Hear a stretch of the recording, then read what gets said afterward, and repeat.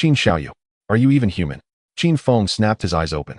Veins bulged on his forehead, his gaze brimming with shock, fury, and bitter disappointment. The pain was unbearable, bone deep. Never in his wildest dreams had he imagined that the younger sister he had cared for since childhood would do such a thing to him. I thought you were merely chasing idols, just a little rebellious. Yet in the end, the memory of what had just happened chilled Qin Feng to the core. No one knew that he was a transmigrator. When he had just crossed over into this world, as an orphan, a married couple had taken him in. When he was 5, that couple had a daughter and named her Qin Xiaoyou. Fortunately, they did not favor their biological daughter, but treated both children equally. Qin Feng in turn took especially good care of his sister. When he turned 18, their parents died in a car accident, and he alone shouldered the burden of survival and raising his sister. The turning point came the year Qin Xiaoyou had just entered university. The game God Abandoned descended upon the world. People could enter the game, kill monsters to gain longevity, and even consume their lifespan to extract game abilities into reality. For the strong, tearing apart planes and tanks with bare hands, or withstanding nuclear blasts with their bodies was no longer a dream. From that moment on, the world was transformed, and catastrophe swept across the land. While survival became a struggle for countless people, Qin Feng dragged Qin Xiaoyou along, cutting a bloody path through countless dangers until he became one of the top 100 powerhouses on the planet. In the end, from within an ancient god ruin, Qin Feng obtained a mysterious eyeball of an old god. Only then did he finally gain the qualification to climb toward the true pinnacle. He had never expected that his sister Qin Xiaoyou would then strike at him. Toward this sister of his, Qin Feng had never harbored the slightest guard. She had laced his drink with soul-wandering water, and after Qin Feng drank it, he completely lost control over his body. Qin Xiaoyou then stood calmly before him and said in a flat tone, "Since we were young, you've only ever known how to restrain me and control me. You forbid this, you prohibit that. Every single day, I feel suffocated, never once tasting a moment of freedom. I know you hate Song Fei. You never let me go to his fan meetings or his concerts. Because of you, how much have I missed out on? But do you know? Brother Song Fei actually contacted me today of his own accord. It turns out he has always known I exist. Yet because of you, he knew there was no possibility between us. Only now have I finally waited for my chance. As long as I obtain your old god eyeball, Brother Song Fei's strength will surpass yours. Then you'll never again be able to stop us from being together." Qin Feng's soul drifted outside his body, forced to watch the scene unfold. His sister Qin Xiaoyou, dressed in a white dress, personally gouged out his eyes with her own hands. Her beautiful face was alight with excitement and joy. "Don't worry, Brother Song Fei said, he will find you a new pair of eyes. As long as you don't stand in the way of us being together." After obtaining Qin Feng's eyeballs, Qin Xiaoyou left the room in high spirits. Yet what she did not know was that the so-called soul-wandering water Song Fei had given her contained a lethal toxin. Not long after she left, Qin Feng's body died violently. When Qin Feng opened his eyes again, he found himself lying in a bed. It was a simple, clean, and cozy little bedroom. The curtains by the floor-to-ceiling window swayed gently in the breeze, strands of warm sunlight slipping through the gaps and spilling across the quilt. "I've returned to 9 years ago. I've been reborn." Qin Feng sat up on the bed, his expression slightly dazed. As he recalled everything from his previous life, his gaze gradually turned icy cold. Song Fei. That man was a celebrity of the Daxiao nation. From the time he had still been only a trainee, Qin Xiaoyou had already been following him, and like many idol-chasing fans, she had been fanatical and rebellious. Because of this, Qin Feng had kept her under strict control. No staying out all night, no going to bars, no smoking. And that alone made you feel suffocated. "In the era of the God Abandoned game, I wouldn't let you team up with strangers. For your safety, I took you to grind levels from beginning to end. And you actually felt that was a lack of freedom." Qin Feng still remembered clearly. On the very day the God Abandoned game descended, Qin Xiaoyou had been throwing a tantrum at him. Song Fei had a concert in the neighboring city, and Qin Xiaoyou wanted to buy a ticket and go, but Qin Feng refused because she had an advanced mathematics exam that day. Skipping an exam to attend a concert. How could Qin Feng possibly agree to that? In the end, Qin Xiaoyou still secretly went with her best friend. Originally, Qin Feng had planned to wait for her apology, but the very next day the God Abandoned game descended. Worried for Qin Xiaoyou's safety, Qin Feng went to find her and took the initiative to make peace. Under his protection in that age of calamity, Qin Xiaoyou barely encountered any setbacks or hardships. Many people envied her for having such a brother. Yet who would have thought that in her heart the brother who had cared for her for over a decade was still not worth as much as a singeing dancing entertainer? Brother Song Fei. Qin Feng let out a cold chuckle. "Qin Xiaoyou, I never imagined you could be so foolish. Even if you took the old god eyeball for yourself, that would still be one thing. But to hand the eyeball to someone else. You really believe that Song Fei knows you, likes you?" Qin Feng laughed, his voice utterly devoid of warmth. After the God Abandoned game descended, the once famous star Song Fei managed to get by, but at best he was a second-rate expert not even worth a single finger of Qin Feng's hand. In 9 years, Song Fei had never had any dealings with Qin Feng or Qin Xiaoyou. Yet the moment Qin Feng obtained the old god eyeball, that man appeared at their door.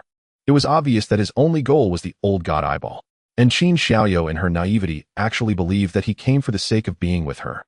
In my previous life, I missed far too much for the sake of protecting you. I missed many people and many chances. I abandoned numerous dangerous regions simply because I refused to drag you into peril. If not for that, I might not have been merely in the global top 100, but could have climbed even higher. Since you feel that my restrictions and protection were chains, then so be it. In this life, I will simply treat it as though I never had a sister like you. Without the burden of you, my path will only be lighter. If it had been anyone else who had done such a thing to him, Qin Feng would never have spared them after being reborn. But Qin Xiaoyou, she was after all the biological daughter of his adoptive parents. For the sake of his deceased parents, Qin Feng was willing to grant her a single chance at survival, but only this once. From then on, she would be left to live or die on her own. As for Song Fei, he naturally entered Qin Feng's must-kill list. Once Qin Feng decided to cast off the burden of Qin Xiaoyou, he instantly felt lighter, as though a veil had been lifted from his heart. In all these years, he had never felt so relaxed. Qin Feng could not help anticipating just how high he might climb without Qin Xiaoyou as a deadweight. At that very moment, a cold mechanical voice suddenly echoed within Qin Feng's mind, and a string of mysterious symbols appeared before his eyes. Judgment Eye activating. You have obtained the authority of judgment. The icy voice left Qin Feng momentarily stunned. Judgment Eye. Authority of judgment. Was this the old god eyeball he had obtained? The Judgment Eye is a relic of an old god. When I acquired it, it had already bound itself to me. Even if my eyes were gouged out, it could not be taken away. So, it actually followed me back through rebirths. In his previous life, no matter what he tried, Qin Feng had never managed to activate this thing. He had never imagined that after his rebirth, the old god eyeball would awaken of its own accord. The Eye of Judgment, the authority of judgment. What can they do? Qin Feng felt a little puzzled. He closed his eyes. In the boundless darkness, it was as if an ancient eyeball had existed since time immemorial, now locking gazes with him. In front of Qin Feng, a line of explanatory text appeared. The characters took the form he could understand. Xia script, flying out of the darkness and stopping before his eyes. Eye of Judgment activated. Unique attribute, authority of judgment. Authority of judgment, the truest and most ancient primordial authority of the universe. Its authority stands above rules and order. You do not possess divinity, so you cannot actively wield the authority for now, but its passive effect is in force. Passive of authority. When you enter the God Abandoned game, you will automatically obtain the highest grade talent. Primordial authority. An authority that stands above rules and order. Qin Feng's heart trembled. Rules and order. These were the ultimate powers people could obtain from the God Abandoned game. In his previous life, in the 7th year after the God Abandoned game, descended a powerhouse finally escaped the land forsaken by the gods and reached the land of order, thereby gaining the barest possibility of grasping the power of order.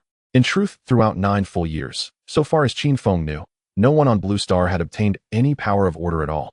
Yet now he had actually gained a primordial authority that stood above both order and rules. Although I don't possess divinity for the time being and can't actively unleash the authority, its passive effect lets me automatically obtain the highest grade talent once I enter the game. This time I'm invincible. Qin Feng's heartbeat quickened. In his previous life, his talent had been at the Emerald grade. Emerald was the 7th tier. In the God Abandoned game, talents, equipment, skills, and various ranks altogether comprised 13 tiers. Inferior, common, bronze, silver, gold, platinum, emerald, diamond, epic, legendary, mythic, ancient, immortal. So this means I'll possess an immortal grade talent this time. With just an emerald grade talent, Qin Feng had already squeezed into the top 100 worldwide. Then what about immortal grade? Even Qin Feng found it hard to imagine. He took his phone out from under his pillow. The current time is 8 o'clock in the morning.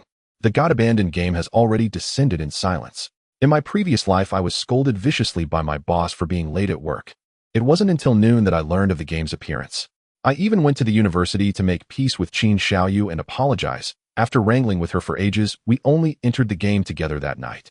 I wasted an entire day of development time. Now, having been reborn, Qin Feng naturally had to race against the clock and would not do anything unnecessary. From 8 o'clock this morning onward, as long as any adult falls asleep, their consciousness will enter the land forsaken by the gods and join the God Abandoned game.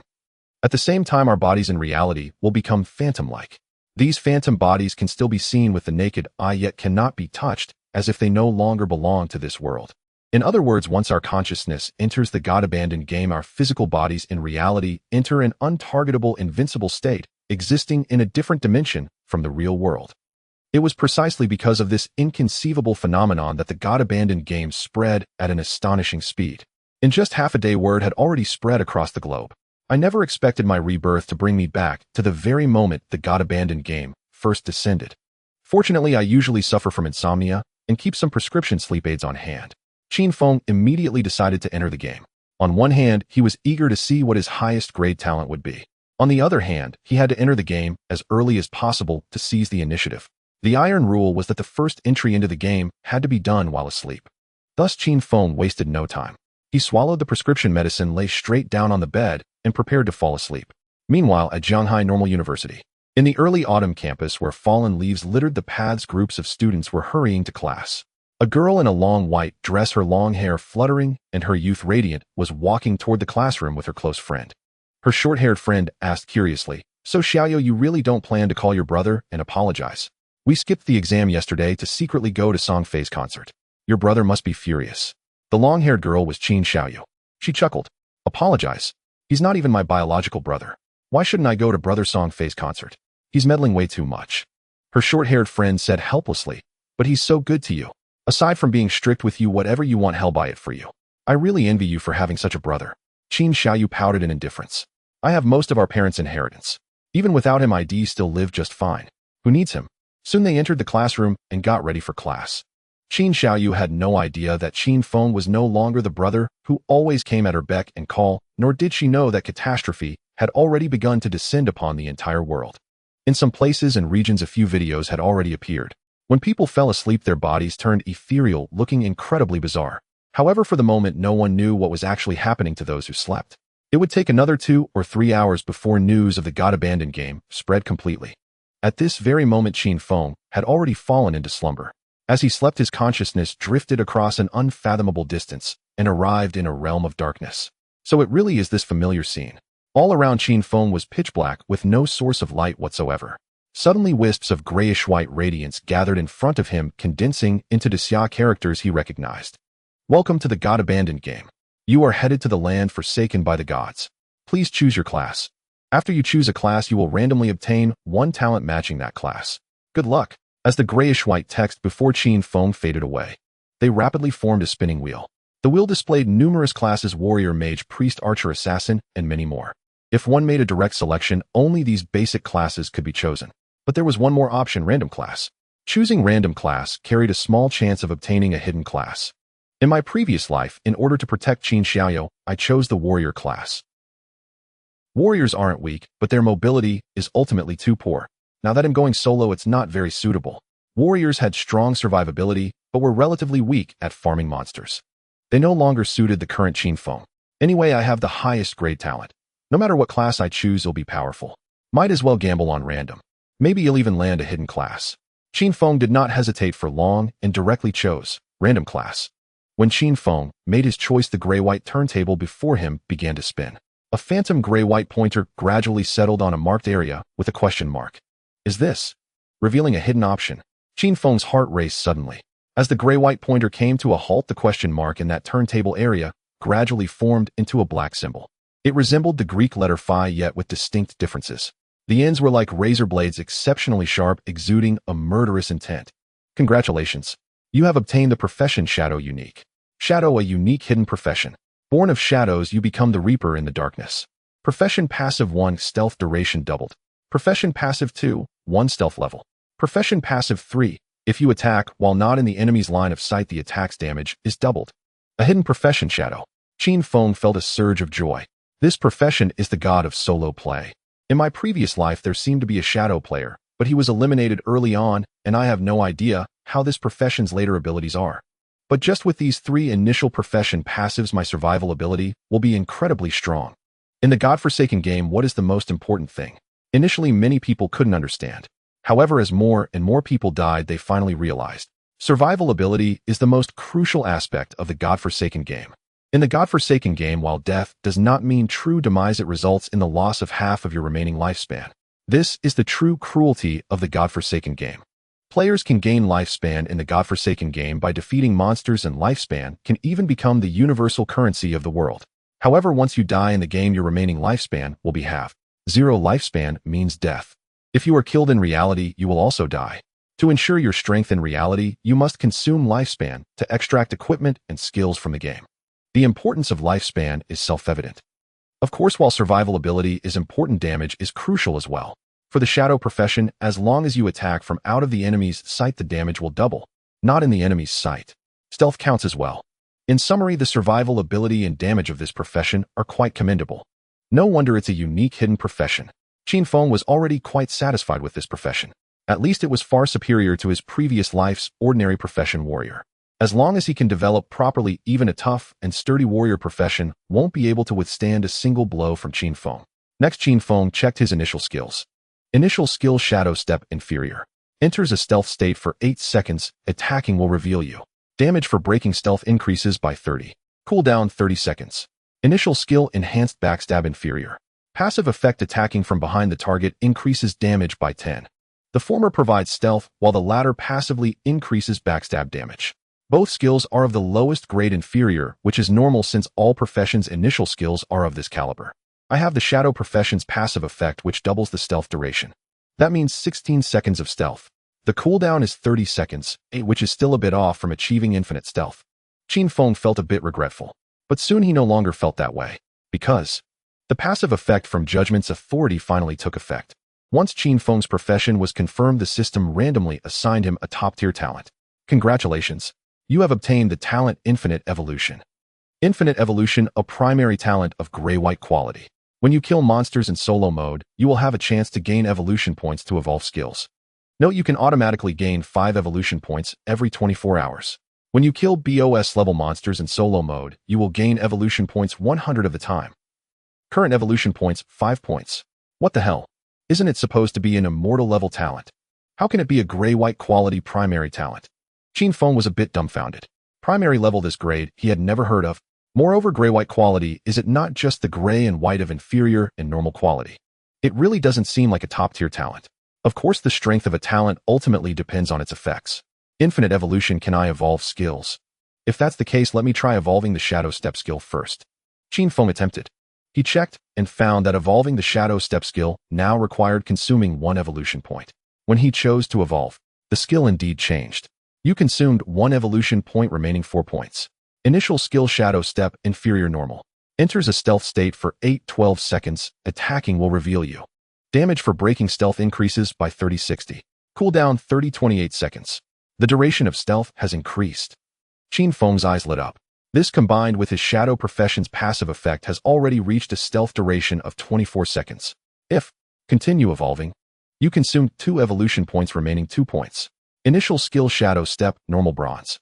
Enters a stealth state for 12-16 seconds. Attacking will reveal you. Damage for breaking stealth increases by 60-90. Cooldown 28-26 seconds. Consuming 2 evolution points, but the effect is significant.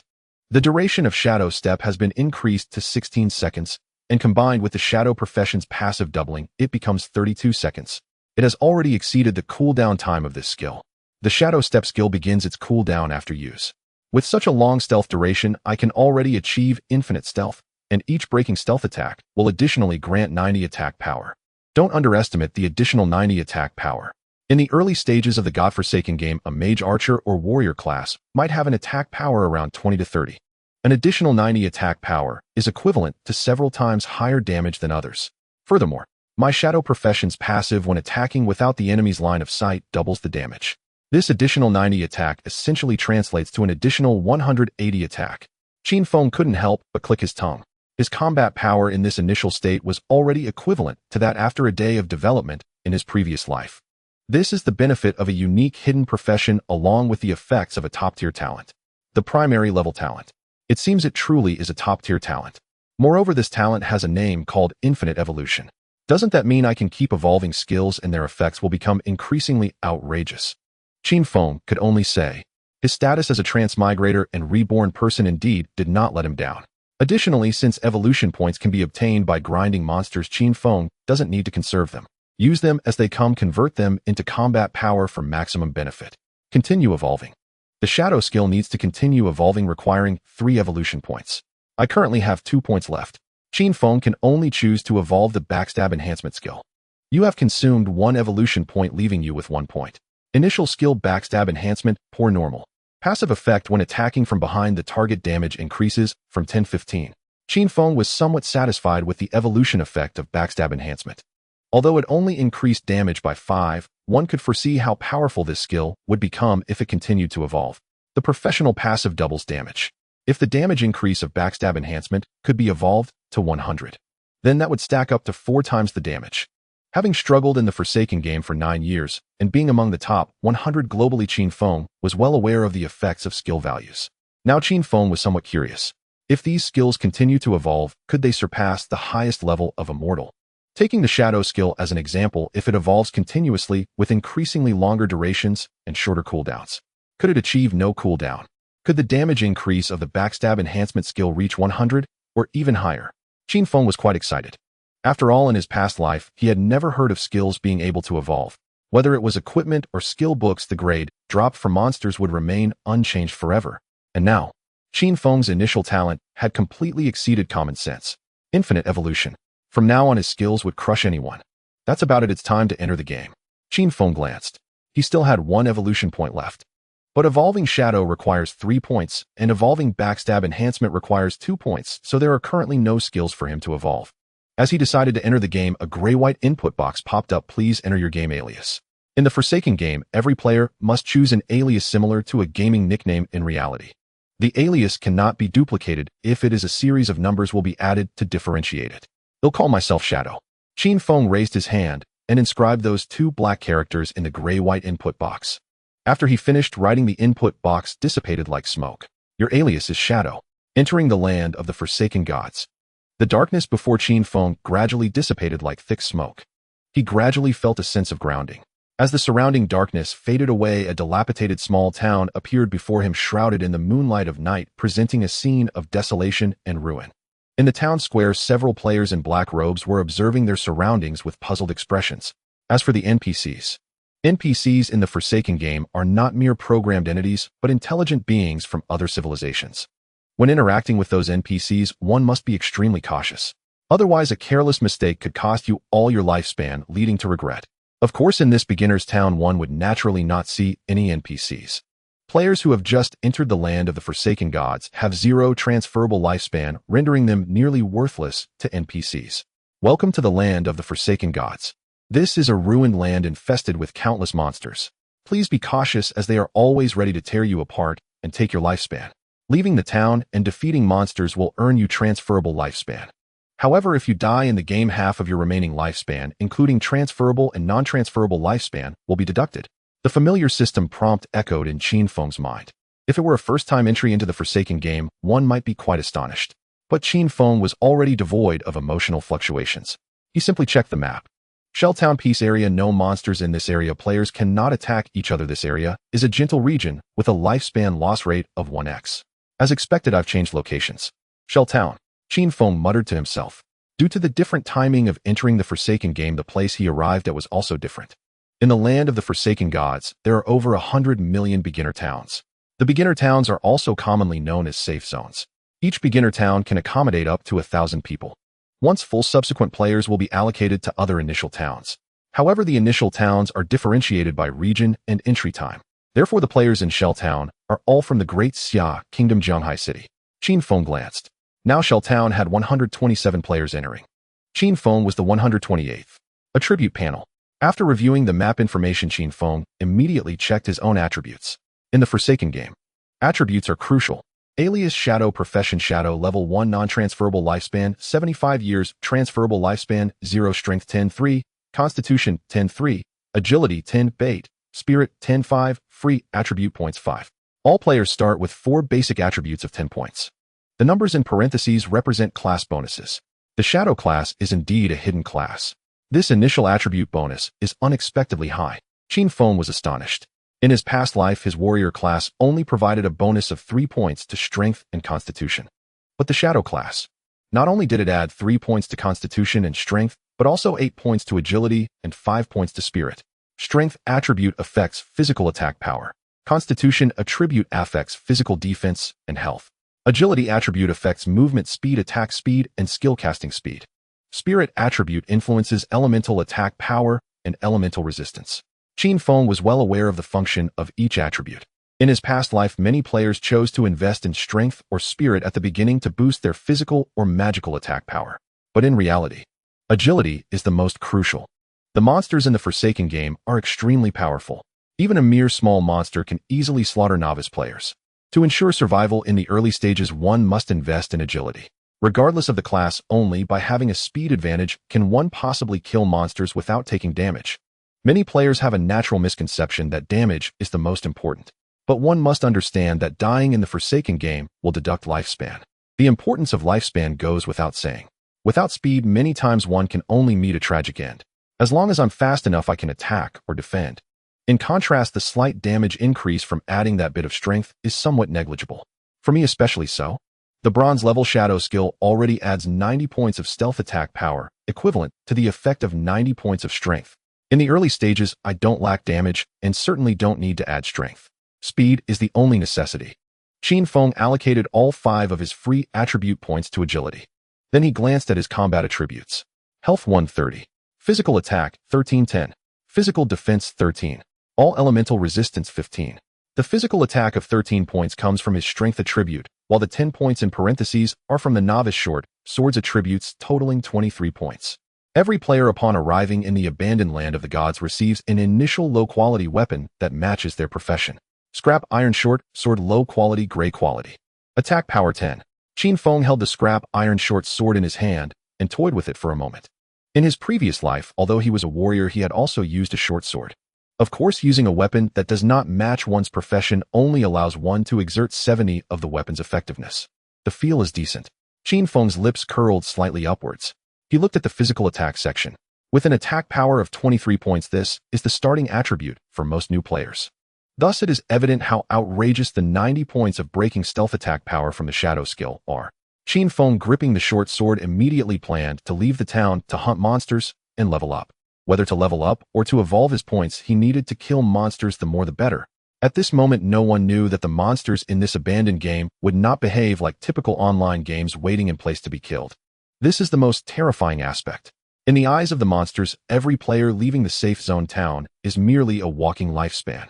Monsters actively seek out players, even banding together to attack and kill players to harvest the lifespans they possess. Lifespan is divided into tradable and non-tradable types. Lifespans inherent to people are non-tradable. I currently have 75 years. Non-tradable lifespan serves only one purpose: to keep a person alive. As for tradable lifespan, it has many more uses. Not only can it allow a person to live, but it can also be traded for resources and even consumed to transfer equipment, skills, and more from the abandoned game into reality, thus enabling players to possess extraordinary strength in reality. Tradable lifespan can only be obtained from the monsters in the abandoned game. At the same time, the monsters in this game will also covet the lifespans we possess, as long as they plunder a player's lifespan, these monsters will evolve and become stronger. As a reincarnated, Qin Feng was very clear about all of this. Leaving the town meant danger. One misstep could lead to being hunted by a horde of monsters. Are players the hunters? That is a grave misconception. In the abandoned game, weak players are merely prey. This is why so many people find it difficult to survive, let alone killing monsters to gain lifespan.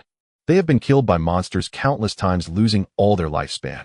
In a situation where they cannot kill monsters and their lifespan is depleted, they can only wait helplessly for their lifespan to reach 0 and then perish.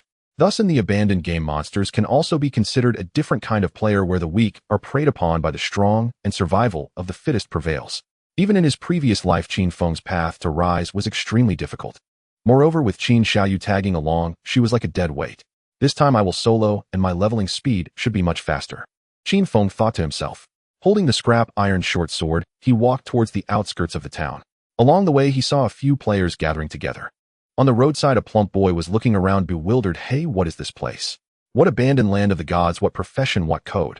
I just lay down after a night of gaming. Is this an illusion? Next to him, a bespectacled young man also looked a bit confused. I don't know either. I played all night, and as soon as I fell asleep, how did I end up here? Upon hearing this, the plump boy suddenly laughed. Buddy, what chicken did you eat while playing? Introduce it to me. Qin Feng completely ignored them. It's quite normal for the first batch of players entering the abandoned game to have such questions. However, suddenly several beams of white light appeared in front of Qin Feng. Swish, swish, swish. A total of 5 figures were reconstructed before Qin Feng. I almost forgot this is a resurrection point. Qin Feng was about to bypass them. As a result, one of the figures that appeared before him was a girl dressed in a black short-sleeved shirt. She seemed to have just died, and her complexion was a bit pale. Next to her, 3 men and 1 woman were also reconstructed, seemingly having just returned from the wilderness after dying together. Evidently, the remaining lifespan of these 5 people had already been halved. That wild monster is too fierce, right? A single bite took half my health. How can we fight it? Isn't it just the most useless level 1 crawler? We surrounded it, yet we only took a third of its health. We were completely wiped out. Lizzie Jia, what do we do now? The gazes of the group focused on the black short-sleeved girl at the forefront. That girl in the black short sleeve had her hair tied in a ponytail and held an old longbow, appearing to be an archer. However, Qin Feng could tell at a glance that she was a hidden profession, because ordinary archers start with a short bow, not a long bow. Because of this, the girl could become the leader of the team, issuing commands. If we can't defeat it, let's recruit another person.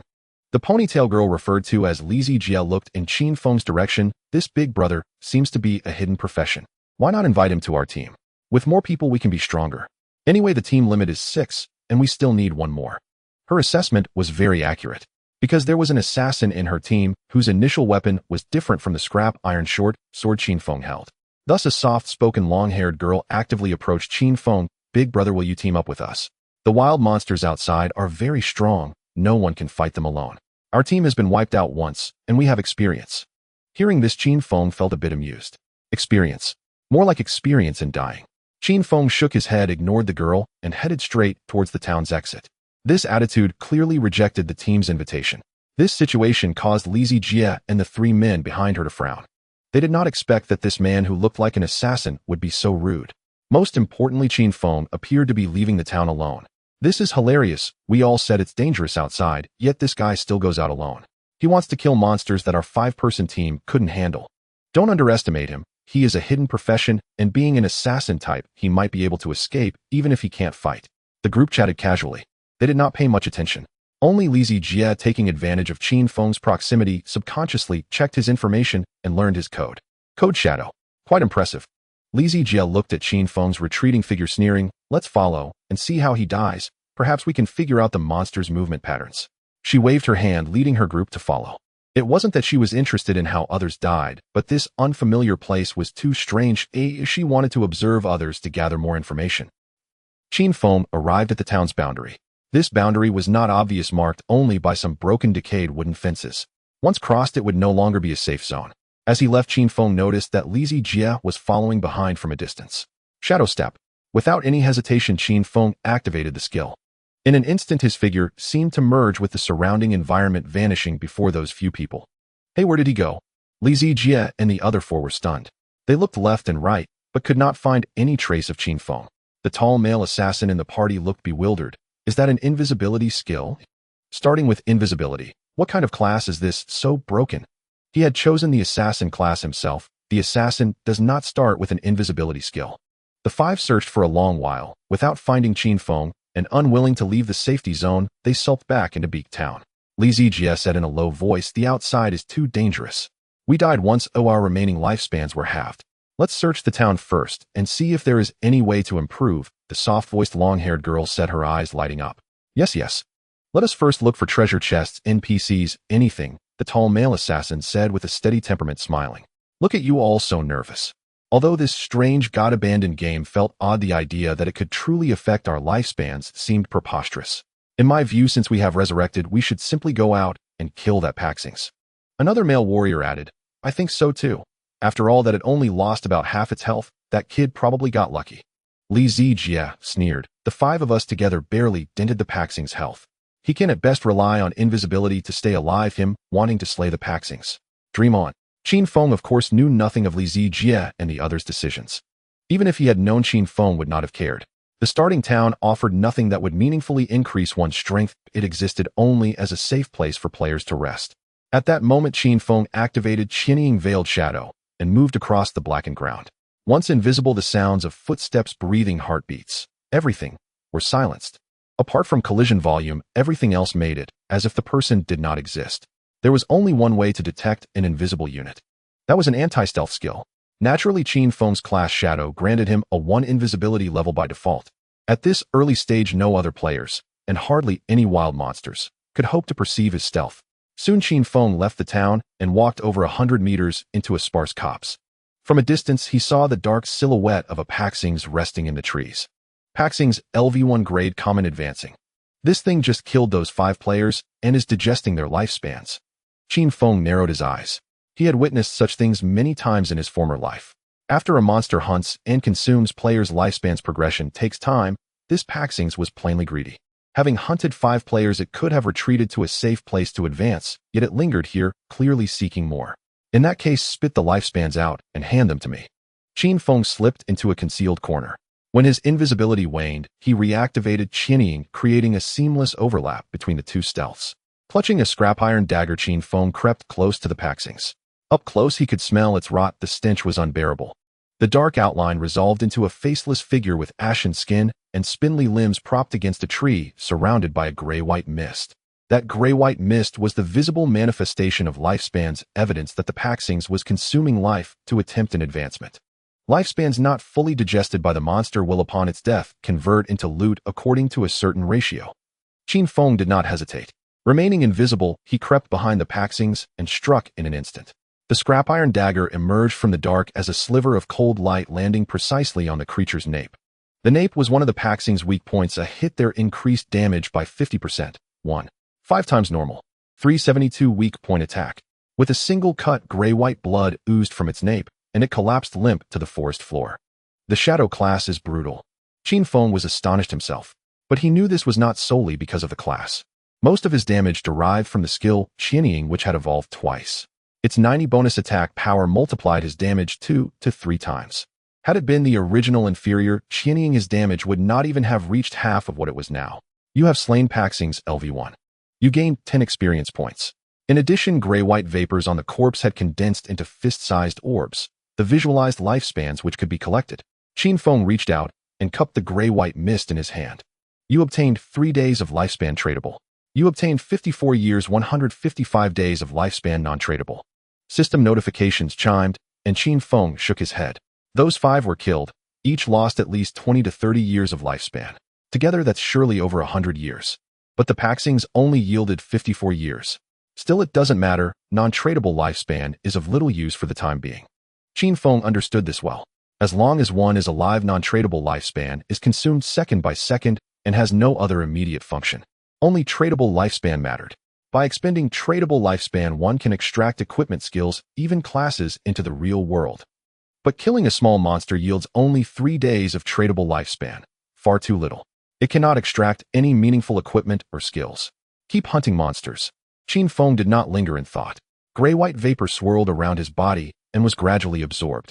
He then reached beneath the corpse and retrieved 2 pieces of loot. 1 piece of equipment and a skill book. Rotten leather boots, inferior gray quality. Physical defense 3, a movement speed 5. Equipment requirement level 1, skill book ice spike, common white quality. Mage skill book. Learning requirement level 1. The Paxings was a level 1 common monster. Loot from such kills is most often inferior with only a small chance of being common. Dropping 2 at once. Luck is on my side. Pity they are of little use to me. Qin Feng put on the rotten leather boots. He felt some regret the monster had not provided evolution points and was insufficient to level him up. Qin Feng continued to use Qinying as he moved deeper into the woods. Meanwhile, other players in Beak Town began to head out to explore. Some formed small parties while others, bold and inexperienced, ventured out alone or in pairs. Before long, a young couple arrived at the spot where Qin Feng had just slain the Paxings and immediately spotted the corpse. Did someone kill a monster here? Looks like this game isn't so hard after all. I told you not to be so nervous, ha. Xiaoyou, watch. If any monsters show up, they'll charge in and slaughter them for you. Yet the couple did not notice that a massive dark shape had appeared in the tree above their heads. This couple consists of a man named Niu Gang and a woman named Guan Xiaoya. It is evident that Niu Gang is a warrior and Guan Xiaoya is a priest, a very common cup combination. Just like Qin Feng and Qin Xiaoyou in his previous life. At this moment, Niu Gang was speaking confidently. This young man stood at 6 feet tall. His robust physique indeed gave a sense of security as he walked ahead boldly. As for Guan Xiaoya, she was not small at all. In fact, she was even more robust than Niu Gang. Holding a cheap priest's staff, she was cautiously surveying her surroundings. Suddenly, a whoosh of wind rushed above the two. They were quite alert and immediately looked up, but before they could see what it was, they were ensnared by 2 strands of tough white spider silk and bound to a nearby tree. A 2.5-meter tall pitch-black spider with numerous eyes slowly descended along a white silk thread. What the hell is this? It's a spider. Niu Gang and Qin Xiaoyou both screamed in fright. Breeder LV1 grade bronze. This is not an ordinary monster, but a bronze-grade mini-boss. This was very appealing to Qin Feng. As long as he killed the BOS-level monster, he would gain evolution points with a 100 guarantee. At this moment, Qin Feng was hidden in the shadows nearby, concealing his form. Bronze-grade breeder with health between 1,500 and 2,000. It's not something an average newcomer can contend with. No matter how many come, they will die. The most critical point is, this mini-boss should have many small spiders under its command. Qin Feng observed coldly. He had no intention of intervening to save them. Just then a rustling sound came from the trees around. Soon a swarm of black small spiders scurried along the spider webs in the woods, swiftly approaching Niu Gang and Qin Xiaoyou. Breeder child spider LV1 grade common. These are the offspring of the bronze grade monster breeder. Each child spider had nearly a meter-long leg and 4 pairs of compound eyes on its forehead. Niu Gang and Qin Xiaoyou were quickly targeted by over a dozen small spiders. Niu Gang, who had just been bragging about being fierce. Now at this moment, he was completely weak in the knees. He and Qin Xiaoyou were entangled in the spider silk and temporarily unable to move. With their low levels and attributes, it would take them a long time to break free. They could only watch helplessly as the small spiders crawled up to them and began to bite. Niu Gang and Qin Xiaoyou screamed together. A series of damage numbers popped up above their heads.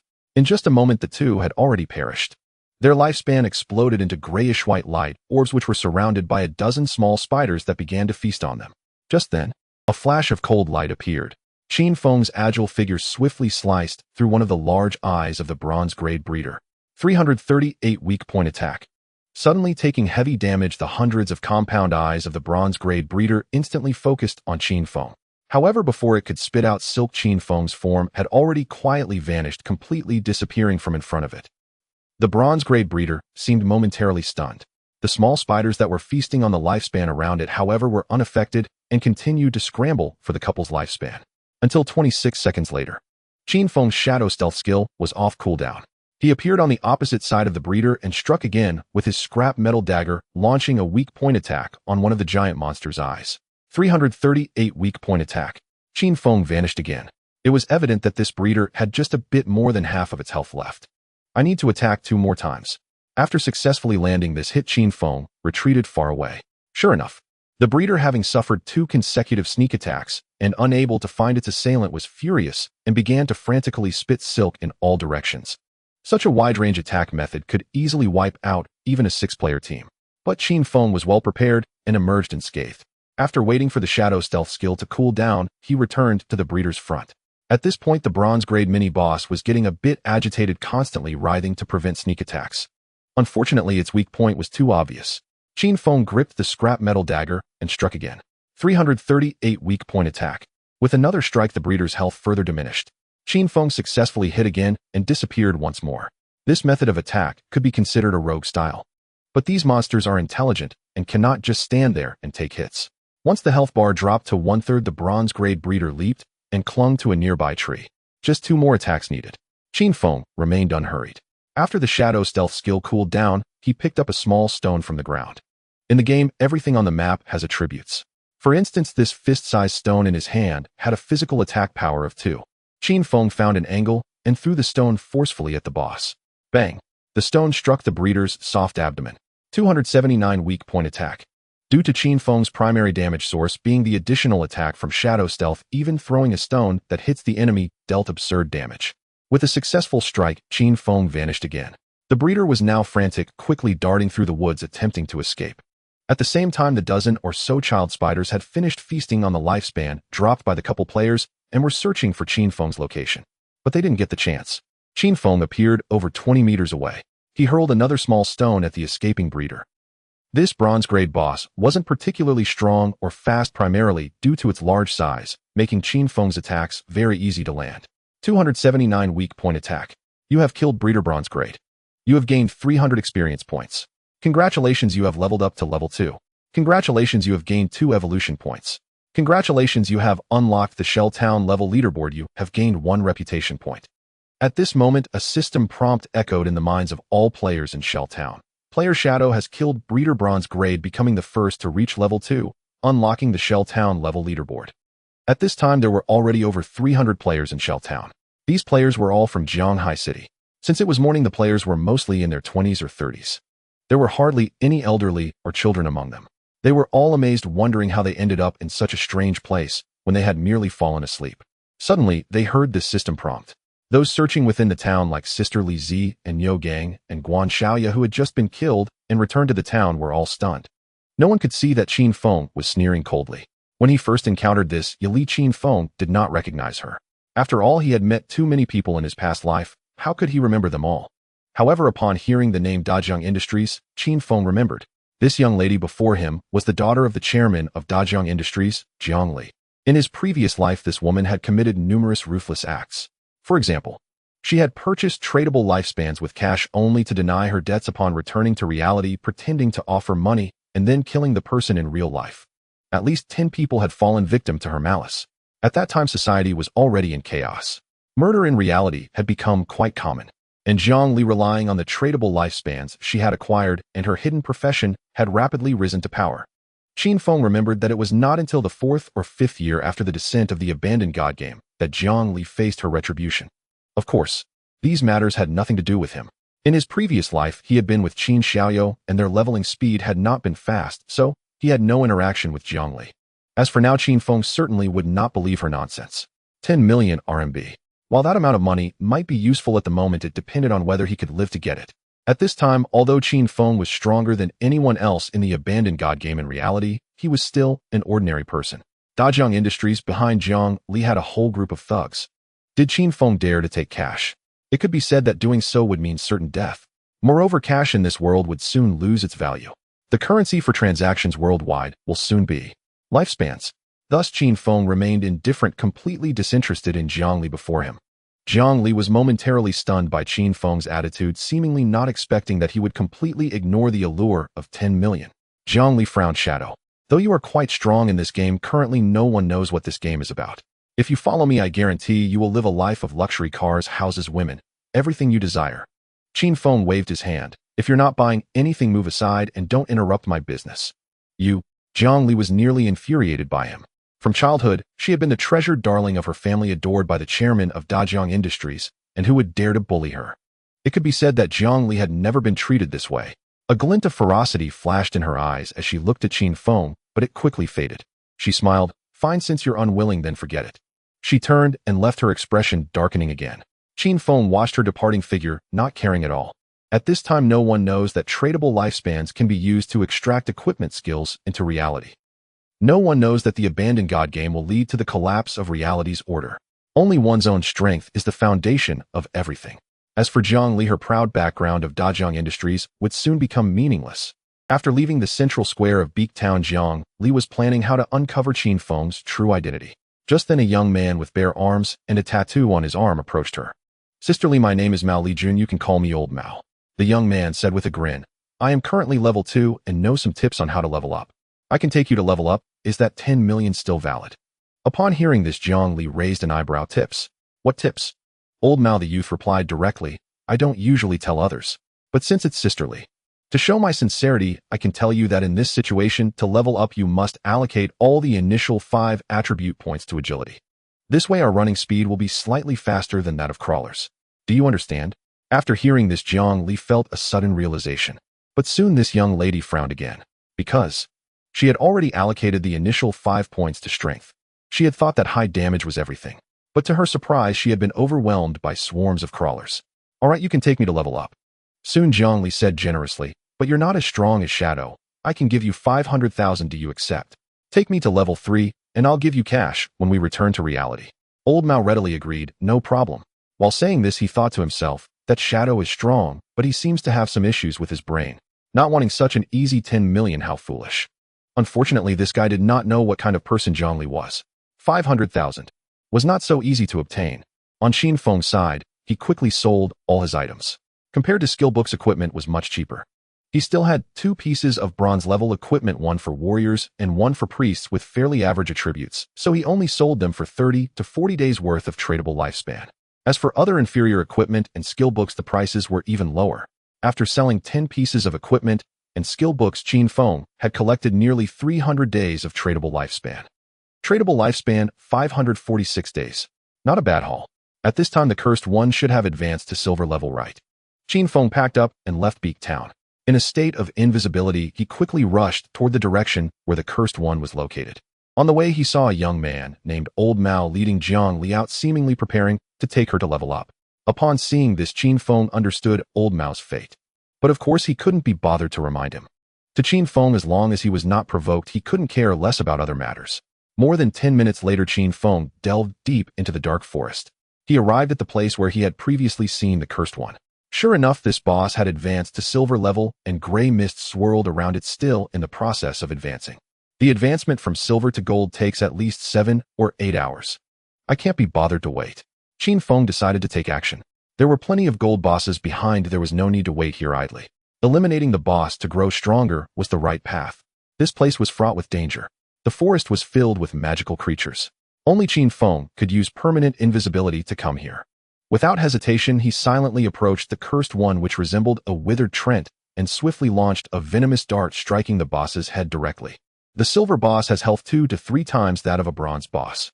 That means 2 or 3 venomous darts will do the trick. Qin Feng threw the dart and became invisible. The Cursed One was instantly severely wounded, losing nearly a quarter of its health, while continuously suffering from poison damage. But it turned around. Yet it couldn't see a single shadow. This caused the Cursed One to emit an angry sound, raising its frail and withered arm, gray elemental energy swirling around its hands, gathering, and then exploding. A large area attack skill with a diameter of over 20 meters erupted, instantly engulfing everything around it. In addition to this skill manual, the bronze tier boss also dropped 2 pieces of equipment. Qin Feng did not inspect them yet. I had 1 evolution point remaining. This boss granted me 2 more, bringing my total to 3. This new skill can be evolved twice. From now on, every time I slay a monster, I'll have a significantly higher chance of obtaining an additional reward. Qin Feng knew his ascent had truly begun. The skill Greed's Hand was rare and capped at bronze tier. In his previous life, anyone who acquired it became a pivotal member of their guild, commanding unparalleled status. Imagine, after exhausting every ounce of effort to finally defeat a boss, merely activating Greed's Hand could yield another reward. What did that imply? Most crucially, the rewards referenced by this skill include tradable lifespan. But I wonder, does it also encompass evolution points? Strictly speaking, evolution points were part of the spoils Qin Feng earned from slaying bosses, so his curiosity was natural. No matter, I'll evolve the skill first. Testing will reveal the truth. Qin Feng issued the evolution command. You have consumed 1 evolution point. Remaining 2. Greed's Hand Bronze Silver Assassin class skill. Can be used on monster corpses, granting a 20/40 chance to obtain an additional reward. Probability doubled outright. The evolution's effect made Qin Feng's eyes gleam. Proceed. With 2 points left, he expended them both. You have consumed 2 evolution points. Remaining 0. Greed's Hand Silver Gold Assassin class skill. Can be used on monster corpses, granting a 40/70 chance to obtain an additional reward. A dramatic leap from silver to gold. The success rate surged from 40 to 70. If I evolve it once more, would it reach 100? His pulse quickened. In the Divine Abandon game, this skill was permanently capped at bronze tier. Yet through his innate primordial talent, Qin Feng could evolve it infinitely, pushing its power beyond all limits. From now on, every monster I kill will guarantee at least double rewards, perhaps even more than double. Without hesitation, Qin Feng acted. Still cloaked in invisibility, he targeted the corpse of the nurturer and activated Greed's Hand. 12 spiderlings still lingered around the corpse, yet remained utterly unaware of his presence. As the skill manifested, a colossal golden hand erupted from the earth, seizing the nurturer's corpse midair. Skill Greed's Hand activation successful. You have obtained 2 evolution points. You have obtained 46 days of tradable lifespan. At the same moment, the system notification appeared. 3 additional rewards burst forth from beneath the nurturer's corpse. It worked. A 70 success rate. No deception here. Thank the heavens, this isn't some twisted Vine game. Qin Feng smiled, deeply satisfied. 2 evolution points and 46 days of tradable lifespan. Both were invaluable. As for the other dropped rewards, they held little significance for him. The boss had yielded 6 rewards in total: the Greed's Hand manual, an assassin weapon, and 4 others unusable by Qin Feng. Items for other classes can be sold back in town. Though, who could possibly afford them right now? Qin Feng shook his head. In the divine abandoned game, trade currency was tradable lifespan. At this early stage, very few possessed sufficient reserves to make purchases. He turned his gaze to the assassin weapon. Corrosive short blade, bronze, 35 attack, 4 agility. Requirement level 1. No deliberation needed. He immediately replaced his rusted iron blade. Having reached level 2, Qin Feng had gained 2 to all attributes, raising his base attack to 25. Equipping the corrosive short blade propelled his attack power from 25 to 50. An exact doubling. Though his actual damage output did not double in kind. His damage composition relied most heavily on the bonus ambush strike granted by his Shadow Lurk skill. The remaining 4 rewards comprised 3 pieces of equipment and 1 skill manual. Commentier not bronze. Time to clear the minor monsters. Let's hope for more evolution points. 12 spiderlings still surrounded the nurturer's corpse. He intended to eliminate every last one. Emerging from the shadows, he slashed a single spider across the abdomen, ending it in one decisive stroke. Before the others could react, his form dissolved back into invisibility. With infinite stealth, survival was no concern for Qin Feng, not in these early stages. Meanwhile, as Qin Feng began his hunt, on Blue Planet in the real-world Daxia, Jianghai Normal University, Qin Xiaoyou sat beside her best friend Chu Yin attending class. Suddenly, an anomaly within the classroom drew everyone's attention. A male student slumped over his desk, fast asleep. The moment he fell asleep, his body flickered, translucent, spectral, unreal. Hey, Wei Gu. What's wrong with you? His dorm mate, glancing over, recoiled in alarm at the sight. His startled cry instantly drew the entire class's gaze. Even the middle-aged professor, a balding man passionately lecturing, paused mid-sentence and peered toward the student, brows furrowed in confusion. A crowd gathered, murmuring in awe. Dorm mates and the professor alike tentatively reached out, only for their hands to pass through the boy's body. As if he were utterly insubstantial, the sight sent a collective gasp rippling through the room. Faces pale, eyes wide with shock and dread. Xiaoyou, what's happening with Zhang Wei over there? Short-haired Chu Yin tugged Qin Xiaoyou's sleeve, nodding toward the seats several rows ahead, her eyes tight with unease. Qin Xiaoyou frowned slightly. Clad in a pristine white dress, she carried an air of ethereal purity. Her striking beauty had drawn countless admirers, part of why she held herself with quiet, unshakable confidence. By now the area ahead and to her right was densely packed. She rose gracefully, movements poised and unhurried. Yet her height proved insufficient. Even rising onto her toes, she could only just glimpse several rows ahead. The sleeping boy slumped over his desk, his form shimmering with eerie translucence. Let's search online. She resumed her seat and pulled out her phone, launching an immediate search. Within moments, she uncovered forwarded chat logs and images shared across multiple messaging groups. All depicted sleeping individuals, each exhibiting the same ghostly, translucent state as the boy in class. Across the internet, speculation ran rampant. But with no one yet awakening from this slumber, no one knew what had truly occurred. The classroom suddenly erupted into chaos. The Mediterranean middle-aged teacher shouted loudly, "Classmates, this lesson will end here for now." The teacher added, "I need to communicate with the school leadership first." After saying this, the teacher hurriedly left the classroom to make a phone call for more information. The students in the classroom were buzzing with discussions and whispering amongst themselves. Everyone took out their phones to take pictures and upload them, chatting enthusiastically online. Qin Xiaoyou and Chu Yin did not participate in the discussions. They sat in their original seats, quickly scrolling through their phones. Soon Qin Xiaoyou frowned slightly. It seems this is a phenomenon happening all over the world. Especially in some countries, it is night now and many people are asleep. As long as they fall asleep, they will enter this state. Chu Yin expressed her concern. What exactly is going on? I need to contact my parents. Xiaoyou, why don't you ask your brother if he has encountered anything unusual? Qin Xiaoyou shook her head and coldly replied, I won't take the initiative to contact him.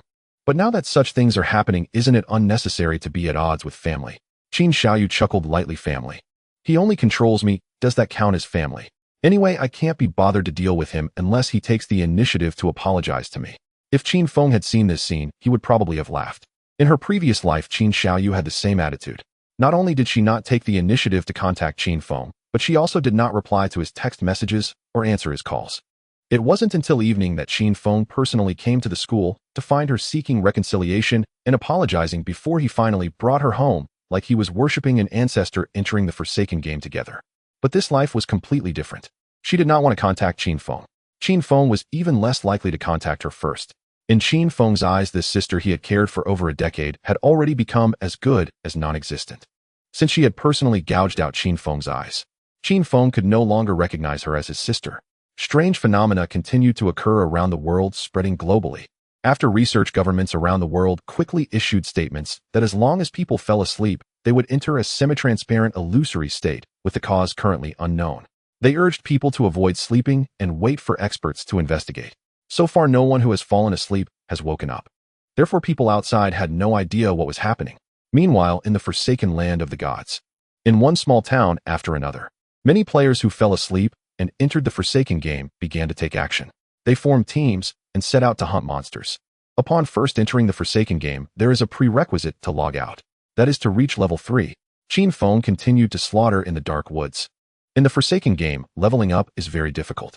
Soloing in the early stages is almost impossible. In a group, experience and tradable lifespan will be shared, making it hard to level up quickly. In Shelltown, it wasn't until 20 minutes after Qin Feng opened the leaderboard that someone else finally reached level 2. It was an elite hidden job team led by a person with the code name Wang Meng. 6 people simultaneously reached level 2. They occupied the 2nd to 7th places on the Shelltown level leaderboard. As for that golden-haired youth leading dozens of players out to hunt monsters, they soon discovered something terrifying. When gathered together, no monster dared to approach them. No matter what kind of monster it was, upon sighting this group of players, they all turned and fled. This resulted in the group gaining little to no rewards. Their only gain might be that they became familiar with the terrain outside the town. Finally, I have 3 evolution points. When Qin Feng slashed a level 1 crawler, he heard the system prompt, and his eyes lit up. Just now he had taken out the little spiders surrounding the caretaker one by one. 12 young spiders only gave him 2 evolution points, with 1 point being obtained through greedy hand. It is evident that if he does not encounter a boss, obtaining evolution points by killing small monsters is very difficult. After dealing with those little spiders, he searched for other monsters. Maintaining his stealth, Qin Feng moved like the wind through the dark woods. Soon he took down 5 more level 1 crawlers. At this moment, the 5th crawler he killed finally granted him 1 evolution point. I can evolve. Qin Feng opened his attributes panel, continuing to evolve Greedy Hand. You have consumed 3 evolution points, remaining 0 points. Greedy Hand Gold Platinum, a skill of the assassin class, can be used on monster corpses with a probability of 70/110 to additionally obtain a share of loot. The evolution effect exceeded all expectations. Qin Feng knew that in the Forsaken game, probabilities exceeding 100 would still take effect. And 110 probability for Greedy Hand means there is a 100 chance for an extra loot, plus a 10 chance to obtain another piece of loot, equating to a 3rd piece of loot. Very good. After the evolution was complete, Qin Feng released Greedy Hand on the corpse of the crawler before him. Skill Greedy Hand check successful. You have gained 1 evolution point. You have gained 1 evolution point. You have gained 3 days of lifespan tradable. You have gained 3 days of lifespan tradable. Qin Feng's eyes lit up. This move directly triggered the 10, allowing him to obtain 2 additional rewards. Invincible. Qin Feng was shocked. He temporarily did not plan to use the 2 evolution points. To evolve the same skill for the 4th time actually requires 5 evolution points instead of 4. It seems that the required evolution points are not in an arithmetic sequence. As for the specific pattern, I will know when I evolve Greedy Hand once more. For now, Qin Feng is not lacking in damage or survival. Even if he encounters a boss, he can handle it relatively easily. He prioritizes evolving skills that will help him develop faster. Greedy Hand is the best choice.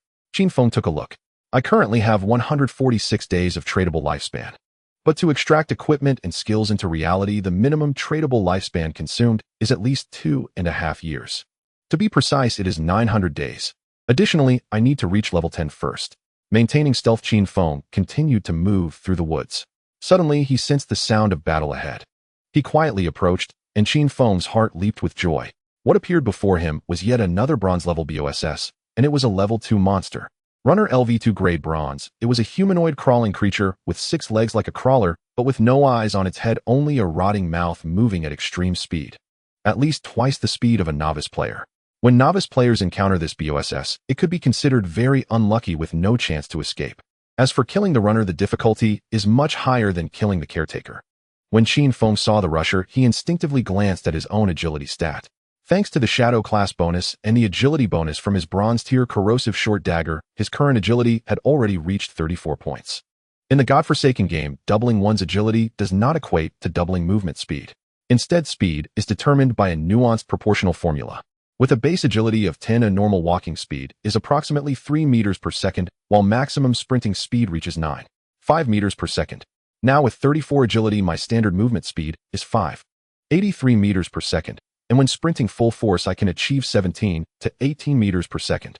Qin Feng's current speed was nearly double that of most novice players. Even so, it was only just enough to match the rusher in velocity. That's sufficient. As long as I can keep pace with the rusher, there's no need to fear its escape. Qin Feng remained concealed within the shadows, peering ahead, and saw the rusher hunting down a player party. At the party's vanguard stood a burly, broad-shouldered man wielding a shoddy shield, deflecting the rusher's attacks while steadily retreating. This man was Wang Meng, the second-ranked player in Beaktown known by his codename Wang Meng. Behind him stood 5 players with hidden classes, their expressions grim as they unleashed skills upon the rusher. Alas, neither the archer nor the mage, the 2 ranged specialists, male and female, could land a single hit on the rusher. Meanwhile, the rusher darted left and right, slashing and biting with its decayed claws and fangs, swiftly reducing Wang Meng's health to half. It bore, remembering the Sacred Shield Warrior class possessed exceptional innate durability.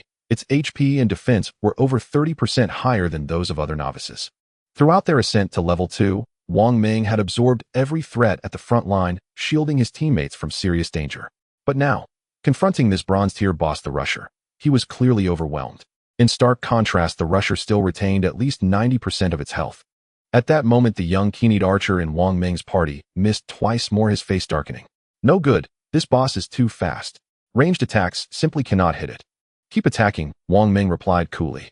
Even if we can't kill it outright, we can wear it down, revive and finish it later. Unfortunately, Wang Meng's plan proved overly optimistic. As the stalemate dragged on, other monsters emerged from the nearby woods. Polluter LV2, tier common, a level 2 common monster, humanoid in form, but coated head-to-toe in thick dark brown sludge, specializing in ranged assaults. 3 polluters surged forth from the woods, immediately launching sludge projectiles at the party's vulnerable backline. Thud! A beautiful young woman, slender and elegant, clutching a wizard staff, was struck squarely in the chest by a glob of sludge. The heavy impact sent her staggering backwards several paces. 32. Ugh, spit. It stinks. A wave of nauseating stench assaulted her senses, making her recoil in disgust. And this was merely the beginning. One sludge glob after another hurtled toward the rear ranks, each projectile moving with such velocity that evasion became impossible. Compounding the crisis, there remained the bronze-tier boss, the rusher, looming directly before them. Should they scatter to avoid the sludge barrage, Wang Meng would be unable to intercept the rusher's onslaught, and a single strike from it would fell them in mere seconds. In an instant, the 6-member party found themselves in mortal peril, HP bars plummeting at breakneck speed. Wang Meng. Qin Feng narrowed his eyes, observing the embattled group. Truth be told, he knew this man, not in this life, but in the one before his rebirth. Back then, Qin Feng ranked among the world's top 100 cultivators, a modest position even among elites, but he achieved it solely as an ordinary warrior class. To reach such heights with a baseline profession was nothing short of legendary. Countless players revered Qin Feng as their idol, including Wang Meng himself. After all, Wang Meng held the hidden class Sacred Shield Warrior, whose inherent bonuses and skill set far surpassed those of Qin Feng's ordinary warrior. Yet Wang Meng's combat prowess still fell short of Qin Feng's, leaving him deeply respectful, even awestruck. Their acquaintance originated from official collaboration. Wang Meng served as the liaison between the Great Xia government and Qin Feng's Guild Slayer of Gods. Qin Feng routinely entrusted surplus gear and skill manuals, those unused by his guild, to Wang Meng, who resold them to the Great Xia authorities in exchange for tradable lifespan. In my past life, I founded the guild to better protect Qin Xiaoyou. This time it's unnecessary. Still, Wang Meng remains worth cultivating as an ally. Qin Feng now intended to convert every excess piece of equipment and skill manual into tradable lifespan, fueling his own ascension. Thus, securing a stable distribution channel was paramount. Wang Meng was trustworthy, and the Great Xia government he represented possessed formidable resources. These monsters must die regardless. Then I'll lend him a hand first. Qin Feng had no intention of introducing himself abruptly. A strong first impression would suffice. Assessing the battlefield, he swiftly circled behind one of the polluters. Without warning, he struck. The polluter, hurling sludge furiously at the staff-wielding maiden, never since the assassin closing in from behind. His corrosive short dagger flashed like a shard of frost, striking the polluter's nape with lethal precision. 441 critical hit. The creature collapsed instantly, dissolving into a puddle of sludge upon the charred earth. You have slain polluter LV2. You have gained 20 experience points. You have gained 1 evolution point. You have gained 4 days of tradable lifespan. The system prompt echoing in his mind surprised Qin Feng. Such minor monsters rarely awarded evolution points. He promptly activated Greed Hand. Skill Greed Hand activation successful. You have gained 4 days of tradable lifespan. Pity, no evolution point this time. The drop rate for evolution points from common monsters was inherently low. Moreover, Greed Hand triggered an additional loot roll, not a duplication of rewards, equivalent to having slain another identical monster. Hence, the absence of an evolution point was entirely unsurprising. Only bosses yield consistent evolution point returns. Having eliminated one polluter, Qin Feng remained unhurried. Before either monsters or players could react, he slipped back into invisibility. Who? As one polluter suddenly crumpled into sludge, Wang Meng and his comrades stared in stunned disbelief. They'd glimpsed only a fleeting black silhouette, and in that instant the polluter fell. How is this possible? Even a level 1 crawler takes over 10 seconds of coordinated assault to bring down. Yet this level 2 polluter was slain in a single blow. In that moment, all 6 members of Wang Meng's party stood utterly dumbfounded. A corruptor fell slain. The pressure on Wang Meng's backline instantly eased. The beautiful young woman wielding a staff shimmered with excitement and exhilaration in her eyes. A powerhouse has come to our aid. Could it be Shadow from the leaderboard? In truth, her beauty was now all but obscured. Her face and body were smeared with grime, and her health bar dwindled perilously low. Yet her figure remained strikingly alluring, impossible to ignore. Her long, graceful legs moved ceaselessly, weaving deftly through danger with lively, springy agility. Hold on. Wang Meng's abilities recharged. With solemn focus, he unleashed his skill's sacred barrier. Golden light enveloped his broad, muscular frame, granting him 3 seconds of invincibility, just enough time to endure another fleeting moment beneath the Rager's onslaught. Others now gained precious room to evade. With one corruptor eliminated, ranged threats diminished significantly. Nearly half a minute later, Qin Feng reappeared, silently behind another corruptor. He struck without warning, dispatching the corruptor in an instant. No evolution points. Greed's Hand. Dropped a skill manual. Qin Feng casually retrieved the skill manual dropped by the corruptor. He inspected it in his inventory. Venomous Dart, common assassin class skill. Hurls a virulent dart with a maximum range of 12 meters. On impact, deals 40 attack damage and inflicts the venom status effect. Cooldown 5 seconds. Prerequisite level 2 venom inflicts damage equal to 30 of the wielder's attack power each second. No weakness bonus, lasts 5 seconds, non-stackable. At last, a true offensive skill. A mid-range sustained damage ability. Even for ordinary players, mastering such a skill early would dramatically accelerate their growth. Yet, the drop rate for skill manuals from common enemies was exceedingly low. Of all the common foes Qin Feng had slain, only 2 had yielded skill manuals. The first was a crawler which dropped the arcane spell, Icicle Shard. This time it was again revealed by Greed's Hand. Equipment and skill manuals drop far more frequently from bosses. But for ordinary players lacking even basic gear or skills, defeating any boss, even the weakest bronze tier, is utterly impossible. Qin Feng reflected silently. Without hesitation, he invested his remaining 3 evolution points, upgrading Venomous Dart twice. Venomous Dart, common bronze, silver assassin class skill. Hurls a virulent dart with a maximum range extended from 12, 13, 14 meters. On impact, deals 40, 80, 120 attack damage and inflicts the venom status effect. Cooldown 5 seconds. Prerequisite level 2 venom inflicts damage equal to 30, 40, 50 of the wielder's attack power each second. No weakness bonus, lasts 5 seconds, non-stackable. After 2 upgrades, the skill's total damage output more than doubled.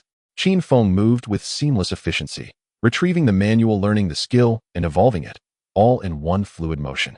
Only then did the final corruptor pivot, just as it prepared to spew sludge at Qin Feng. But Qin Feng was faster. With a flick of his wrist, a venomous dart shot forth.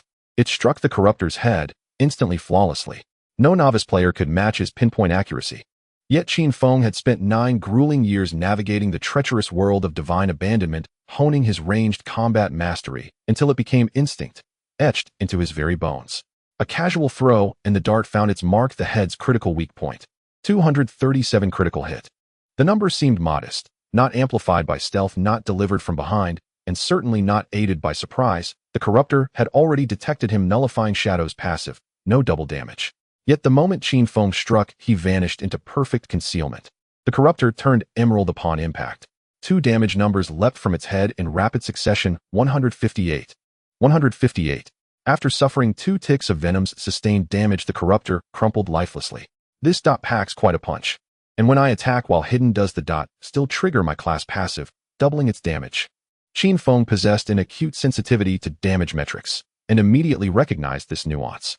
Shadow's 3rd class passive dictated that damage dealt while outside an enemy's line of sight was doubled. And since he was fully concealed, the doubling applied seamlessly to the venom effect. Alas, this final corruptor yielded nothing, not a single item. Only the bronze tier boss, the Rager, remained. The true climax awaited. By now Wang Meng was drenched in sweat. I can't hold on much longer.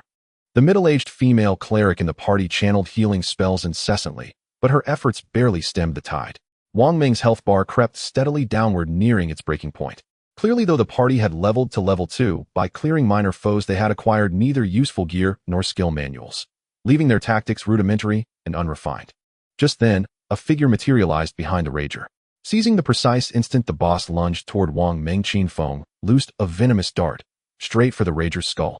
Perfect headshot. 845 critical hit. Stealth, broken backstab, confirmed critical weak point struck. Every multiplier activated. One strike, one soul extinguished. Wang Meng and his companions watched, hearts pounding, only to see the boss's health bar plummet nearly halfway in an instant. Their eyes widened in disbelief. Holy hell! Wang Meng blurted, stunned. Their entire party had labored for minutes against the Rager, scoring less than 10% damage. Yet this mysterious stranger had just obliterated half its health with a single ability. And that was merely the base damage of Venomous Dart. What followed was truly terrifying. 324. 324. 324. 324. As the Rager's body flushed Viridian, 4 successive numbers erupted, leaving it no chance to struggle. Before Wang Meng's very eyes, the boss collapsed. Of course, Wang Meng's party could not see others' damage values, only the boss's health bar. Each violent lurch downward sent their pulses racing in sync. They watched breathless as the bronze boss, once poised to annihilate their entire party, was slowly, inexorably poisoned to death. Damn, this damage, is he even human? Wait, is he really a fellow player who entered the game at the same time as us? You're missing the key point. He hit the boss's head with a dart while it was moving wildly. Exactly. Our own ranged attacks barely grazed the boss. We'd be lucky to land one hit. Yet he strikes its weak point effortlessly. All 6 members of Wang Meng's party drew sharp collective breaths. They gazed upon the trove of loot spilled by the Rager, but lacked permission to claim any. In divine abandonment, monster drops belonged exclusively to the party or individual dealing the highest damage. 90% of the Rager's health had been stripped away by Qin Feng alone, making him the undisputed owner of every item it dropped. You have defeated the runner bronze level. You have gained 600 experience points. Congratulations on reaching level 3. Congratulations, you have gained 2 evolution points. You have received 55 days of lifespan tradable. As the boss fell, a series of system notifications echoed in Qin Feng's mind. After throwing the deadly poison dart, he activated Shadow Step again, entering stealth mode once more. The cooldown for Shadow Step is 26 seconds now, which is still a bit long. It slightly affects the monster farming efficiency. However, having evolution points, it's best to evolve Greedy Hand first, Qin Feng thought. He silently approached the runner corpse and gathered a pile of loot. This scene appeared extremely bizarre in the eyes of Wang Meng and his 5 companions. Not a shadow was seen. Did the loot beside the boss corpse suddenly vanish? Friend, thank you very much. Wang Meng, aware of the presence of that expert, cupped his hands in a serious and respectful manner, expressing his sincere gratitude. Thank me, eh? Qin Feng replied indifferently, his voice seemingly coming from all directions. In the wild, don't trust others so easily. These words made Wang Meng's expression turn grave. I understand. Thank you for the reminder, big brother. In the game of God's abandonment, only the small towns are safe zones.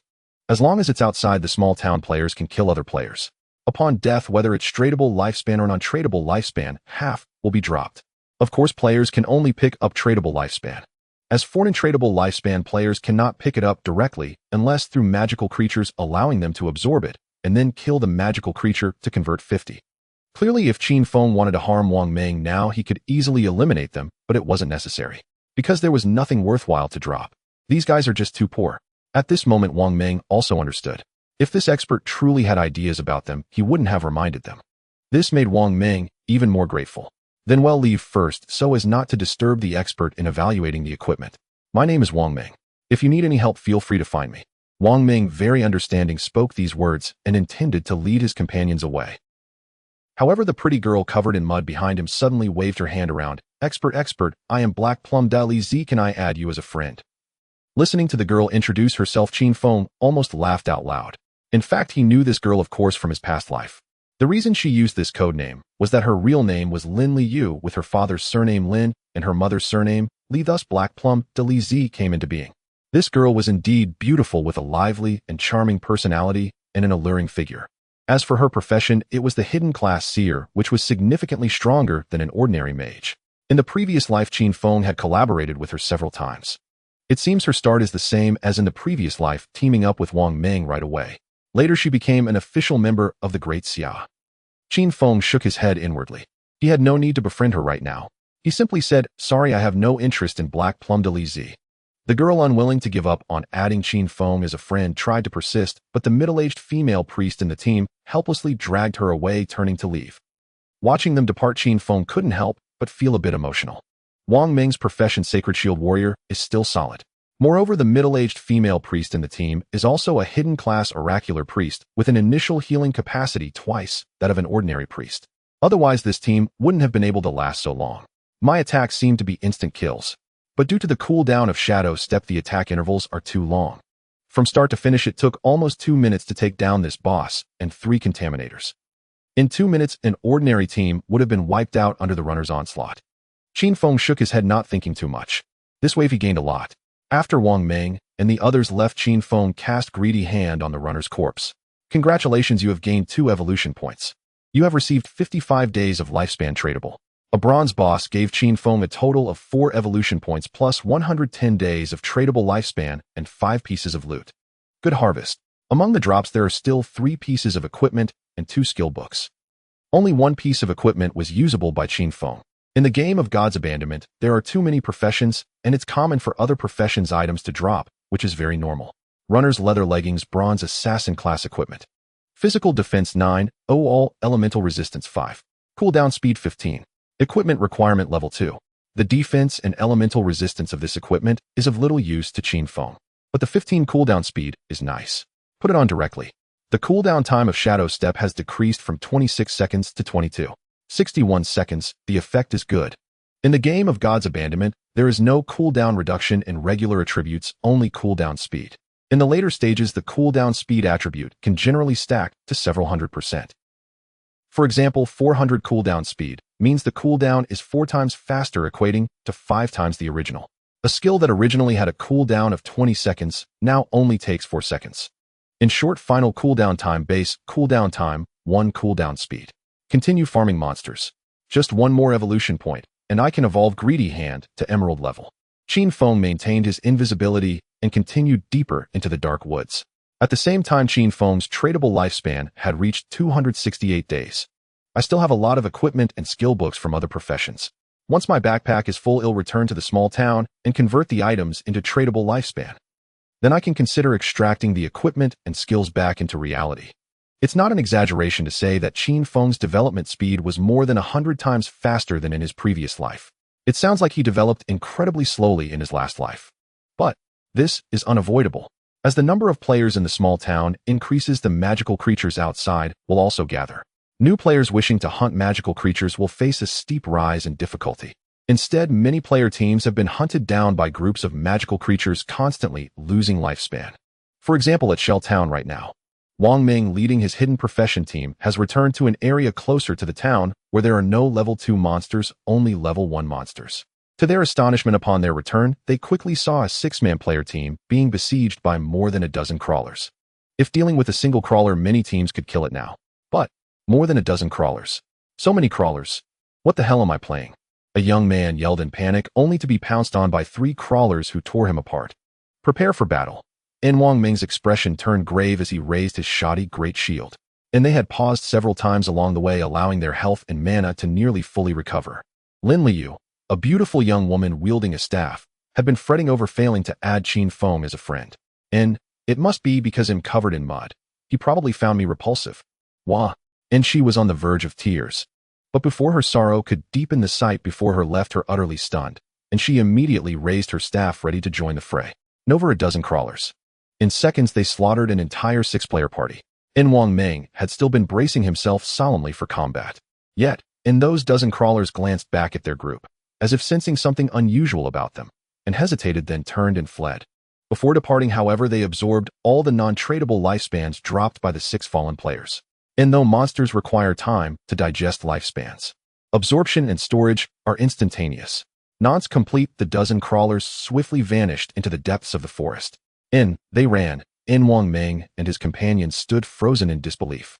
These monsters defied all conventional logic, and their speed, truly astonishing, and not quite matching that of the sprinters, yet far beyond what Wang Ming's team could hope to match. If they choose to flee, we truly cannot catch them. And do these creatures actually know how to pick on the weak and avoid the strong? Wang Ming, Lin Liu, and the other 4 members exchanged bewildered glances.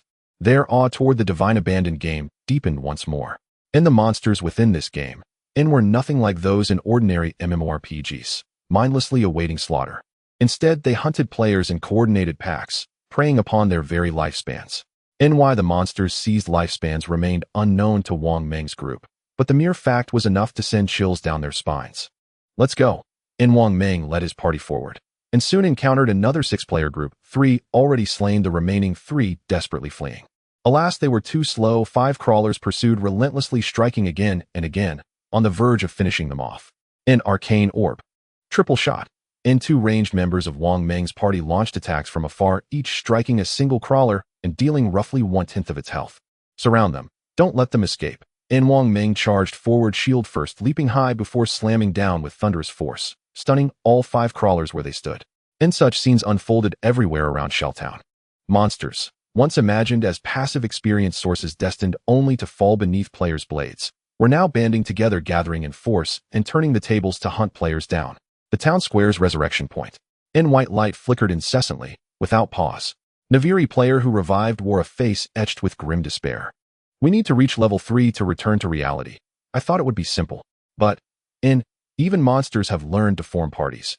How on earth are we supposed to level up? I have a question. If we never reach level 3, will we be trapped here forever? Then in the real world, wouldn't we become vegetative? No, we must gather more people.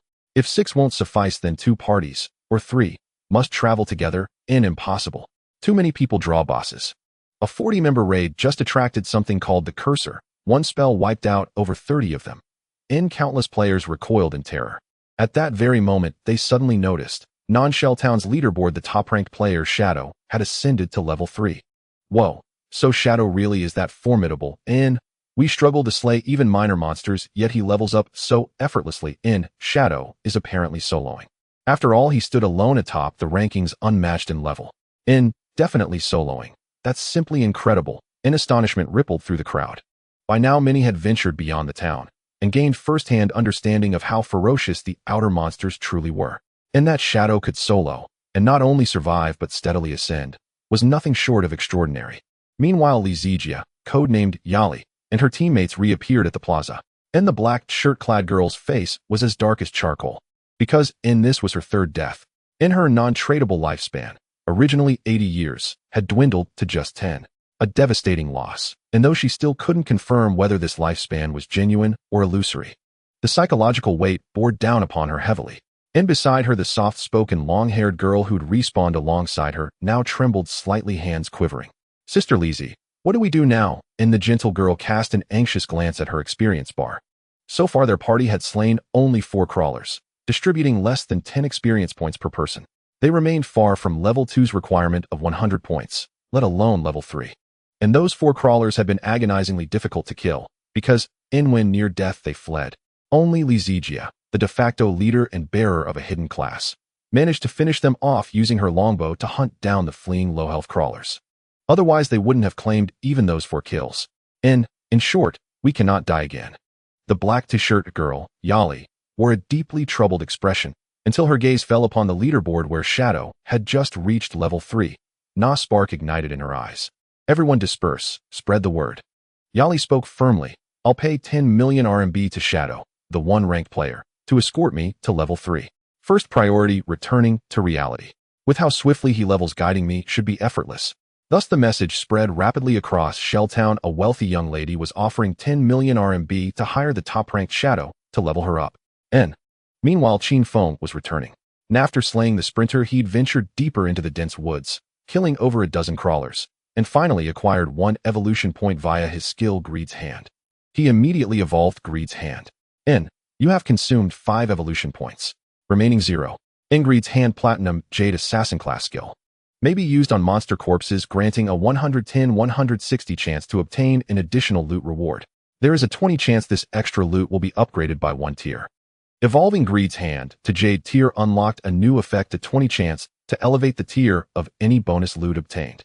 Unbeatable, and Qin Feng's eyes gleamed. And this ability was pure euphoria. And, if I evolve further, will the tier up chance reach 100? Slay a bronze tier boss. I'll acquire silver grade gear. And slay a silver tier boss. Will I loot gold grade gear? Perfect. And Qin Feng already knew the location of a boss. It's named the Cursor, a desiccated treant-like monster.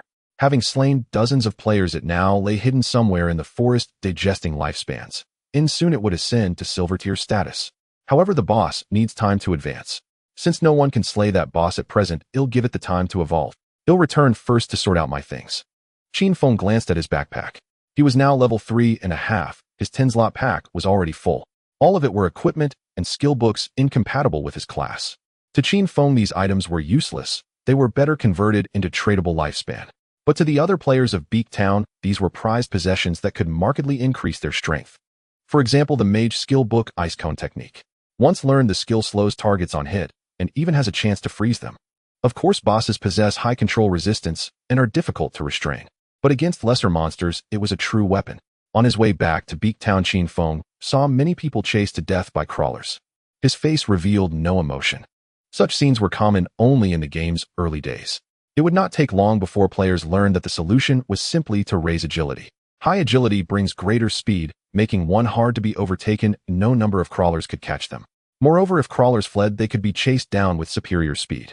This was why Qin Feng was determined to invest in agility. As he neared Beak Town's safe zone, he finally dropped his stealth.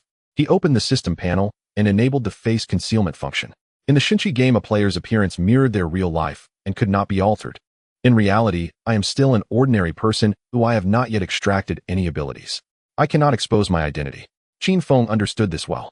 If his identity were exposed, given his current status as Beak Town's #1 trouble would surely follow, perhaps even attempts on his life. He had seen such things many times in his previous life.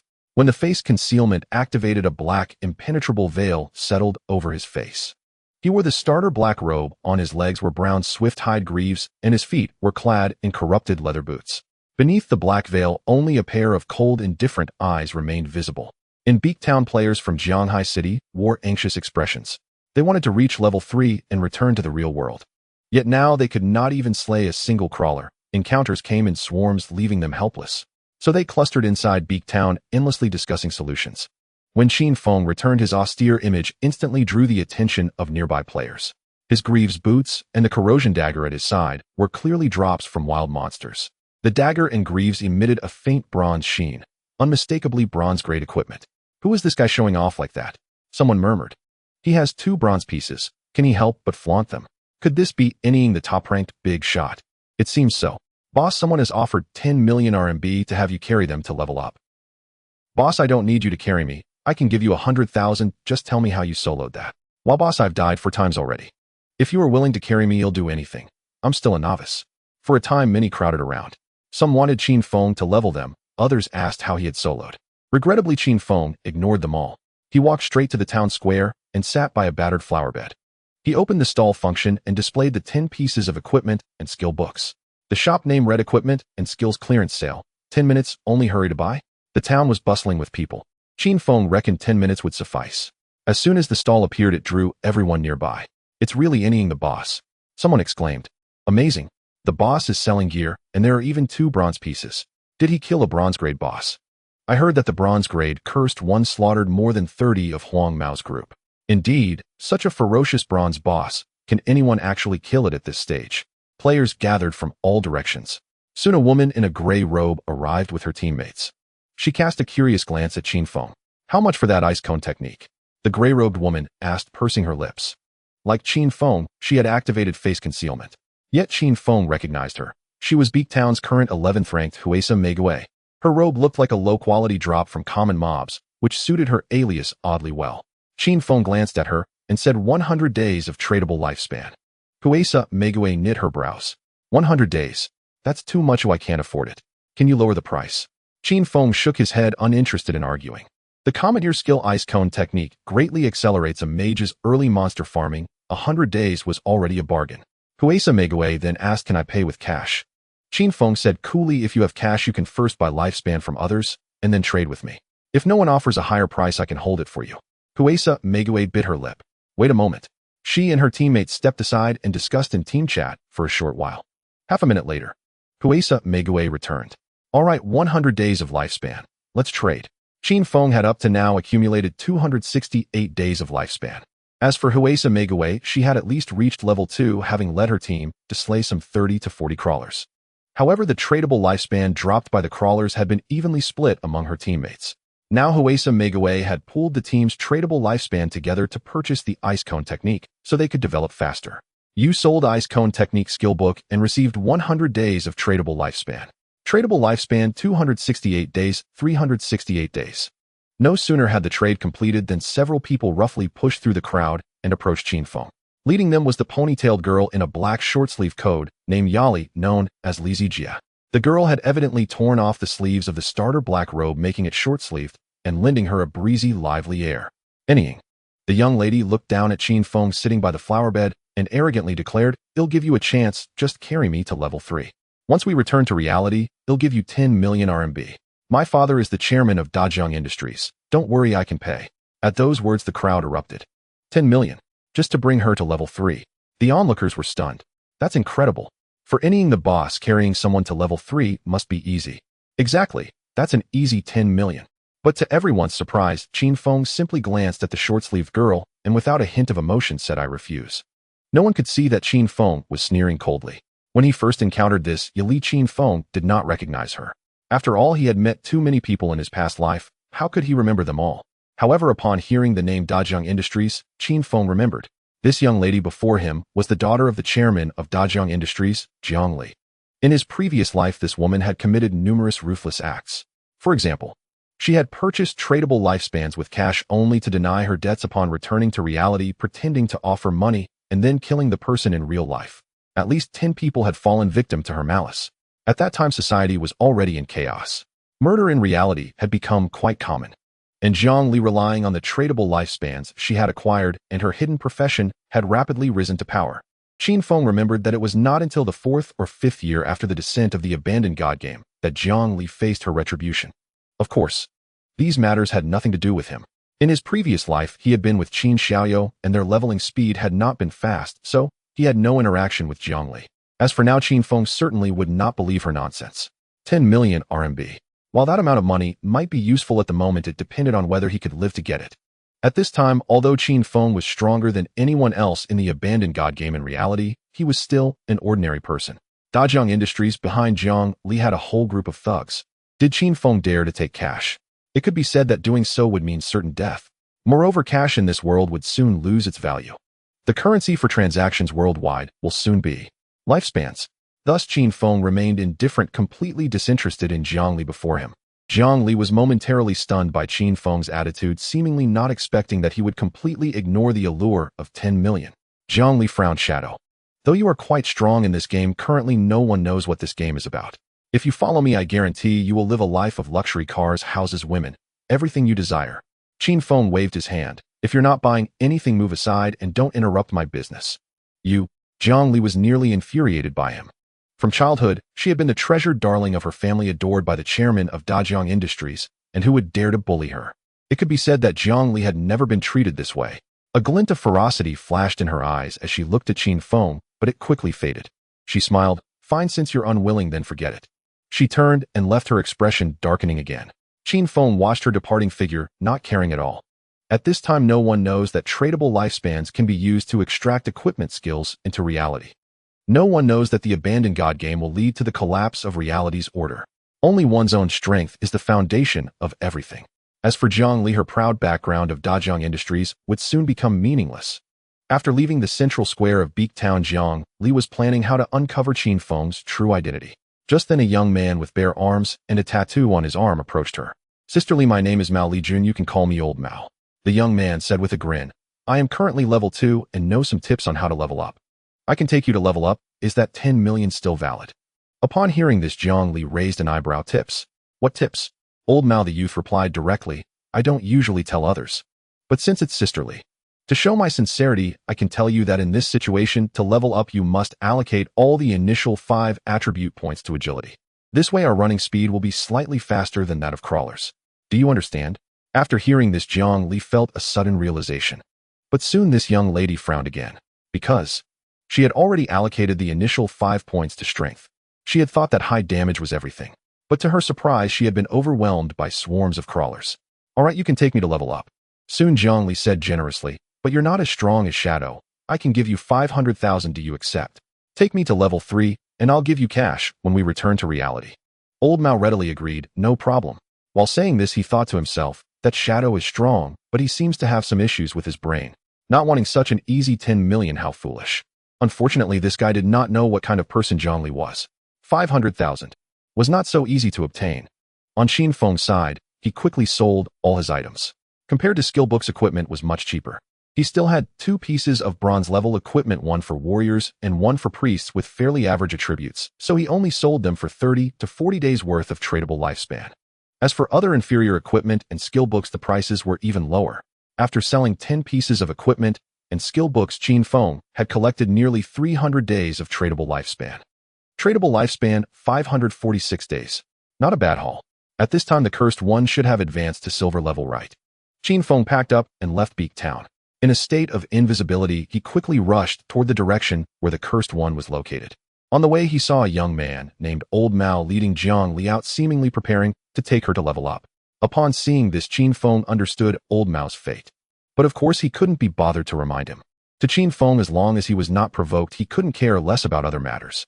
More than 10 minutes later, Qin Feng delved deep into the dark forest. He arrived at the place where he had previously seen the Cursed One. Sure enough, this boss had advanced to silver level, and gray mist swirled around it, still in the process of advancing. The advancement from silver to gold takes at least 7 or 8 hours. I can't be bothered to wait. Qin Feng decided to take action. There were plenty of gold bosses behind, there was no need to wait here idly. Eliminating the boss to grow stronger was the right path. This place was fraught with danger. The forest was filled with magical creatures. Only Qin Feng could use permanent invisibility to come here. Without hesitation, he silently approached the Cursed One, which resembled a withered trent, and swiftly launched a venomous dart, striking the boss's head directly. The silver boss has health 2 to 3 times that of a bronze boss. That means 2 or 3 venomous darts will do the trick. Qin Feng threw the dart and became invisible. The Cursed One was instantly severely wounded, losing nearly a quarter of its health, while continuously suffering from poison damage. But it turned around. Yet it couldn't see a single shadow. This caused the Cursed One to emit an angry sound, raising its frail and withered arm, gray elemental energy swirling around its hands, gathering, and then exploding. A large area attack skill with a diameter of over 20 meters erupted, instantly engulfing everything around it. The Cursed One, a magic-type monster boss, possesses skills that are predominantly area attacks with high damage. After throwing a poisonous dart, Qin Feng swiftly retreated. With his speed, he barely managed to escape the boss attack range before its skills erupted. That was close. If I had been hit with my current health and defense, there would have been no way out for me. Qin Feng watched as the large area of gray mist erupted before him, his heart racing. This Cursed One had killed over 30 players and had advanced directly to silver rank. It had even absorbed enough lifespan to advance to gold rank, or even higher. Unfortunately for it, it encountered Qin Feng. After the Cursed One unleashed another burst of gray mist, Qin Feng did not approach. Instead, he distanced himself from the boss, waiting for his shadow stealth skill to cool down. The Cursed One continuously raised its hand, releasing gray mist explosion skills into the air around it. Although these smaller skills had a reduced range, they still posed a significant threat to Qin Feng. If hit by the Cursed One, Qin Feng would only face death. Fortunately, he remained invisible throughout, keeping his distance from the boss and encountering no danger. By the time Qin Feng's shadow stealth skill was ready again, the Cursed One seemed somewhat exhausted, having cast over 10 skills, causing its mana to lag behind. The Cursed One, extremely vigilant, scanned its surroundings and began to move deeper into the dense forest. Suddenly, a figure appeared behind it, and another poisonous dart struck its head. 659 weak point attack. 219. 219. Qin Feng's figure flashed and vanished. From about 10 meters away, the dart accurately hit the boss head. Just the accuracy of this ranged attack was something other players could not achieve. Qin Feng did not dare to get too close, otherwise he would not have time to escape the boss attack range. It could be said that his apparent strength was formidable. However, a significant part of it was attributed to the rich experience he had gained from struggling for 9 years in his past life. After 2 poisonous darts, the boss health bar had gradually dropped to a third. The Cursed One could not see where the enemy was. It could only madly advance further into the dense forest. A dry and emaciated cursed one with long, thin arms dangling to its knees was fleeing as fast as it could. If anyone witnessed this scene, they would surely be astonished. No one could imagine that a boss that had already advanced to silver rank would be chased by a player. It was known that this boss had wiped out dozens of players back when it was still at the bronze rank. At this moment, a shadow appeared behind the cursed one once more. Another poisonous dart. Once again, the cursed one's body was stained green.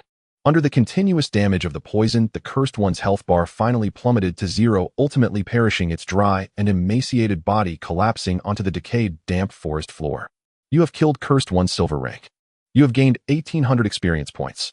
Congratulations, you have leveled up to level 5. Congratulations, you have gained 4 evolution points.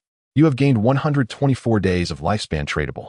The massive experience points allowed Qin Feng to directly level up twice to level 5. Moreover, the silver rank boss granted Qin Feng 4 evolution points. Greedy hand. Qin Feng immediately looted the corpse. A golden hand extended from the void and grasped the cursed one's withered body. Skill greedy hand activation successful. You have gained 4 evolution points. You have gained 4 evolution points. You have gained 124 days of lifespan tradable. You have gained 124 days of lifespan tradable. He directly received 2 extra rewards. This one silver boss provided Qin Feng with 12 evolution points and 372 days of tradable lifespan. Furthermore, after Qin Feng used Greedy Hand, a golden glow flashed beneath the boss corpse. Is this something of gold rank? Truly worthy of the emerald rank Greedy Hand. Qin Feng realized that this triggered the extra effect of emerald rank Greedy Hand with a 20 chance of upgrading additional loot by 1 rank. It felt great.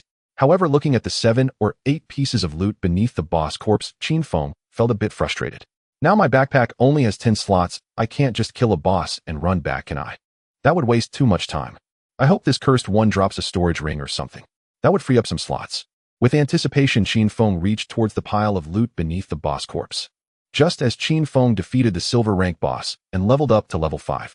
In Shelltown, countless people were stunned when they saw the leaderboard. Level 3, and suddenly jumped to level 5. What kind of powerful boss did he kill? Just over 10 minutes ago, I saw the big shot selling equipment, and now he leveled up again by 2 levels. This is too absurd. My sister is 18 this year. I really hope the big shot will take a liking to her so that I can benefit from it and level up too. As if he wouldn't even look at someone who can't afford $1 million. Oh, why would he look at your sister? At the center of the town, Wang Meng and Lin Li's team of 6 finally leveled up to level 3. They instinctively glanced at the leaderboard. What the hell? A sharp-eyed archer in the team exclaimed, we just leveled up to 3, and that big shot is already at level 5. Aren't we allowed to live? Wang Meng also looked stunned, but he quickly shook his head gravely, saying, let's not think too much for now. We should each return to reality and inform our family and friends about the godforsaken game. The world may likely be in turmoil, at least we need to prepare our loved ones. Wang Meng's identity was that of a special police officer. The reason he had fallen asleep in the morning was that he had been on night watch for a suspect the night before, just returning to rest after his shift only to unexpectedly enter the godforsaken game. Hearing Wang Meng's words, Lin Liu and the others nodded seriously. They each returned to reality. Their bodies in the godforsaken game gradually became illusory until they disappeared. At the same time, countless people were in shock. Qin Feng also welcomed his great bounty. From this silver rank cursed one, he not only gained 12 evolution points, but also 372 days of tradable lifespan. Even his non-tradable lifespan directly increased by over 200 years. Now my non-tradable lifespan is already 418 years and 271 days. It seems like a lot of lifespan. But in the future, in the high-level areas of the godforsaken game, or after the first wave of desolation spreads into reality, the rate of lifespan depletion will increase. Qin Feng shook his head, not overthinking it. He looked into his backpack. First, he checked that piece of gold rank equipment, cursed ring gold, usable by all professions. All attributes 8.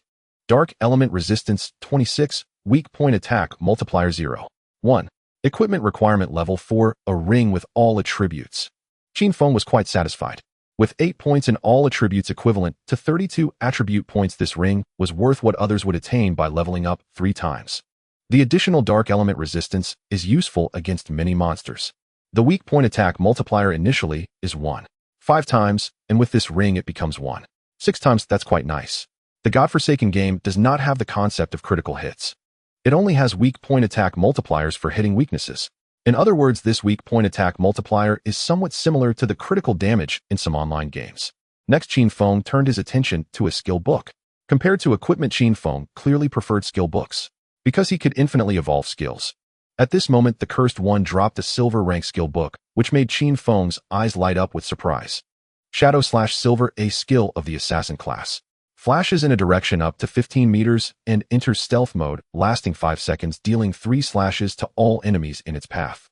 Cooldown of 12-10, 43 seconds. Learning requirement level 4. Width of the slash 2, 1 meters. Each slash adds 100 points of attack power, considered a backstab at 100. Qin Feng held the skill book in his hand and learned it directly. If he had learned this skill earlier, he would have had the time needed to kill the silver level Cursed One. Most importantly, this skill not only allows him to remain invisible, but is also an area damage skill. As for the cooldown, 12 seconds is the base cooldown, while 43 seconds is the actual effective cooldown. After all, Qin Feng had a 15 cooldown speed attribute. Attack range of 15 meters long and 1 meters wide. Perfect for attacking small monsters. Through evolution, it should be able to increase its range. But there's no rush. Qin Feng focused his attention on Greedy Hand. Having evolved Greedy Hand 4 times before, this was now the 5th evolution. The required evolution points were 1, 2, 3, 5, and 8 points respectively. So the evolution points required for each skill's evolution are equal to the sum of the previous 2 evolutions. If I'm not mistaken, the 6th evolution for each skill requires 13 points. As Qin Feng pondered this, he spent 8 evolution points to evolve Greedy Hand once more. You have consumed 8 evolution points, remaining 4 points. Greedy Hand Emerald Diamond Assassin class skill. Can be used on monster corpses with a 160-220 chance to gain an additional loot reward. The acquired extra loot has a 20-40 chance to increase by 1 grade. Looking at the effect of the skill upgrade, Qin Feng couldn't help but gasp. Now every time I kill a monster, I'll definitely get 2 extra loot. Killing 1 monster is equivalent to others killing 3. And there's even a 20 chance to get 3 additional rewards. Plus a 40 chance to increase by 1 grade. As this skill evolves, Qin Feng felt it becoming increasingly overpowered. When he looked at the next evolution requirement for Greedy Hand, he found that indeed the next evolution required 13 points. Without Greedy Hand, Qin Feng would probably struggle to gather those 13 evolution points. But now with Greedy Hand, as long as there are BOSSES evolution points, come easily. With 4 evolution points left, I should boost my combat power first. Qin Feng realized that he could no longer instant kill the silver level boss he had just killed. So his combat power needed a boost, otherwise if he encountered a higher level BOSS, an extended battle could easily lead to trouble. You have consumed 3 evolution points, remaining 1 point. Shadow/Silver Gold Platinum flashes in a direction up to 15, 18, 21 meters and enters stealth mode, lasting 5, 6, 7 seconds, dealing 3, 4, 5 slashes to all enemies in its path. Cooldown of 12-10, 43 seconds. Width of the slash 2, 1, 2, 6, 3, 1 meters. Each slash adds 100,150,200 points of attack power. Evolving Shadow Slash didn't reduce the cooldown time. That's a bit disappointing. However, with just Shadow Slash I can achieve infinite stealth. 3 slashes turning into 5 slashes. The damage is explosive. With 1 evolution point left, there were no skills to evolve for now. Qin Feng glanced at the remaining loot. There was nothing he could use, but there was a silver-level warrior skill book, Battle Roar, which when released increases the team's attack and defense by 20 points. Once learned, this skill book could double the damage and durability of the entire team in the early stages. If only the warrior from my previous life had this skill, they would have been invincible in the early game. But now this skill book can only be sold. Qin Feng felt a bit regretful. He remained invisible, looking around. This dense forest was already a level 45 monster spawning area. That originally level 2 Cursed One had leveled up to 4 after consuming its lifespan, hence dropping level 4 loot for Qin Feng. Not far away in the shadows of the woods, 3 decayed limb crawlers were cautiously examining the corpse of the Cursed One. Before they could react, Shadow Slash, 725, 725, 725. Level 4 ordinary monsters also had around 1,000 health. But with 1 Shadow Slash, Qin Feng's figure first appeared for about 0.1 seconds, and then instantly traversed over 10 meters. In its path, the 3 limb crawlers each received 2 slashes and were instantly killed.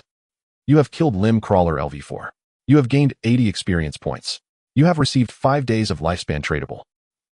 A series of system prompts echoed in Qin Feng's mind. Easily slaying 3 small monsters, he returned to the corpses, releasing Greedy Hand. Fortunately, Greedy Hand isn't on cooldown. Just a pity that each monster corpse can only be looted once. If someone knew what Qin Feng was thinking, they would probably scold him. A guaranteed triple reward isn't satisfying enough. Want to loot multiple times? Have some shame. With the learning of Shadow/Qin Feng's monster farming efficiency skyrocketed. It seems reaching level 10 will only take 2 hours. Qin Feng's lips curled into a slight smile. As Qin Feng prepared to push for level 10 and extract abilities into reality. Blue Star reality. Across the globe, people had finally begun to reach level 3, and they all rushed back to reality at the first opportunity. Originally, more and more people were entering the godforsaken game due to falling asleep.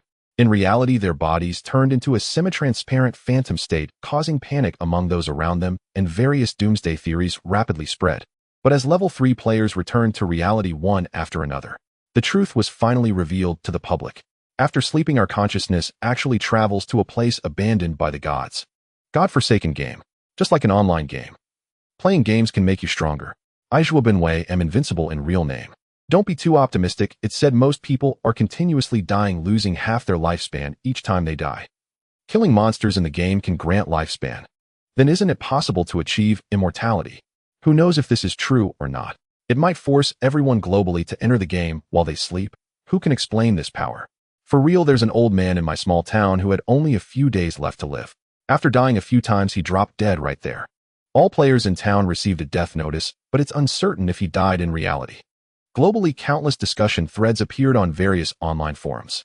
The godforsaken game quickly became a hot topic across all websites. In Jianghai City, Jianghai Normal University, Qin Xiaoyou and Chu Yan, who had already returned to their dormitory to rest, also learned about the godforsaken game. In the dormitory, 4 girls were passionately discussing the matter of the game abandoned by the gods. The short-haired girl Chu Yan, who is Qin Xiaoyou's close friend, was tidying up her things while saying, "It is said that people in the same area, as long as they fall asleep at the same time, will appear in the same novice town. I have to go back and take my parents with me. They have never played games, and I'm afraid they won't adapt." One girl said helplessly, "Don't drag yourself down with them. Actually, we can level up on our own first, and then bring our parents later." Another girl wearing glasses nodded like a chick pecking at rice. "Yes, yes, yes. We can't even guarantee our own normal growth." Qin Xiaoyou glanced at her phone. In fact, she was waiting for an apology from Qin Feng. But up until now, Qin Feng hasn't contacted me at all. This made Qin Xiaoyou increasingly furious. Such a big deal, yet he still hasn't come to apologize to me, acting so high and mighty. But it's even less likely for her to apologize to Qin Feng. The most important thing is, Qin Xiaoyou felt that she had done nothing wrong by skipping the exam to attend Song Fei's concert. In her view, how rare was Song Fei's concert? How could a mere exam compare? Exams can be retaken or rescheduled. If I miss the concert, then I've forever lost the chance to get close to my brother. Fortunately, this time Chu Yan accompanied me. It was the closest I could get to my brother. Thinking of Song Fei, Qin Xiaoyou felt sweet inside. The opening line from Song Fei, "I missed you all," still lingered in Qin Xiaoyou's mind. I wonder when brother Song Fei will enter the game abandoned by the gods. With his strength, he will definitely work hard and be strong in the game, right? It was amusing to think about. Now the brother in Qin Xiaoyou's mind was mostly Song Fei, not Qin Feng. In her previous life, Qin Feng was unaware of this fact. Because of the appearance of the game abandoned by the gods, Qin Feng had personally come to the school to find Qin Xiaoyou apologizing and requesting to enter the game together. But in this life, do as you please. However, the situation would change due to Qin Feng's choices. In her past life, although Qin Feng was busy with work and didn't come to Qin Xiaoyou immediately after receiving the news, he had always sent her messages to apologize and keep her steady. But this time, Qin Feng didn't care about her at all. Apologize? Chew on that. So Qin Xiaoyou was very likely to enter the game abandoned by the gods ahead of time under such circumstances. But what does that have to do with Qin Feng? Suddenly, Chu Yan glanced at her phone and exclaimed, "Sisters, look. Zhang Wei has leveled up to level 3 and has come out of the game abandoned by the gods." Qin Xiaoyou was a bit surprised. So impressive. Anyone who can level up to level 3 right now is definitely a big shot. As soon as she finished speaking, she picked up her phone and tagged Zhang Wei in the WeChat group. Zhang Wei was the boy who had been napping on the desk during class. After appearing in the WeChat group, it instantly sparked a wave of praise from the whole class. "Xiaoyou, big shot. Zhang Wei, do you have any guides to teach us?" The flattery from the whole class made Zhang Wei feel a bit elated. Especially Qin Xiaoyou's message made Zhang Wei feel delighted, thinking, isn't this the best opportunity to flirt? Usually Qin Xiaoyou wouldn't lower her stance. Zhang Wei wasn't Qin Xiaoyou's sycophant. But when a girl comes to your door, why not take advantage of it? So Zhang Wei immediately started a private chat with Qin Xiaoyou, bragging to her, "Don't worry, Xiaoyou, as long as someone levels up to level 5 in the town, the teleportation array can be activated. At that time, the initial towns can teleport to each other. You find a town, randomly form a team to level up, and then it'll come find you and help you level up. Also, let me tell you a secret. At the beginning of the game, allocate all your attribute points to agility, or otherwise you won't be fast enough and will be bullied by monsters. Seeing Zhang Wei's message, Qin Xiaoyou was a bit puzzled. She asked, what if I'm a magic-type profession? Do I still need to add agility? Zhang Wei replied seriously, yes. Agility isn't completely useless for magic types, but it can speed up casting, which is particularly important in the early stages. Qin Xiaoyou got it. Looking at Qin Xiaoyou's cute WeChat avatar, Zhang Wei felt a bit elated, even fantasizing about scenarios of flirting with Qin Xiaoyou. Unbeknownst to him, in Qin Xiaoyou's eyes, there was only one brother, Song Fei. She had no interest in anyone else. To her, they were merely tools to help her level up. Qin Xiaoyou thought of Qin Feng and sneered to herself, still not coming to apologize. You really are full of yourself. Since that's the case, I'll level up first. When someone in Zhang Wei's town reaches level 5, he can teleport over to help me. Qin Feng, by the time you enter the game, we won't know how many levels we've gained. She felt that with a big shot leading, her leveling speed would definitely be fast. Little did she know, Qin Feng had already reached level 5. If Zhang Wei was a big shot, then what was Qin Feng? The teleportation array in the initial town was bidirectional. Thus, just lighting up a single town's teleportation array was useless. Someone from another town had to reach level 5 as well. This was why Qin Feng wasn't in a hurry to return and activate the teleportation array. Moreover, for Qin Feng, he planned to quickly grind to level 10 and head to the main city, as that was the real beginning of the game abandoned by the gods. However, towns can teleport for free. I can think about which town Song Fei is in. As Qin Feng leisurely slayed monsters in the dark woods, he squinted and pondered. In his previous life, not long after the game started, Qin Xiaoyou had wanted to find Song Fei, but was stopped by Qin Feng, who didn't let her go. Thanks to Qin Xiaoyou, there was a fan group for Song Fei that learned about the initial town where Song Fei was located. I think it's called Firefly Town. Okay, you'll go to Firefly Town to level up and see Song Fei wants to kill him. A murderous intent lingered in Qin Feng's eyes. The hunting within the game was merely the prelude aimed at instilling fear to make them log off. The real hunt was yet to come.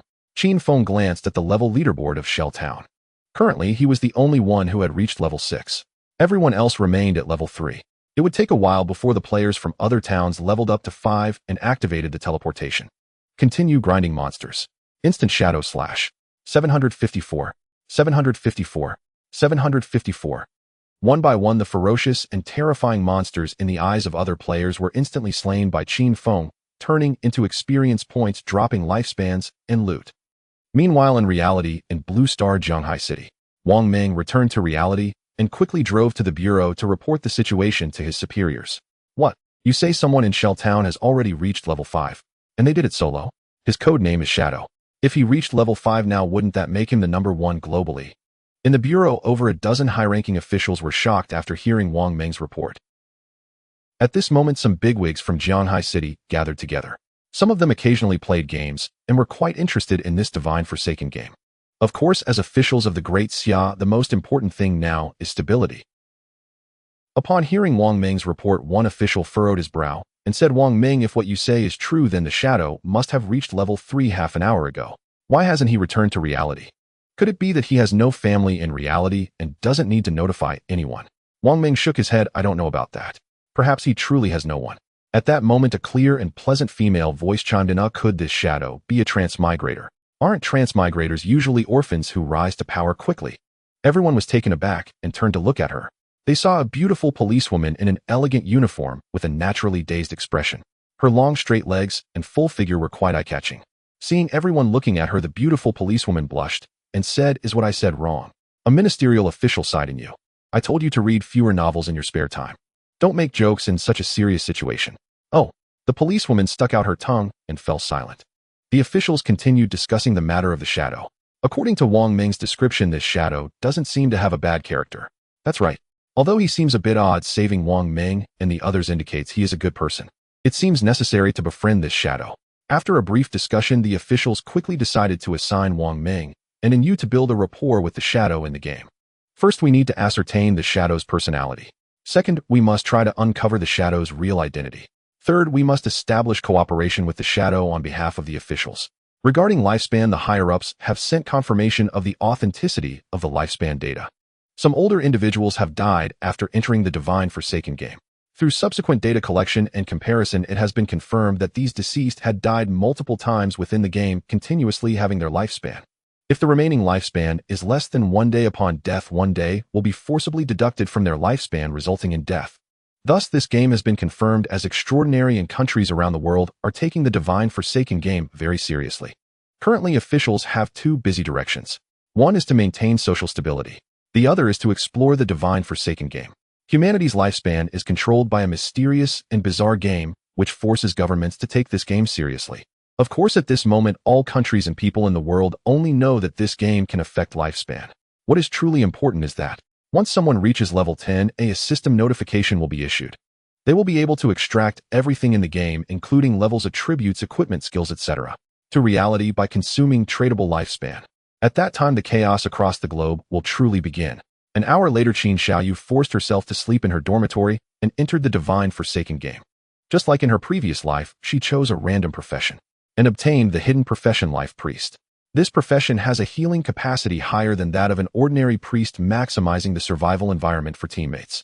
In her previous life, Qin Feng was just an ordinary warrior, which led to Qin Xiaoyou looking down on him. Even though Qin Feng had considerable strength, Qin Xiaoyou still did not recognize Qin Feng. But little did she know that Qin Feng chose the warrior profession solely to protect her in the game. In this life, without her Qin Xiaoyou, Qin Feng directly obtained the unique hidden profession Shadow. Although it is also a hidden profession, the tier is different. The Life Priest is an ordinary hidden profession. Others might also obtain similar professions. But Qin Feng's Shadow possesses uniqueness. Its power is greater than that of ordinary hidden professions. Great. I've obtained a hidden profession. This definitely makes me worthy of Brother Song Fei, right? Qin Xiaoyou was overjoyed. Then she thought of Qin Feng and frowned. Why hasn't this person apologized to me yet? What's going on? Well, now that the Divine Forsaken game has appeared, I am a hidden profession. Don't come begging me to help you level up later. Having obtained a hidden profession, Qin Xiaoyou was now quite arrogant. Moreover, Zhang Wei had already promised to come and assist her, which made her even more confident. However, she clearly underestimated the difficulty of the Divine Forsaken game, which would absolutely be a nightmare for her. At Beak Town, Qin Feng filled his backpack with loot and planned to return and process it. Fortunately, I got a storage backpack. Although it only has 5 slots, I can store 5 pieces of loot. In the Divine Forsaken game, players initially have a 10-slot backpack hanging on their left side. Now Qin Feng also had a black cloth bag on his right side, adding 5 more slots. Qin Feng calculated for a moment. These things can at least be sold for 500 days of tradable lifespan. To be clear, after killing the silver boss Cursed One and grinding for so long, he had only accumulated just over 600 days of lifespan. 500 days is already quite impressive. Just as he was stealthily heading back, he spotted 2 figures. Zhang Li from Dajiang Industries. Qin Feng silently passed by her. He overheard her talking with a young man from her team. Old Mao, young miss, you've leveled up to level 3. It's time to fulfill your promise, right? Yali, don't worry, our Dajiang Industries wouldn't skimp on you for this small amount of money. We'll go back to reality now. You can give me a phone number and just contact me. By the way, sell me all your tradable lifespan. They'll buy it for 10,000 per day. Are you selling? Old Mao, sure, ha. The young man Mao Lijun was just an ordinary profession, having chosen the archer class, and with agility boosting at the start, he had been leveling up smoothly. Now that I've brought Yali to level 3, it's time to reap the rewards. Shadow. Although you've already reached level 7, it's just a game. Like me, seize the opportunity to convert gaming abilities into cash. That's what truly smart people do. Even if this game really affects lifespan, that lifespan can be farmed at any time, so why rush? Mao Lijun was quite pleased, excited for the upcoming 500,000. No, 600,000. In his life, he had never seen so much money, which made him extremely thrilled. Qin Feng naturally couldn't be bothered with those 2. He soon returned to Beak Town. He maintained his stealth status and headed to the underground basement of the central square. He walked down the stairs and saw a petrified teleportation portal. He reached out to touch it. Congratulations. You have activated the teleportation array of Beak Town. Beak Town is now connected with other starting towns in Zhanghai City, Great Xia. You can teleport for free once a day. Multiple teleports require consuming tradable lifespan. You have gained 1 point of reputation. After completing this, Qin Feng returned to the square. He transformed back into the black-robed assassin with a veil covering his face, appearing in the sight of the town's players, attracting countless envious, jealous, and admiring gazes. In Shelltown, Shadow was a figure revered by all. While most players struggled to reach level 3, he had already ascended to level 7. In an ordinary MMORPG, such a feat might merely elicit admiration or passing awe. But this was no ordinary game. It was the Divine Abandoned game, a transcendent trial where every second of gameplay directly consumed one's lifespan. How could envy and longing be restrained? Amid countless envious gazes, Qin Feng returned to Shelltown, first activating the hidden teleportation gate beneath the plaza, earning him 1 point of reputation. He then stepped back onto the plaza and reopened his stall. Around the shattered flower bed, several other vendors had set up shop. Yet the moment Qin Feng appeared, crowds surged toward him. The senior expert has finally arrived. I've saved 150 days of my lifespan, just waiting for you to sell something. Last time you appeared, you sold the ice spike art, and Grey Rose shot straight to second place on the leaderboard. Absolutely terrifying. Of course, what the senior expert sells can never be ordinary. Many gathered eagerly, well aware that Qin Feng's wares often bore distinct rarity tiers. At this stage, most players could grind low-level monsters, but none could defeat bosses. They could hoard lifespan and farm minor enemies for shoddy or common gear, but acquiring high-tier equipment or skill manuals remained utterly out of reach, except through Qin Feng.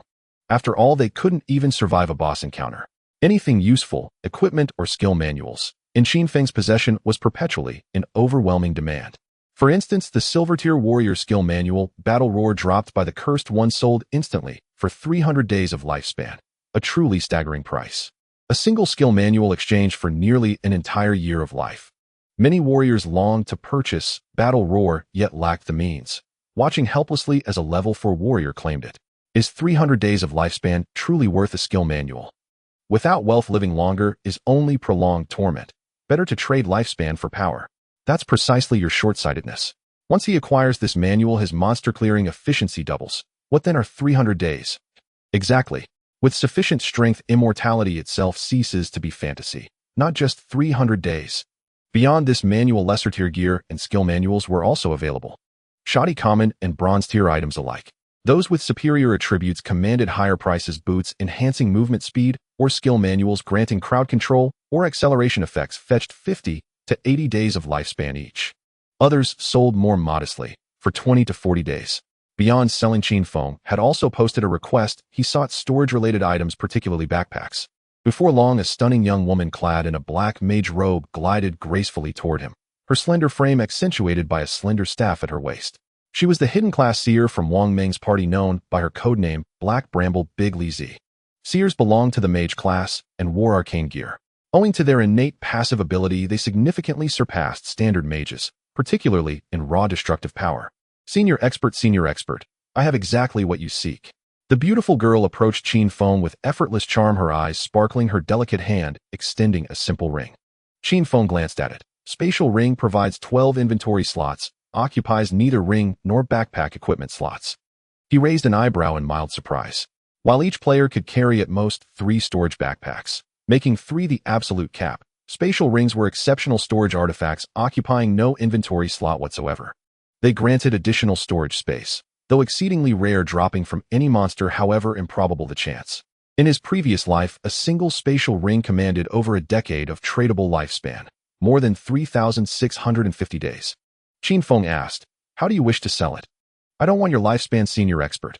I only asked to add you as a friend and invite you to join our party in slaying a boss." Qin Feng paused, then sent her a friend request. Player, Black Bramble Big Li Zi, has accepted your friend request. Player, Black Bramble Big Li Zi, has sent you a private message. Qin Feng opened the chat interface and conversed privately with the girl, soon learning the full situation.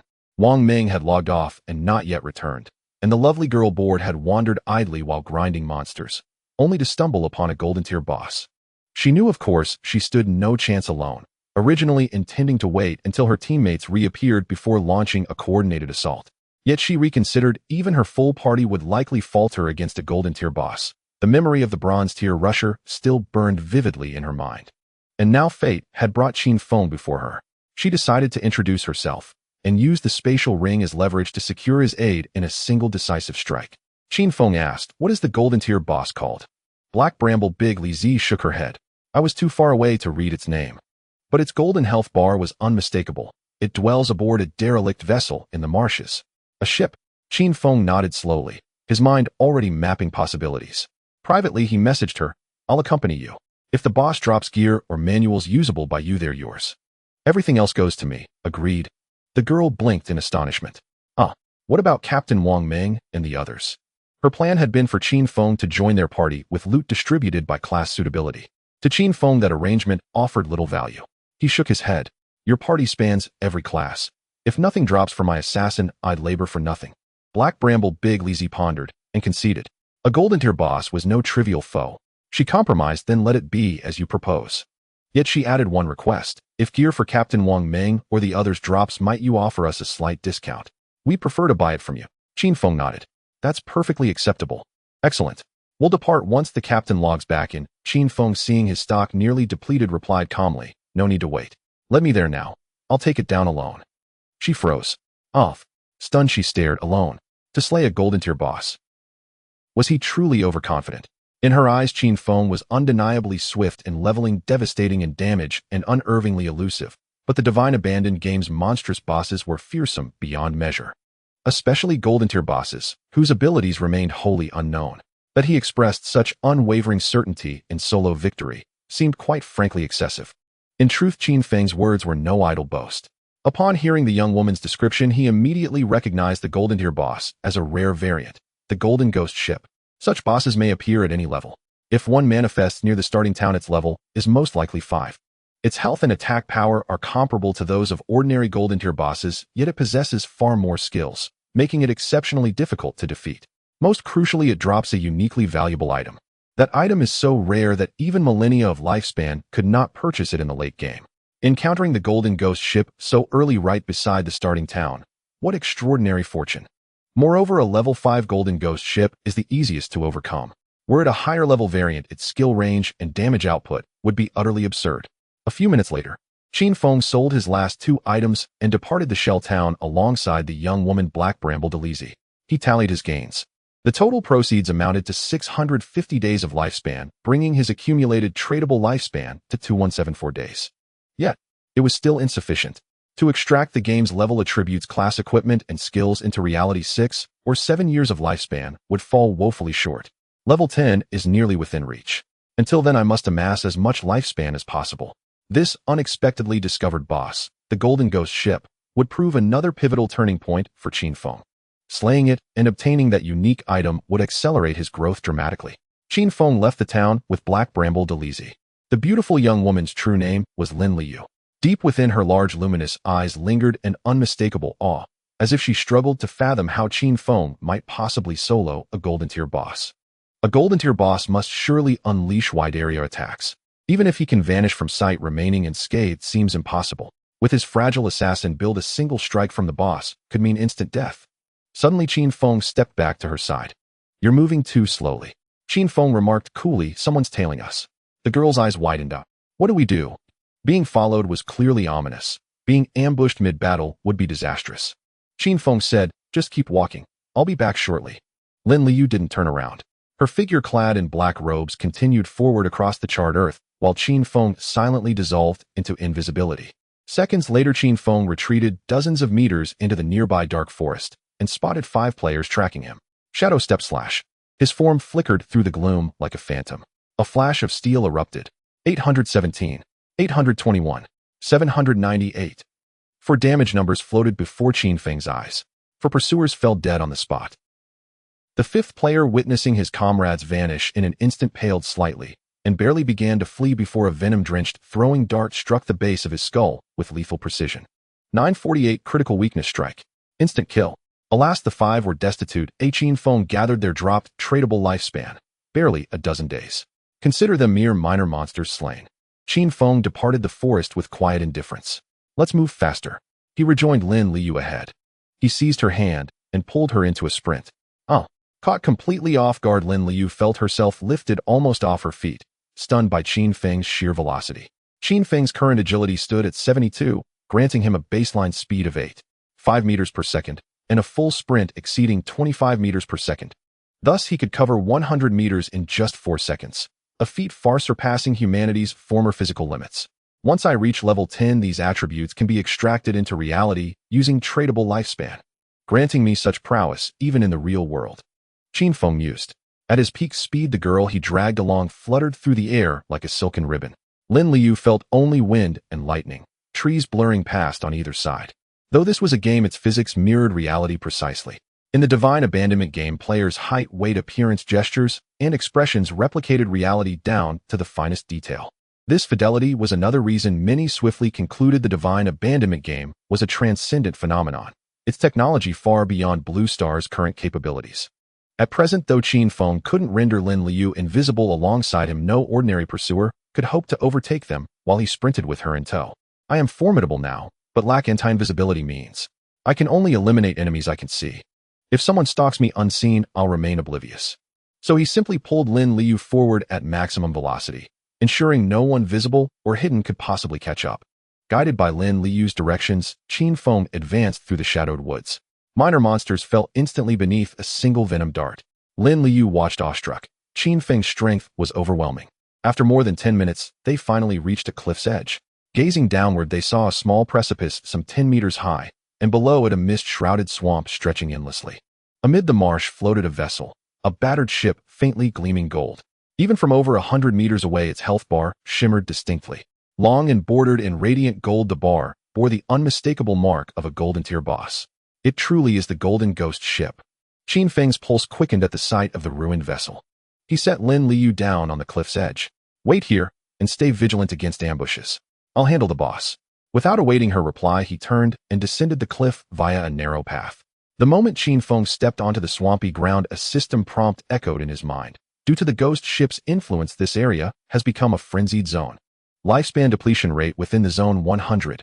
Within this swamp, lifespan drains at 100 times the normal rate. That meant lingering in this frenzied zone for roughly 15 minutes would cost an entire day of lifespan. Naturally, such temporary frenzied zones posed minimal threat.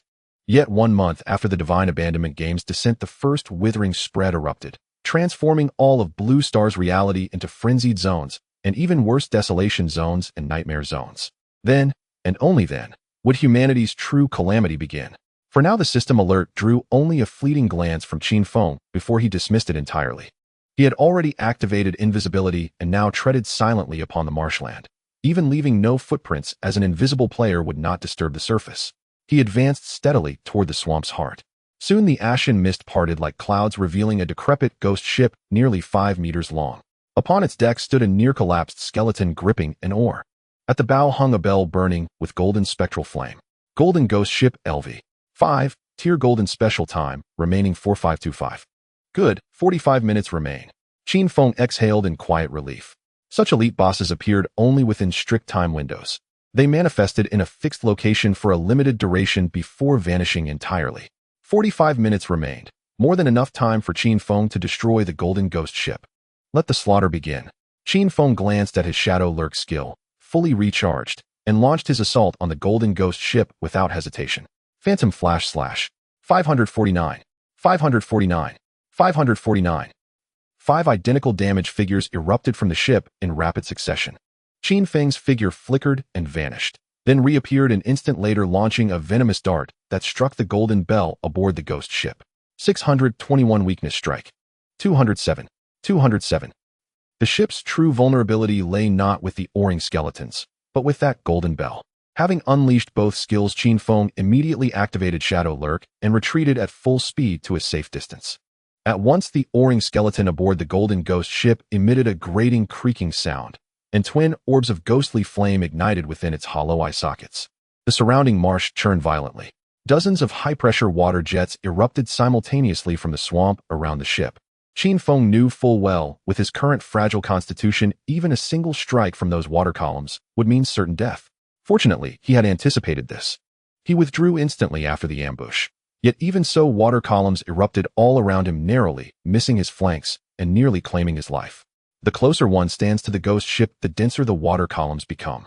Only a warrior clad in full silver tier armor could withstand even one direct impact.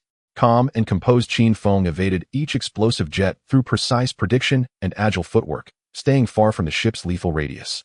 Meanwhile, as the water jets subsided, rotting water specters began clawing their way out of the marsh, one by one, until 12 stood assembled. Each possessed combat strength rivaling a silver tier boss.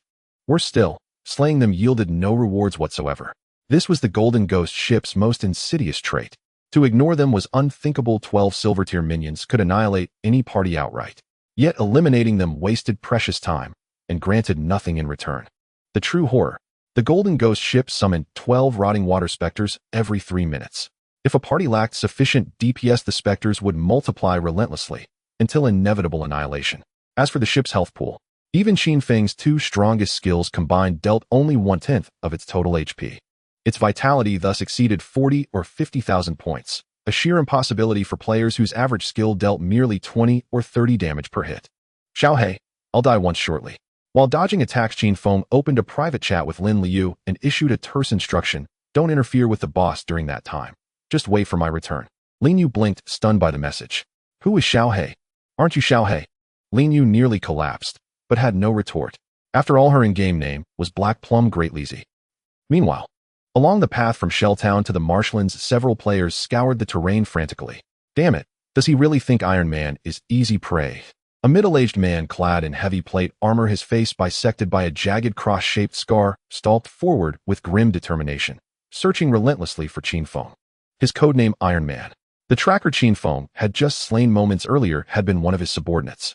Back when I conquered Legend and seized Sandbark after Sandbark, this kid was still sucking milk. Iron Man found Qin Feng deeply intriguing and had long sought to tail him.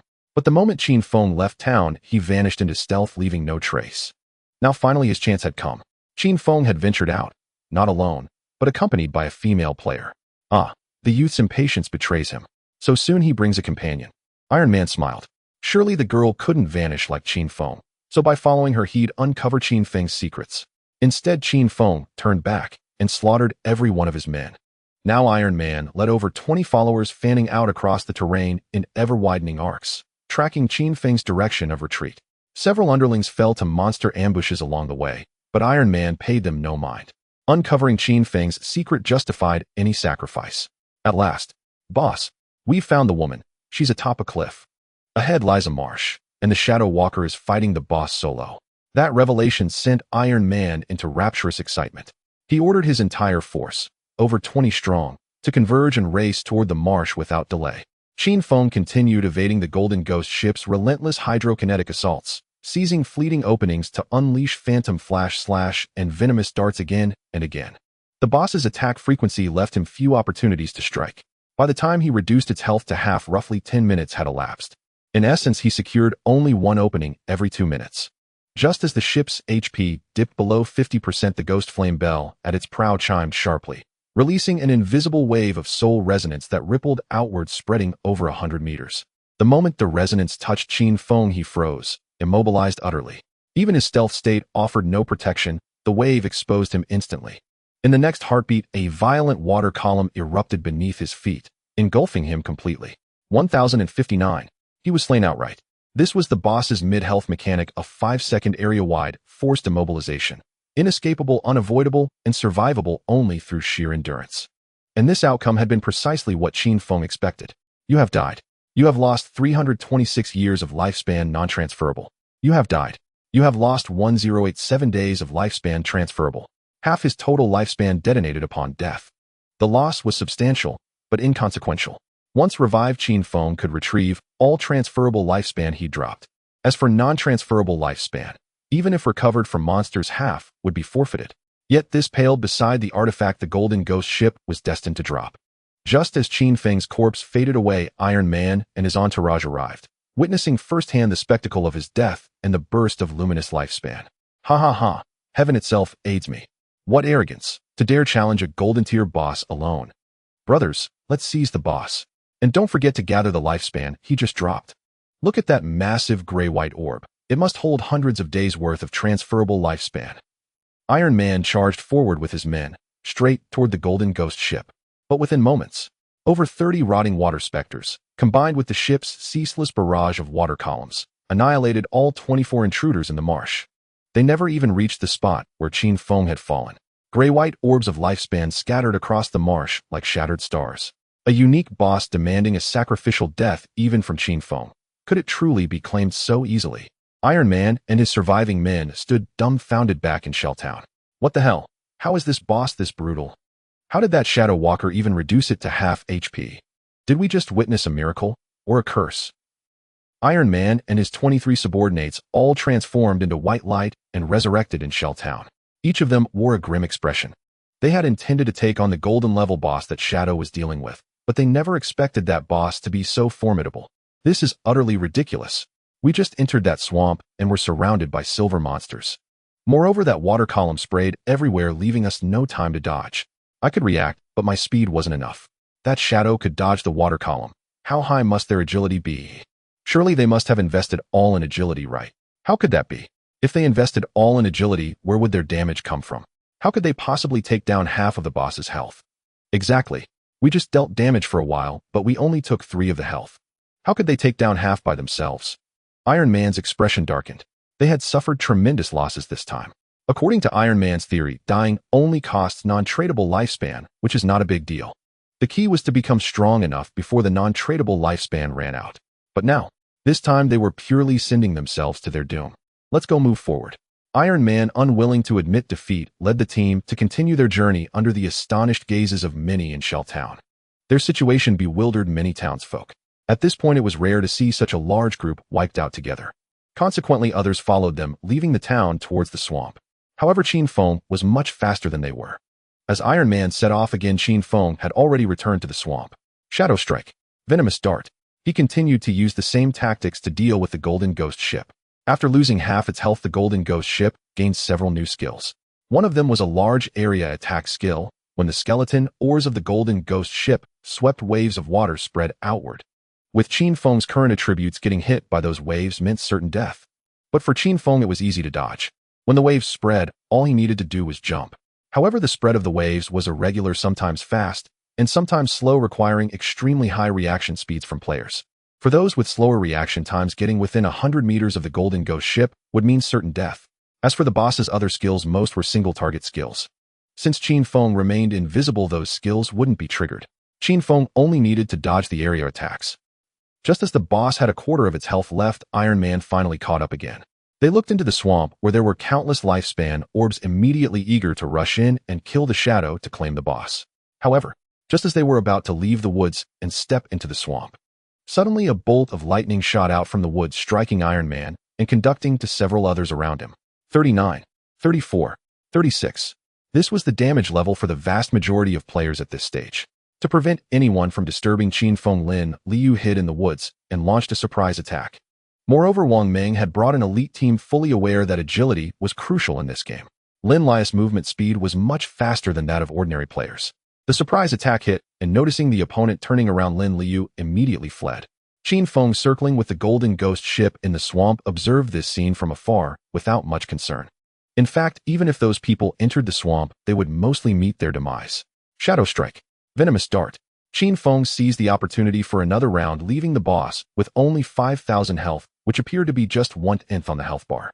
Just as another group of players following Iron Man and the others arrived at the edge of the swamp, Qin Feng executed his final Shadow Strike, passing through the Golden Ghost ship. 5 blade lights erupted in succession, slashing the boss's ship. 549, 549, 549. You have killed Golden Ghost ship, golden level. You have gained 4,800 experience points. Congratulations. You have leveled up to level 8. Congratulations. You have gained 7 evolution points. You have gained 216 days of lifespan tradable. Meanwhile, an announcement echoed in the minds of all players in the Forsaken game. Player Shadow Shell Town has achieved the first kill of the golden level boss in the entire server, gaining 3 reputation points. This announcement played 3 times in a row. It left players both domestically and internationally in a state of shock and stupor. Golden boss. First kill. What the hell is this shadow so formidable? Heavens, I can't even defeat a small monster, and he's taking down a golden level boss. Which country is Shell Town the starting town of? The one who achieved the first kill of a golden level boss must be a strong player from our great Han nation. No way. This shadow is definitely a master from our Cherry Blossom nation. Players worldwide who had ever entered the Forsaken game were stunned in this moment. Even in reality, anyone who had entered the Forsaken game also heard the server-wide announcement. For example, Wang Meng. He had just reported the situation and was heading back when he heard this announcement, looking utterly baffled. He had just said that this shadow could solo a bronze boss. Suddenly, they had single-handedly killed a golden level boss. How can the gap between people be so vast? I'm barely able to take down a bronze boss with a hidden class squad, yet this shadow single-handedly kills a golden one. Wang Meng instantly questioned his life. In the land forsaken by the gods, as countless players worldwide were shocked, Qin Feng's expression remained unchanged. After all, in his previous life, he had achieved the first kill of several bosses. Although he had done so with a team, he had triggered such server-wide announcements many times. Golden, Platinum, Emerald, and Diamond level bosses counted as first kills according to their ranks. For example, a first kill of a golden level boss is only counted once. Now that Qin Feng triggered it, If anyone else killed a golden level boss afterward, it wouldn't count as a first kill. However, if it were an epic level BOSS, they would have names and surnames, and every kill would trigger a server-wide announcement. This time, Qin Feng did not team up with Lin Liu. Therefore, the announcement only contained his name. When the final Shadow Strike was released, the golden ghost ship fell apart, scattering loot everywhere. Before Qin Feng could even pick up the loot, a group of players rushed into the swamp. Agwang, use your skills and find that guy. Take him down, and monopolize the loot from the golden boss. A tall, thin young man with very pale skin looked at the loot dropped by the boss, with shining eyes, clearly intent on stealing it. A golden level boss. In other words, the items dropped on the ground were at least silver level equipment and skill books. He even spotted golden glimmers, indicating golden level loot. Immediately after, a hunter player behind him raised his hand to summon a ghost horned eagle. The eagle flew into the sky, and waves of light blue energy rippled outwards. This energy ripple could reveal hidden players. According to these players' plan, they could find the invisible shadow and then take him down. However, when the ghost-horned eagle flapped its wings and emitted waves of light blue ripples, it failed to discover any invisible players. At present, all players can acquire only level 1 anti-invisibility skills and anti-invisibility ratings. As for Qin Feng, his shadow class profession inherently grants 1 invisibility level. Thus, these players naturally cannot detect Qin Feng. He makes no haste to collect the loot on the ground. After all, ownership protection remains active, preventing others from claiming it. Seeing them summon Spectre rock mounts, Qin Feng instantly grasped their intent. Still hoping to kill me and seize my spoils. How delusional. A cold, silent sneer flickered across his mind. He drifted like an intangible wraith just beyond their periphery. The group, some 10 individuals in total, huddled tightly together, advancing cautiously toward the shattered corpse of the golden ghost ship. They assumed Qin Feng had already fled. Otherwise, there would be no explanation for why their Spectre rocks failed to locate him. Clever of him. The tall, slender youth smirked coldly and raised a hand. But stay vigilant. Be ready to fight at any moment. Ownership protection on boss loot lasts 5 minutes. After that, all spoils become ours. Spectre rocks circled above them, emitting waves of anti-invisibility energy, a sight that lent them profound reassurance. Yet, suddenly a figure flashed across their field of vision, gone in an instant. In its wake burst a blinding storm of blade light, erupting simultaneously across all 10 of them. They saw only cascading damage numbers blooming around themselves. Then darkness swallowed them whole. Shadow step slash. Had they scattered, slaying them would have posed greater difficulty. But gathered as they were, Qin Feng bore no obligation to spare them. Annihilation. Blades flashed once more. Beside the disintegrating corpse of the golden ghost ship, 12 ashen white lifespan orbs materialized at once. The entire marsh fell utterly silent. By the way, where on earth did Lin Liu vanish to? Qin Feng scanned the marsh's perimeter, no figures in sight. Rather than immediately using Greed's hand on the golden ghost ship's corpse, he first opened his skill panel. I previously had 6 evolution points. This boss granted 7. Exactly 13 in total. Evolve Greed's hand. Greed's hand Diamond Epic Assassin class skill. Grants 200-300 chance to obtain an additional loot reward. Additional loot obtained has a 100 chance to be upgraded by 1 rarity tier. Epic tier Greed's hand. A true qualitative leap. A guaranteed upgrade by 1 tier. Is this truly invincible? Qin Feng's breath quickened. Even after 9 grueling years navigating the treacherous world of divine abandonment, he had never encountered a skill so astonishingly potent. No further hesitation. Loot the corpse. You have used the skill Greed's hand. You have gained 7 evolution points. N. You have gained 7 evolution points. And you have gained 7 evolution points. And you have gained 216 days of tradable lifespan. N. You have gained 216 days of tradable lifespan. And you have gained 216 days of tradable lifespan. N. A cascade of system notifications surged forth, sending Qin Feng's pulse racing. All at once, 21 evolution points. 648 days of lifespan. Qin Feng collected every tradable lifespan dropped by those slain within the marsh, including his own 1,000+ days. He then checked his total tradable lifespan, 3115 days. Another 21 evolution points acquired. Time to evolve Greed's hand again. Qin Feng opened his skill panel. Yet just as he prepared to initiate evolution, a system prompt appeared. Skill Greed's hand has reached epic tier. Further evolution requires 10-fold evolution points. Consume 2 10 evolution points to evolve this skill. Qin Feng selected no. Where could he possibly gather 210 evolution points? Evolving from epic to legendary demands 10 times the cost. Then what lies beyond that will surely demand even more? Qin Feng sighed. Fortunately, his rate of acquiring evolution points had accelerated dramatically. With Epic Tier Greed's hand, a single Golden Tier boss now yielded 28 evolution points. Given that I'll prioritize evolving other skills first. Qin Feng shook his head and paused momentarily. Instead, he gathered every item looted from the Golden Ghost ship and examined each one closely. Foremost among them was the unique artifact he'd sought. Ghost Firebell unique artifact when carried death incurs no lifespan loss. Cooldown 1815-65 seconds. Soul Siphon passive lifespan dropped by slain monsters increases by 20. Phantom Shock active shake the Ghost Firebell to immobilize all enemies within a 100-meter radius for 3 seconds. Cooldown 521 seconds. This unique artifact was legendary. Even after millennia of play in Divine Abandonment, few ever secured one. Its most critical effect was unquestionably Soul Siphon. Lifespan dropped by monsters increased by 20. In Divine Abandonment, tradable lifespan held paramount importance, not only for extracting abilities into reality, but also for countless mid to late game applications. Put simply, the greater one's tradable lifespan, the stronger one inevitably became. Moreover, the Ghost Firebell is not equipment. It is merely an artifact. It occupies no gear slot, only a single inventory slot, making it exceptionally convenient to use. With the Ghost Firebell, its bearer gained one chance every half hour to die without losing lifespan. For Qin Feng, this significantly increased his margin for error. Though he could maintain perpetual invisibility, his physical resilience remained perilously fragile. Yet one detail thrilled him most of all. Even slaying the Golden Ghost ship does not guarantee the Ghost Firebell's drop. Statistically, its drop rate hovers near 30%. Yet this time, base drop plus 3 additional drops from Greed's hand, I received 2 Ghost Firebells. In his previous life, no player had ever obtained 2 Ghost Firebells. Thus, Qin Feng had no idea whether their effects could stack. He reviewed his detailed attributes, locating the enemy kill lifespan bonus entry, which boldly displayed 40. Damn, absolutely insane. Qin Feng stood stunned. So the effects could stack. Both Ghost Firebells combined to boost his tradable lifespan gain by 40%.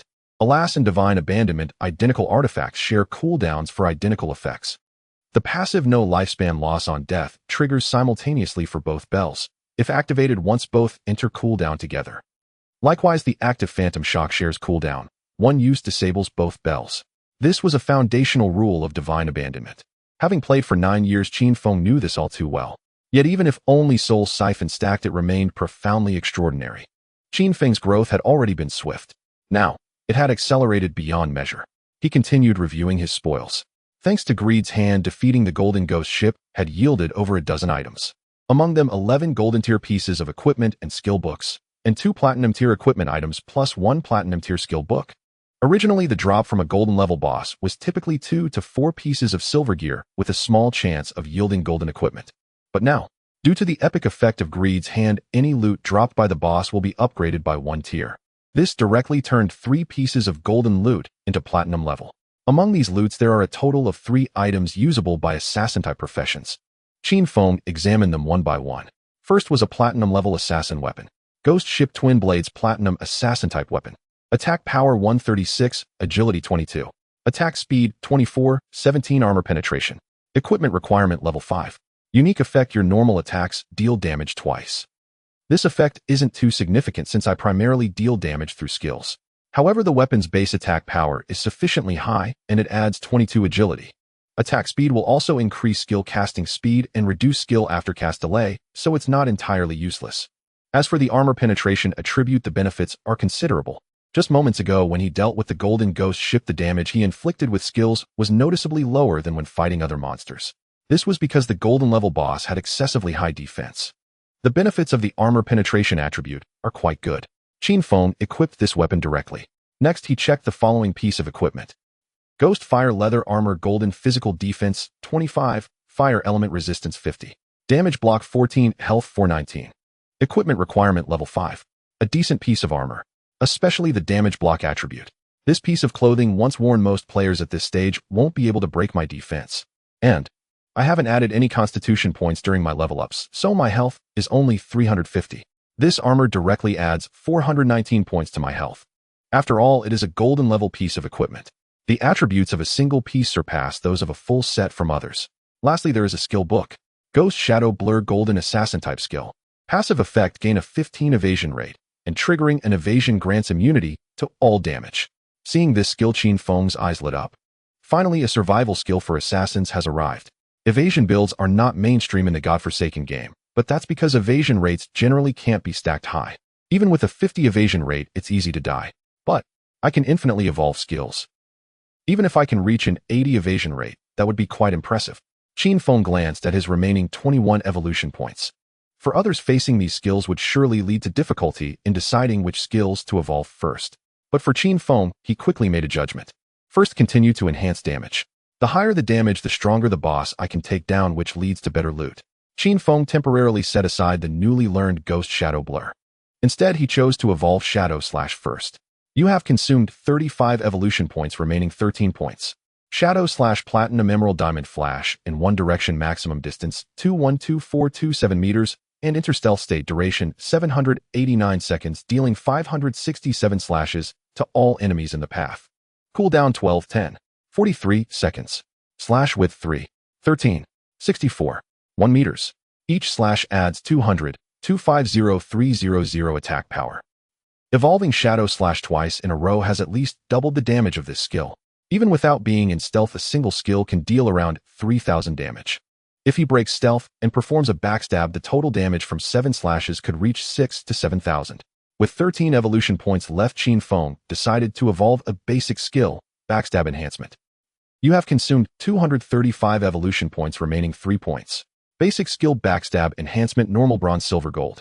Passive effect deals 15202530 more damage when attacking from behind the target. This is a stable damage increase, and the higher the better. Having organized these items, Qin Feng's combat power was further enhanced. If he were to face the Golden Ghost ship again, he could easily resolve it in under 5 minutes, and most likely without dying. After all, his agility had increased by 20 to 30 points, significantly enhancing his speed, allowing him to dodge the ghost ship's full-screen attack. Next, Qin Feng looked into his backpack. He had 1 platinum piece of equipment and 1 platinum-level skill book. The equipment was for archers and the skill book was for priests.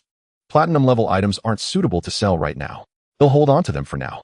Qin Feng wasn't worried about exposing the effects of Greed's Hand. After all, as long as he was strong enough, what was there to fear about exposure? The key reason was that no one could afford platinum-level items at this stage. This level of equipment could at least sell for 5 to 6 years of lifespan, and skill books could be even pricier, lasting 10 years or more. Besides the platinum-level items, there are also 7 or 8 pieces of golden-level gear and skill books that can be sold to Wang Meng's team. Qin Feng pondered. 1 mage skill book and 1 magic ring intended for Lin Liu. Previously agreed upon giving her items is only fair.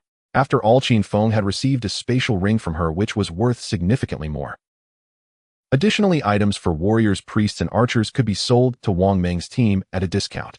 They may not be able to afford it right now, but Qin Feng believed in Wang Meng's character. It was fine to owe him for now. After all, Qin Feng had collaborated with him for several years in his past life and knew that Wang Meng was trustworthy. Roughly calculated, these items combined would be worth several thousand days of lifespan. After organizing the items, Qin Feng left the swamp and opened Lin Liu's private chat channel. Little Black, where are you?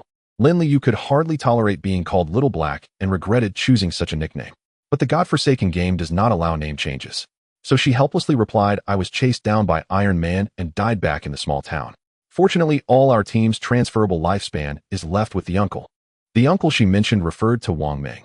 Wang Meng's survival ability was strong, so entrusting lifespan to him was relatively safe, helping to avoid the loss of half upon death. Alright, wait for me to come back, and I'll give you the items. Qin Feng entered stealth mode and headed back toward Shell Town. Before long, he spotted Iron Man leading over 20 people rushing toward the swamp. Seeing these players, Qin Feng treated them like a pack of wild monsters and directly went in for the kill.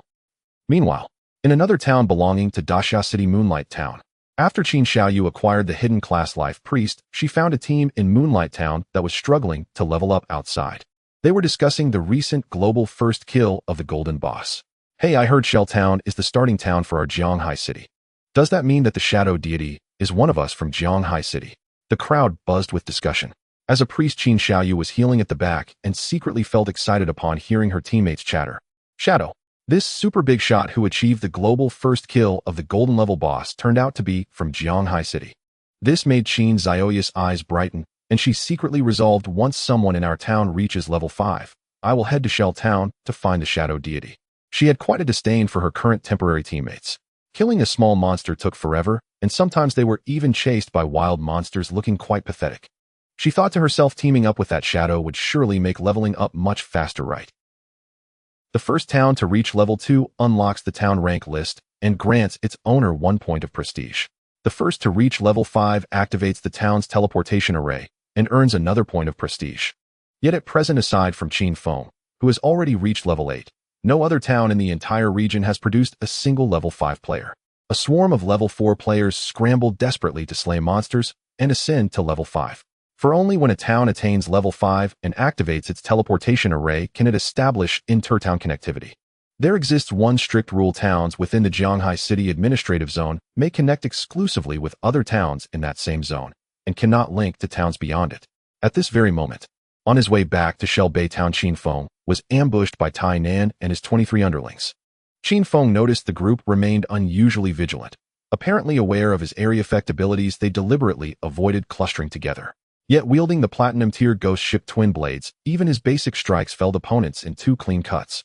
He positioned himself at the optimal angle, then unleashed a shadow flash slash. 1225, 1219, 1231. Like a streak of midnight, he pierced through their formation, leaving over a dozen damage numbers shimmering in his wake. That single shadow flash slash instantly annihilated more than 10 of them. Then, without even bothering to vanish, Qin Feng brandished his ghost ship twin blades and became a phantom-like assassin, blurring forward at blinding speed to hunt down the remaining dozen. Tai Nan and his men froze in sheer terror. Quick, take him down. He's just one man trying to fight all of us. What is he thinking? Watch out. He'll turn invisible. As they watched the shadow materialize before them, they launched frantic counterattacks. But those counterattacks swiftly plunged them into despair. The divine abandonment game imposes no attack lock mechanics. Qin Feng's agility far surpassed theirs. Whenever he spotted an incoming crowd control skill, he evaded it flawlessly. As for the blows that did land upon him, each dealt only single-digit damage. Many could not even pierce his defenses. Qin Feng outranked them in level, outshone them in gear, and especially with his golden-tier Ghostfire leather armor, he possessed overwhelming, crushing superiority. He slaughtered Tai Nan and his men so ruthlessly they screamed for their mothers. Damn it, stay back. Stay away. He's too fast. We can't hit him. How are we supposed to play this? Brother. Master. Spare me. I've less than a year left to live. Oh. Qin Feng felt no mercy whatsoever. I'd originally intended to claim the boss myself. If I'd been wiped out by it, I wouldn't have cared about you at all. But now that you've interfered again, do you truly expect me to spare you? Qin Feng's figure flickered like a wraith through the shadow-draped forest, until at last he had slain all 22, including Tai Nan himself. As the survivors scattered in panic, 2 managed to escape. Not because Qin Feng failed to pursue, but because they fled in separate directions, and those 2 were already too distant for pursuit to be worth his time. Pity, the total lifespan dropped by these corpses amounts to barely 30 days. Truly impoverished. Qin Feng shook his head. Amidst the slaughter, a system notification flashed across his vision. Due to excessive voluntary killings, he had incurred the Slayer debuff at Tier 1. At Tier 1, a death causes loss of 75 of current lifespan. At Tier 2, the penalty escalates to 87.5. In essence, each Slayer tier doubles the lethality of death. Yet Qin Feng wore the Ghostfire bell. Even if he fell once by accident, he would forfeit not a single day of lifespan. Thus Qin Feng dismissed the Slayer debuff entirely. After all, the debuff neither diminished his attributes nor hindered his progression. As long as he avoided consecutive deaths, it held no consequence whatsoever. Soon Qin Feng returned to Shelbei Town. His Ghostfire leather armor, a sleek black base etched with sinuous crimson flame motifs, radiated both elegance and lethal intent. The moment he stepped into town, every eye turned toward him. It's Shadow. Holy, what an incredible armor. Is that golden tier? I'm envious. He soloed a golden tier boss. Umph. I suspect he exploited a glitch to clear it alone. Laughable. Why don't you go find that same glitch yourself? Amid a sea of envious, admiring, and resentful gazes, Qin Feng strode into the town's central plaza, when suddenly a group approached him with profound deference. Leading them stood a tall, pale-skinned young man.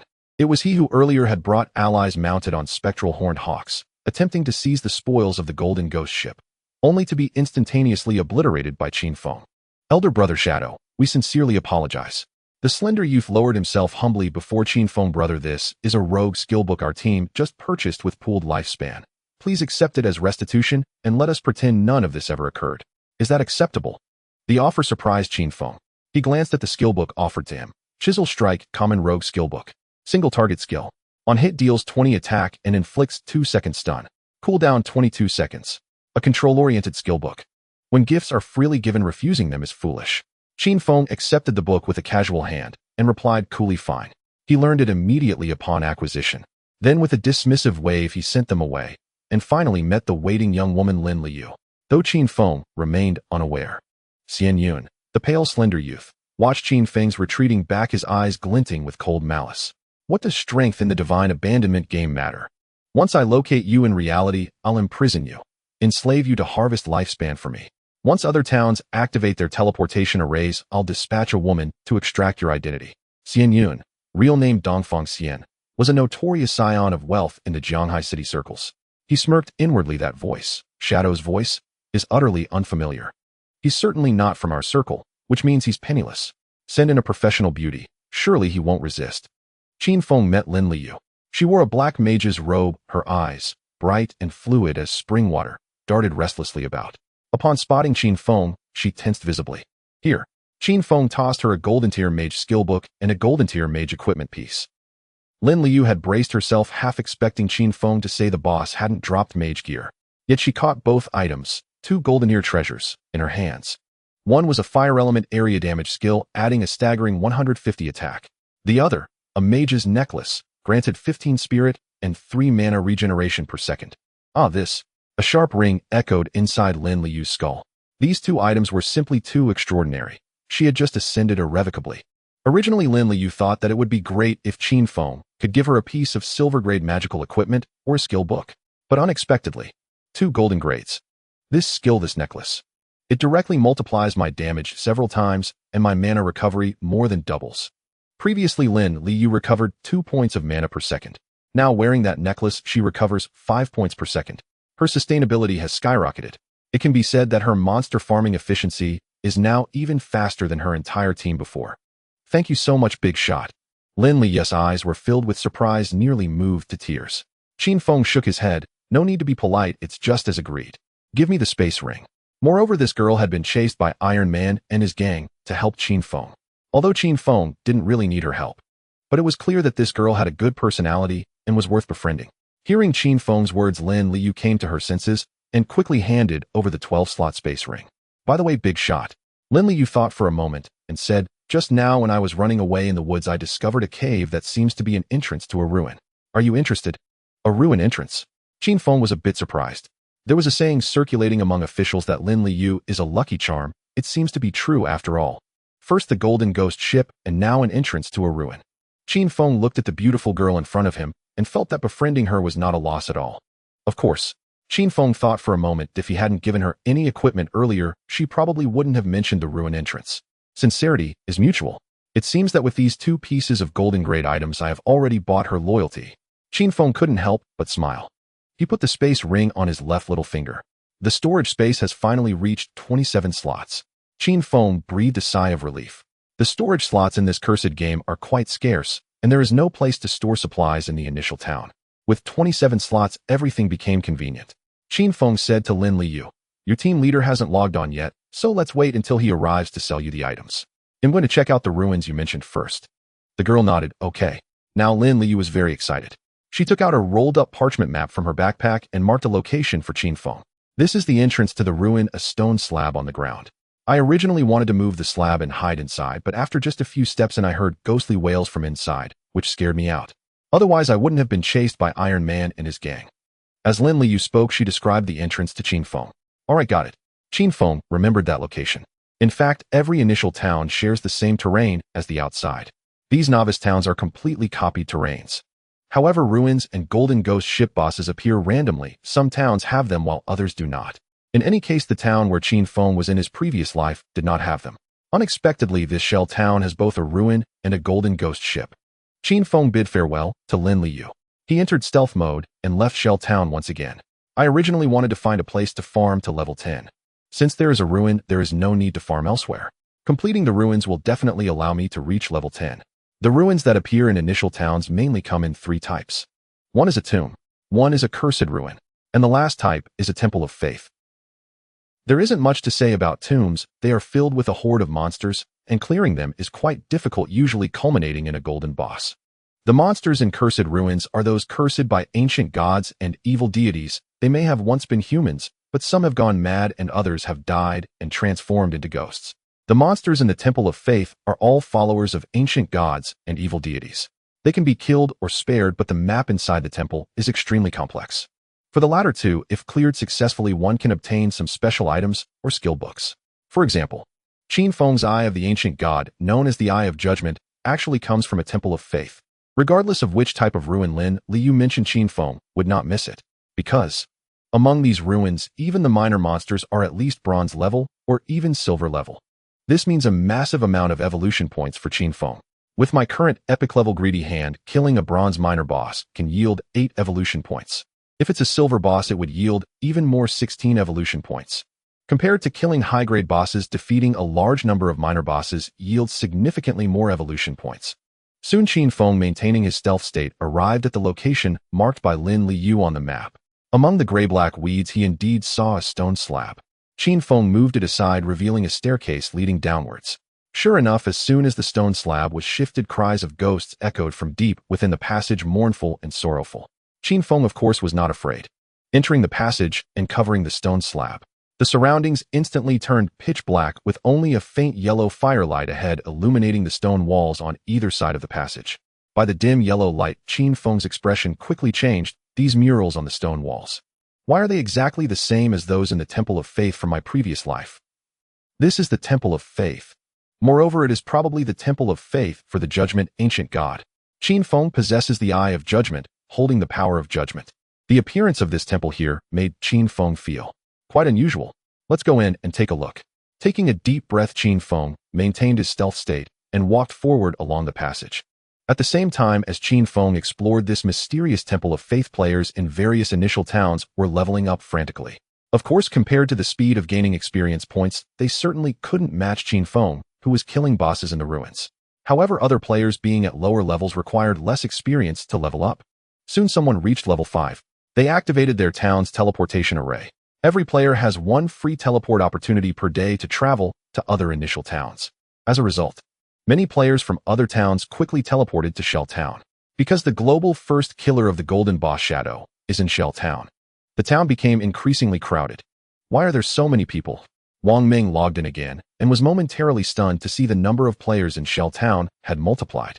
After entering the Forsaken game for the first time, one needs to reach level 3 to leave, which is akin to logging out.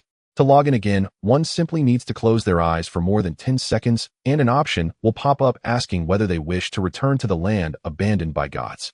Wang Ming, originally at level 3, was ranked in the top 10 in Shell Town, but now he had been pushed down to over 20. I need to hurry up. Wang Ming quickly sent a private message to his teammates Haibulan Dali Z and others. It turned out that 2 members of their team had not logged in yet. One of them was the middle-aged female priest. We need to recruit another priest. Wang Ming gathered the other 3 first. Upon seeing Lin Liu, he was taken aback because he noticed that she was wearing a faintly glowing golden necklace around her neck. Wang Ming and the other 2 were stunned. What is that? Lin Liu smiled and recounted what had happened with Shadow. She concluded, it seems that Shadow has equipment skills for your professions. They'll contact him later to see if he can sell us the items at a discount.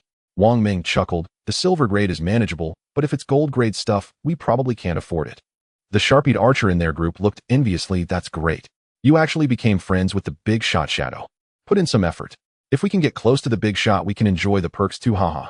Lin Liu shot him a disdainful glance. Look at you relying on someone else's success, huh? Have you considered your own efforts? Do you usually grind monsters to level up? The sharp-eyed archer rolled his eyes, too lazy to respond. Although the 4 had met in the Forsaken game, their relationship was already quite good. Moreover, Wang Ming had checked their real-life situations upon returning, so he had some understanding of them. With their backgrounds cleared, they could settle down. Then Wang Ming said, we need to find a priest to grind monsters together. Let's start with 5 people. I have a colleague in the nearby town. Once someone there reaches level 5, she will teleport over to join our team. Lin Liu found it strange. What about Wang Jia? Wang Jia was the middle-aged female priest from their previous team. Wang Ming shook his head, saying, Wang Jia is going to another town to find her son. So I said we are out of priests. They were not like Qin Feng, who could solo. Teaming up to grind required both a tank and a healer. Thus Wang Ming began setting up a stall. However, he wasn't selling anything, but wrote looking for team members, must be a priest. Such recruitment stalls were common, but since Lin Liu stood behind Wang Ming, her faintly golden necklace immediately attracted considerable attention. Golden grade equipment. Many were skeptical. But just based on Lin Li's appearance, some young priests quickly came over to sign up. However, upon hearing that they had to provide their real identities and that there would be official record-keeping afterward, they all began to back off. Just then a long-haired girl walked over. It was Qin Xiaoyou, who had already reached level 3 as a life priest. Qin Xiaoyou expressed herself politely. I am a hidden profession life priest. May I join your team? Wang Ming glanced at her, his expression unchanged. A life priest was a hidden profession, which sounded promising. But he was looking for someone who could stick around for the long term, so he needed to confirm her real identity. Qin Xiaoyou did not object and straightforwardly revealed her identity. I am a freshman at Zhanghai Normal University. My parents have passed away, and I only have an older brother. He was adopted by my parents, so he is not my biological brother. Qin Xiaoyou emphasized this. Wang Ming nodded. Qin Xiaoyou. All right, then it's you. Let's try you out in the team. Xiaoyu joined the team. Actually, Qin Xiaoyou originally wanted to use Xiaoyu as her code name. However, she logged in later, so that name was already taken. Not wanting to add a number, she simply added you to it. After joining the team, a smile appeared on the corner of Qin Xiaoyou's mouth. She casually stole a glance at Lin Li's golden necklace. The global first kill of the golden grade boss was achieved in Shell Town by Shadow. Thus, this necklace was likely related to Shadow. Such a development was certainly unexpected for Qin Feng. In this life, he had risen too quickly. The first kill of the golden grade boss had made his alias Shadow known worldwide. His fame had reached a level that even Qin Xiaoyou found appealing. At this moment, Qin Feng was in the Temple of Faith, walking steadily down the corridor until he soon arrived at a spacious hall. There was nothing in the hall. Only two humanoid demons bowing and kneeling on the ground with their hands raised above their heads, as if holding something aloft.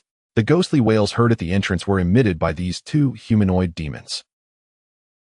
Ancient Gods devout followers, the judged, LV10 rank silver. Qin Feng maintained his invisible state as he entered the hall. Seeing the two kneeling followers, he immediately unleashed Shadow Slash. Breaking invisibility. Backstab. Besides the weak point attack, all applicable damage bonuses triggered. Yet weak point attacks were challenging. The judgment position for Shadow Slash is random, making it difficult to trigger a weak point attack. This is not something skill can compensate for, but instead this skill has high base additional damage. 1058. 1058. 7 damage numbers popped up above the heads of the two devout followers. However, their health bars only dropped by a small half.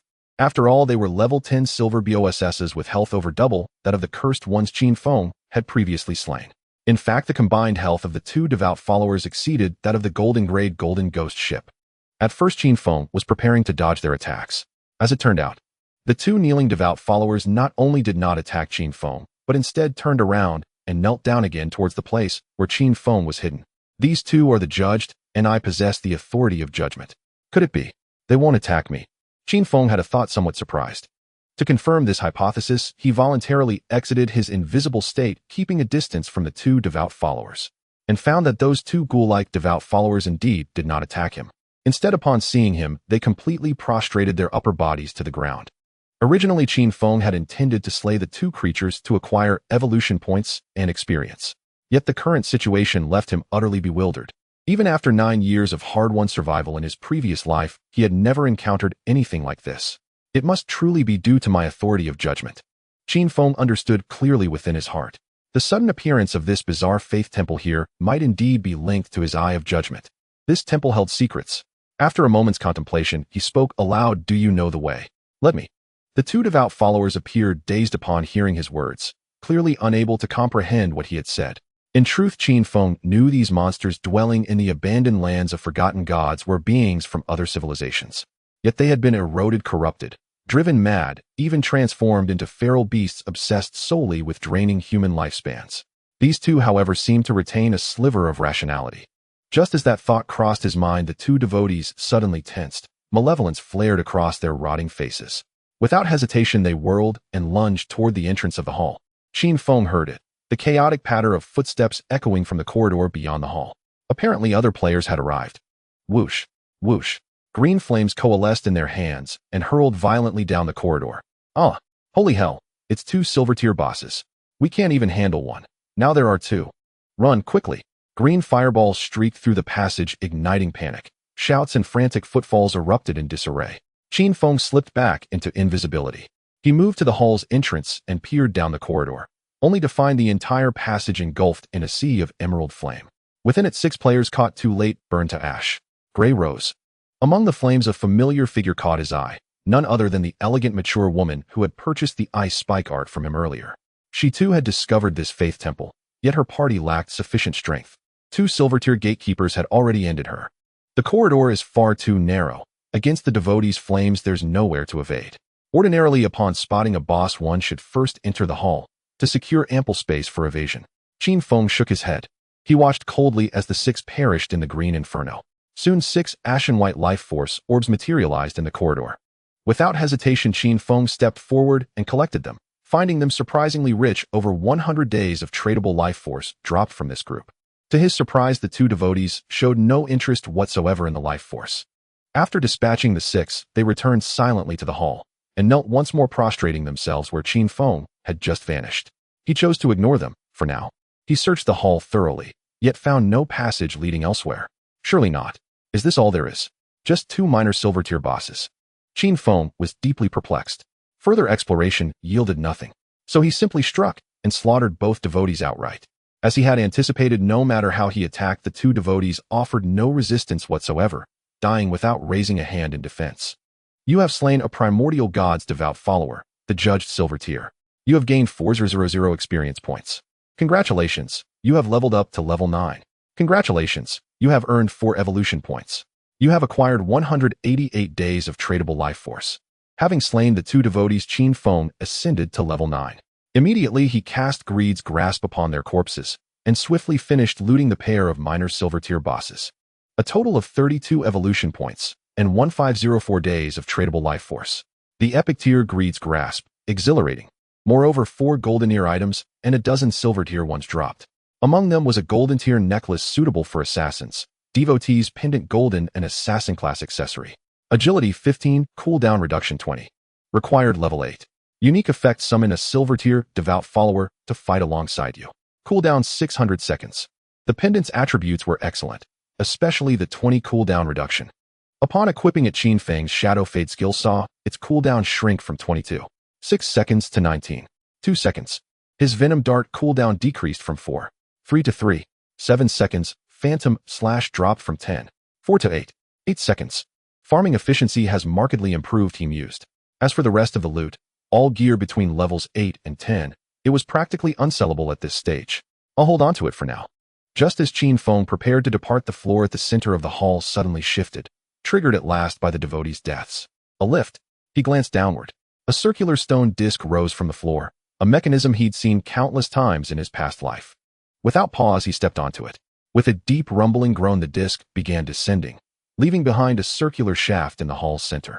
Once Qin Feng disappeared below, 2 semicircular stone slabs slid horizontally from either side, sealing the shaft completely. All returned to stillness, as though the stone lift had never existed. Any later arrivals would find only the corpses of the 2 devotees, and nothing more. Then boom. A thunderous impact echoed as the disc settled onto solid ground. Dust and gravel cascaded around Qin Feng. He estimated the descent had carried him at least 300 or 400 meters. Strangely, the surroundings grew brighter here. Faint amber torches flickered along the stone walls at regular intervals. So, it truly is a labyrinth, Qin Feng sighed, glancing around. He had explored countless such mazes in his past life, mastering their logic, their rhythms. Yet thorough exploration would still demand considerable time. Most critically, this maze bristled with deadly traps. With Qin Feng's current stats, triggering even one would likely mean certain death. Fortunately, I just acquired this. He touched the devotee's pendant at his chest and activated its unique effect, summoning a silver tier devout follower. A gray-skinned humanoid fiend coalesced before him, kneeling low in submission. Scout ahead. Obeying his command, the devotee crawled forward on all fours, beginning its silent, methodical exploration of the subterranean maze. With a subordinate paving the way, Qin Feng could proceed far more easily. In the lull, he opened his skill interface, ready to invest his newly acquired 32 evolution points into further skill evolution. 32 evolution points plus 3 remaining from before, totaling 35. The greedy hand requires 210 points for its next evolution. Best to hold off for now. This faith temple may be perilous. Let's prioritize evolving passive evasion instead. To maximize survivability, Qin Feng chose to evolve Phantom Blur. You have spent 1 plus 2 plus 3 plus 5 evolution points, leaving 24 remaining. Phantom Blur Golden Tier Epic Tier Assassin Class Skill. Passively grants evasion chance increased from 15% to 75%, successful evasion renders the user immune to all damage. Upon reaching Epic Tier, subsequent evolution requires 10 times the previous point cost. Originally, only 8 points were needed, but since this is an upgrade from Epic to Legendary, it now demands 80 points.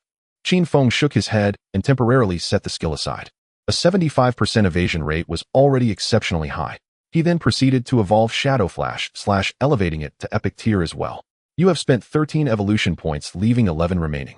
Shadow Flash / Diamond Tier Epic Tier dash in a straight line up to 27 meters, extended to 30 meters, and enter stealth for 9 seconds, extended to 12 seconds, dealing 7, increased to 9, slashes to all enemies along the path. Cooldown 12 seconds reduced to 8.8 seconds. Slash width 4.1 meters, expanded to 5 meters.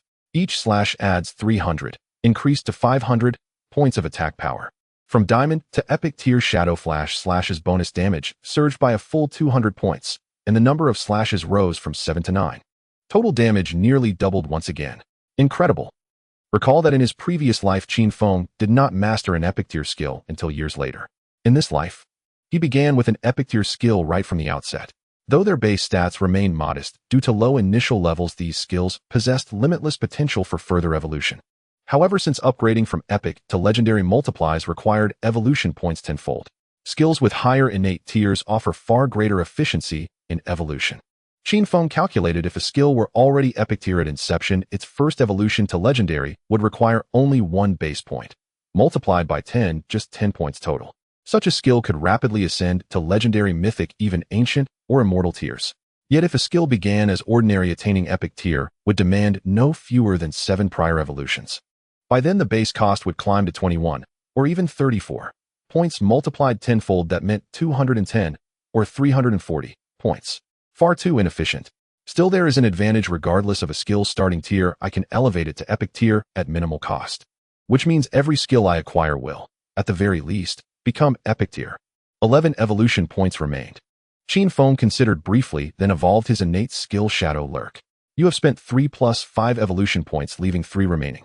Innate skill Shadow Lurk, Silver, Golden, Platinum, enter stealth for 16, extended to 20, then 24 seconds. Attack power of the opening strike increases from 90 to 120 to 150. Cooldown reduced from 26 to 24 to 22 seconds. Final base cooldown 22 seconds. However, owing to Qin Feng's 35% cooldown reduction, attribute the effective cooldown settled at 16.3 seconds. This stealth skill still has far too long a cooldown, and the opening strike damage remains underwhelming. I'll need to replace it eventually. Having exhausted all evolution points, Qin Feng redirected his focus to the labyrinth before him. A devout follower crawling low to the ground advanced swiftly, until rounding a corner a massive iron sphere erupted from the wall beside it and hurled the follower violently aside. 6,666. 99,999. The first damage came from direct impact with the iron sphere, the second from being flung against the wall. The devout follower flattened instantly, a grisly sight. Qin Feng halted his advance. He waited in place for the devout follower's summoning ability to recharge.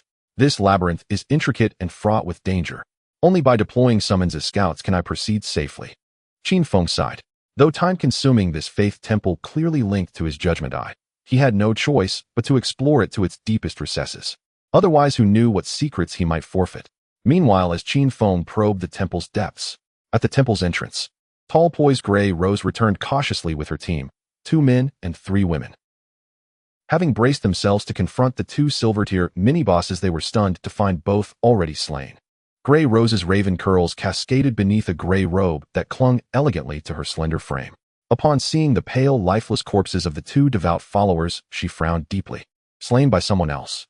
At this stage, only the legendary Shadow Lord could dispatch 2 silver-tier bosses so swiftly. Surely, the Shadow Lord has arrived here. Her teammates behind her stared in utter disbelief. Gazing upon the ashen remains of the devout followers, they exchanged relieved murmurs, though prepared none wished to face defeat and death once more. Only Gray Rose stood apart, her expression clouded with quiet doubt. Last time I passed through, I thought I saw a shadow conversing with the silver-tier bosses. Was that the Shadow Lord? Or did I misperceive? On her previous attempt, Gray Rose had nearly crossed the threshold into the main hall.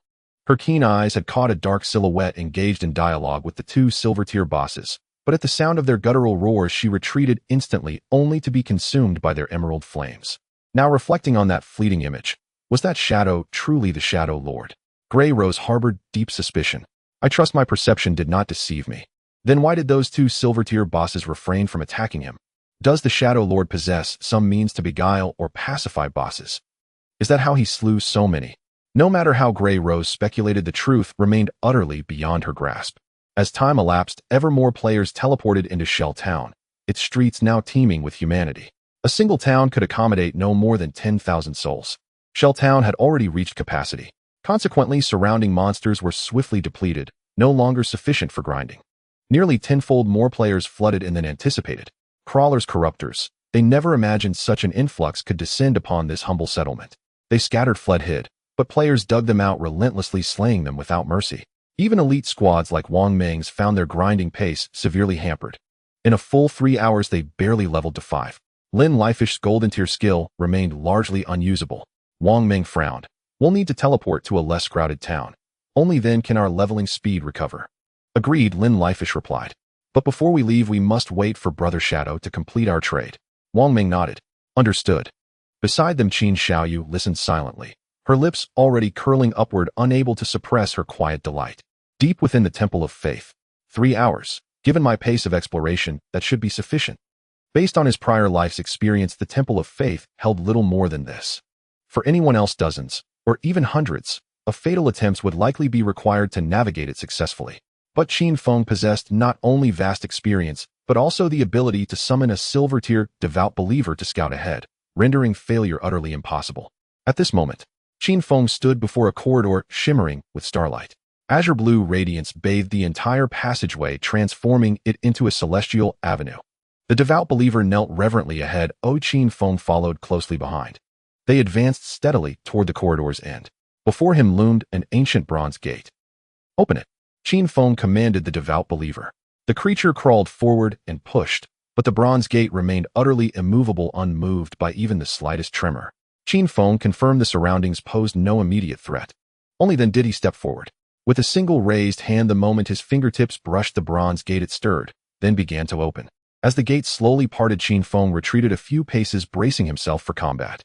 Yet what emerged before him was not a foe, but a grand starlit hall. At the hall's center stood a ceremonial altar. Beside the altar stood a woman robed in white, her face concealed beneath a flowing white veil. Her hands were crossed over her chest, and she bowed slightly, offering reverence toward the starlit altar. The instant the bronze gate opened, Qin Feng did not enter immediately. Instead, he observed the white-robed woman. Yet astonishingly, no information about her appeared. Not a name, not a level, not even a title. As Qin Feng appeared at the hall's threshold, the white-robed woman turned slowly. Beneath her flowing robes, a lithe, alluring figure gradually lowered itself, kneeling upon one knee before him. She kept her head bowed, whispering softly as starlight flickered in her palms. In the next breath, her entire form dissolved, shattering into shimmering stardust and vanishing entirely. She vanished. Qin Feng frowned. Almost instantly he noticed it. A weathered ancient chest now rested atop the altar, glowing with a brilliant radiant gold. A standard golden chest emits a pale gold hue. This one blazes with luminous gold, signifying an epic tier artifact within. Qin Feng's eyes gleamed with excitement. He had no idea who the mysterious woman was, but strongly suspected her presence was linked to his judgment eye. Moreover, her demeanor had been unmistakably reverent toward him. Regardless, I must proceed with caution. Qin Feng remained motionless, wary, and deliberate.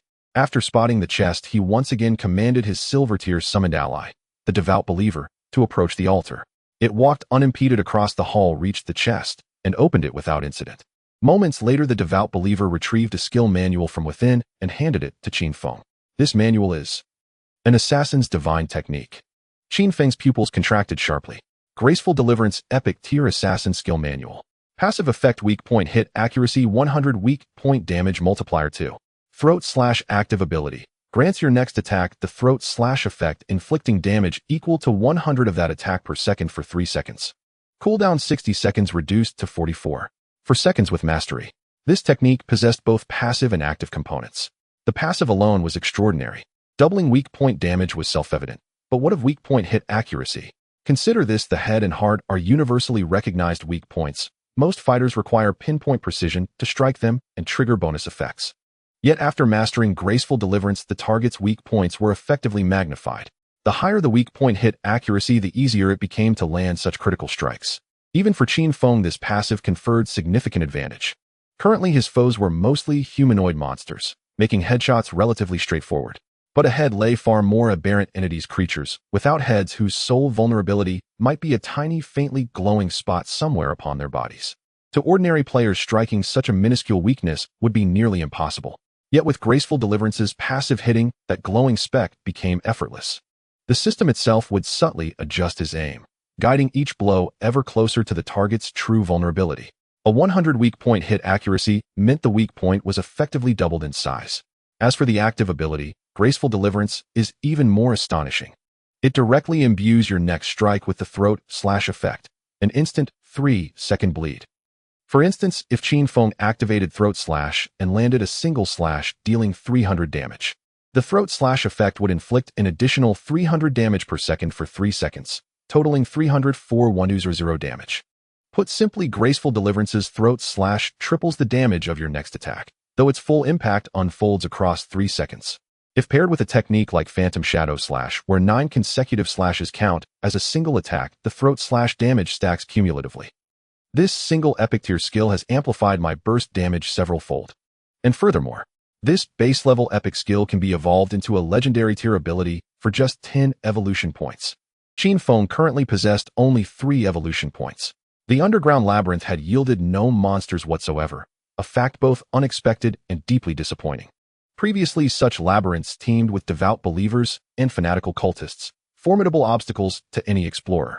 As for why this temple of faith stood so eerily empty, Qin Feng had no answer. Likely tied to my judgment eye. Qin Feng shook his head, dismissing further speculation. Overthinking such mysteries served no purpose. Should he encounter that enigmatic white-robed woman again, he would certainly attempt communication. This time he'd missed his chance, but that was of no consequence.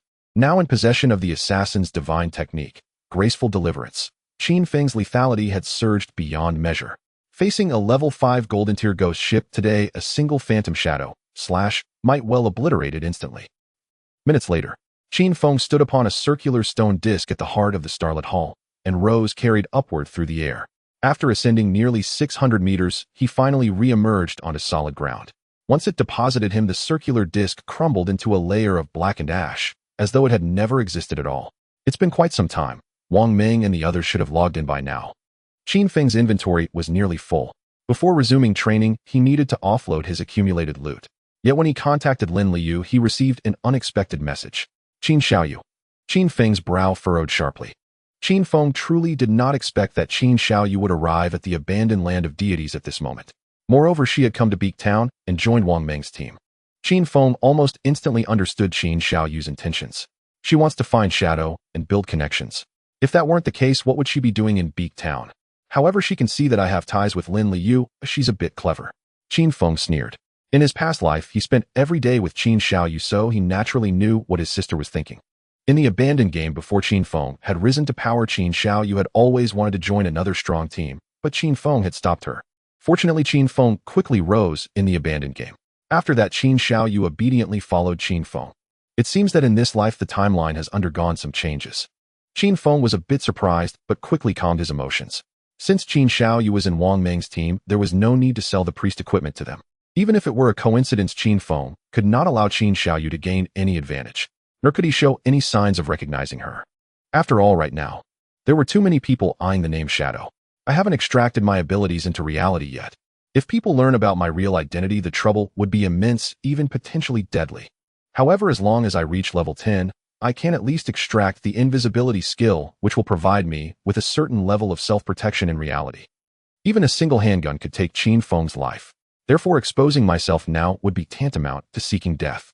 But Qin Feng was not far from level 10. As soon he would be able to extract extraordinary abilities and descend into reality. More than 10 minutes later, Qin Feng returned to Beak Town. After exploring the Temple of Faith, the time in the Great Xia was already afternoon. In Zhanghai City alone, there were hundreds of initial towns activated. In other words, tens of thousands of people had entered the abandoned game. However, Qin Feng never expected there would be so many people in Beak Town. As far as the eye could see, it was a sea of people densely packed.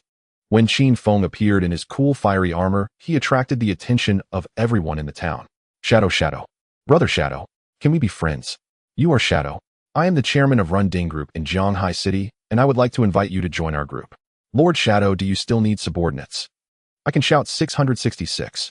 Big boss, this is my sister. She's your diehard fan. She just wants to get to know you. Qin Feng swiftly executed a shadow slash covering 30 meters in an instant and entered an undetectable invisibility state. He first shook off those who had gathered to find him. Then he arranged to meet Lin Liu in a relatively hidden location before heading there. Wang Ming and Lin Liu's team were waiting behind a dilapidated house for Qin Feng. Behind them was Qin Xiaoyou.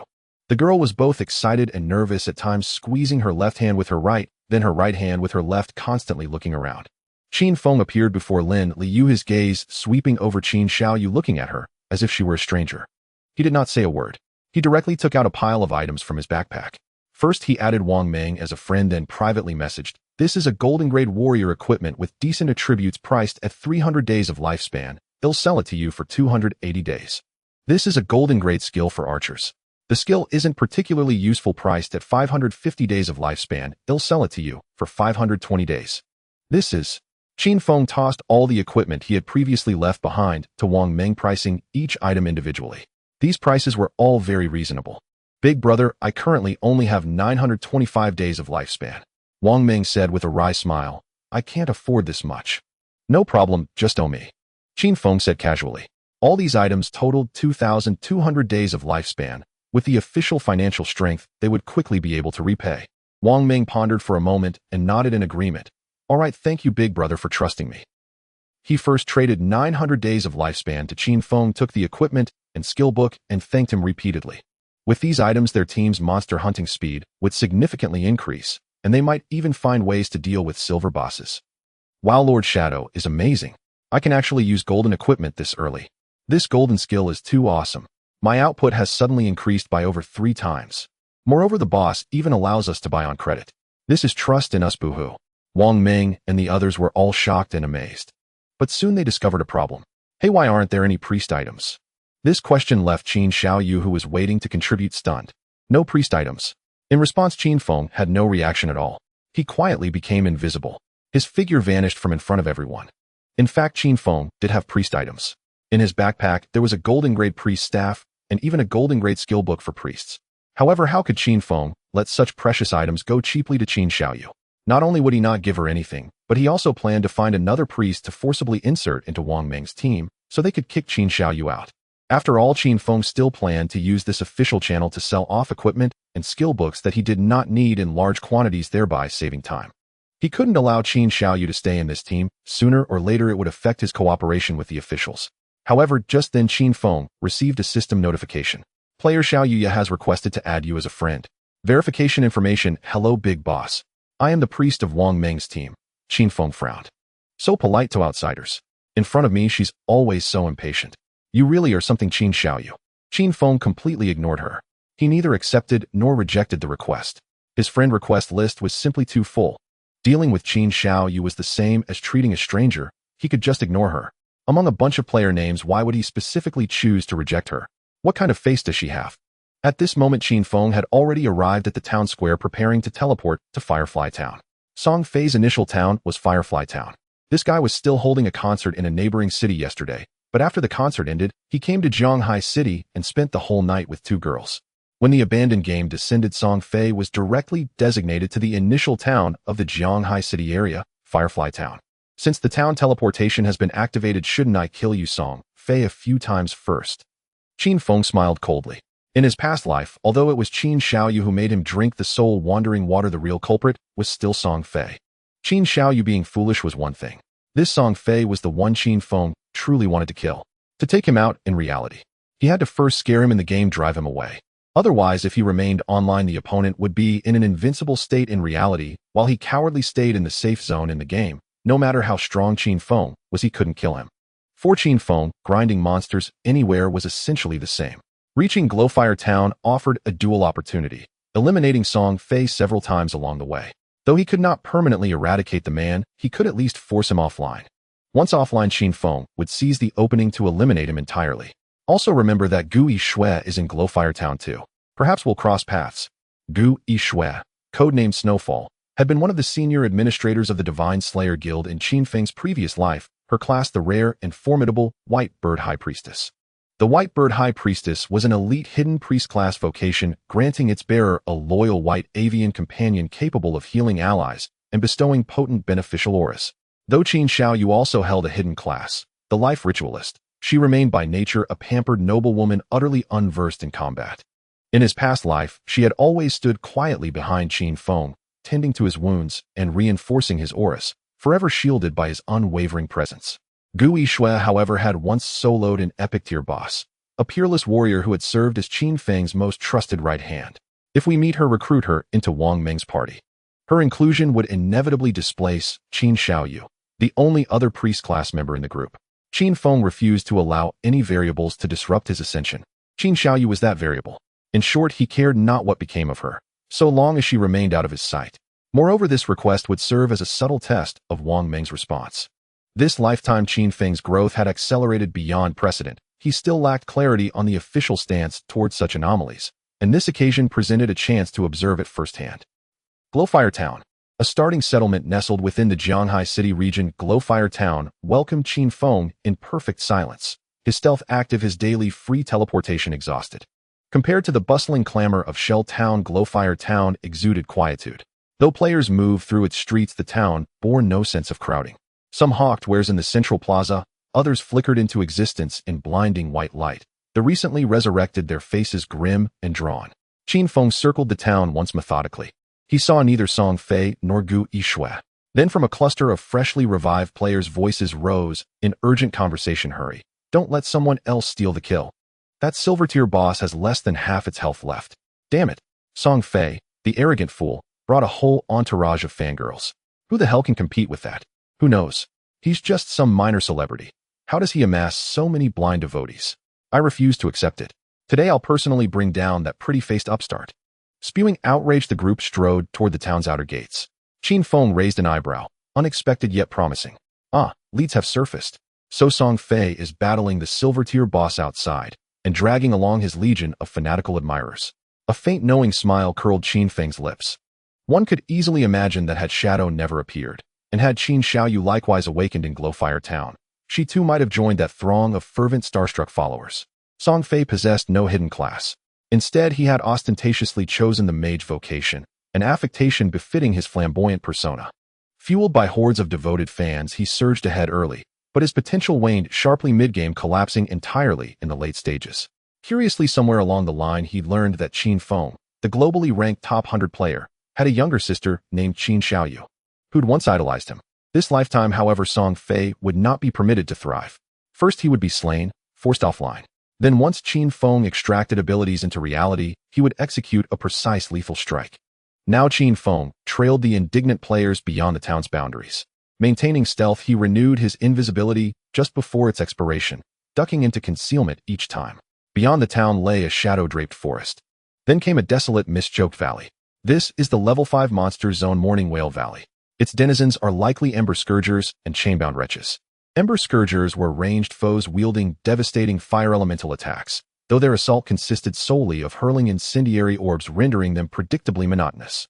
Chainbound wretches, by contrast, were melee brutes, shackled in iron limbs bound, relying only on savage, jaw-driven rending. Both bore grotesquely distorted facial features, eyes misplaced, mouths warped, designed to unnerve even seasoned players. The faint-hearted often fled in tears, unable to face such horrors. As Qin Feng entered the valley, cries of battle and furious curses echoed from within. Amidst the chaos, shrill, youthful female voices rose in vitriolic chorus, each more ferocious than the last. Qin Feng advanced silently, until in the valley's heart he beheld a monstrous three-turtle dual-headed Ember Scourger spewing torrents of crimson flame in all directions. A silver-tier boss, its towering frame wreathed in blood-red fire, its twin heads eyeless and grinning with ravenous, unhinged glee. For blazing arms erupted from its torso, each hurling fireballs simultaneously, capable of striking 4 targets without pause. Around it, players swarmed, launching coordinated assaults. Yet among them, rivalries flared. Players turned on one another. At the center stood Song Fei, black robes, billowing staff raised high, every gesture dripping with theatrical arrogance, surrounded by a phalanx of adoring fans. His in-game alias, heaven-defying Archmage, reeked of adolescent grandiosity. Yet his fangirls adored it utterly. Would-be attackers lunged toward him, only to be intercepted, shielded, and repelled by his loyal devotees. Those girls fought with suicidal devotion, sacrificing themselves without hesitation to protect their brother Song Fei. The ground around them was already littered with fallen players, both assailants and defenders alike. Meanwhile, Song Fei and his 5 fellow mages, his entire party, focused relentlessly on the dual-headed Ember Scourger. Indeed, 6 mages including himself. Tank. Priest. He scoffed inwardly. No need. His surrounding fangirls formed a living, breathing wall. As for priests, he suffered no damage at all. Why would he require healing? Within the godforsaken game, Song Fei had but one purpose: cast spells, slay monsters, harvest experience, and extend his lifespan. That countless fans perished shielding him meant nothing. It was simply part of the game. Song Fei was deeply puzzled. He had entered the Divine Abandonment game relatively early, having spent the entire night playing with his 2 younger sisters, then eating breakfast at dawn before falling asleep together. He had assumed his progression would be among the swiftest, yet he never imagined that Shadow from Shelltown would utterly eclipse him in leveling speed. What's more, Shadow had even achieved the world's first kill on a golden tier boss. He must have exploited a glitch to slay that golden boss, Song Fei muttered. If even this silver tier boss proves so formidable, how could anyone possibly solo a golden tier 1? Still, all things considered, Song Fei was thoroughly exhilarated. Escorted by dozens of devoted sisters, he moved through the Divine Abandonment game with effortless grace. Though merely a standard mage class, he ascended rapidly to level 6. And in Firefly Town, he was the very one who activated the teleportation array. Once I defeat this silver tier boss, I'll reach level 7. They say Shadow from Shelltown has been stalled at level 9 for quite some time. Then let me surge past him in one decisive push and become the undisputed apex player of the Divine Abandonment game. Fueled by this resolve, Song Fei was determined to claim the twin-headed flame scourge before him at any cost. He led dozens of sisters into a coordinated siege against the boss, while nearby players too became prey in their hunting ground. At this rate, Song Fei's victory over the silver tier boss seemed all but certain, until abruptly calamity struck just as the twin-headed flame scourge dwindled to 1/3 of its health. Reality twisted.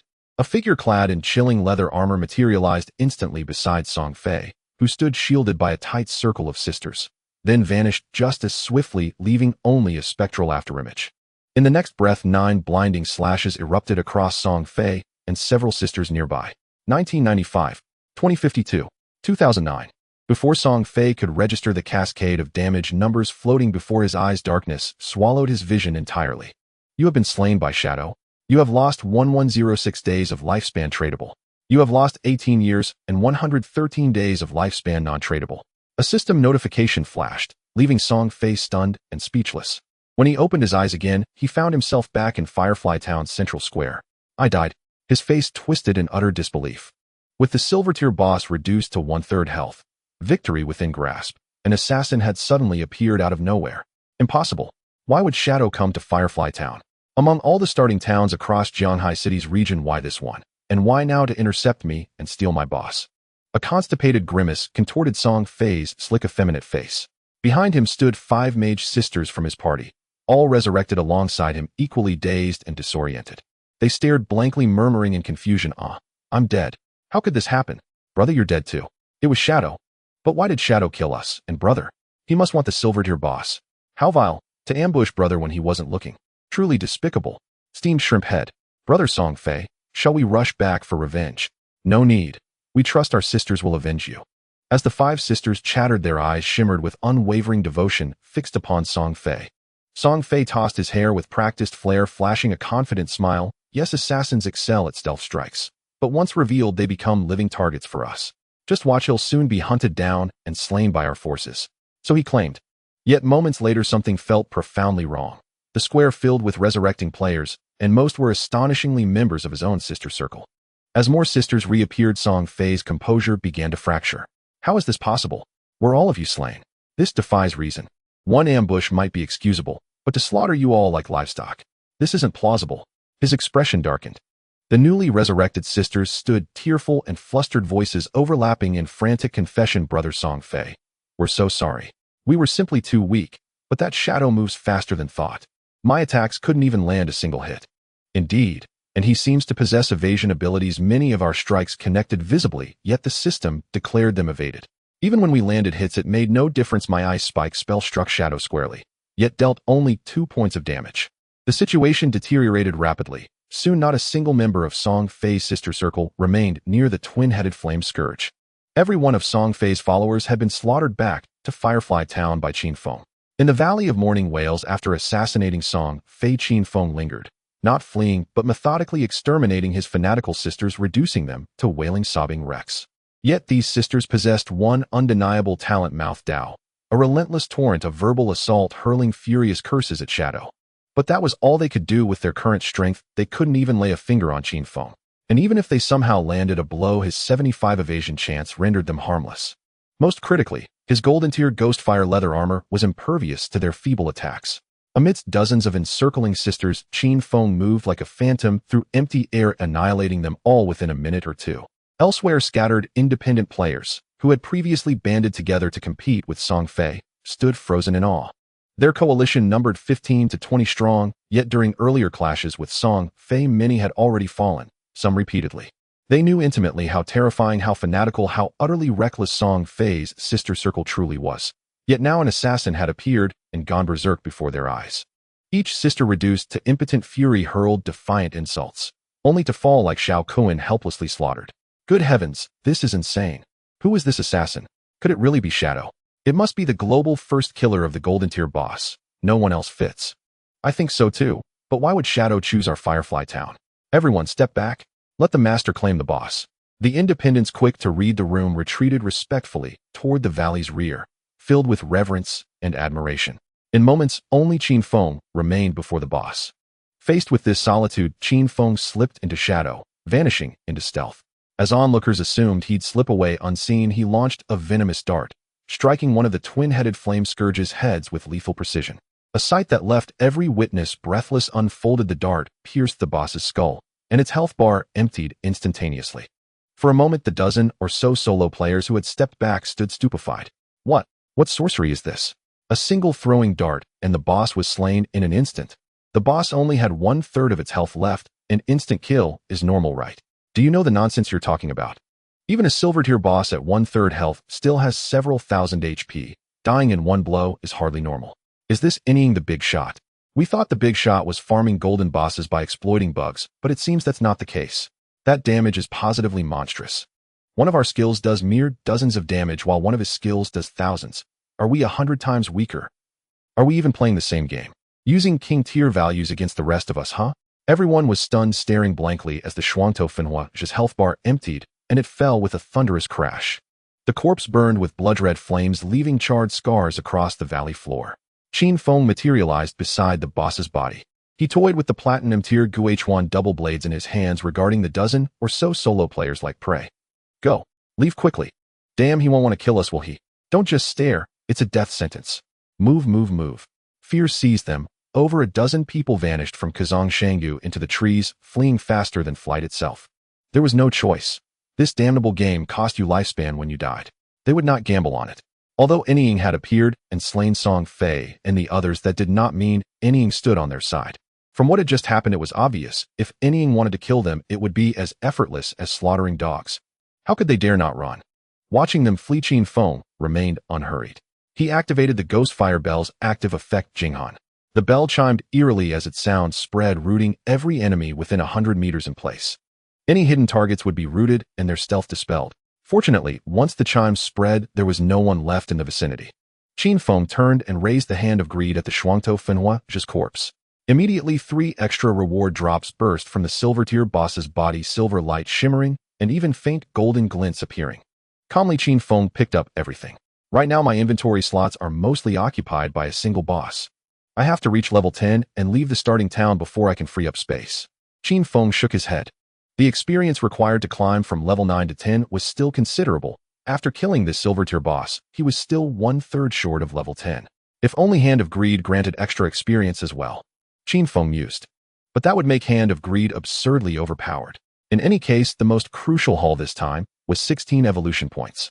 Qin Feng opened his skill interface and immediately evolved Blessed Release. You consumed 10 evolution points, 9 remaining. Blessed Release, epic legendary passive, weak point attack correction 100-200, doubling the weak point attack multiplier. Active causes the next attack to apply the throat slit effect, dealing 100-150 of that attack's damage per second for 3 seconds. Cooldown 30-22. 2. SEC 25-18. 5 SEC The weak point hit correction was increased by another 100, reaching 200. This is tantamount to magnifying a target's weak point twofold. All enemies are now simply big targets before me, aren't they? If it magnified a bit more, even my shadow slash would register weak point damage. Qin Feng drew a sharp breath. The weak point attack multiplier itself did not rise, but throat slit's damage was greatly increased, and the cooldown dropped from 30 to 25 seconds. It had originally been an extra 3x damage. Now it became an extra 5x. It can truly one-shot a golden tier boss now. Qin Feng couldn't help but marvel, truly an assassin's divine art. This skill elevated his damage to an entirely new tier. Epic starter skills are such a delight. 10 evolution points to reach legendary. But from legendary to mythic requires 100 times the evolution points. Originally, the second evolution cost 2 points, but from legendary to mythic, it directly needs 200 points. Qin Feng clicked his tongue. He had to admit no matter how many evolution points one had, they were never enough. By this progression, an epic Hand of Greed would require 210 evolution points to evolve, once legendary evolving further would need 340 points. Qin Feng felt the weight of a long road ahead. Still with Hand of Greed in his hands, once he left the starting town, a few hundred evolution points would be relatively easy to farm. Qin Feng checked and found he had 9 evolution points.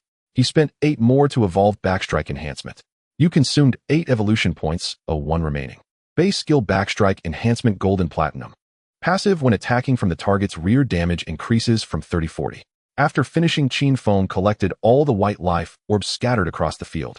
He obtained over 1400 days of tradable lifespan in total. Additionally, the boss carried several dozen years of untradable lifespan. Done. Back to the manor. After tidying the battlefield, Qin Feng entered stealth and left Qin Xiaoyou. And at that moment, Song Fei, driven back to the town square, could not swallow the humiliation. Soon one of his underlings' younger sisters, an archer, stepped forward. She had learned the skill Eagle Eye. The sister approached Song Fei eagerly. Brother Song Fei, my Eagle Eye can detect stealth. Another sister, clutching a staff, volunteered. Brother Song Fei, I've learned an area control spell, Ice, Wind, and Snow. Even that Inying cannot escape it. Song Fei laughed heartily. All right, let's go kill Inying. They had anti-stealth. They had area control. What was there to fear from an assassin? With so many of them, they could detect control and each hurl a skill to crush him. Several sisters immediately complained that Inying relying on being an assassin to sneak attack. No honor at all. Daring to lay a hand on our brother, he must pay the price. Exactly. Well, locked down, Inying, let our brother finish him and teach him what happens when you provoke us. Those sisters kept calling him brother so eagerly that had Qin Feng heard it, he might have been sickened. For the time being, Song Fei led his many sisters and once more headed toward Qin Xiaoyou. Song Fei marched forward with his entourage of admirers, a grand imposing procession that sent nearby players scattering to a safe distance. What the hell is this celebrity up to now? And he just got ambushed and killed outside. What a spectacle. What? How could someone so heavily guarded possibly be slain? And the attacker was Shadow. In no way. Shadow is legendary. But seriously, who dares provoke this crew? Honestly, those girls seem unhinged. Inwards spread quickly, and players were left stunned. One observer gazed upon Song Fei's party and shook his head with a sigh. Shadow is doomed. I saw it myself. There's a hunter in Song Fei's team who can pierce invisibility. Exactly. I once tried to ambush them while invisible, only to be spotted instantly by that girl's hawk eye. If Shadow's stealth fails, he's just a fragile glass-like assassin. And their mage has an arsenal of crowd control spells. Shadow won't survive a single engagement. Many watched with grim fascination, half pitying, half anticipating. Yet they trailed far behind, eager to witness how this dramatic confrontation would conclude. And meanwhile, Song Fei, flushed with confidence, led his entourage onward. Though dozens of players followed at a distance, he paid them no mind. Excellent. A cold smile flickered across Song Fei's thoughts. With so many witnesses, my victory over Shadow will prove a solitary powerhouse means nothing, especially an assassin. A brittle little assassin. How dare he compare himself to a noble arcanist like me? Song Fei remained deeply satisfied with his chosen vocation. Granted, he was merely an ordinary mage, but in his eyes, even an ordinary mage surpassed any obscure hidden class profession. Take Shadow, for instance. Song Fei didn't know Shadow's class was Shadow, but he assumed it belonged to the assassin lineage. Hidden class. So what? You'll soon become my stepping stone. You claim the first kill on the golden boss. I'll claim you. That's the natural order.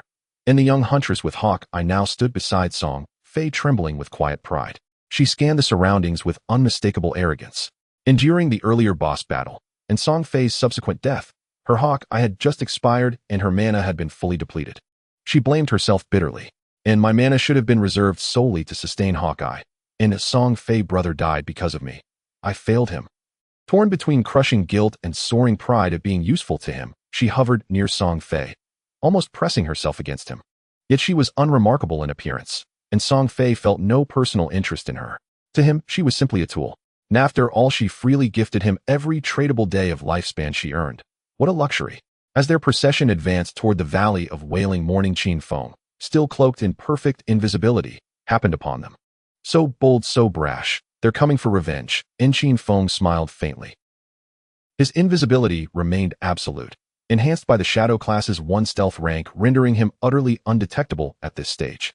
In that moment, he stood silently beside Song Fei, the very picture of haughty self-assurance. And he did not strike, not yet. And instead he reached out and tapped Song Fei twice upon the shoulder. "Who's there?" And Song Fei recoiled in shock, spinning around wildly, but saw no one. And for tapping a shoulder without aggression did not break Qin Feng's stealth. Finding no figure behind him, Song Fei heard instead a spectral voice whisper in his ear, "Consider this your death notice." In the voice, calm, male, chilling, triggered instant recognition. "Shadow. Protect me now." In Song Fei's soul nearly fled his body. Before anyone else could react, Qin Feng blurred across the field, and in an instant the silver flash of Shadow Slash erupted across Song Fei and the admirers flanking him. 2218. In 2275. In 2197. In, with a single strike, Qin Feng executed Song Fei once more. Though Song Fei had hastily cast a magic shield, its mere 300,500-point durability shattered instantly beneath the razor-edged brilliance of Shadow Slash. Worse still, Song Fei sensed something unnerving compared to their last clash. Beside the silver-tier boss, Qin Feng's damage output had risen again. What the a? And Song Fei blinked awake, back at the town square. In dazed and hollow, his face had turned a sickly shade of green. 2 consecutive deaths had slashed his accumulated tradable lifespan, from nearly 200 days down to just 500. All of it, gifted by his admirers, had vanished into Shadow's hands. And how is this possible? And didn't you have Hawkeye active? Didn't you see him approach? Song Fei stared wide-eyed at the archer girl resurrecting beside him, and she too wore utter bewilderment. Stammering, she whispered, "I did activate Hawkeye, but my vision revealed no one. I scanned every direction, nothing, not even a shadow." And she was terrified and devastated. Devastated because she had failed again, though she couldn't fathom how, and once more brought death upon her beloved Song Fei brother. Terrified because she feared this blunder might cost her his favor, or worse, exile from his circle. Yet Song Fei offered no reproach. After all, his popularity wasn't accidental. He possessed genuine charisma and treated his followers with calculated grace. And now he sought answers. Why couldn't Hawkeye detect Shadow? And he typed urgently into the party channel. A fellow assassin, randomly assigned to the class, tentatively replied, "My attribute panel mentions stealth rank. Could Shadow possess a higher stealth rank than ours?" "Yes, yes." The archer girl nodded vigorously. "My Hawkeye has anti-stealth rank 1. It only reveals targets with stealth rank 1. If Shadow's stealth rank exceeds level 1, he remains completely invisible to me. In case solved." In Song Fei realized with dawning dread that he had provoked a being wielding level 2 stealth, a terrifying anomaly. A chill ran down his spine. And he moves unseen, strikes unseen. How could I ever defend against such a foe? In fear raw and paralyzing gripped him. Any notion of confronting Shadow evaporated the moment he grasped the truth. Shadow's superior stealth rendered resistance futile. There was simply no way to catch him. And each appearance meant certain death, even time enough to tap his shoulder and deliver a death sentence. The suffocating weight of that inevitability pressed down, inescapable, absolute, overwhelming. Qin Feng had once again taken down Song Fei. This guy has quite a bit of lifespan left, Qin Feng calculated. The first time he defeated Song Fei, he gained over 1,000 days of lifespan. The second time he took him down, he obtained over 500 days of lifespan. So this guy originally had over 2,000 days of lifespan. But why do none of these girls around have any lifespan? Did they give all their lifespan to Song Fei? Qin Feng was a bit speechless. These women couldn't possibly think this divine forsaken game was merely a game, could they? Of course, even if the lifespan were real, Qin Feng doubted that these girls would still give their lifespan to Song Fei. If it weren't for the fact that their own non-transferable lifespan couldn't be given away, they might have even given away their own lifespan. Fans can be truly terrifying. Qin Feng shook his head. Looking at the lifespans scattered all over the ground, only the non-transferable ones remained, adding up to several hundred years. Unfortunately, he couldn't collect them and could only let the nearby monsters take advantage of them. Soon when Qin Feng returned to the town square, he did not see Song Fei's figure. He didn't even see the group of girls. Did they run off to another town? Or have they logged off? Quickly, he went invisible in the town to gather information and learned that Song Fei had taken the girls to level up in another direction. Although I know the direction they left and I don't know their destination. Qin Feng felt a bit troubled. In such a situation, even with his speed, it wouldn't be easy to find Song Fei in the wilderness. But just then he spotted a familiar figure. It was a girl dressed in a white priest robe walking past Qin Feng with a white owl-like bird perched on her shoulder. The girl was Qin Xiaoyou. She was one of the core managers of the God-slaying guild that Qin Feng established in his previous life. Qin Feng was already very familiar with Qin Xiaoyou. However, in this life, she clearly did not recognize him. The white bird priest has a wide-range detection ability. He'll ask for her help and get to know her this time around. Qin Feng thought for a moment and then appeared in front of Qin Xiaoyou. Her game alias was Snowy Day. Qin Feng blocked her path. Miss, could you help me out? Qin Xiaoyou had fair skin and a pure appearance, especially her clear bright eyes that gave off an innocent charm. As for her figure, it was concealed beneath the white priest robe, making it difficult to see clearly. Are you Shadow? Upon recognizing the man before her, Qin Xiaoyou's mouth opened slightly in surprise. Then Qin Feng remembered that he seemed to be quite famous in this life. The name Shadow was now well known among countless players worldwide, so it wasn't completely wrong to say that Qin Xiaoyou didn't know him, or at least she could recognize his identity at a glance. That's right. Qin Feng nodded and got straight to the point. I heard your profession allows for wide-range target searches. Could you find out where Song Fei is? As a reward, I'll sell you this golden level staff at a discount. Qin Feng said, showcasing the golden level priest staff he had obtained from the golden ghost ship boss. He had originally intended to sell this golden staff entirely to Wang Meng. However, since Wang Meng's team's priest had become Qin Xiaoyou, there was no way Qin Feng could give it to her. Now giving it to Qin Xiaoyou was just perfect. All this. Qin Xiaoyou's eyes lit up at the sight of the golden level priest staff. Sure. Wait, how did you know I could conduct wide-range searches? I haven't told anyone. Qin Feng shook his head. Don't worry about that. Do you want this golden weapon or not? Qin Xiaoyou nodded repeatedly. Yes. But I might not be able to afford it. Qin Feng replied. You don't have 500 days. It's worth at least 700 or 800. Qin Xiaoyou tilted her head. Oh, I happen to have that amount. Then, deal? Qin Feng asked. Deal? And then find me Song Fei's location. Qin Xiaoyou chuckled and opened the trading interface, putting up all her 500 days of lifespan. As a priest-type profession, although it was a hidden class, soloing could be quite challenging. Fortunately, her personal skills and understanding of the game were top-notch, which was why she could later become a core combat member of the God-slaying guild. This girl was definitely not just a support-type profession. To put it simply, her healing was potent. When she grasped the golden-level priest staff, she couldn't help but break into a silly grin. Hey, let's get to business.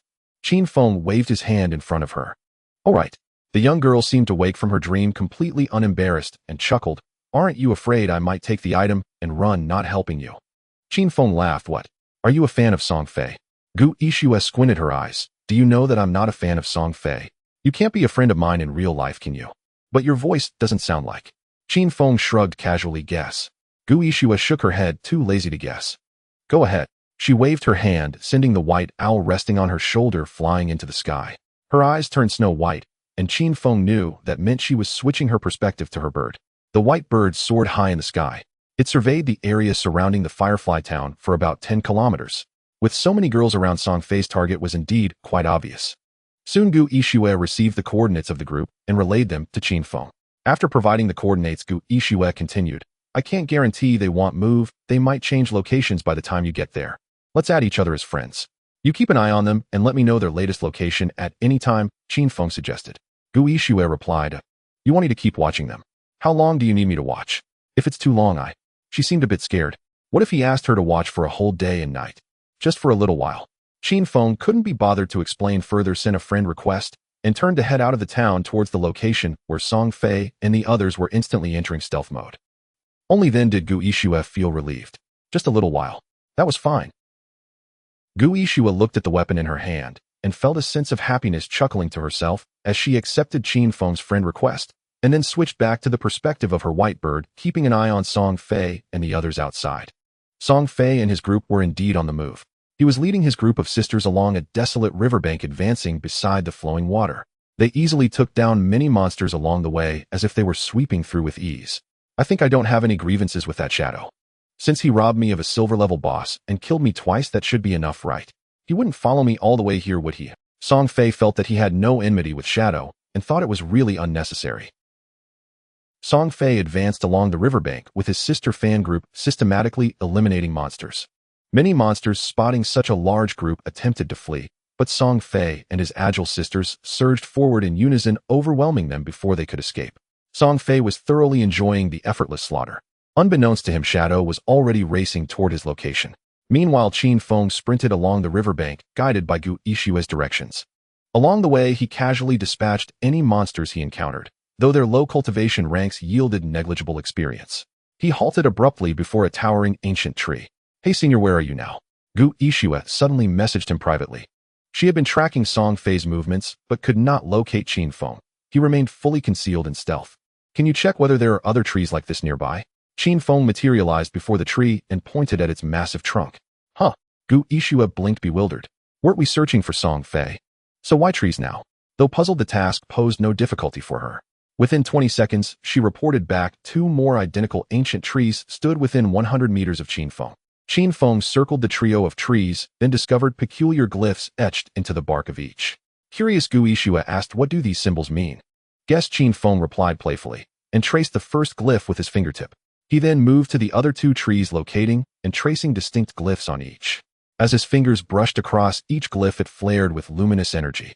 Once all 3 glyphs blazed simultaneously upon the trunks, a faint emerald-hued treasure chest shimmered into existence at the center of the triangular formation. Gu Ishua's eyes sparkled with awe. "Wow." Ignoring her, Qin Feng approached the translucent chest, waiting patiently for it to fully coalesce. Never imagined encountering an ancient god's blessing so early in the novice village itself. A subtle smile flickered across Qin Feng's face. Such blessings could manifest anywhere within the divine abandoned lands. They typically manifested as arcane sigils, like those now adorning the 3 trees, over 30 distinct variants arranged across the trunks in unique combinations that triggered vastly different effects. Some configurations summoned malevolent boss monsters, others spawned hordes of lesser fiends. Still others unveiled treasure chests, or even rare singular rewards. For new players, deciphering these patterns remained entirely experimental. But Qin Feng was a reincarnator. Over 9 years in his past life, he had encountered countless ancient gods' blessings, and online forums had long since cataloged their underlying logic. Thus, without hesitation, he activated the optimal configuration, yielding an emerald tier chest. By pure chance alone, the odds of achieving this outcome fell below 1 in 1,000. "Open." As the emerald chest solidified, Qin Feng reached out and claimed it. The sight made Gu Ishua, observing from above, flush crimson with envy. An emerald tier chest.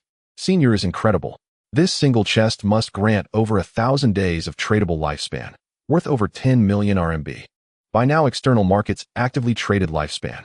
According to Qin Feng's memory, day 1's exchange rate hovered between 1100 and 1200 RMB per tradable day. That is, each tradable day fetched 10 to 20,000 RMB in cash. Yet this was merely the initial rate. By day 2, the ratio had already surged beyond 1500 and continued climbing relentlessly until national currencies collapsed entirely. That precisely explained the overwhelming authority of official institutions. During the game's early phase, national governments had stockpiled vast quantities of tradable lifespan. When it came to purchasing lifespan with fiat currency, they could print endlessly. Who could possibly compete? I must memorize this instantly. Gu Ishua's pulse quickened as she stared intently from above, committing every detail of the 3 trees to memory. Later, she planned to leverage her reconnaissance prowess to scour the wilderness for more. Yet ancient gods' blessings appeared unpredictably, each time bearing entirely different glyphs with over 10,000 possible permutations. If left to Gu Ishua alone, Qin Feng doubted she'd ever stumble upon an emerald chest, not with mere luck. A golden tier chest would already be extraordinary, far likelier she'd trigger swarms of monsters yielding little or no reward. As Qin Feng opened the emerald chest, a system prompt chimed. "You have opened an emerald tier chest. You have acquired the emerald tier skill manual Blossom Curse."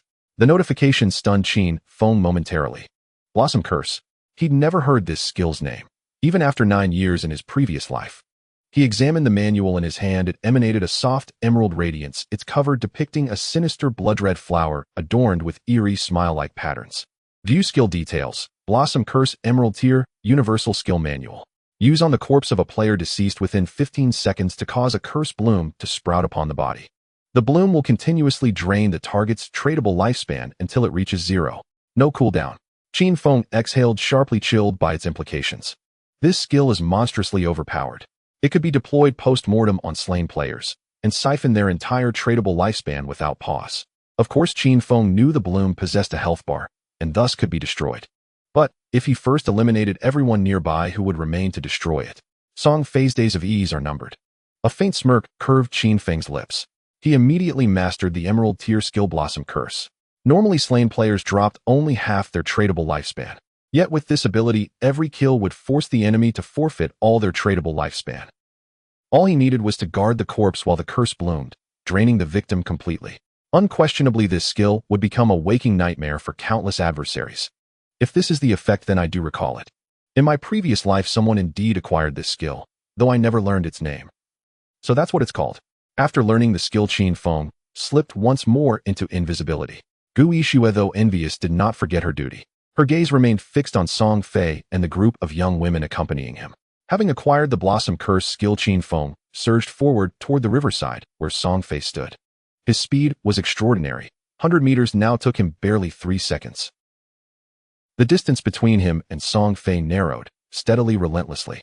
At that moment, Song Fei was battling a level 7 bronze tier boss by the riverbank, the corrosive claw demon. Just as he prepared to deliver the final blow, a voice whispered again beside his ear, a courtesy notice. You are about to die. What the a? Song Fei leapt upright in shock and fled blindly forward, only for a venomous dart to pierce the air and strike the base of his skull. 21-15 weak point strike. Since Qin Feng's venomous dart skill was only at silver rank, its damage paled beside that of an epic tier ability like instant shadow slash.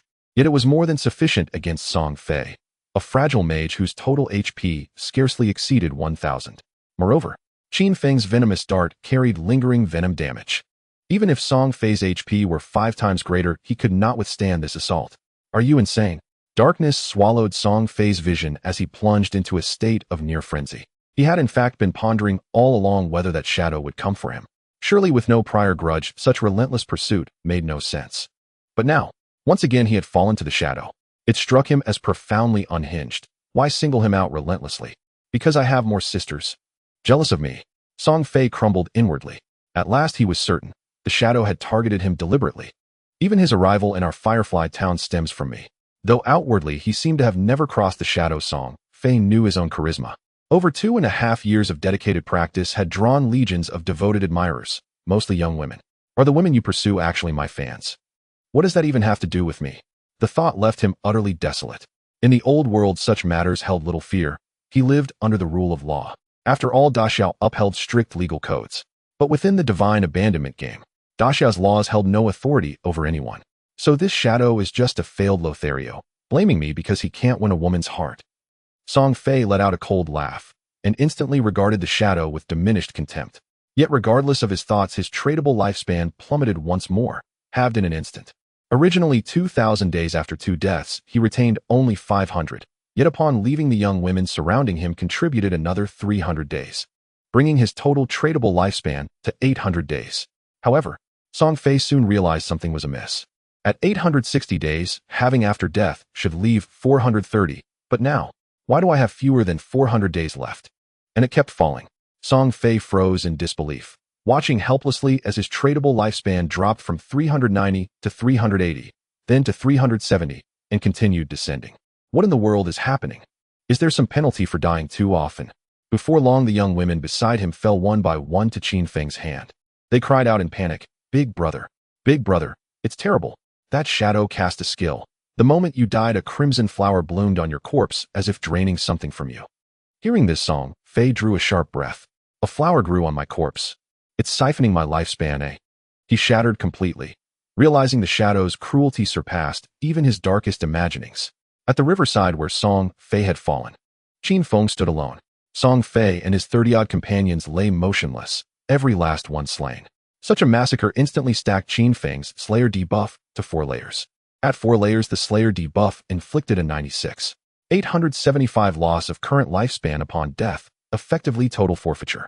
For most players, this was a devastating affliction. To Qin Feng, however, it meant nothing. His Phantom Flame Bell ensured 0 lifespan loss upon death, fully nullifying the Slayer's curse. The riverside lay strewn with corpses. Upon each body bloomed a blood-red flower. Do these flowers' health pool scale with the corpse's level?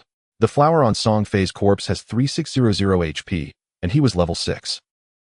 Flowers on lower-level corpses 1600 HP for level 4, 2500 for level 5, likely the square of the level. For now, destroying these blossoms posed a formidable challenge to other players, but as overall damage output rose across the server, dismantling them would grow progressively easier. Thus, this J-tier skill, Blossom Curse, was far from invincible. Still, the truth remained: if Qin Feng slaughtered everyone first, no one would remain to destroy the crimson blooms. 30 crimson flowers fed simultaneously upon their victims' tradable lifespans, a sight so staggering even Qin Feng paused in awe. Another 1,000 days gained. These players must have cleared countless monsters. This entire spectacle unfolded before Gu Yixue's eyes. She switched to her white bird's aerial perspective, gazing down from above, observing every detail with detached clarity. Wow, wow, wow, is this the true power of the shadow? One man annihilated Song Fei's entire party, utterly defenseless. And those crimson flowers blooming on the corpses, what sorcery is this? So eerie. Gu Yixue watched, a tremor of unease rippling through her. Her slender frame, draped in white robes, shivered involuntarily. This master was simply extraordinary. To provoke him was sheer misfortune for Song Fei. Damn it, I'm logging off. Song Fei had intended to grind relentlessly to level 10 and surpass the shadow, but instead he'd been slain 3 times in rapid succession. Though death in the Divine Abandonment game incurred no level loss, his tradable lifespan was gone. Upon revival, the Death Blossom drained his remaining lifespan. Within a minute, it vanished entirely. Even his non-tradable lifespan dwindled to near nothing. If I die again, my lifespan will be extinguished. Song Fei finally grasped the gravity of his peril. In truth, Song Fei had another option: teleporting to a different town to grind monsters. Their Qin Feng would hardly track him down. He had trained diligently for 2.5 years to reach his current prowess. How could he tolerate being bullied in a mere game? Ladies, let's log out first. I'll go purchase some lifespan in the real world and convert it into gear upon returning. Then we'll return fully armed, our combat power vastly enhanced, and settle this with him once and for all. Having spoken these words to his devoted younger fans, Song Fei logged out within the glowing fire town. Upon hearing Song Fei's declaration, the dozens of young admirers circling him also logged out in unison, each doing so with bittersweet emotion. They rejoiced at having truly stood beside their idol, yet grieved that they too had been mercilessly slaughtered by Shadow within the Divine Abandoned game. Oh my heavens! I'm so lucky to have stood this close to Brother Song Fei inside the game. Sobbing. Brother Song Fei's skill animation was utterly dazzling. Even if only within the game, following Brother Song Fei is absolutely wonderful. Everything had been perfect, until that mad dog Shadow burst forth mid-game, biting wildly at everyone. That Shadow is truly unhinged. He must be envious of Brother. Don't worry, it seems cash can buy lifespan. Let's pool our resources and buy plenty for him. At that moment, most of Song Fei's ardent starstruck fans remained unaware of what lifespan truly meant within the Divine Abandoned game, having entered it only to stay by Song Fei's side. They had yet to learn of the official global announcements confirming the reality of lifespan. Thus they bestowed theirs upon Song Fei without hesitation. Even after repeated deaths, they voiced no complaint. Until upon returning to reality, they finally learned the official bulletin: the Divine Abandoned game was no fiction but a genuine transcendental game. Whether tradable or non-tradable, all lifespan within it was undeniably real, and once depleted, the player would perish in the physical world. Stunned by this revelation, the young fans stood thunderstruck. How is this possible? It's just a game. We've been slain thrice by that Shadow, and now our tradable lifespan is completely exhausted. Our non-tradable lifespan has dwindled to mere years. I had over 70 years. I now have barely 1 year left. Surely not. How could 3 deaths drain so much? I've slain many other players and am under a Slayer status, so each death costs double my lifespan. Sob. Oh heavens, I have only 2 years remaining. Is lifespan really real? I refuse to believe it. Instantly, many of the young fans were seized by regret. They'd assumed it was merely a game. Thus, within the game, they surrendered everything to Song Fei, aided him unconditionally, even sacrificed themselves to shield him from arrows. Yet the Divine Abandoned game proved horrifyingly real. Lifespan depletion meant certain death. Many fans perished shielding Song Fei from monstrous hordes, while others, having slain numerous players on his behalf, found their non-tradable lifespan reduced to 1 or 2 years after being killed thrice by Qin Feng. Does this mean we have only 1 or 2 years left to live? The young fans froze in disbelief, most instantly overwhelmed by remorse. Yet some remained utterly obsessed, deeming even a single year of life worthwhile if spent near Song Fei. Meanwhile, Song Fei himself began aggressively purchasing lifespan. Buy. Tradable lifespan now costs over 10,000 per day. Buy it all. My current assets total just over 100 million. Damn, my agency has seized the rest of my funds. Fine, over 100 million will suffice. First acquire several thousand days of tradable lifespan, then fully equip myself with gear and skill manuals. That shadow won't dare lay a finger on me again. After Song Fei logged out, Qin Feng indeed could no longer kill him in-game. But he remained oblivious to one chilling truth: returning to reality would plunge Song Fei into far greater peril. Qin Feng returned to the plaza of Glowing Fire Town and found Gu Yixue awaiting him. Notify me the moment Song Fei logs back in. Yes. She nodded nervously, clearly uneasy. Ever since witnessing Shadow slaughter Song Fei and his entourage, Gu Yixue had developed a subtle psychological shadow toward him. The sight of corpses strewn across the ground crowned with crimson blossoms sent chills down her spine. This is a golden tier offensive skill of the priest class. Would you like it? Qin Feng produced a skill manual, the Holy Judgment Blade, a potent single-target offensive ability rare among priest class skills. The moment the manual appeared, Gu Yixue's eyes sparkled. Yes, yes, yes. Qin Feng replied flatly, 500 days of lifespan. The young beauty choked mid-breath. Fidgeting with her fingers, she asked timidly, Senior, could I run a tab? If you agree to one condition, I'll sell it to you at half price. Gu Yixue stared at him, then took 2 cautious steps backward. Just so we're clear, I'm not selling myself. Qin Feng fell silent. What on earth was this girl imagining? Only after Qin Feng clarified did Gu Yixue realize this terrifying senior wished her to join his friend's party, namely Wang Meng and Lin Liu. To remove Qin Xiaoyou from the party, Qin Feng needed to insert a formidable priest class player, and Gu Yixue fit perfectly. Tilting her head thoughtfully, she agreed. All right, but if they're too weak, I'll file a formal complaint. With you, senior. Qin Feng smiled. No need to worry. They're quite capable. Were Wang Meng to hear this, he might well spit blood. Among ordinary players, their party ranked among the elite. Yet to Qin Feng they merited only a lukewarm, quite capable. Having settled matters with Gu Yixue, Qin Feng contacted Wang Meng. Wang Meng, I have someone for you, a hidden class Whitebird Divine, priest highly competent. Interested? Qin Feng expected hesitation, but instead Wang Meng responded almost immediately. Wang Meng said, Big brother, your strength sounds impressive. It must be substantial. Since you've spoken, of course it's not a problem. Qin Feng did not expect things to go so smoothly. So he privately messaged, all right, she's in Firefly Town, and there are a few players here to farm monsters. You guys see if you want to come over. Wang Meng quickly replied, no problem. In our shell town, there are simply too many players.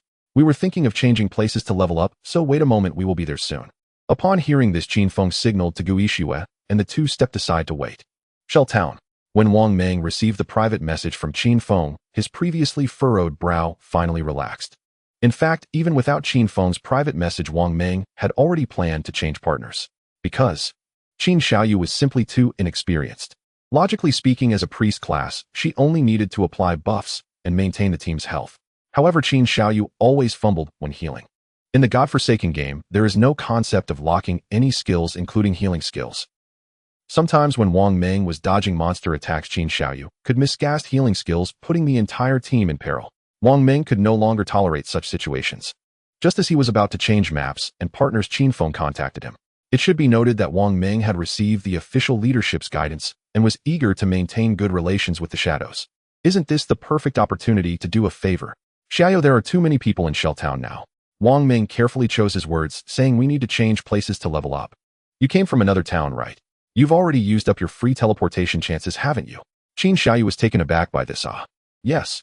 She secretly rejoiced, thinking that Wang Meng was about to compensate her for the second teleportation that required 100 days of lifespan. However, Wang Meng said, it's like this, the town we are going to has our colleagues, and we've just managed to gather a 6-person team. So, this statement left Qin Xiaoyou a bit confused. Okay, I understand. Qin Xiaoyou felt a bit disheartened. It seemed they were trying to dismiss her. This made her feel a bit regretful. Since entering the game, she had joined many teams, none as strong as Wang Meng's.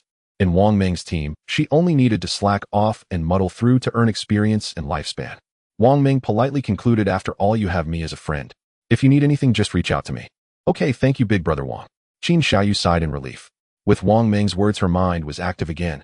What she now desired was to use Wang Meng to get to know the shadows. Little did she know Wang Meng's words were merely polite. He and Qin Xiaoyou were not close. Once they parted ways, who would still care about her?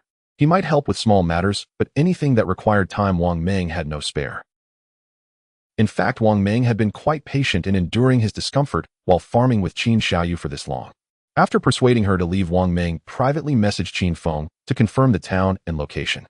With the remaining 3 teammates, they teleported over Firefly Town. Qin Feng and Gu Yixue soon awaited Wang Ming and his 3 teammates. In addition to Lin Liu, there was also a young man called Sharpied Archer along with a middle-aged man whose hidden profession was Cardmaster. Cardmaster, this hidden profession belongs to the magic output category, but cannot wield a staff nor learn conventional magic skills, making it rather unique. As soon as Wang Ming saw Qin Feng, he initiated a trade with him. He gave Qin Feng 800 days of lifespan. Wang Ming smiled wryly. I still owe you 500 days of lifespan, our team leader, and will give them to you later. Lifespan in this game is really hard to earn. And team leader? Qin Feng was a bit puzzled, but did not dwell on it. He nodded and accepted the 800 days of lifespan, then pulled Gu Yixue closer. This is Shuetian. He said his name is Wang Ming, you can get to know each other. At that moment, a stunning female figure dashed out from the teleportation chamber in the square.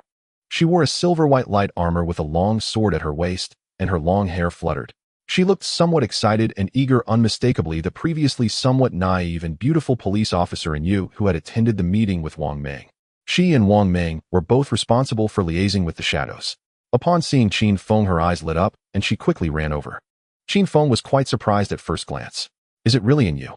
The only hidden profession dragon swordsman ranked among the top 20 global powerhouses in the last life, and one of the pillars of the day summer official.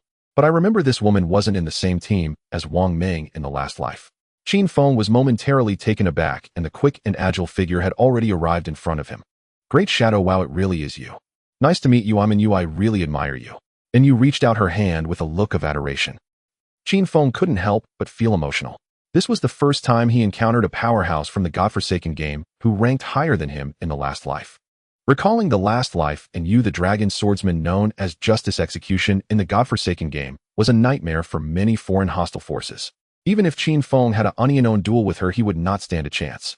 After all, in the last life, he was just an ordinary warrior, while in Yes' profession was the only hidden dragon swordsman. At the same level as Qin Feng's current shadows. Now seeing in Yes' adoring expression, Qin Feng felt a bit unaccustomed. However, considering that in Yu was still just a level 5 little Karami, he soon felt relieved. In this life, Qin Feng's development speed was astonishingly advanced. Not only was he the only hidden profession, but he also possessed an unheard-of original primary talent, which left even a level like in Yu far behind. Hello. Qin Feng remained calm as he reached out to shake her hand. Great Shadow, your development speed is too fast. And Yu smiled lightly, her beautiful face and eyes filled with respect. I previously wondered if you might be a time traveler or a reborn person. Qin Feng's face, obscured by a black veil, revealed a smile that was neither here nor there. A time traveler, a reborn person. And Yes' imagination was indeed quite rich, but this beauty could never guess that Qin Feng encompassed both.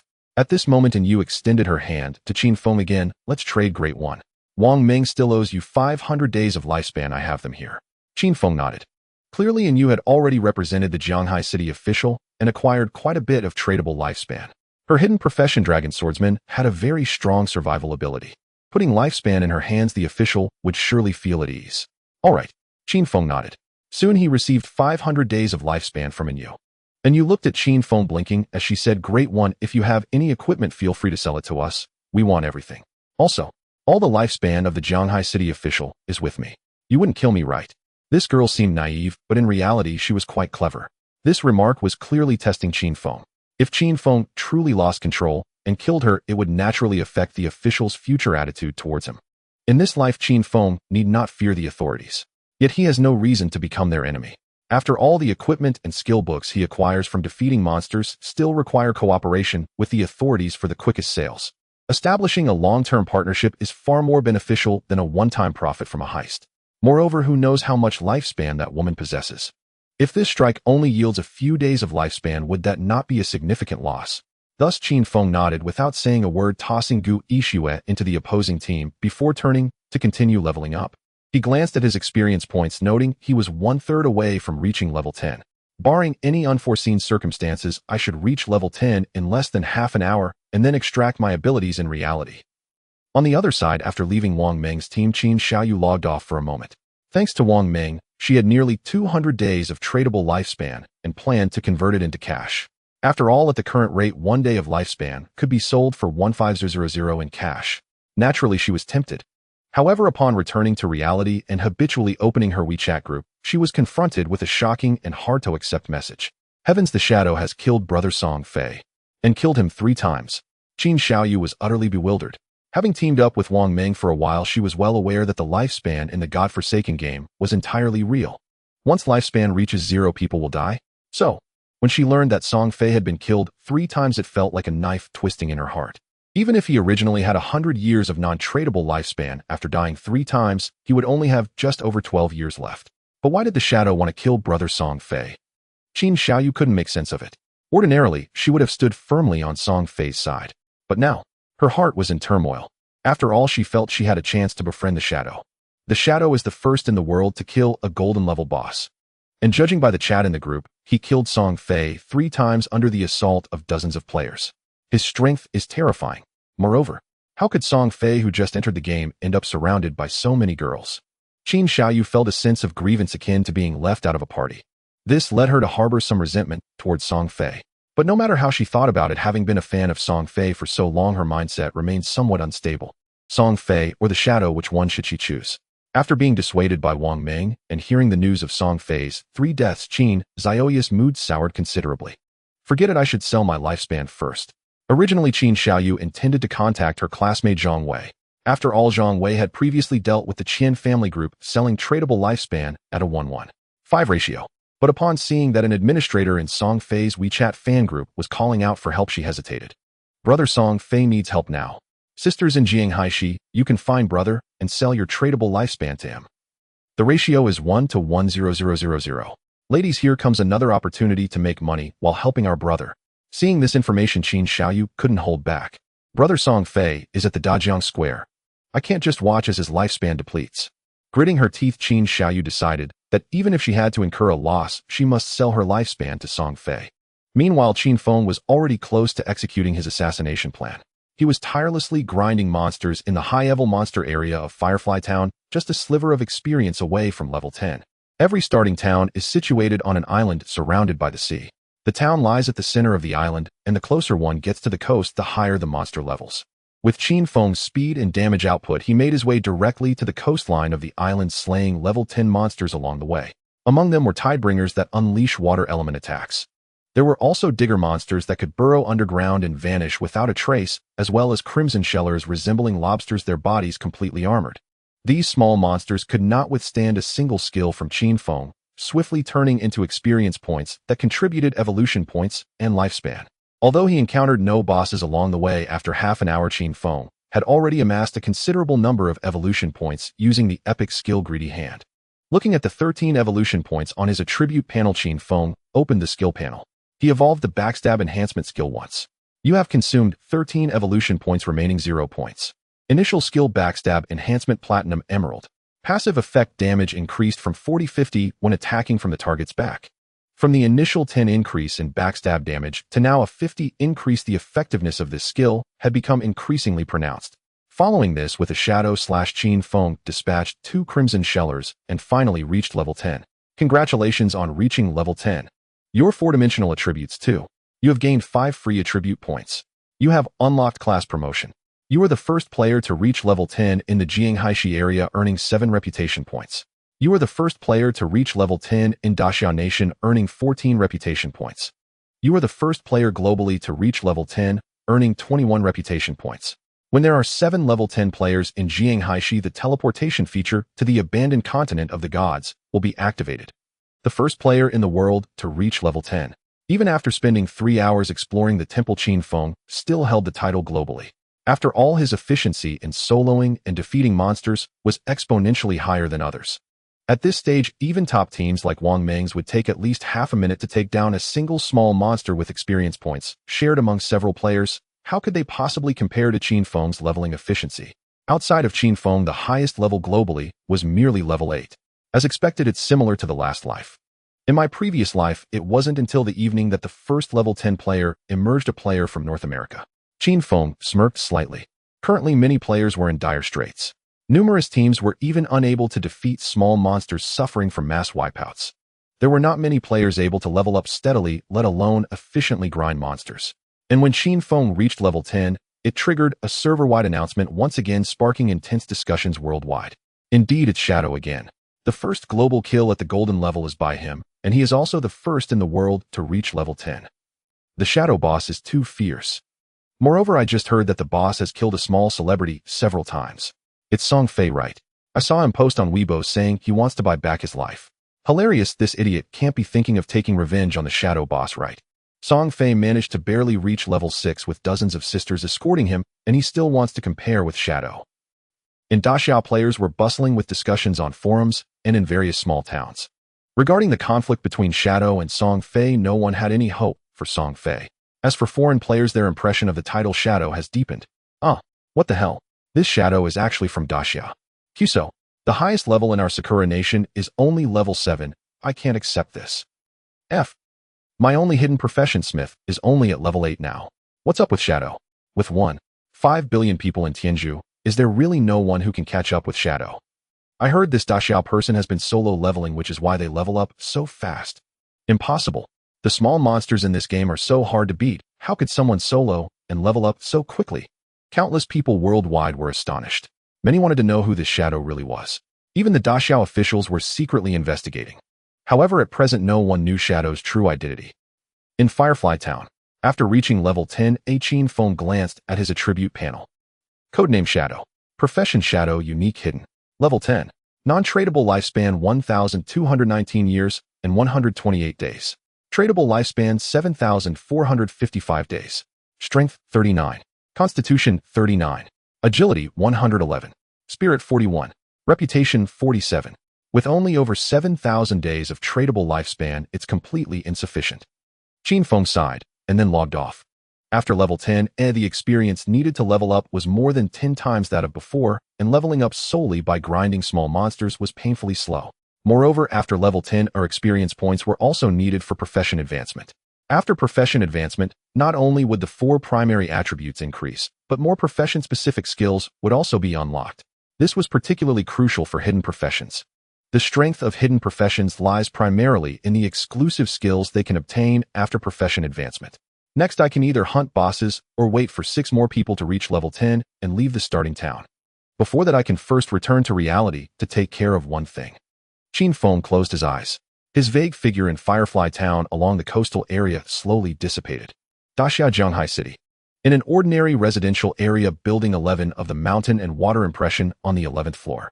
In a simple and refreshing bedroom, Qin Feng, who was originally semi-transparent, floating on the bed, gradually began to solidify. Just as Qin Feng chose to log off, he received a system prompt because he had reached level 10. Do you want to consume tradable lifespan to extract your abilities into reality? Yes, no. Qin Feng chose yes. A list of extractable abilities appeared before his eyes. 1. Extract profession and level. 2. Extract equipment. 3. Extract skills. 4. Extract lineage, temporarily unavailable. 5. Extract divinity, temporarily unavailable. First, he chose to extract his profession. In this regard, the game treats all professions equally, whether ordinary or hidden. Extracting profession abilities to reality requires consuming 1,000 days of lifespan. Qin Feng did not hesitate and directly extracted the unique hidden profession Shadow into reality. You have consumed 1,000 days of lifespan tradable. You have extracted Shadow unique hidden profession. You have acquired Shadow unique hidden profession, and the passive of the profession has taken effect. Your strength 3, constitution 3, agility 8, spirit 5. Next up was the level extraction.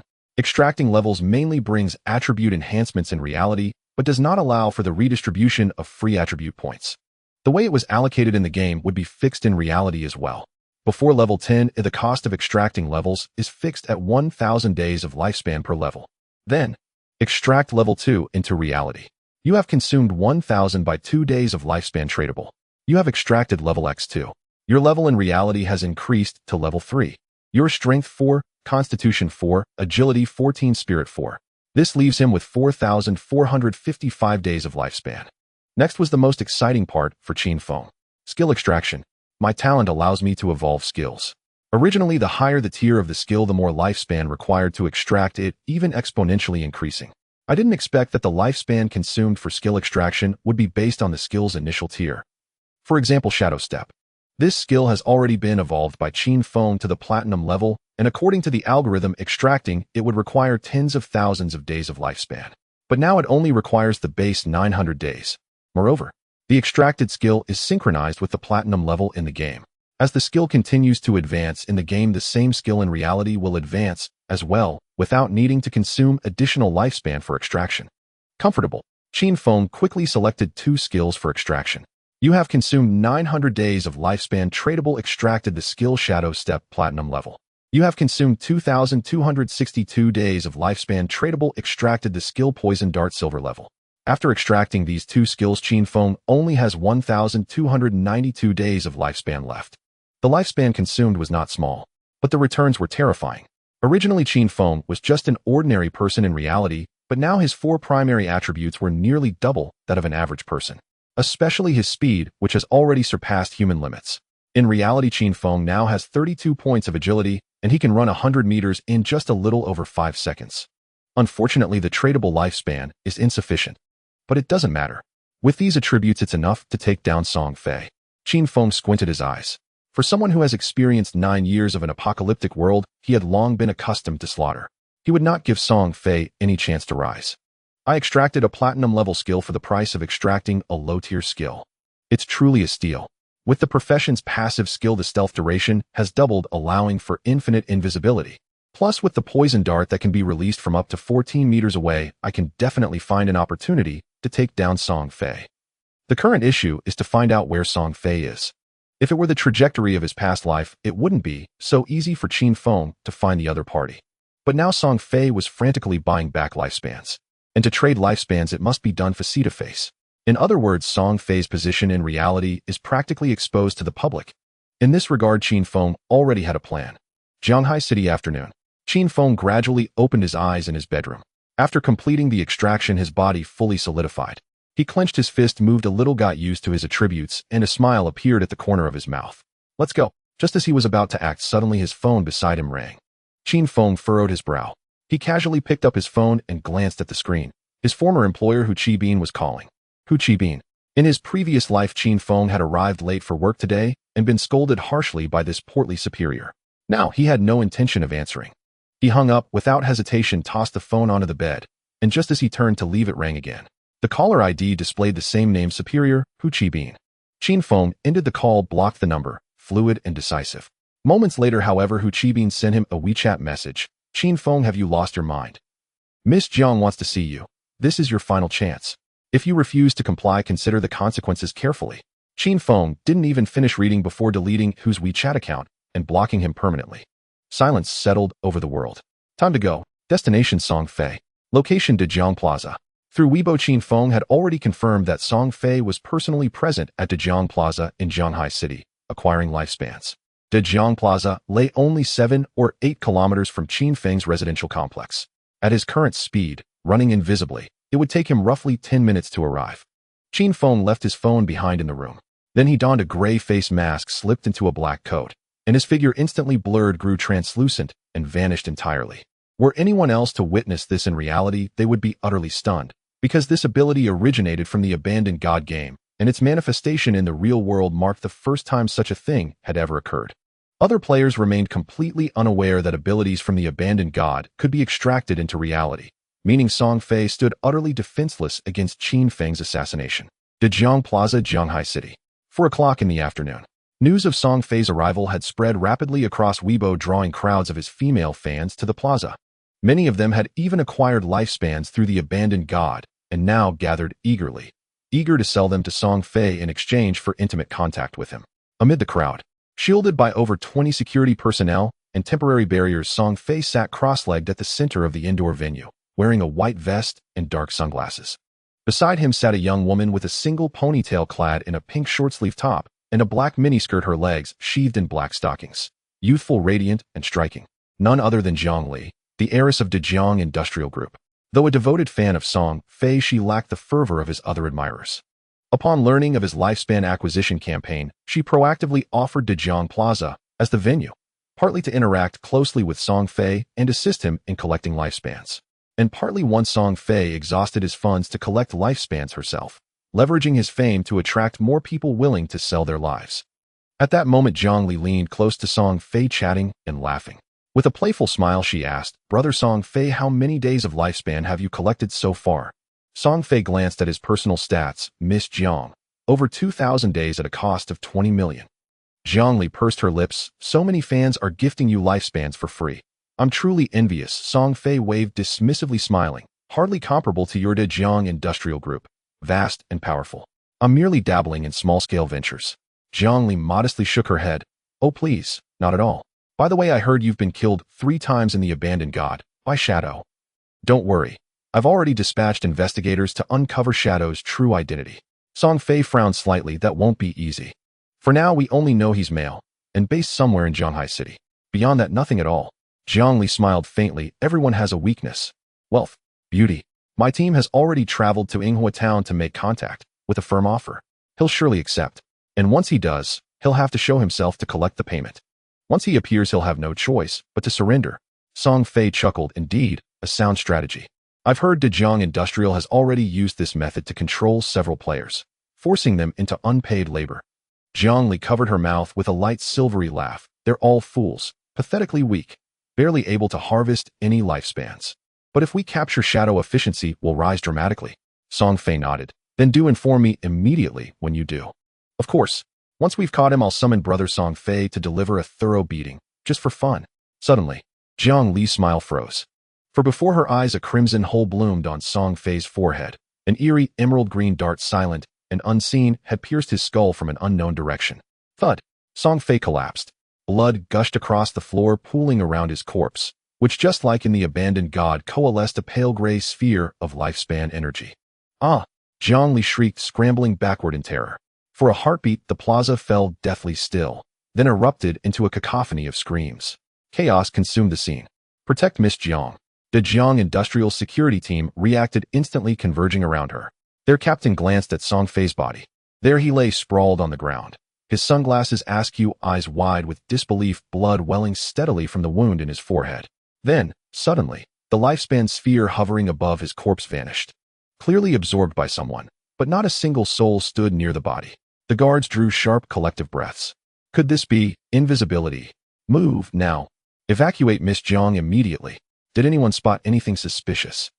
No one. Then pull the surveillance footage, now. The plaza descended into utter pandemonium. Under the protection of over 20 security personnel, Jiang Li fled via a nearby fire exit, emerging swiftly outside Dajiang Plaza, just as she reached for the door of a black sedan. A dart struck from above and behind, piercing her occiput with surgical precision. Instantly fatal. Thud. The heiress of Dejiang Industrial collapsed, dead, just beyond the gates of her own family's enterprise. Unexpected bonus. 1 for the price of 1, murmured Qin Feng, still cloaked in invisibility, mildly surprised. He had overheard Jiang Li and Song Fei's conversation. Since she'd already set her sights on him, how could he possibly let her live? She's no better than he is. Might as well eliminate her while I'm at it. Pity. She dropped several hundred days of lifespan upon death, but with all those guards surrounding her corpse, I couldn't retrieve it. In reality, death yielded half the tradable lifespan, just as in the game. Qin Feng seized only the 1046 days of tradable lifespan released from Song Fei's corpse, exploiting the chaos and his invisibility. Little did Song Fei imagine that the very lifespans he'd just purchased would so effortlessly fall into Qin Feng's hands. If only I possessed the blossoming curse skill, I could extract the remaining half too. Qin Feng shook his head, slightly regretful. The J-tier skill, blossoming curse, when extracted into reality, required over 10,000 days of lifespan, a threshold he simply hadn't yet reached. Having completed his mission, Qin Feng departed silently, leaving behind a scene of devastation. And this daylight assassination, carried out in broad view, rippled across the nation, then across the globe. In Zhanghai City at the Grand River Square, the female fans of Song Fei and the crowds selling their lifespans were all engulfed in a state of terror and chaos. Some were taking photos with their phones. Some were screaming in panic. Others were running away frantically. In the crowd, Qin Xiaoyou and Chu Yan were completely stunned by the scene. Originally, Qin Xiaoyou intended to sell her lifespan to Song Fei, but unexpectedly, she witnessed the moment when Song Fei was suddenly taken down. At that instant, her worldview collapsed. Xiaoyou, let's go, hurry up. Chu Yan reacted quickly, hurriedly pulling Qin Xiaoyou to leave amidst the chaos. The entire Grand River Square was in disarray, and the footage of the scene spread rapidly through various live broadcasts and recordings. Immediately, official police officers arrived. Some sealed off the scene, some went to check the surveillance footage, and others began to analyze the dark green dart left at the scene.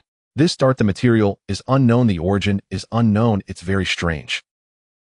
Rather than saying it is a product of our reality, it's more like something from the game of God's abandonment. The style does resemble it, but how could something from God's abandonment appear in reality? The surveillance department hasn't found any results. The attack came from a blind spot of the cameras, and we couldn't see who it was. Have you questioned the people on the scene? I've asked there were people nearby, but they all said they didn't see anyone. You see in the surveillance replay a lifespan light sphere appeared on Song Fei's body and suddenly disappeared. Could it be that someone was invisible beside him absorbing the light sphere? How could a person be invisible? Wait, the assassins in God's abandonment can be invisible. The police officers in Shanghai City were all bewildered. However, after the investigation, they reached the most likely conclusion that the one who attacked Song Fei and Zhang Li was very likely in an invisible state. Could it be that the abilities from God's abandonment can be unleashed in reality? Don't joke, I can be invisible in the game, why not in reality? Is there any condition that needs to be met? Due to the numerous eyewitnesses at the scene, the Shanghai authorities wanted to hide the news, but couldn't, especially since chaos was erupting all over the globe. The news of Song Fei's death spread rapidly.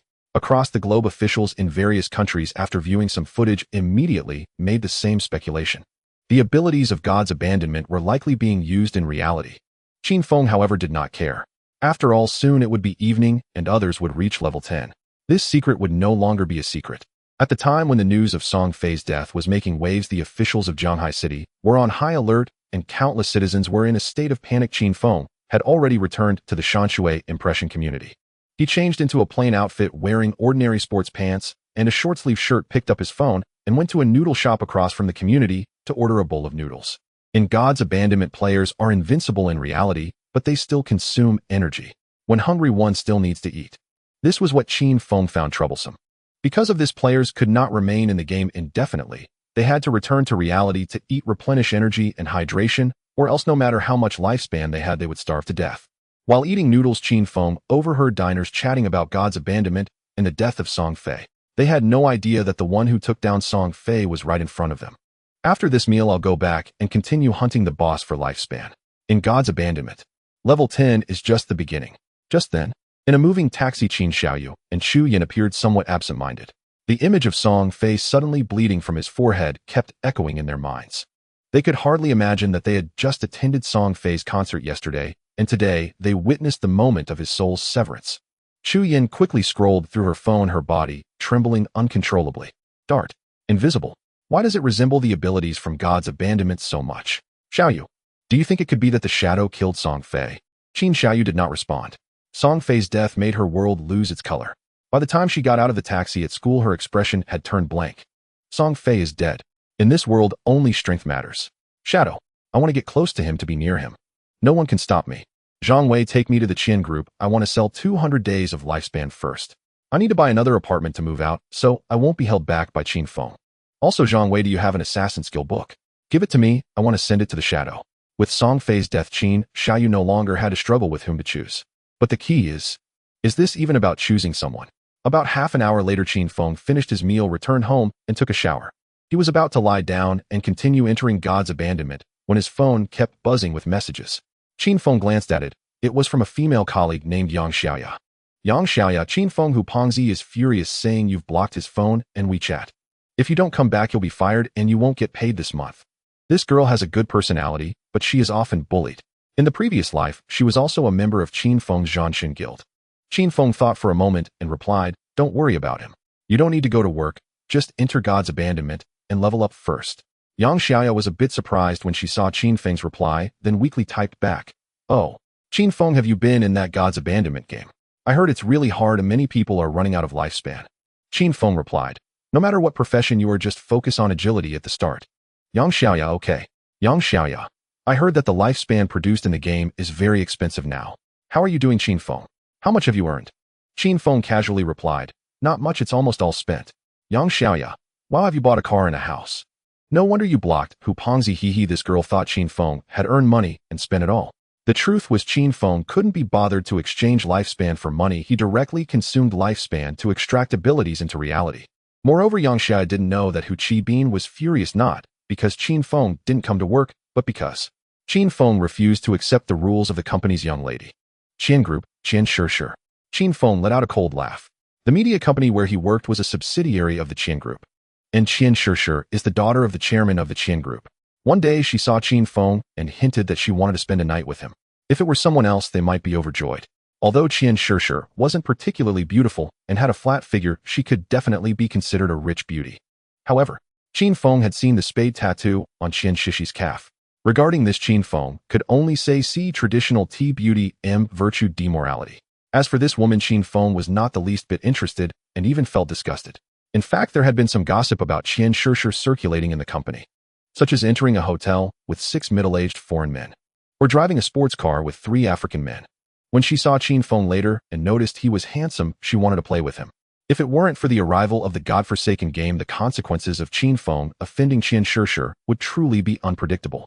But in his past life, the arrival of the godforsaken game made Qin Xiaoyou abandon any thoughts of hidden rules with Qin Feng. This woman no longer paid attention to Qin Feng, but left Daxia for North America, leading the formation of the top 3 guild in North America, Alice's Wonderland. Alice's guild is a major enemy of Daxia. The Qin group, where Qin Xiaoyou is located, is one of the shareholders of Alice's guild.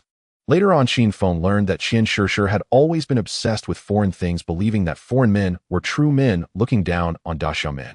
Even towards Qin Feng, she had a completely playful attitude. At this point in time, Qin Xiaoyou should be trapped at the airport in Modu. Qin Feng recalled. The arrival of the godforsaken game had caused a temporary halt in global transportation. Flights at the airport were suspended. It wasn't until a few days later that Qin Xiaoyou boarded a plane to North America. If she were in Shanghai, I could have dealt with her today. But there's no need to wait for a few days. Once I extract higher attributes, I can completely go to Modu and eliminate her before she leaves to prevent future troubles. Otherwise, once she goes to North America, it won't be so easy to deal with her. Qin Feng listed Qin Xiaoyou as his next target. If Qin Xiaoyou died, the Alice's Wonderland Guild, which had caused great trouble for the Zhanxin Guild, and even for all of Daxia in his past life, might never have been established. After all, Qin Feng had heard rumors in his past life. All the founding members of Alice's guild had had affairs with Qin Xiaoyou. Once this woman was dead, those founders would naturally lose their ties of connection. Just as he was pondering, suddenly Qin Feng's phone rang. Looking at the screen, it was actually Qin Xiaoyou. She actually took the initiative to call me. Qin Feng was stunned. After all, in his impression, Qin Xiaoyou would never take the initiative to contact him. In his past life, he kept apologizing and seeking forgiveness, even going to Qin Xiaoyou's school in person to bring her back into the godforsaken game. And now, Qin Xiaoyou had actually taken the unprecedented step of calling him. Qin Feng thought for a moment and still answered. However, his voice was a bit cold. Hello. Qin Xiaoyou's voice came coldly from the other end. Qin Feng, you can still answer the phone. I thought you died in the godforsaken game. Since you're alive, I just wanted to inform you that I bought a house with my own money, so you don't need to manage me anymore. Upon hearing her tone, Qin Feng knew she was in a bad mood. Was it because she was fired by Wang Meng? Or was it because Song Fei had died? No matter what, it didn't matter. Qin Feng was too lazy to care about her. Whatever you do is none of my business. Qin Xiaoyou, haven't you always thought that I made you feel unfree? Rest assured, I won't manage you anymore. Do whatever you want. Upon hearing this, Qin Xiaoyou was clearly taken aback. She didn't expect that her brother, who had always been so good to her, would speak to her in such a cold tone. However, she had made up her mind to cut ties with Qin Feng. She was eager to befriend Shadow and didn't want to care about anything else. So she coldly said, you know that you have made me feel oppressed. This is what you said. From now on, there will be no relationship between us. Don't manage me in the future, and I won't look for you. Let's sever ties. Don't inquire about where I live. Hearing Qin Xiaoyou's words, Qin Feng smiled. Sever ties. Is there such a good thing? All right. Qin Feng replied with a single word and hung up the phone. Then he turned off his phone and lay back on the sofa. As his figure gradually turned semi-transparent, he once again entered the godforsaken game. Hearing the sound of the call disconnecting, Qin Xiaoyou felt a complex emotion she couldn't describe. First was relaxation. She had always felt that she was controlled by Qin Feng, too oppressed and too unfree. Now she had finally been liberated. With her own ability, she had bought a 3-bedroom apartment with Chu Yin and had moved in directly. Although the paperwork hadn't been completed, that was only a matter of time. From now on, she could live away from Qin Feng. Now no one will hold me back. I can do whatever I want. The feeling of freedom is truly wonderful. Next, I just need to find a way to get to know Shadow and build a good relationship with him. Qin Xiaoyou glanced at her phone. The news of Song Fei's death had spread across the globe. Many people speculated that he was very likely assassinated by Shadow. Just why was Shadow able to use the abilities of the godforsaken game in reality? Chu Yin looked at her worryingly. Xiaoyou, is it really okay to sever ties with your brother? Why don't you just apologize to him? He seems really angry this time. Qin Xiaoyou shook her head. Apologize to him? Impossible. Come on, once I get to know Shadow, what does he have to do with me? Soon Qin Xiaoyou and Chu Yin entered the godforsaken game together, meeting up at Shell Town. Qin Xiaoyou received a bronze-level assassin skill book Stun Rod from Zhang Wei. Then, filled with anticipation, she opened a private chat window with Wang Ming. "Brother Wang, I have an assassin skill book here. Could you please ask Shadow if he needs it? If he wants it, I can give it to him." Qin Xiaoyou's mood was both tense and proud. The tension came from the fact that this was her first attempt to communicate with Shadow. The pride came from the fact that there were very few people who had the opportunity to befriend Shadow at this stage, and she was one of them. As long as she could get along well with Shadow in the upcoming era of the godforsaken game, Qin Xiaoyou would definitely surpass countless others. However, just after she sent a private message to Wang Ming, he soon replied. The big shot said, "He doesn't need it, you can keep it and sell it yourself." Qin Xiaoyou was dumbfounded on the spot. She never expected that Shadow would refuse this skill book with control effects. So straightforwardly rejected. Qin Xiaoyou had never anticipated such an outcome. What is going on? I offered him a skill manual, and he refused it. She stood stunned. It defied her comprehension. Who in their right mind would refuse a gift, free of charge? Chu Yin, noticing her daze, couldn't help but ask, "Xiaoyou, what's happening?" After hearing the explanation, both Chu Yin and Zhang Wei were left speechless. What the hell? He turned down a free skill manual. Is he insane? Zhang Wei exclaimed. Chu Yin paused thoughtfully, then offered gently, "Xiaoyou, perhaps he's already mastered that skill. Let's grind more monsters. We might drop other skill manuals." Xiaoyou sighed. "That's all we can do." Minutes earlier, Qin Feng re-entered the game first. Before he could even take in his surroundings, a chorus of blood-curdling roars assaulted his ears. I logged out on the beach. Monsters shouldn't have respawned this quickly, should they? He was genuinely surprised. As the darkness receded around him, he found himself gazing upon a coastline where several players scattered in panic, fleeing for their lives. Chasing them relentlessly was a grotesque, monstrous entity nearly 3 meters tall. Golden Arthropod LV8. Rarity golden. The creature's body shimmered with a pale golden hue. Its lower half resembled a horse, but one with 8 sinewy legs. Its upper torso, however, bore eerie resemblance to a centipede, sprouting dozens of arms, each gripping a rusted iron blade or sword. Its head resembled that of a spider, bristling with hundreds of compound eyes, all fixed unblinkingly upon the fleeing players, unervingly precise. The golden arthropod moved with terrifying speed. Within moments, it overtook a warrior player. Iron blades and swords crossed in a lethal arc, cleaving the warrior into dozens of mangled fragments in less than a second. Shadow. One fleeing player glanced ahead and gasped at the figure materializing before him, hope flaring in his voice. Qin Feng turned toward the voice and beheld a mature, statuesque woman clad in a fiery crimson mage robe, her presence radiating fierce allure. Her voluminous black waves cascaded down her shoulders, her striking eyes lit up with unmistakable delight. The very same glamorous woman who'd purchased his ice spike spell Grey Rose. At the sight of Qin Feng, Grey Rose's expression brightened, then tightened with urgency. Shadow, this boss counters stealth. Our rogue was eliminated by it. If you plan to fight it, be extremely cautious. Qin Feng remained silent. A golden tier boss. Of course he would engage it. For him, it meant 28 evolution points. Golden Arthropod, if memory serves, its stealth detection rank is level 2. His eyes narrowed. Not that stealth had become irrelevant. After all, his damage surged when striking from invisibility. Shadow step. His form dissolved into nothingness. Grey Rose watched, her beautiful eyes clouded with anxiety. Her entire party had been shattered by the golden tier boss. Combat was impossible. Uncertain whether Qin Feng intended to fight or flee, she could only sprint away. Qin Feng maintained his invisible state, passing silently beside Grey Rose. As they crossed paths, her gaze flickered with palpable concern, yet he did not pause, did not glance back. He advanced, straight toward the golden arthropod. Phantom slash. His silhouette flickered into existence, then vanished again, slicing cleanly through the beast's form. 1013. 3042 weak point strike. 1013. So, it sees through level 2 stealth after all. My shadow class passive isn't triggering. When striking outside an enemy's line of sight, damage doubled. Yet that effect failed utterly against a foe who perceived his invisibility. Consequently, his output plummeted. Yet simultaneously, the legendary skill Graceful Deliverance magnified the boss's head and heart weak points by 200. Within the 9 slashes of his Phantom Slash, 3 struck true upon those amplified weak points, each delivering triple damage. Truly worthy of a legendary skill. And I owe it all to Lin Lifeish. That girl led me straight to the Temple of Faith. One Phantom Slash alone stripped 13,000 health from the golden arthropod. Its health bar plummeted, nearly 1/6 gone. Without hesitation, Qin Feng whirled and loosed a venomous dart, aimed squarely at the beast's skull. The golden arthropod twisted to evade, but Qin Feng's agility was unmatched, the dart blurring forward with lethal precision, striking home. 1785 weak point strike. 223. 223. Though now merely a silver tier skill, venomous dart's damage paled in comparison. Yet the greater loss lay in Qin Feng's missing class-based damage multiplier halved against this foe. Worse still, the boss faced him heated, denying him the 50 bonus for rear attacks. I need to advance my class, to raise my stealth tier, he mused silently. The moment his two skills landed, the golden arthropod's 8 legs churned violently, launching itself forward with terrifying velocity, closing the distance in a heartbeat, its top speed exceeding 30 meters per second. In an instant, dozens of rusted blades and swords rained down upon Qin Feng like a tempest. Watch out! Grey Rose cried instinctively from afar, her brow furrowed with dread. But then, not only she but every teammate scattered by the boss stood frozen in disbelief. They witnessed something utterly incomprehensible. Under the boss's barrage, Qin Feng executed flawless lateral dodges, backward steps, and acrobatic rolls, fluid, seamless, relentless.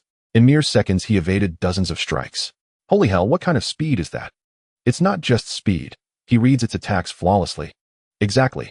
His raw speed matches the boss's, but every single attack lands just short of him. It's as if he's fought this boss 100 times. What they didn't know was that this was the fruit of 9 years' mastery in his previous life. Back then his class had been warrior, and a true warrior was never merely a shield, never just a tank. The greatest warriors avoided the boss's decisive abilities entirely, often enduring not a single hit lest they plunge their entire party into catastrophe. Especially when the healer was Qin Xiaoyou. Epic tier bosses unleashed wide area assaults. Xiaoyou struggled merely to evade them herself. How could she possibly spare attention to heal Qin Feng? It was impossible. Thus in his past life he'd often borne the burden alone. To assume Qin Feng relied solely on stealth to dominate bosses would be gravely mistaken. With sufficient agility, even with stealth nullified, his mastery of movement allowed him to toy with virtually any boss effortlessly. Slash. In charge. In trample. And the golden arthropod, endowed with hundreds of compound eyes, could pierce through any target employing stealth below tier 2. Even Qin Feng could not evade its perception. Yet, and no matter how fiercely this golden tier boss attacked, not a single strike landed upon Qin Feng. Compared to the unique golden ghost ship, this golden arthropod proved markedly easier to subdue. And Qin Feng dodged its assaults with effortless grace. Once his skills cooled down, he countered instantly, each strike draining 1/6 of the boss's health. And within little more than a minute, before the stunned, disbelieving gazes of Grey Rose and her companions, the golden tier boss abruptly turned and fled. But Qin Feng was far too swift. Having sprinted barely 200 meters into the woods, the golden arthropod was overtaken and utterly slain by Qin Feng. You have slain golden arthropod LV. 8. Golden tier. You have gained 6400 experience points. And you have gained 7 evolution points. And you have gained 497 days of tradable lifespan. Seizing the moment before Grey Rose and her party caught up, Qin Feng immediately activated Greed's hand. You have gained 7 evolution points. You have gained 7 evolution points. And you have gained 7 evolution points. And you have gained 497 days of tradable lifespan. A cascade of system notifications washed over him, evoking deep, visceral satisfaction. A single golden tier boss yielded 28 evolution points and nearly 2000 days of tradable lifespan. The synergistic effect of Greed's hand and the Phantom Flame Bell accelerated his growth far beyond that of ordinary players. NAS for experience, in leveling from 9 to 10, required only 100 points. But ascending from level 10 to 11 demanded a full 1000 points. These 6400 points, though substantial, were still insufficient for Qin Feng to level up. When he inspected his spoils, his eyes lit up. Shield of Obsidian Light Platinum, a rogue class skill. Upon activation, converts all of the user's evasion rate into damage-absorbing shields lasting 8 seconds. Cooldown 60 seconds. Required level 8. Conversion rate, every 20 evasion yields 1 shield layer. Once shattered or upon expiration, evasion returns to normal. This skill book actually dropped, mastering it would allow me to clear countless bosses unscathed, especially those haunting the godforsaken continent. Qin Feng was profoundly delighted, he learned it instantly. Consider his current mastery of Phantom Shadow Blur, now evolved to Epic tier, granting him a passive 75 evasion chance. Activating the Shield of Obsidian Light would thus generate 3 layers of damage immunity. In other words, no matter how devastating the incoming blows, Qin Feng would withstand the first 3 unharmed. It's not just for boss battles. It transforms exploration of ruins and high-tier zones as well. With this skill, I can venture boldly into regions far above my current level. Without hesitation, Qin Feng invested 6 evolution points to elevate the skill to Epic Tier. Shield of Obsidian Light Platinum Epic, a rogue class skill. Shield duration extended from 8, 10, 12, 14 seconds. Conversion rate improved from every 20, 15, 12, 10 evasion, yielding 1 shield layer. At Epic Tier, Qin Feng's 75 evasion translated seamlessly into 7 layers of damage immunity. Further evolution requires 50 evolution points. For now, this is more than sufficient. He retained 22 evolution points. First, he spent 3, 5, 8, 16 evolution points to evolve Venomous Dart 3 times. Venomous Dart Silver Jade maximum range increased from 14-17 meters. Impact inflicts 120-240 additional damage. Venom effect inflicts 50-80 of base damage per second for 5 seconds. Non-stacking, no weakness amplification. 3 evolutions doubled the skill's total damage output. Given its mere 5-second base cooldown, its sustained DPS rivaled even Phantom Shadow Slash. 6 evolution points remain. I'll hold them in reserve. Beyond skills, the Golden Arthropod also dropped 2 usable pieces of gear. Ring of Lightness Platinum, a rogue class accessory. Grants 20 agility, 20 movement speed, 20 attack speed, and 20 cooldown reduction. Required level 8. Heavy Crimson Leather Gauntlets Golden, a rogue class armor piece. Grants 18 physical defense, 15 resistance to all elemental damage, 12 constitution, and 588 maximum HP. Required level 6. Swapping in both items boosted Qin Feng's cooldown reduction to 55. His Phantom Shadow Slash, originally on a 12-second cooldown, now recharged in just 7 seconds. Moreover, his Constitution defense and HP had all risen significantly.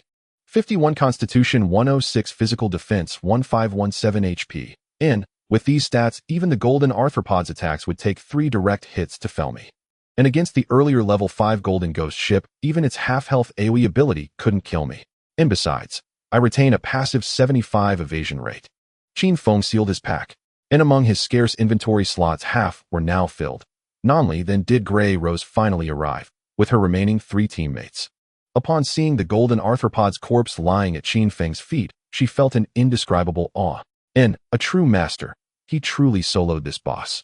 Her beautiful eyes shimmered with admiration and anticipation. Master, do you have any gear or skills I might use? I'll buy them. For mages, there's a golden tier skill book, Frost Ricochet.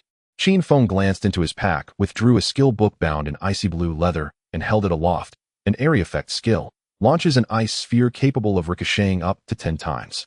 800 days, firm price. Dropped by an level 8 boss, its usage requirement falls between levels 6 and 8. This Frost Ricochet book is a level 7 skill. Higher level skills naturally boast superior stats. Level 7 Frost Ricochet inflicts over 40 more damage than its level 5 counterpart, even though both are golden tier. Of course, identical skills cannot be learned twice, only overwritten by higher tier versions. 800 days. That's exorbitant. Grey Rose wore a wry, helpless smile. Yet gazing at the skill's listed attributes, she hesitated to walk away. The Frost Ricochet would dramatically accelerate her leveling pace. Against swarms of lesser foes, this skill unleashed explosive, cascading devastation. After half a minute's deliberation, Grey Rose approached her teammates and borrowed their lifespans. 800 days, it's a deal. You have lost Frost Ricochet Golden Tier skill book, and you have gained 800 days of tradable lifespan. System notifications chimed. Qin Feng turned and departed. He intended to return to the town and post an offer purchasing intel on Silver Tier and Golden Tier boss locations. He'd pay 30 days for Silver Tier leads and 100 days for Golden Tier ones. Thus a steady stream of bosses awaited slaughter, propelling his growth to its absolute zenith. It was only after Qin Feng had slain the Golden Arthropod and sold Frost Ricochet that he received a private message from Wang Ming. What on earth? Qin Xiaoyou wants to gift me a bronze tier skill book? Qin Feng scoffed and declined outright. Out in the world, most assumed Shadow had killed Song Fei. Given Qin Xiaoyou's temperament, had Qin Feng slain Song Fei, she would have hunted him without mercy. Yet if Shadow committed the act, she not only withheld anger, she offered a skill book. How flagrantly, how transparently could bias possibly be? Qin Xiaoyou had always been this way, ungrateful, entitled, and unyielding. No matter how deeply Qin Feng cared for her, she accepted his devotion as mere obligation. In her previous life, even the slightest disappointment would ignite her fury, sending her into furious, tear-streaked arguments with him. For 9 long years, Qin Feng provided for her, without fail, equipping her, teaching her skills, extending her lifespan, supplying food and shelter. Yet she regarded every sacrifice not as love, but as her birthright. In the end, for Song Fei's sake, she gouged out Qin Feng's eyes with her own hands. Most chilling of all, her face glowed with bliss as she did it. A stranger's petty kindness lingers in your memory forever. Yet all my devotion means nothing to you. Qin Feng's smile was cold, detached, a quiet, cutting laugh. Though Song Fei was already dead, he would never take Qin Xiaoyou back. After all, that was simply her nature. Without Song Fei, there would be Lin Fei, Li Fei, Zhang Fei, endless replacements. Qin Feng would never stumble twice on the same stone. The fact that he hadn't dealt with her as ruthlessly as he had with Song Fei was solely out of respect for their deceased parents. If you ever learned I am Shadow, and that I killed Song Fei, you'd curse me for 3 days and nights without pause. Yet you still gifted Shadow a skill manual. Qin Feng shook his head, dismissing the thought entirely. His inventory now brimmed with loot. He planned to return to the town to sell it and simultaneously post a bounty on the boss's coordinates. He opened a private chat with Wang Ming and typed, "Wang Ming, return to town. We're selling your gear. Bring lifespan." Wang Ming instantly replied, "Got it." He was currently leading his squad just outside Yinghua town, hunting monsters and grinding levels. Upon seeing Qin Feng's message, he immediately turned his team around, only to pause mid-route and ask, "By the way, was Song Fei killed by you, senior?" Such an unexpected question might give others pause, but Qin Feng didn't hesitate. Yes, Wang Ming had Song Fei's friends on his contact list, and none of them had logged off. Thus he knew full well that Shadow had been offline during the exact time Song Fei died. Motive and opportunity were both undeniable. Wang Ming's question meant he'd already pieced together most of the truth. Qin Feng could have denied it. After all, no evidence existed, but denial served no purpose. This was in fact a deliberate test, to gauge the official stance of the Great Xia authorities. Hearing Qin Feng's immediate, unflinching admission, Wang Ming was genuinely taken aback. After a brief silence, he replied, "All right, we're still some distance from town, about 10 minutes away. Please bear with us, senior." Qin Feng smiled faintly. "No problem. I'm even farther." To level quickly, he'd pushed all the way to the coastline, over 20 kilometers from town. At his speed, the return journey would still take 15 minutes. Along the way, he dispatched monsters effortlessly, each strike precise, lethal, and silent. He gained over 2,000 experience points, 5 evolution points, and several pieces of subpar and common gear, including multiple skill manuals. By the time he reached town, his inventory was completely full. He met Wang Ming and his squad in the basement of an abandoned church in Yinghua town. "Senior's here. They've been waiting for 2 minutes already." When Qin Feng appeared, face veiled, clad in armor shimmering with faint gold, the entire group tensed instinctively. And Yu, the dragon swordsman, wore sleek, silver light armor. A slender silver longsword hung at her willowy waist. Her long legs, wrapped in gleaming metal plates, looked both graceful and powerfully supple. Clad in this swordsman's armor, the beautiful policewoman's exquisite figure, curvaceous, elegant, perfectly proportioned, was rendered breathtakingly vivid. She glided forward with effortless poise, stopping directly before Qin Feng, eyes wide with intensity as she scanned him up and down. "Senior, you admit you killed Song Fei?" Qin Feng caught the delicate floral scent drifting from her and smiled faintly. "So, you plan to arrest me?" And you pointed to the emblem above her head. Her in-game codename was Justice Enforcer. Qin Feng glanced at it, then let his gaze linger lightly on her lithe frame before asking with quiet amusement, "Then tell me, who among us embodies justice? You or Song Fei?" And Yu had been stern until that moment. But hearing his question, she suddenly laughed.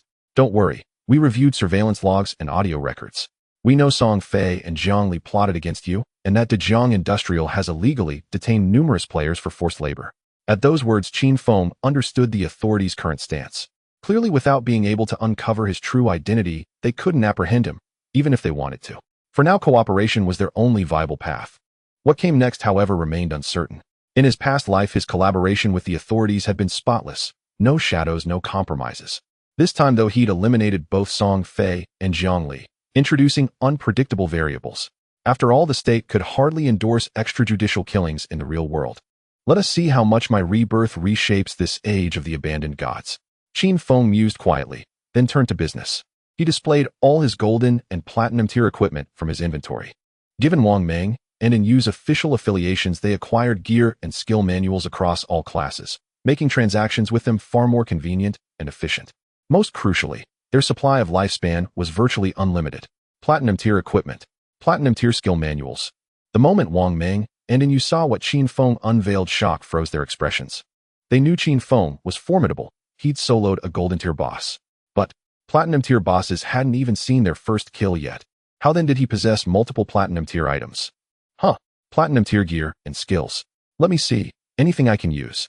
Gu Yixue, the white bird cleric, leaned in eagerly, her delicate face alight with wonder. She wore a pristine white priestess robe radiating soft silver luminescence, a vision of sacred purity utterly distinct from Yu's warrior elegance. Clearly Wang Ming's squad had slain at least one silver-tier boss recently, otherwise they wouldn't be wearing so much silver-tier gear. Yet compared to Qin Feng's horde, their equipment looked like scrap.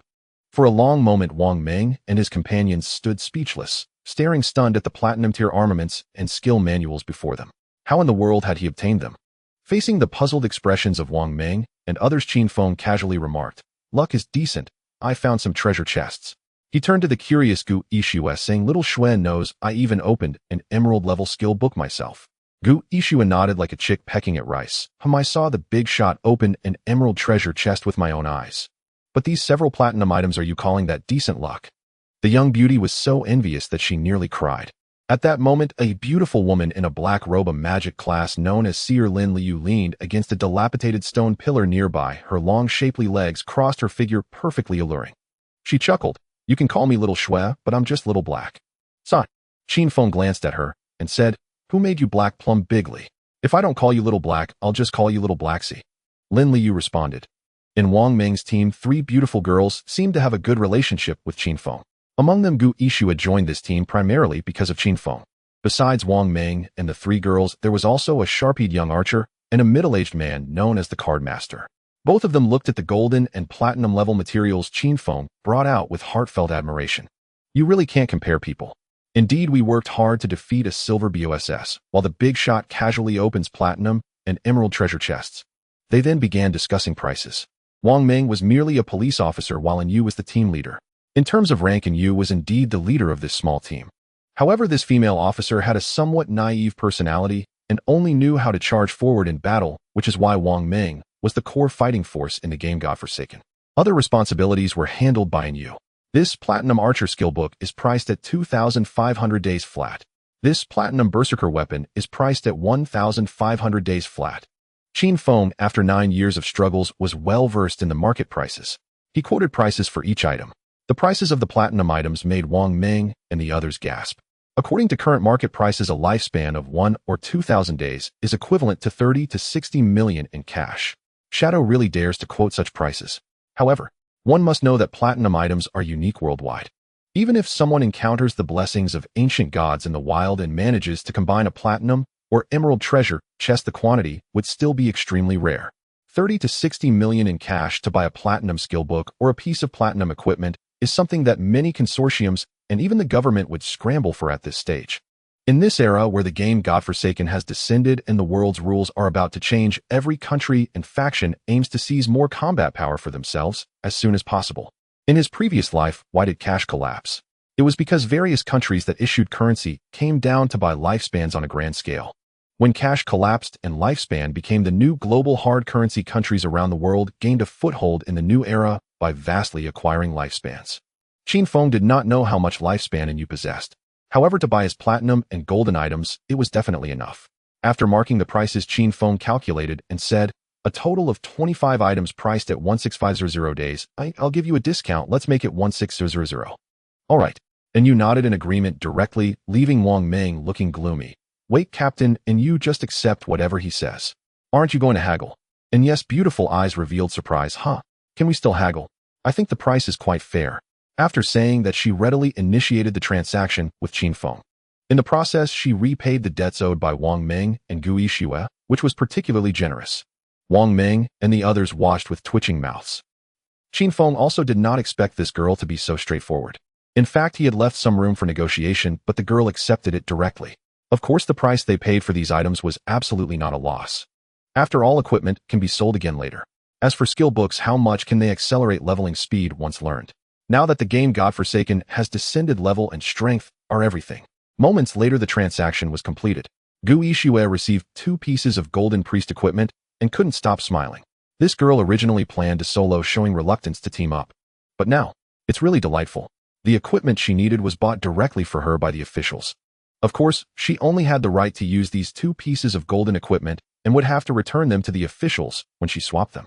But this was already enough to feel great. As for Qin Feng, acquiring 1600 days of lifespan was also a great harvest. When the tradable lifespan exceeds 10,000 days, the default display unit for lifespan changes to years.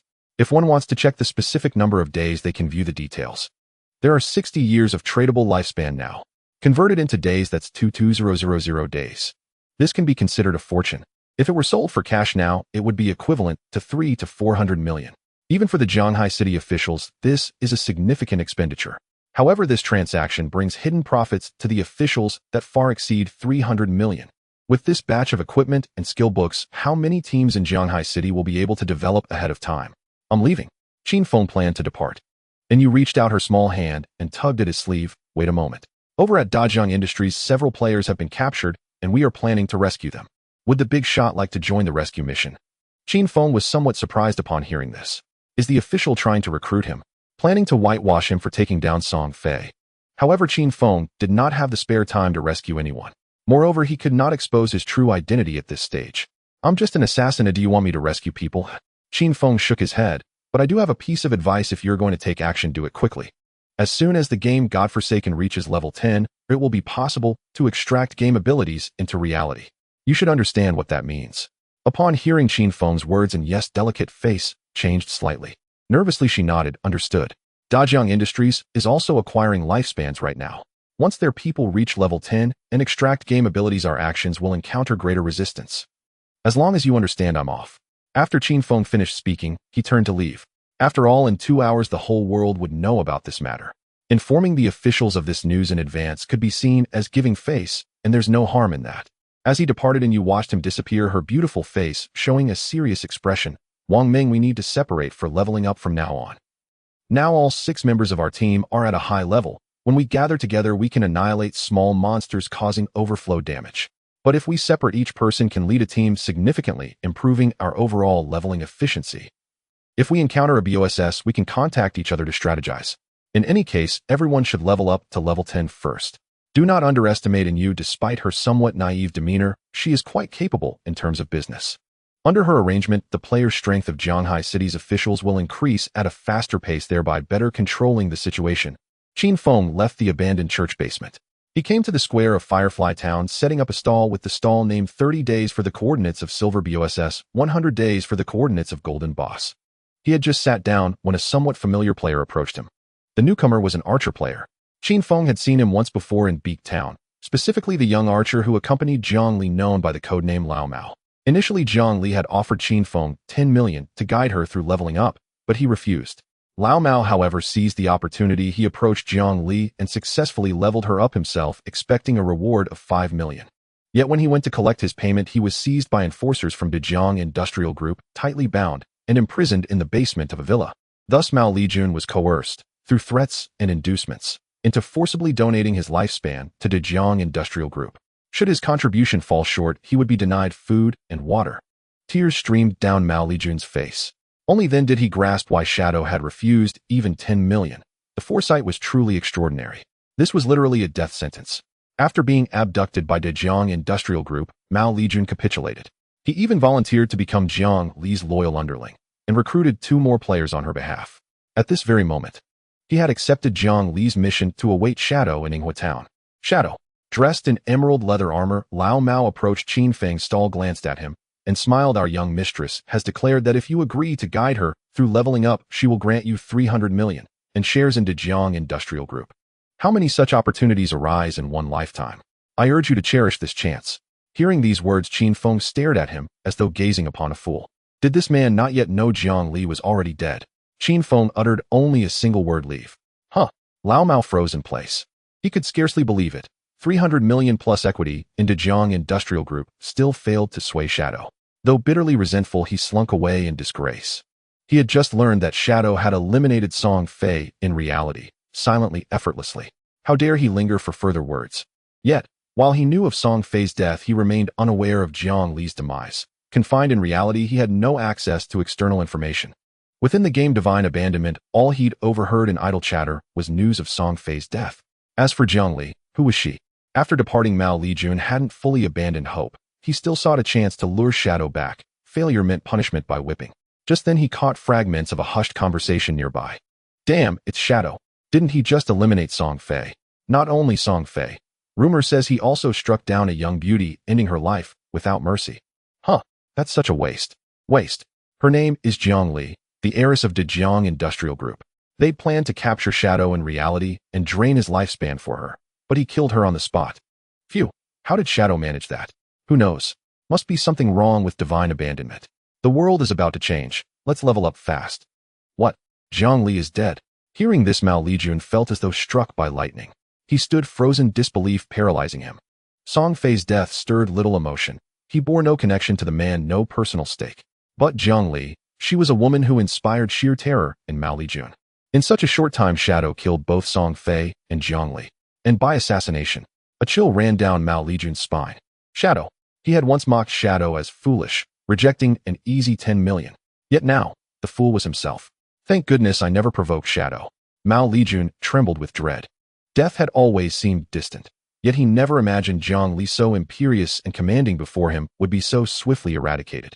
With one final glance at Qin Feng's retreating figure, Mao Lijun hurried away, hands trembling. Qin Feng paid no mind to Lao Mao's appearance. To him, it was merely a minor interlude. As he set up his stall, he noticed players in Yinghua town flinching at his presence. Some women even veered wide, afraid even to pass before him. Clearly word had spread Song Fei had fallen by his hand. Yet Qin Feng remained indifferent. At this hour, veteran players have already entered the game, though they've been assigned to towns farther along the map. I won't encounter them here. In 2 hours, others will reach level 10, and then we'll prepare to depart for the continent. Qin Feng felt no urgency. Before journeying to the divine abandonment continent, he intended to forge a complete set of gold and platinum tier gear within the starter town. Once across, his possibilities would multiply exponentially. Soon 2 players clad in black robes approached Qin Feng's stall. I possessed the coordinates of a silver tier boss. Even as Qin Feng prepared to hunt more bosses.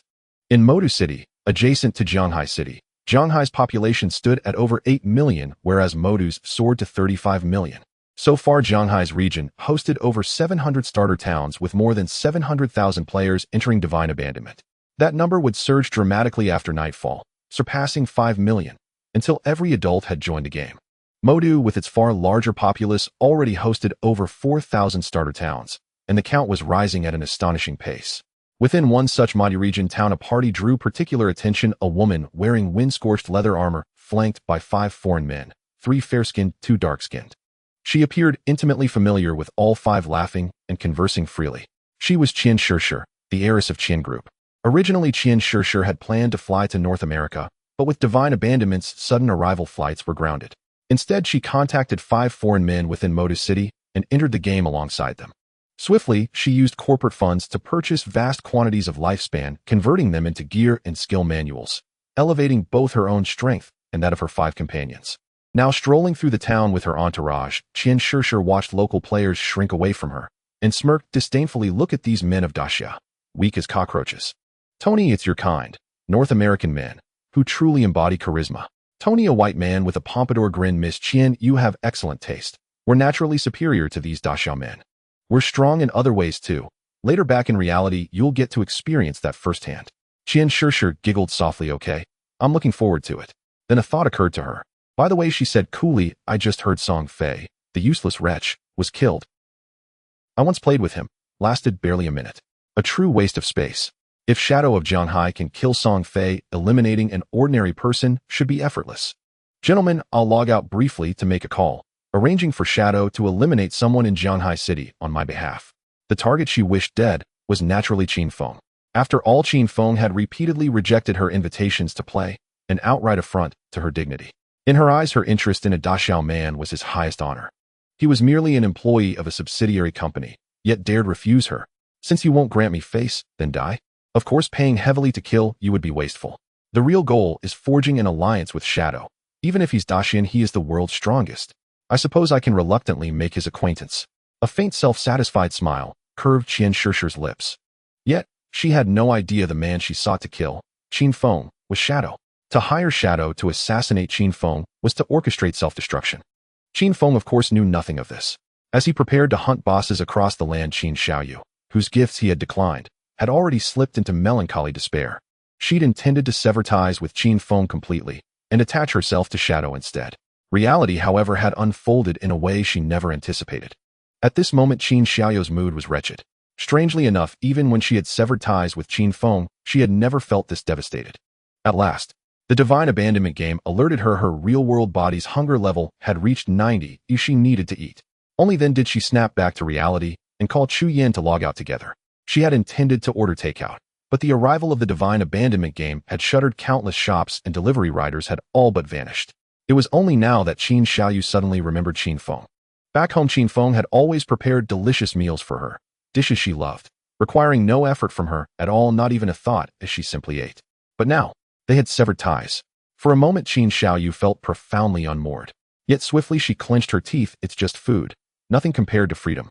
Meanwhile, Qin Feng had already cast Qin Xiaoyou entirely from his mind. Within little more than an hour, he had already acquired the coordinates of 4 silver-tier bosses and proceeded to hunt them down one by one, slaying each without fail. Each kill granted him 16 evolution points. Factoring in loot acquired via his greedy hand ability and selling everything to the official authority, the average return per silver-tier boss amounted to 3 tradable days of lifespan. Over an hour later, Qin Feng returned triumphantly to the Glowfire town.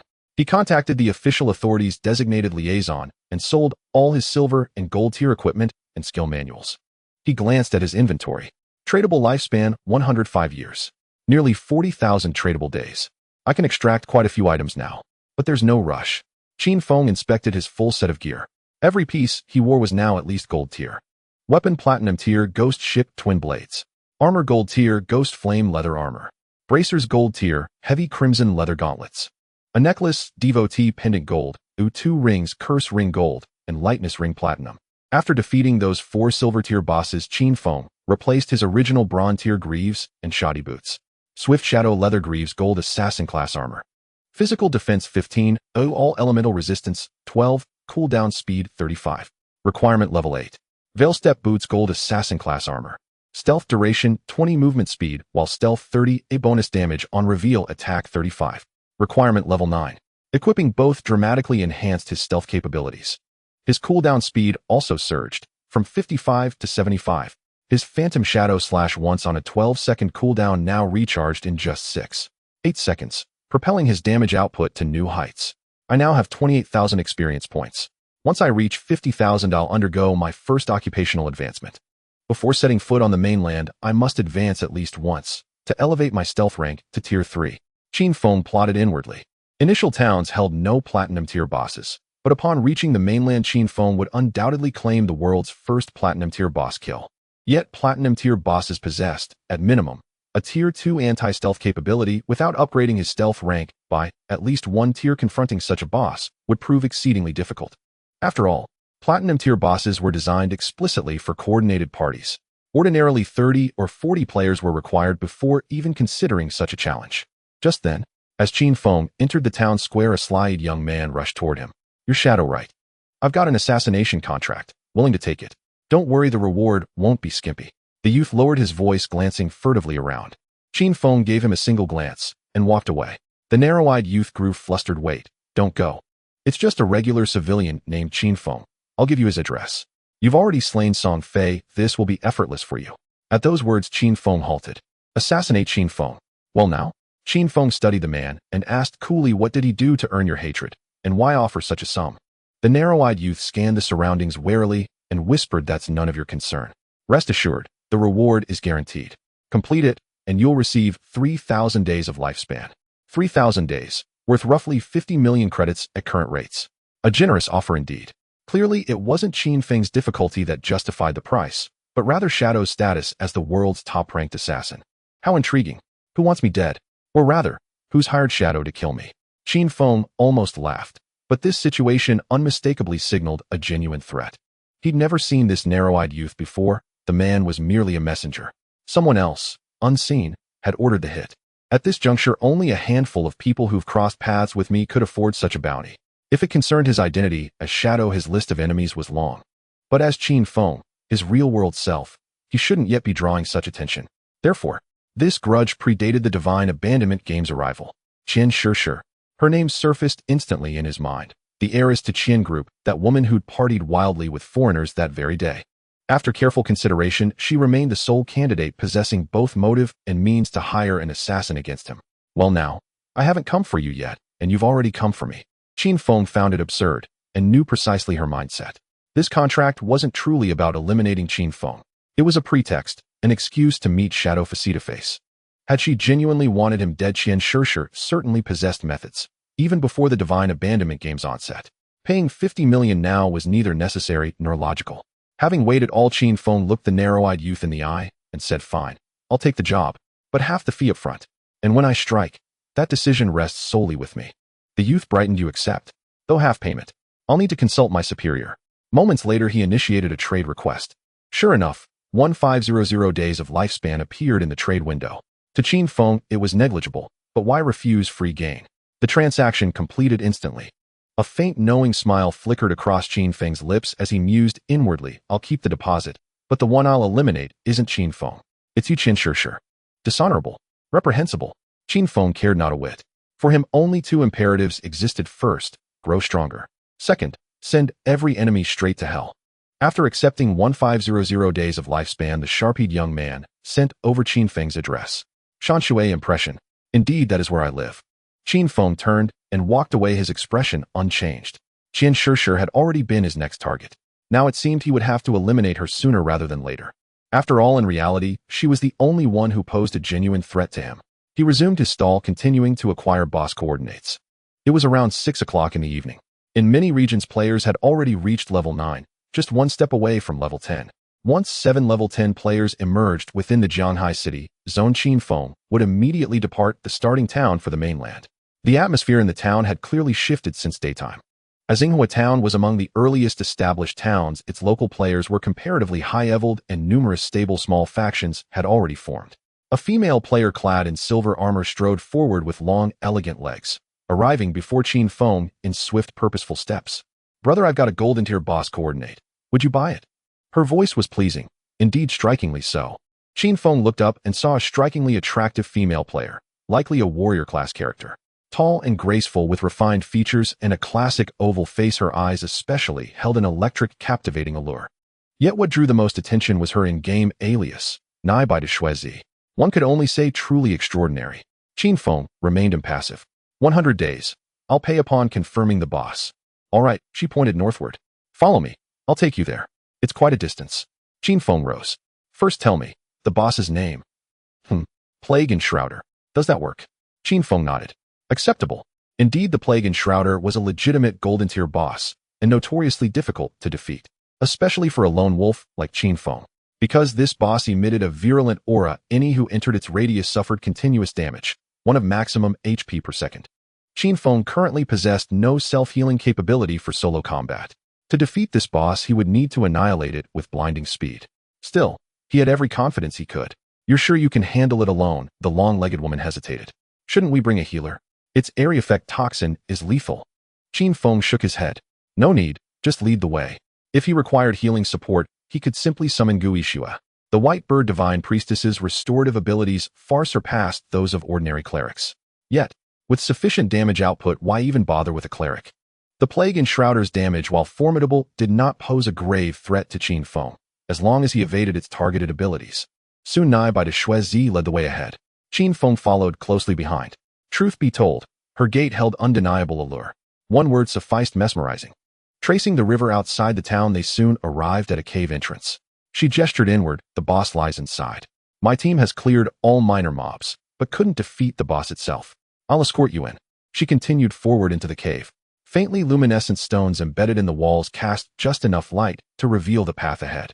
Before long, they entered a vast cavern, broad as a football field. There at its center stood a desiccated grayish-brown tree trunk.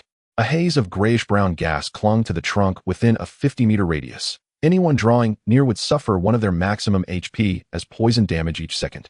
If memory serves, this poison damage is avoidable. Then Phantom Blur, with its 75 evasion chance, will prove invaluable. Qin Feng briefly recalled the boss's skill set. Having paid Nai by Shuezi the promised 100 days of lifespan, he prepared to strike. Yet just then, Nai by Shuezi hesitated and called out, "Hey brother, I need to warn you, it's a trap." The moment you engage, reinforcements will arrive to kill you. They possess a level 2 anti-invisibility item. Qin Feng had already vanished from sight. His voice echoed calmly from deeper within the cavern, irrelevant. Nai by Shuizi sighed helplessly, that's not the point. The real plan was for me to hold them off. Then use the chaos to approach you, gain your trust, and ultimately uncover your real-world identity. Qin Feng fell silent, momentarily speechless. What absurd scheme was this?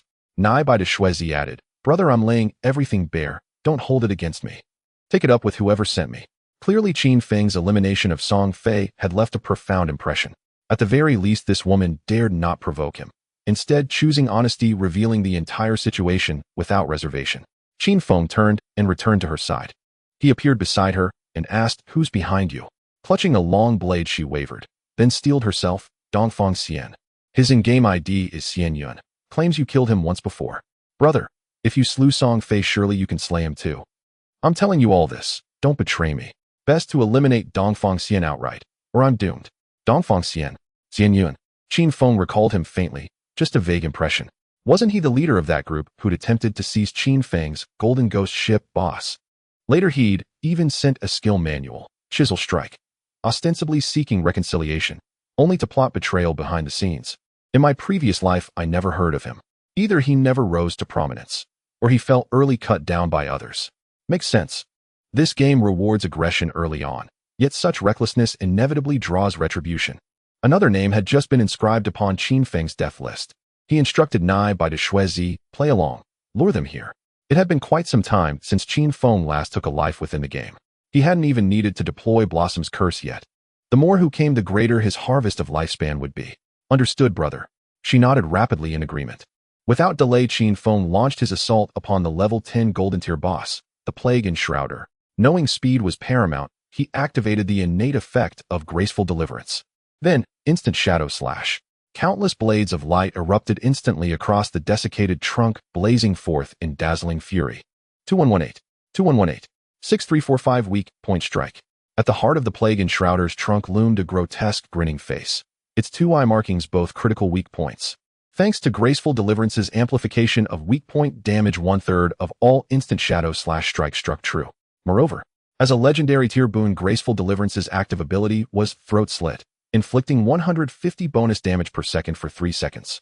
That amounted to a staggering 450 total bonus damage. With a single combo, Graceful Deliverance followed by instant shadow slash, the boss's health bar plummeted to 1/3 within 3 seconds.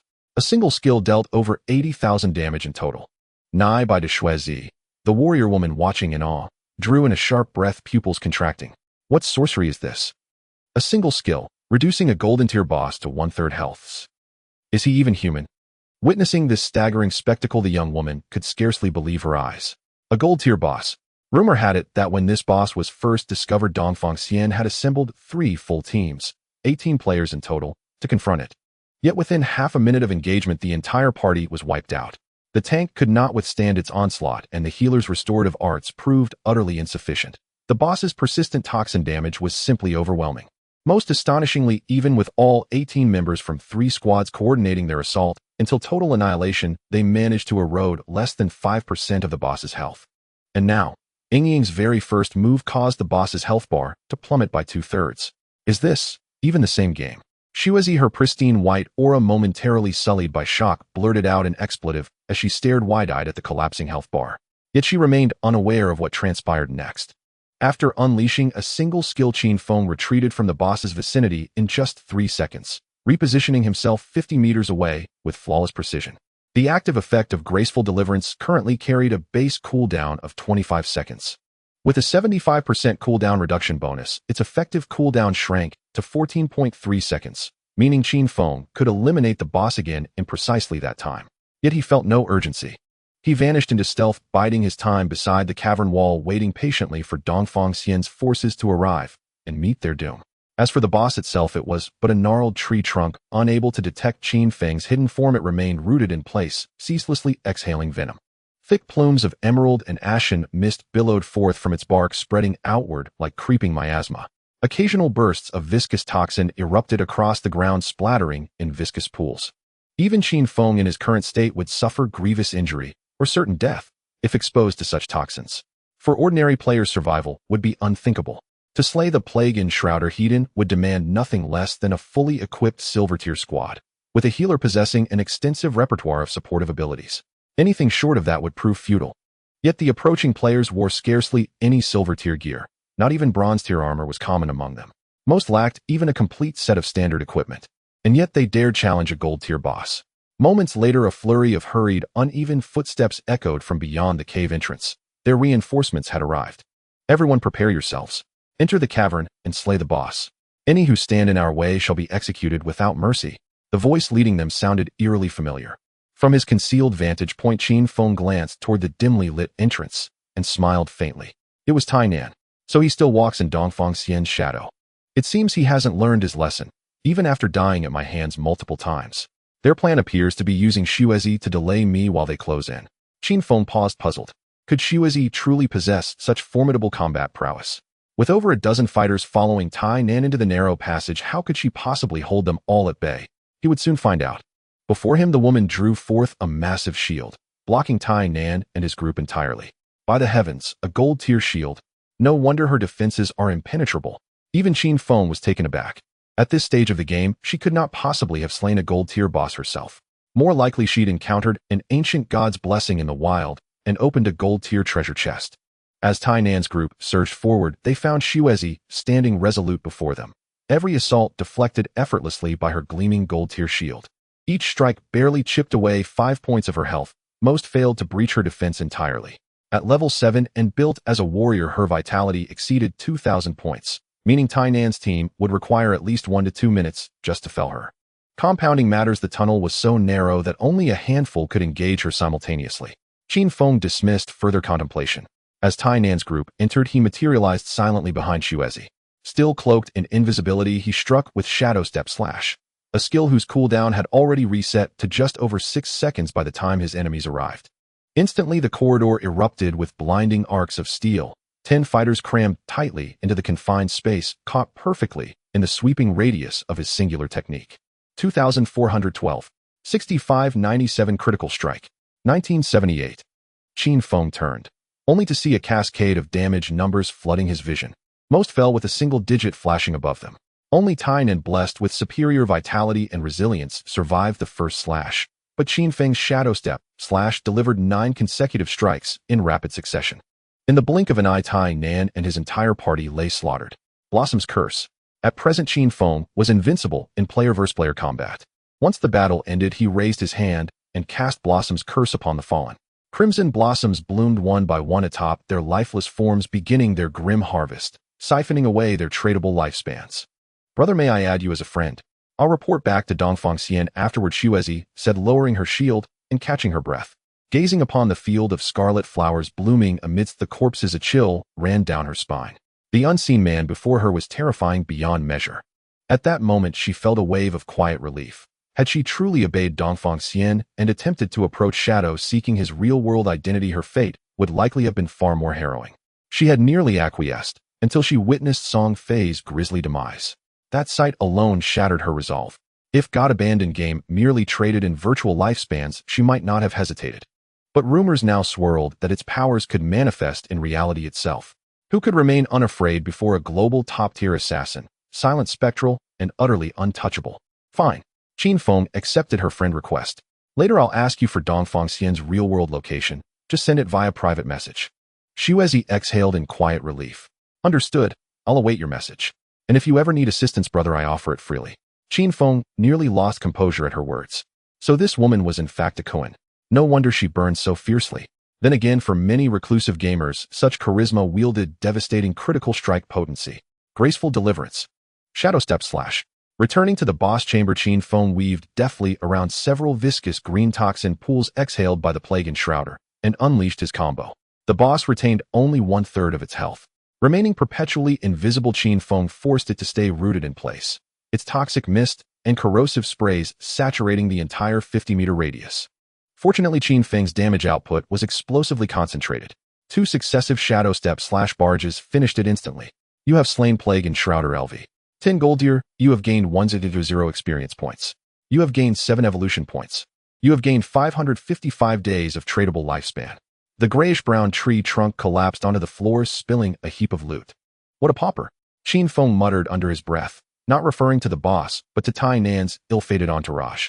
This gold-tier boss, without even activating Greedy Hand, had already granted 555 days of tradable lifespan. Whereas the combined lifespans drained from Tai Nan's group, via Blossom's curse, totaled barely over 300 days. As for their non-tradable lifespans, they must be nearly depleted by now surely. Instead of calmly grinding monsters, they rush out to stir chaos. Truly astonishing. Qin Feng felt not a shred of pity for them. After dismissing Xuezi, he returned to the boss's corpse and activated Greedy Hand. Gold-tier boss drops were always worth anticipation, for such bosses invariably yielded at least one platinum-tier item. As the scattered loot coalesced into his inventory, Qin Feng's eyes lit up. It's been quite some time since I've seen an assassin skill manual. At last, one has surfaced. Qin Feng examined the skill book in his hands. Darkest Moment Platinum Level Assassin Skill. It unleashes a burst of dark light from the blade in hand, blinding all enemies within the area. Cooldown 60, 34. 3 seconds. Required level 10. Range 20 meters. Base duration 10 seconds. The higher the target's mental attribute, the shorter the duration. In simple terms, this is a blinding skill. Doesn't this perfectly match my class characteristics? As long as I blind the enemy, even if I am not in stealth, I can still trigger double damage. Of course, this blind state can be dispelled. If it's PvP, I need to be wary of whether the opponent has a healer with group dispel skills or support classes like paladins or priests. It's still quite useful for fighting bosses. Even if the boss has a high mental attribute, against a boss of the same level, a duration of 3 to 5 seconds is still manageable. There's just one point to note. Bosses have resistance to the same negative effects. If the first blind lasts 5 seconds, the second time it might only last 3 seconds, and the third time even shorter. Learning. Qin Feng learned the Darkest Moment skill. In addition, he also retrieved a higher-level Platinum Assassin weapon from the corpse of the Plague Wielder. Plague Blade Platinum Assassin Weapon. Attack Power 216, Agility 42. Weak Point Attack Multiplier 0. 3. Required level 10. Unique effect: any attack you make will be imbued with poison which detonates after 3 seconds, dealing 50 of the damage of that attack. The effect of this unique effect essentially boosts any damage by 50. However, it will only be calculated after 3 seconds. In comparison, Qin Feng's previous Ghost Ship Twin Daggers had a unique effect that dealt double damage with each normal attack. Right now I'm not playing a normal attack style. Let's switch to the Plague Blade. Qin Feng equipped the new weapon. As for the platinum-level Ghost Ship Twin Daggers, they were considered artifact-level weapons for other assassins. At this stage, having a platinum-level weapon could easily double or even triple the output of other assassins. Selling for 3,000 should be no problem. Qin Feng glanced at the remaining loot. There was nothing usable for assassins, so he collected it all. Next came the evolution points. The previous 4 silver-level bosses, along with this golden-level Plague Wielder and the occasional small monsters he killed along the way, had allowed Qin Feng to accumulate a total of 98 evolution points. The damage is sufficient for now. There's no rush to evolve Darkest Moment. I can save up and continue evolving the epic-level Greedy Hand to legendary level. Qin Feng checked his skill list. Shadow Cloak Platinum requires 13 points to evolve. Backstab Enhancement Emerald requires 21 points to evolve. Greedy Hand Epic requires 210 points to evolve. Venomous Dagger Emerald requires 13 points to evolve. Shadow Strike Epic requires 210 points to evolve.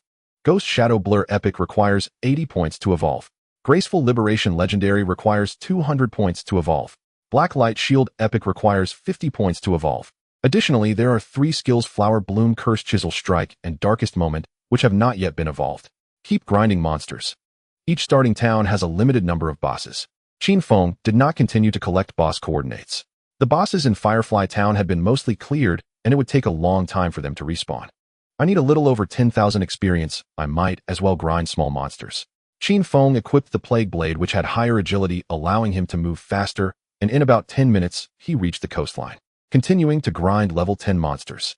Each small monster gives 100 experience points, so killing over 100 should be enough to reach 50,000 experience, sufficient for his first class advancement. Unfortunately, the monsters in this Forsaken game do not respawn infinitely fast like in regular online games. Otherwise, I could level up in no time. Finding monsters on the map isn't easy. For example, the lobster-shaped Scarlet Armored one is hard to spot with the naked eye usually buried in the sand. It was just Qin Feng alone. In the eyes of these monsters, he was an easy target. As long as he passed nearby, the monsters would sneakily approach. And once they got close, they couldn't escape. They were instantly killed by Qin Feng with a single strike. And so it continued until 8:30 in the evening. Qin Feng finally gathered 50,000 experience. To level up to 11 requires 100,000 experience, so there's no rush. In comparison, this 50,000 experience will significantly enhance his strength for the first class advancement. Your Shadow class has advanced. Current level 0, level 1. Class attribute bonus strength 3-9, constitution 3-9, agility 8-24, mental 5-15. Class passive 1 stealth duration is doubled. New can use stealth skills while in stealth. Class passive 2, 1-2 stealth level. Class passive 3, if an attack is launched while not in the enemy's line of sight, the damage of that attack is doubled 2x damage, 3x damage. Just leveling up and improving equipment and skills won't get you far in this Forsaken game, because leveling up is difficult and there are limits to equipment and skills. Once he reaches level 10, a class advancement is also a key factor in power enhancement. Originally, Qin Feng's Shadow class attribute bonuses were Strength 3, Constitution 3, Agility 8, and Mental 5. When he advanced to level 1, the attribute bonuses increased to 3 times their original value. What's more critical are the enhancements of the 3 class passives. Finally, I can stealth seamlessly. Qin Feng was pleasantly surprised to see the new effect of the first class passive. Originally, all stealth skills could not be used while the stealth duration was active. This meant that even if the stealth duration was longer than the cooldown time, he had to wait until the stealth ended to use the stealth skills again. But now, Qin Feng can release stealth skills while in stealth. In other words, as long as he doesn't attack, he can be permanently in stealth. As the only hidden class, the early stages of Shadow may seem average, but its capabilities in the later stages are definitely not weak. Qin Feng had a favorable outlook on this class. This class has advanced once, indeed, increasing the stealth level by 1, and moreover the damage dealt when attacking out of the enemy's sight has increased from double to triple. Damage is higher now. It's just in time to head to the continent and find a platinum level boss for a first kill. Qin Feng glanced at the time. At 8:30 in the evening, many players had already reached level 10. However, Qin Feng was surprised to find that the first players to reach level 10 were not the North American players from his previous life. Instead, it was players from Shanghai City, and there were several level 10 players at once. Of course, these level 10 players were all familiar faces. Nice. It seems that selling so much equipment and skill books has benefited me as well. The faster the players from Shanghai City level up, the sooner I can head to the continent. Qin Feng smiled. Just as he completed his class advancement, the system also sent a notification. The number of level 10 players in the Shanghai City area reached 7, and the passage to the Forsaken Land of Deities finally opened. Any player who reaches level 10 can return to the town for a one-way teleport to the Forsaken Land of Deities. As Qin Feng hurried back toward the town, the world had already transformed beyond recognition in this brief span of time. Within Shanghai City, Qin Feng included, exactly 7 players had reached level 10. Though outwardly appearing to be level 10 like the others, Qin Feng possessed an additional 50,000 experience points reserved for occupational advancement, a sum many players would struggle to accumulate in 1 or 2 days. Thus, Qin Feng's progression was in reality several times greater than that of his peers. Meanwhile, players across other global regions had also ascended to level 10. In North America, a former professional shooter from Los Angeles became the first to reach level 10 and promptly revealed a staggering revelation. Equipment, skills, and levels from the Divine Abandonment game could all be extracted into reality by consuming tradable lifespan. Immediately thereafter, a blonde female singer from Western countries likewise attained level 10 and confirmed the same truth. Similar announcements soon emerged from India, Japan, South Korea, Australia, Russia, and across the globe. The news ignited the entire planet. Fuck. Skills from the Divine Abandonment game can be extracted into reality. Is this real? Once I hit level 10, I'm launching zero-cost acquisition immediately. So it's true. The young celebrity Song Fei from Daxiao was indeed slain by Shadow. Exactly. Shadow reached level 10 first. He must have extracted the invisibility skill. Terrifying. If he wishes to kill, he may do so at will. Hurry, extract counter-invisibility. Without it, this world will become a realm ruled by assassins. How could everyone possibly acquire counter-invisibility? We'll need to form alliances. Wait, why did Shadow kill Song Fei? Rumors say they clashed over boss looting in-game. In an instant, billions worldwide plunged into panic and dread. Governments across nations initiated emergency protocols, the most critical being the immediate enrollment of official police and military personnel into the Divine Abandonment game, accelerating their level progression at maximum speed. Leveraging substantial pre-acquired tradable lifespans, national authorities retained considerable control. For now, societal collapse remained averted. Amid this global upheaval, a piece of news surfaced from Daxia. Shanghai City's Dajiang Industrial Group was legally dismantled for suspected crimes, including unlawful detention, illegal gambling operations, and organ trafficking. Simultaneously, Song Fei faced allegations of repeated sexual relations with underage female fans, and even coercing them into fan cultivation practices. It was further claimed that Shadow's assassination of Song Fei and Zhang Li had been commissioned by official authorities. Learning of this while briefly conversing with Natsumi Qin Feng could only shake his head in silent disbelief. The authorities truly know how to whitewash me. Is this preparation for smoother future cooperation? Qin Feng observed a moment of silent mourning for Song Fei and Zhang Li. That said, the charges levied against Song Fei and Dajiang Industrial Group were not necessarily fabricated. They likely had committed these very crimes, they simply hadn't yet been exposed in the previous timeline. In any case, both were now relics of the past. Whether Song Fei or Dajiang Industrial Group, once a formidable force in the last life, both had vanished from history mere moments after this new world's inception. Remarkably, the authorities had even stepped forward voluntarily to clear Qin Feng's name. Dongfang Xian is currently level 7. Does he still intend to remain online? Very well. Notify me once he logs out, and provide his coordinates. After concluding the private conversation with Natsumi Qin Feng, closed the chat window. Remaining invisible, he returned to the town and entered the underground teleportation chamber beneath the central square. His invisibility now flowed with seamless elegance, no longer requiring careful positioning. Once his Shadow Fade skill cooled down, he simply reactivated it, refreshing its duration and achieving near-permanent concealment. Upon entering the chamber, he observed numerous players coming and going, but no other level 10 players. Across Zhanghai City, precisely 7 individuals had reached level 10. Gray Rosegu, Ishua Lin Liu, and among Wang Meng's team, the sharpshooter and the cardmaster. Wang Meng and Yu, both official personnel, had been delayed by administrative duties, but their ascension to level 10 was surely imminent. Once they reach level 10, they'll need to travel back from their grinding zones. Their speed will inevitably lag behind mine. Qin Feng had no intention of waiting for them. Instead, he strode directly onto the teleportation array and selected the destination, the Divine Abandoned Continent. I still hold numerous untraded items, but no matter. Upon arrival, I'll locate a sanctuary to store my belongings, far more convenient than carrying them all. A unique teleportation array now stood within the chamber. Beyond the standard inter-town arrays, existed a special continental array, accessible exclusively to level 10 players. At the town array's queues of players stretched long. The continental array, however, stood utterly deserted. Qin Feng approached and activated it. Confirm departure for the Divine Abandoned Continent. Yes, no. Qin Feng selected yes. A brilliant white radiance flared around him, the activation light of the array instantly drawing every nearby player's gaze. Holy shit, the continental array just activated. But no one's visible. Who teleported? Obviously, it's Lord Shadow. Wait, my level 2 counter-invisibility should reveal him. Why can't I see anything? Fool. It means his invisibility rank exceeds level 2. Amid waves of awe, envy, and admiration, the continental array surged to life, transporting the unseen Qin Feng away in an instant. Recall, the vast majority of players hovered between levels 3 and 5, only a rare few reached levels 6 to 8. Globally, fewer than 100 had attained level 10. To ordinary people, even level 6 or 7 qualified as legendary status, let alone level 10. The Divine Abandoned Continent. An immense, desolate expanse, a ruined world. Within the eastern ruins of a shattered metropolis, white teleportation light flickered, and an intangible, invisible presence arrived. This was a city ruin spanning over 100 square kilometers. Indeed, it remains unchanged from my prior life. This is the Zhanghai City ruin I remember so well. Remaining invisible, Qin Feng materialized at the heart of the ruins. He surveyed the familiar devastation and felt a quiet pang of nostalgia. Everywhere lay crumbling architectural skeletons. He faintly glimpsed amid the rubble monstrous entities wandered aimlessly. At the ruin's center rose a colossal stone statue, over 10 meters tall, its face featureless, sightless. In truth, an epic tier boss dormant, for now awaiting activation.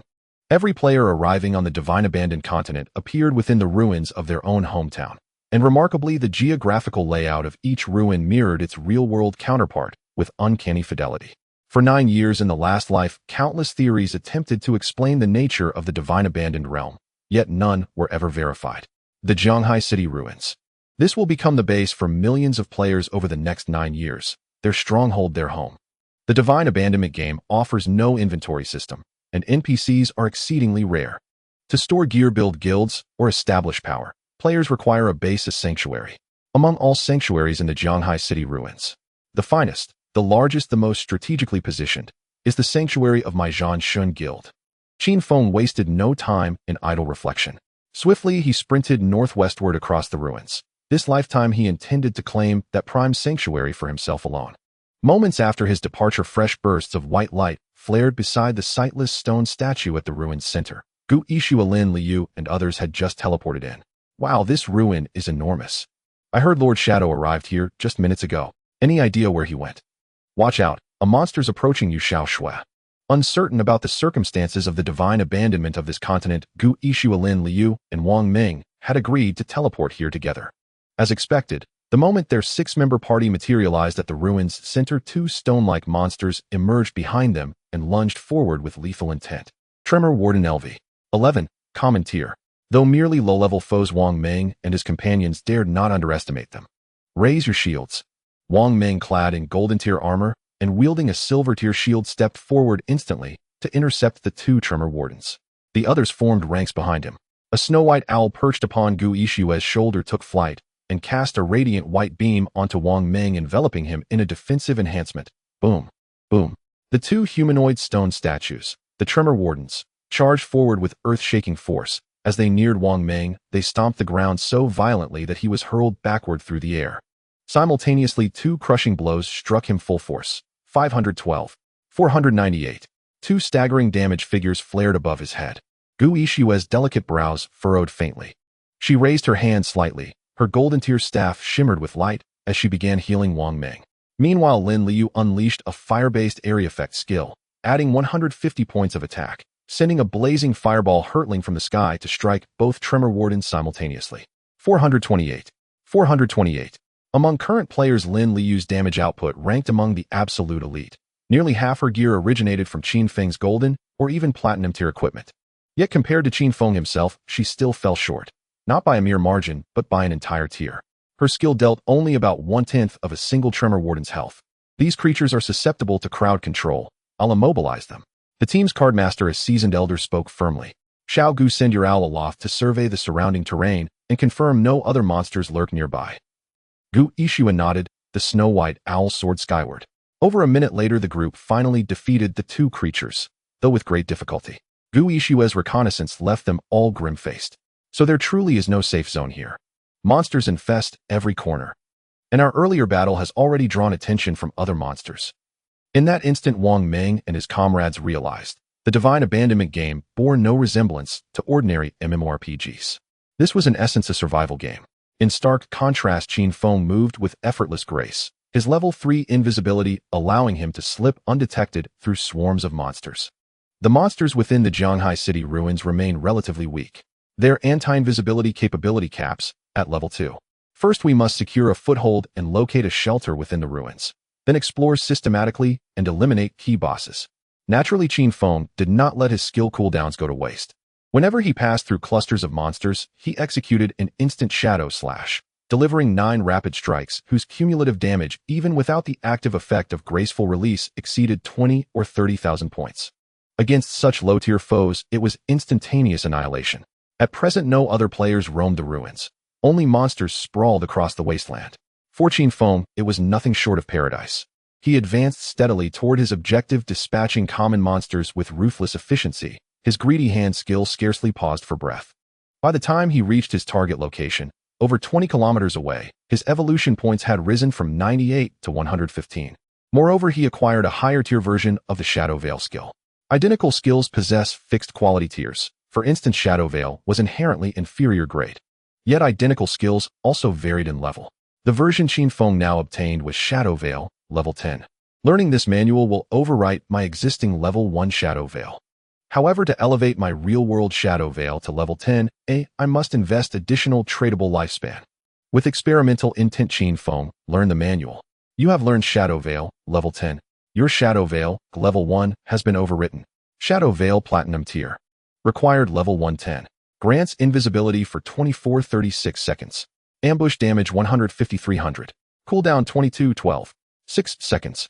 Though the cooldown remained unchanged, both duration and ambush damage had increased dramatically. Fortunately, though this manual is inferior grade, my Shadow Veil had long evolved to Platinum Tier, so the overwritten skill retained its Platinum status. Qin Feng glanced again at his attribute panel. I currently possess 110 years of lifespan, just over 40,000 days. Once I deal with Dongfang Xian, I'll extract abilities en masse. Qin Feng closed the panel, then vanished into shadow, gazing upon a sprawling residential ruin before him. None knew that beneath this desolation lay an underground palace spanning over 1,200 mu.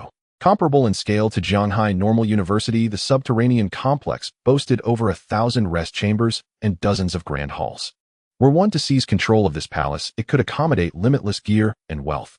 Within the Divine Abandonment game, such pre-existing sanctuaries existed in abundance. Officially termed sanctums, these could also be constructed by players, but required vast quantities of rare materials. Building a sanctuary exceeding 1,000 mu would be near impossible. However, the larger the sanctum, the more formidable its guardian. I recall in my previous life, after founding the Godslayer Guild, I assembled 3 squads, 18 members total, and reached level 15 before conquering this very palace. Without hesitation, Qin Feng located a staircase amid the ruins and descended. His target, a level 15 platinum tier boss. Along the way, numerous minor foes, levels 12 to 15, and even lesser bosses awaited. A dungeon designed for powerful teams, yet Qin Feng intended to explore it alone. After descending 15 meters along the spiraling staircase, darkness swallowed all light. Suddenly, a stone gate ahead slid open. When a sanctum remains unclaimed, its gate opens automatically for any visitor. But once claimed by a player, the gate can only be breached through brute force. Summoned Devout Believer. At the threshold, Qin Feng activated his golden tier believer's amulet, summoning a silver tier Devout Believer. Guard the entrance. As a summoned entity, the Devout Believer persisted indefinitely. So long as it remained unslain, it served perfectly as a sentinel. Then Qin Feng slipped invisibly through the gate, hearing a system prompt echo. You have entered the soul-purifying sanctum. Defeat the regional guardian to claim dominion over this area. Before Qin Feng stretched a vast vaulted hall. Within wandered over a dozen level 12 common foes: surging spirits, overload spirits, incinerating spirits. All sentient manifestations coalesced from elemental energy. Hour of utter darkness. Qin Feng unleashed the skill instantly. His plague blade flashed black, plunging all nearby spirits into blindness. First, an instant shadow slash cleaved through 7 or 8 enemies aligned in a straight line. Then, while the blinded spirits wildly hurled elemental attacks in all directions, Qin Feng evaded each, precisely brandishing his plague blade to deliver standard strikes. Amplified by class advantage, elemental weakness, and backstab bonuses, even his basic attacks struck vital points, dealing nearly 3,000 damage per hit, obliterating the level 12 spirits in a single blow. For any other player, even an elite squad like Wang Ming's, confronting so many elemental spirits within a confined space would prove perilous beyond measure. Yet Qin Feng, within a heartbeat, flawlessly eradicated all 15 elemental spirits. Loot and lifespan orbs scattered profusely across the hall, judging by the number of monsters inhabiting this sanctum. Once I clear this entire zone, my evolution points should suffice to evolve Greedy Hand once more. Qin Feng anticipated this eagerly. Upgrading a skill from epic to legendary triggered a qualitative transformation. What new ability might Greedy Hand unlock at legendary tier? While Qin Feng prepared to carve his way through the subterranean palace, Wang Ming and his companions were being relentlessly hunted across the city ruins by hordes of monsters. This way, quickly. Fewer monsters here. We'll hide and stay silent. Wait. Why so many monster corpses in this courtyard? Guided by Gu Yishue's Snow White Owl, the 6-person party soon arrived at the sector Qin Feng had just traversed, because every monster here had already been slain by him. From above, the area appeared immaculately barren. As Wang Ming's group fled into the ruins, they found themselves surrounded by swathes of monster carcasses. Stunned, all 6 froze in disbelief. Creatures capable of driving them into desperate flight had been slaughtered here like helpless chicks before the shadow. They had known the shadow was formidable, but never imagined his strength transcended comprehension. No monsters nearby for now. Let's catch our breath. Gu Yishua murmured softly, easing their collective tension. And you gazed upon the carnage and sighed reverently. No wonder he's called Lord Shadow. I thought we were strong, yet we can only tremble beneath his shadow. Hearing her words, the other 5 exchanged awkward glances. Wang Ming coughed lightly. Captain and ahem, mind your phrasing. And you blinked wide-eyed. Oh, isn't that description accurate? Leaning against the area that Qin Feng had cleared, Wang Ming and his 5 companions finally caught their breath. It's too exaggerated. Why are there so many monsters in the divine Forsaken continent? Fortunately, the big shot cleared this area, otherwise we might have perished. I think we should hold off on exploring for now until all our team members reach level 10 and we can act together. I'm a bit curious, where would we resurrect if we die here? After chatting for a while, the group had developed a sense of reverence for the ruins of this city. Just moments ago, dozens of monsters surged toward them, and if they hadn't run fast, they would have been corpses by now. Originally, the six had split up to lead and brought many official players to level up. Now that they had come to the continent, they gathered together to explore. Little did they expect this place to be so dangerous. At this moment, Gu Ishua switched her perspective to her white owl. The owl flew into the sky, carefully surveying the surrounding area, causing Gu Ishua to gasp in awe again. These monsters are truly dead in clusters. So fierce. I'll wait a moment, there are a few corpses ahead, and they have a gray glow underneath. Is there loot that the big shot didn't collect? Gu Ishua was astonished. And you hearing this speculated, maybe it's because there wasn't enough space in the backpack. Shadow only has one person, with that monster-killing efficiency, he must have many items he couldn't carry. Gu Ishua nodded. There are a few gray items left uncollected. Should we go over? Wang Ming said, wait a moment, I'll contact Shadow. Qin Feng was busy clearing monsters in the purified soul land. Just as he was cleaning the fourth room, he received a private message from Wang Ming. Big brother, we noticed some items outside that you didn't collect. We'll pick them up and pay you the price, how about that? Qin Feng quickly replied, sure. With a spatial ring and later acquiring a 7-slot storage backpack, he had a total of 34 slots of storage space. However, for someone like Qin Feng who had a greedy hand, even 34 slots weren't quite enough. Along the way, he had missed 5 pieces of low-quality gray equipment. In fact, those who managed to reach level 10 and enter the divine Forsaken continent certainly wouldn't lack low-quality equipment. As for low-quality skill books, Qin Feng collected all of them. Some of the skill books were still useful. Since Wang Ming wanted those 5 pieces of low-quality equipment and was willing to pay, he might as well give them to him. He'll contact you again in an hour. I have a batch of equipment to sell. After Qin Feng said this, he closed the private chat window and continued clearing the purified soul land. His backpack was already full and the ground was littered with loot dropped by the monsters, but he didn't care. After all, as long as he took down that platinum-level BOSS, the entire underground palace would belong to him. As for before that, if anyone approached the palace entrance, Qin Feng would receive a warning. After all, there were silver-level devout believers guarding the entrance. Even if invisible players came, they would first need to open the stone door to enter the purified soul land, and they would be discovered by the devout believers. Meanwhile, as Qin Feng continued to clear monsters, Wang Ming and the others logged off first. Regarding the situation in the divine Forsaken continent, they needed to report upward not only to the Jianghai city authorities, but also to the higher-ups of the Daxia kingdom. Half an hour later, not only Jianghai City, but many other cities worldwide also opened the channels to the divine Forsaken continent. However, the players transported to the continent brought not good news, but a series of ominous reports. The players from Modu arrived at the continent and found it to be a city in ruins. We, the players from Chaoshan, experienced the same. But it seems we didn't arrive at the same city in ruins. It appears that every city's players have different landing points on the continent. Damn, that city in ruins is full of monsters. I've already died twice and can't take it anymore, so I had to log off. We need more players to start exploring, otherwise it's just monsters tormenting players. I'm a bit curious, how is the world's #1 Shadow doing? I see he's still level 10, so he must not be having an easy time either. At this very moment, Qin Feng had cleared all the small monsters in the underground palace of the purified soul land. He had thoroughly cleared over 40 halls and 1,000 small rooms. He had killed over 400 small monsters. Additionally, there were 4 bronze-level bosses and 2 silver-level BOSSs, which provided Qin Feng with over 80,000 experience points and boosted his evolution points to an impressive 205.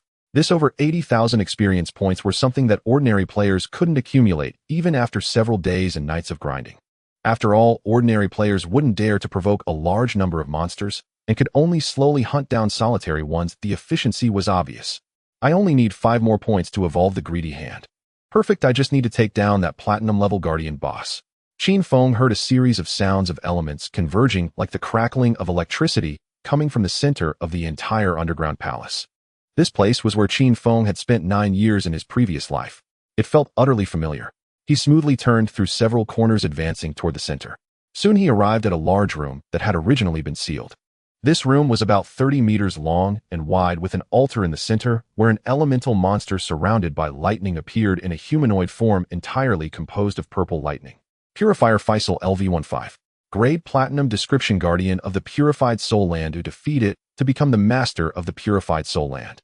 The highest level of monsters in the city ruins is level 15. This Purifier Faisal is the highest level monster within the city ruins and also the highest grade boss. I'm currently level 10. There's a certain damage reduction against this BOSS, but it won't matter much. If I remember correctly, this boss has a total of 7500 health and goes through 3 phases. Most importantly, this boss has a level 2 anti-invisibility ability. Therefore, before I confront this guy, I must upgrade my invisibility level to level 3. In my previous life, this boss's single-target lightning damage was so high that I, as a warrior in full golden gear, nearly couldn't withstand it. But now, I don't even need to endure its single-target skills. Qin Feng twirled the plague blade in his hand, making himself appear like a phantom as he instantly entered the room. Divine Grace Release. Shadow Slash. 3,576. 3,549. 9669 weak point attack. As Qin Feng unleashed this skill, he transformed into an afterimage passing through the boss, and then entering an invisible state once again. The purifier Faisal, surrounded by lightning, had blue lightning swirling in its eyes, and before it could react, 9 damage numbers had already popped up above its head. Additionally, its entire form was dyed with a layer of green. The next second, 5,364, 5,323, 14503. 9 even higher damage numbers emerged above the boss's head. This was the active effect of Divine Grace Release, which caused throat-cutting damage and would last for 3 seconds.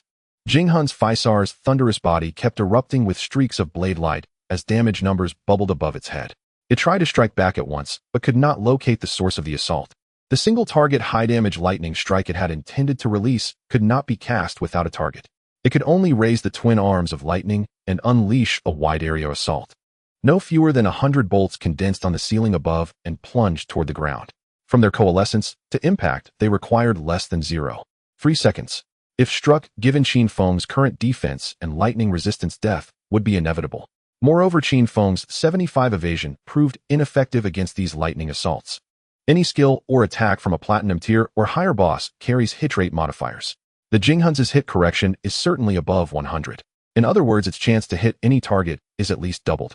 For example, Qin Feng now has 75 evasion, so an ordinary monster would only have a 25 chance to land a hit on him. But this Jinghun's boss chance to hit him reaches 50 or even higher. After all, in his previous life, Qin Feng had only fought this boss once and did not know its precise attributes, only rough estimates. Fortunately, Qin Feng's agility after his class advancement and switching to the Plague Blade has reached 182. His sprinting speed at full burst exceeded 40 meters per second. As long as he observed carefully and dodged before the lightning fully formed, he could avoid being struck. This maneuver was nearly impossible for players at the current stage. Even with doubled agility, they could not flawlessly evade this thunderous onslaught without any mistakes. But for Qin Feng, 9 years of combat experience had forged in him the habit of dodging skills. Later bosses were even more absurd than this. This assault was nothing. In the last life, we barely endured such skills through luck and the priest's shields. But this time I will give the boss no opportunity. 2 seconds. 3 seconds.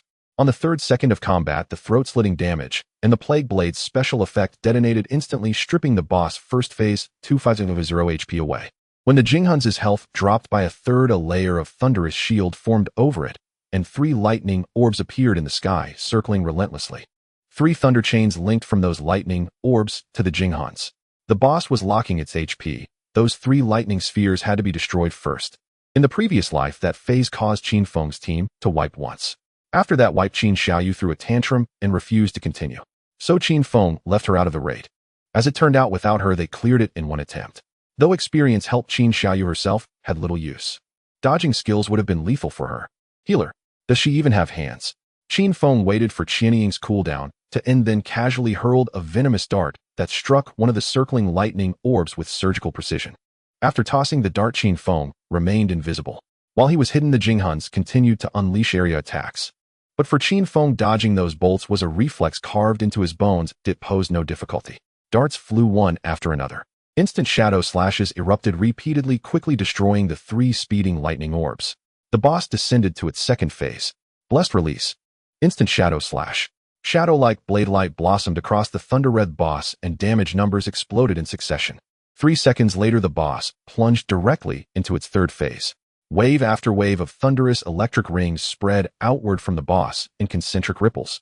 Last life, this skill forced the entire party to don full sets of lightning-resistant gear, and only with 4 priest shields and continuous healing did they barely endure it. But this time, Qin Feng executed a single instant shadow slash flash to the cathedral ceiling and caught a beam with one hand. He perfectly avoided all the thunder rings. It must be said the boss remained difficult, but Qin Feng had prepared countermeasures before the fight. Barely 5 minutes into battle, The boss went berserk and unleashed a furious barrage of thunder. Qin Feng activated the blacklight shield, converting his evasion into 7 layers of damage-absorbing shield. Then with a blessed release followed by an instant shadow slash, he passed through the boss and severed its final third of HP in an instant. Every thunderous strike that fell upon him was perfectly repelled by the blacklight shield. 3 seconds later, Jinghun's Faisar's lightning body dissolved into electric spheres that scattered across the ground.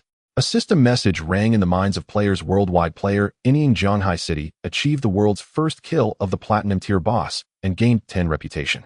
When that system announcement spread, players around the globe were stunned. Just moments before, many had been discussing Inying, thinking his development was not going well.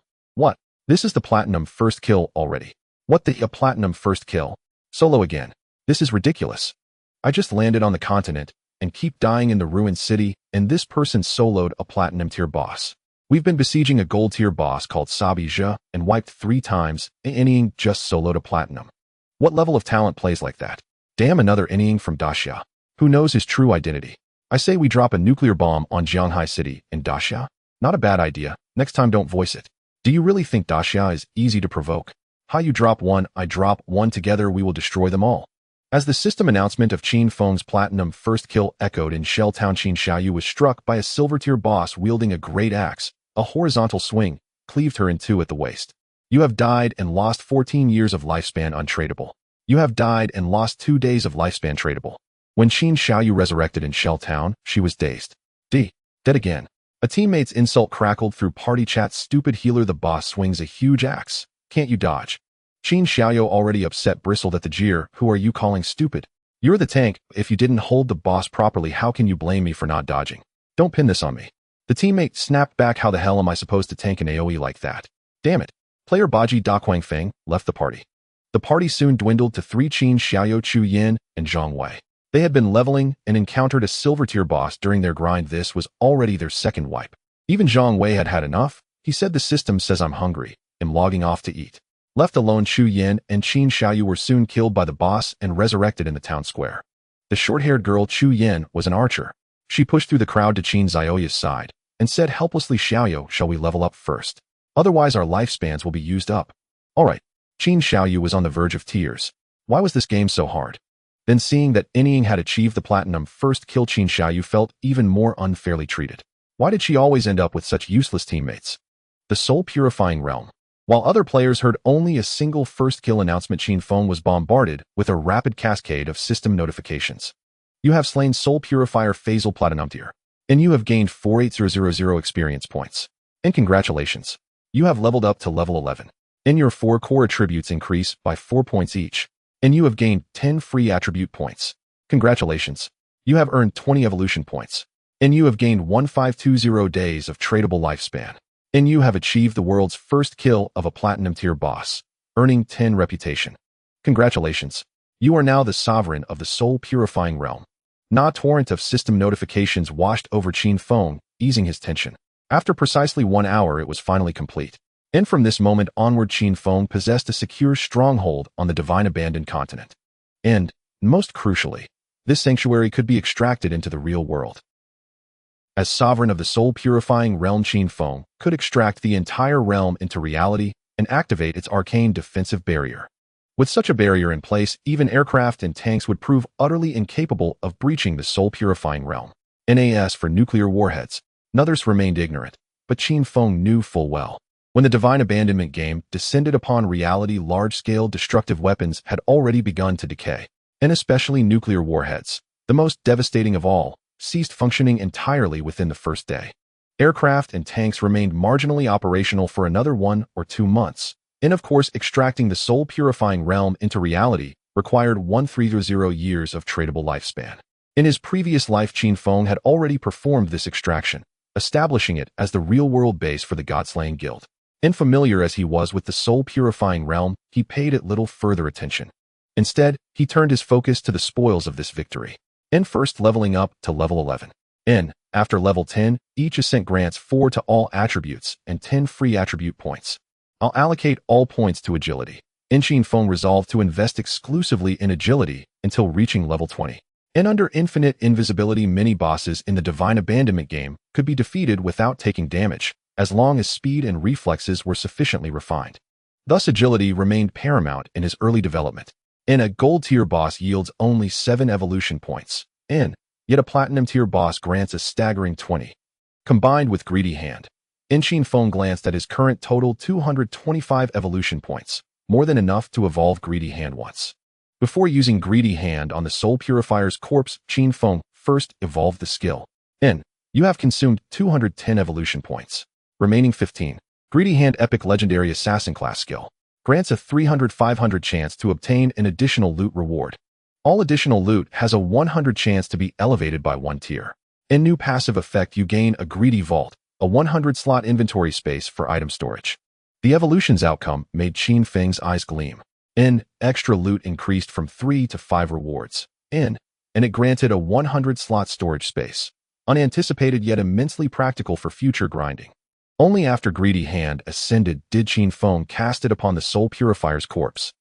Instantly 5 additional loot drops erupted from the shattered lightning-wreathed remains, each at minimum platinum tier, several ascending to J tier. Among them a J tier assassin's leather armor and a J tier assassin's necklace, requiring levels 13 and 15 respectively. Also a J tier assassin skill manual, learnable at level 14. Not equipable yet. I'll store these at home for now. These level 13-15 spoils were temporarily set aside. He'd revisit them later. After all, the entire soul-purifying realm, spanning over 120 mu, was now his sovereign domain. Every item within its palaces could be stored freely, safe from theft or loss. Send in my faithful followers to collect all loot scattered across the palace. Qin Feng had just cleared the elemental monsters within, and they dropped numerous items. He hadn't picked up a single piece, not even glanced at them. Now he dispatched his devout followers to gather and consolidate everything. Simultaneously, Qin Feng formulated his next phase of growth.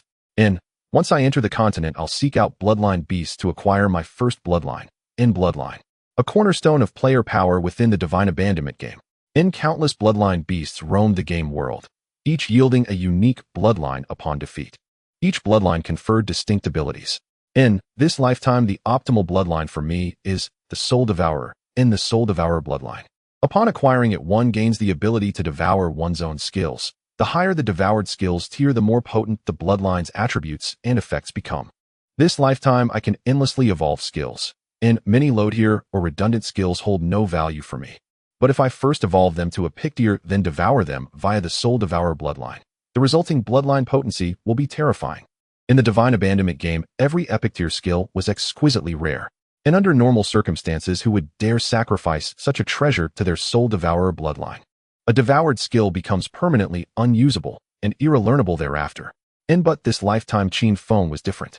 Many subpar or functionally redundant skills, even when evolved to epic tier, still paled beside innate epic tier skills. Thousands of assassin skills existed. Among active combat skills alone, Qin Feng could never utilize them all, selecting only the finest sufficed. Once I secure the Soul Devourer bloodline, I'll aggressively acquire skill manuals and ascend in strength all at once. Qin Feng used. At that moment, his private chat window lit up. Nai by Shuezi, congratulations, senior. You've claimed the world's first platinum tier boss kill. I also have exciting news. Dongfang Xian has finally logged off, reportedly dining at the Jiangnan restaurant with several of his clan members.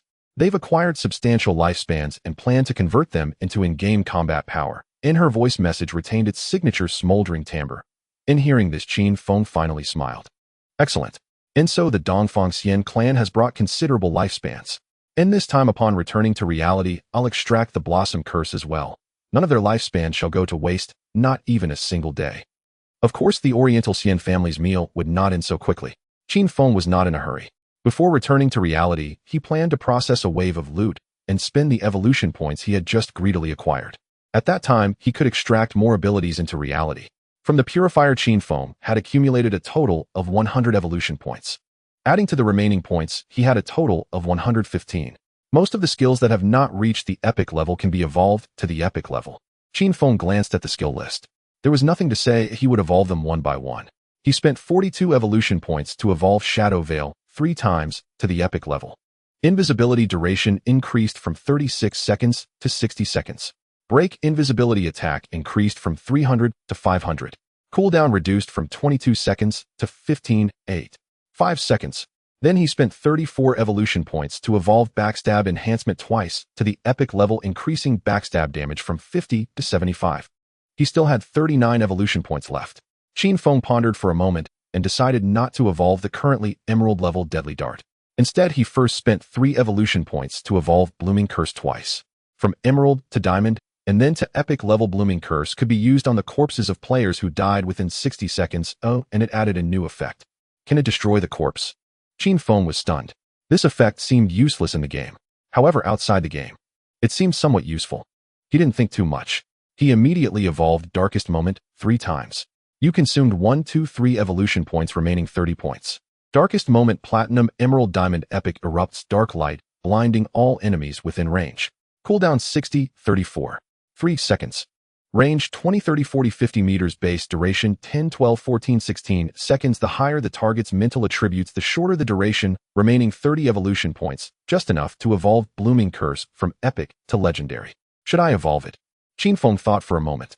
This skill was obtained from an emerald treasure chest bestowed by an ancient god.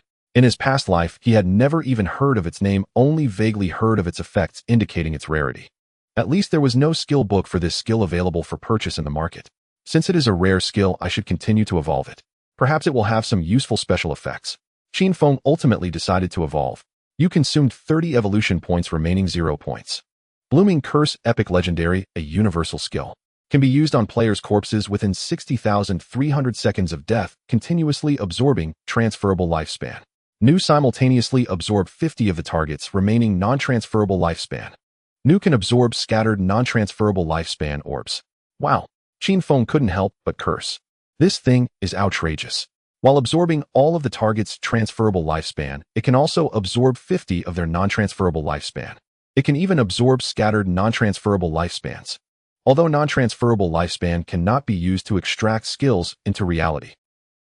But in higher level areas where lifespan consumption speeds up by hundreds or thousands of times, non-transferable lifespan will be consumed first.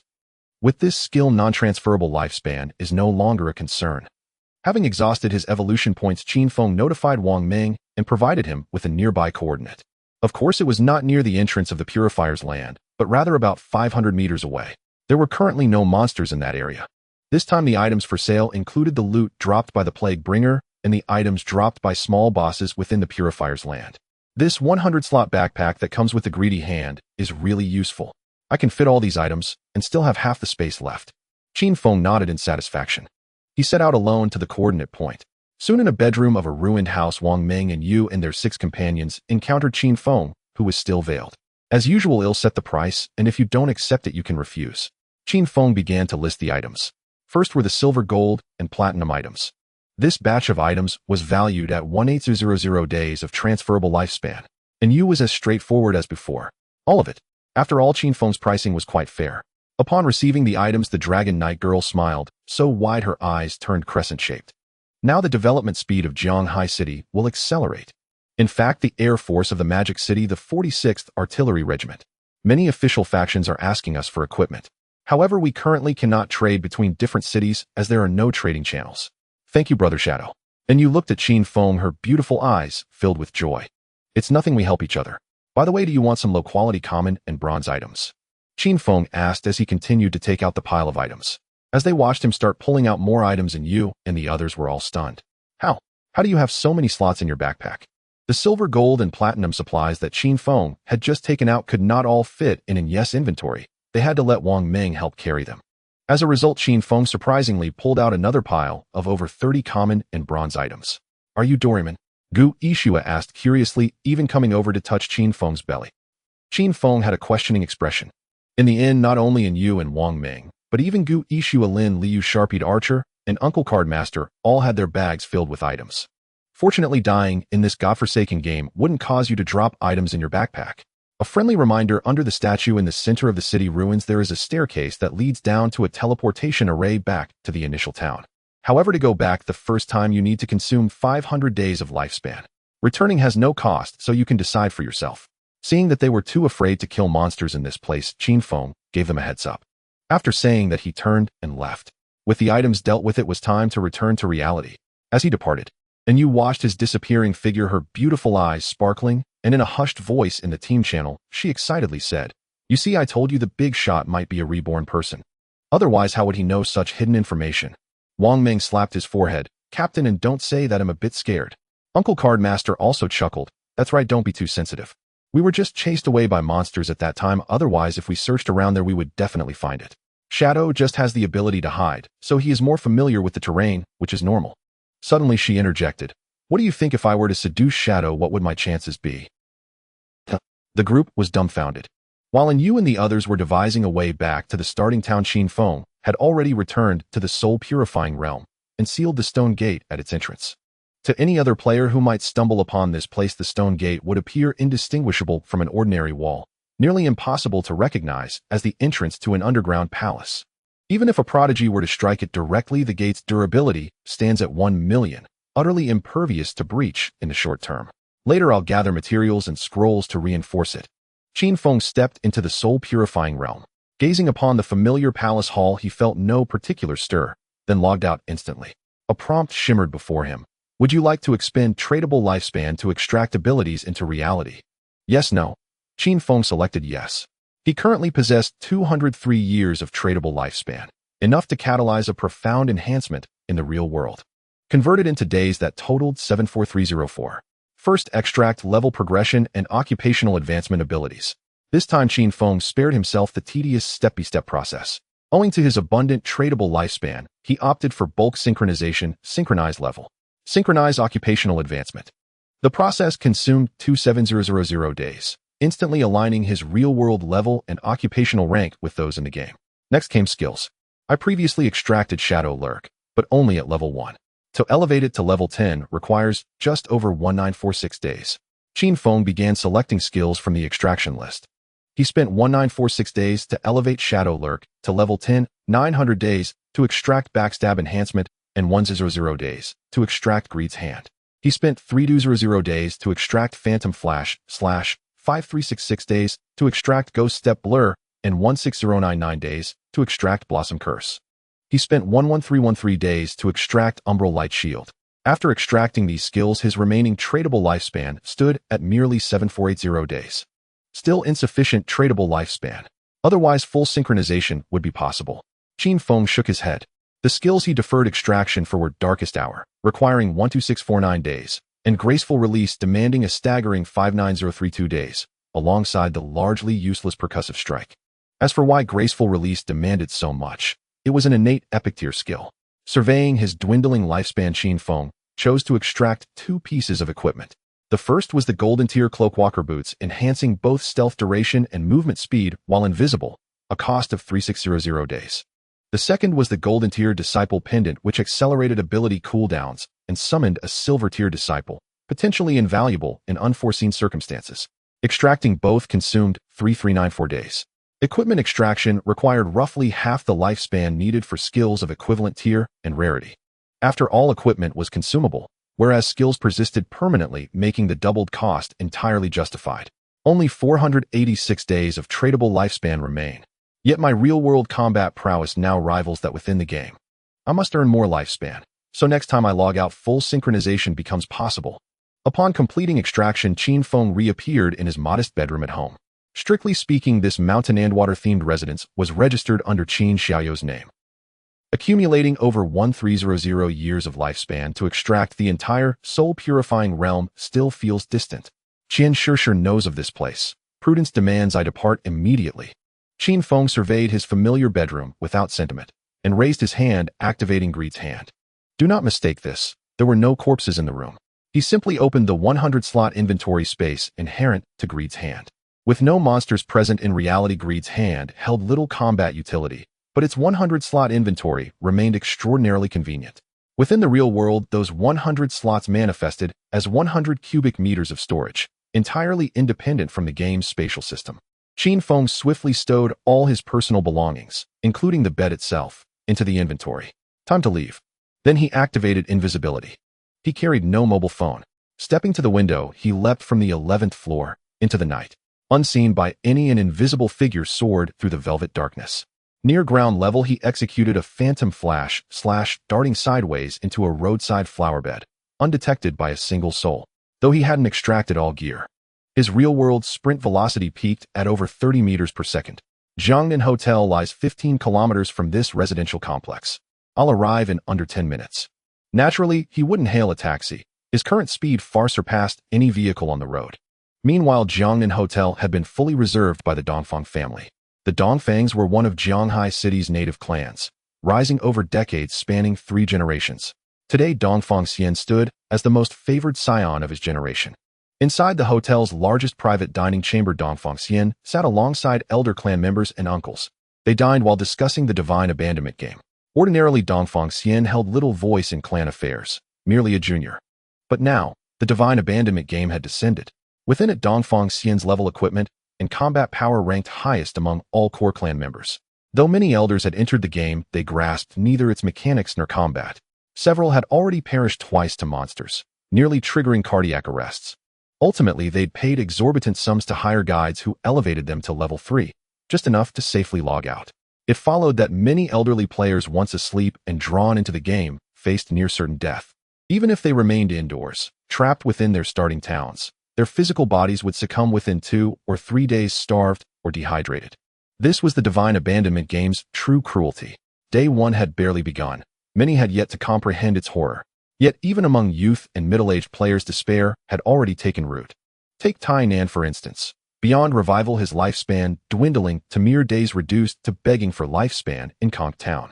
At that very moment, Dongfang Xian sat at the banquet table radiating quiet triumph. The descent of the divine abandonment game heralded the era of the young. Moreover, the Dongfang family's industrial empire spanned hundreds of billions across countless sectors. Most of their liquid assets had already been converted into tradable lifespan. Dongfang Xian carried 2500 days of tradable lifespan, confident, poised, unstoppable. My plan is to send our younger clan members into the game to purchase gear and skill manuals. We shall ascend to level 10 with maximum speed, securing a decisive advantage, ensuring our foothold in the coming age. There is another matter regarding Shadow. I have dispatched a reliable woman to approach him, and she has already added him as a friend.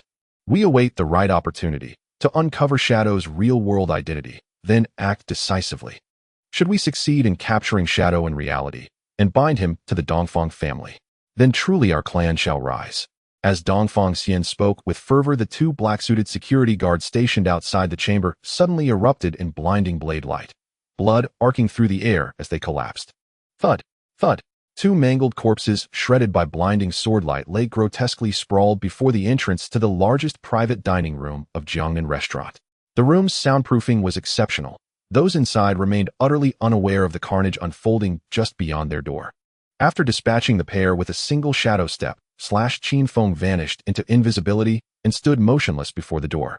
His agility attribute was exceptionally high, yet he still caught the resonant, impassioned rhetoric emanating from within Dongfang Xian's solemn address. A dependable woman. Qin Feng nearly laughed aloud. Dongfang Xian had no inkling that the very dependable woman he praised had already defected, utterly and irrevocably. Curiously, they were armed. Qin Feng examined the 2 corpses, carefully refraining from rash action. Though he possessed Phantom Blur and Umbral Shield, absolute evasion remained impossible. He had not extracted any defensive gear into reality. A bullet striking heart or skull would mean certain death.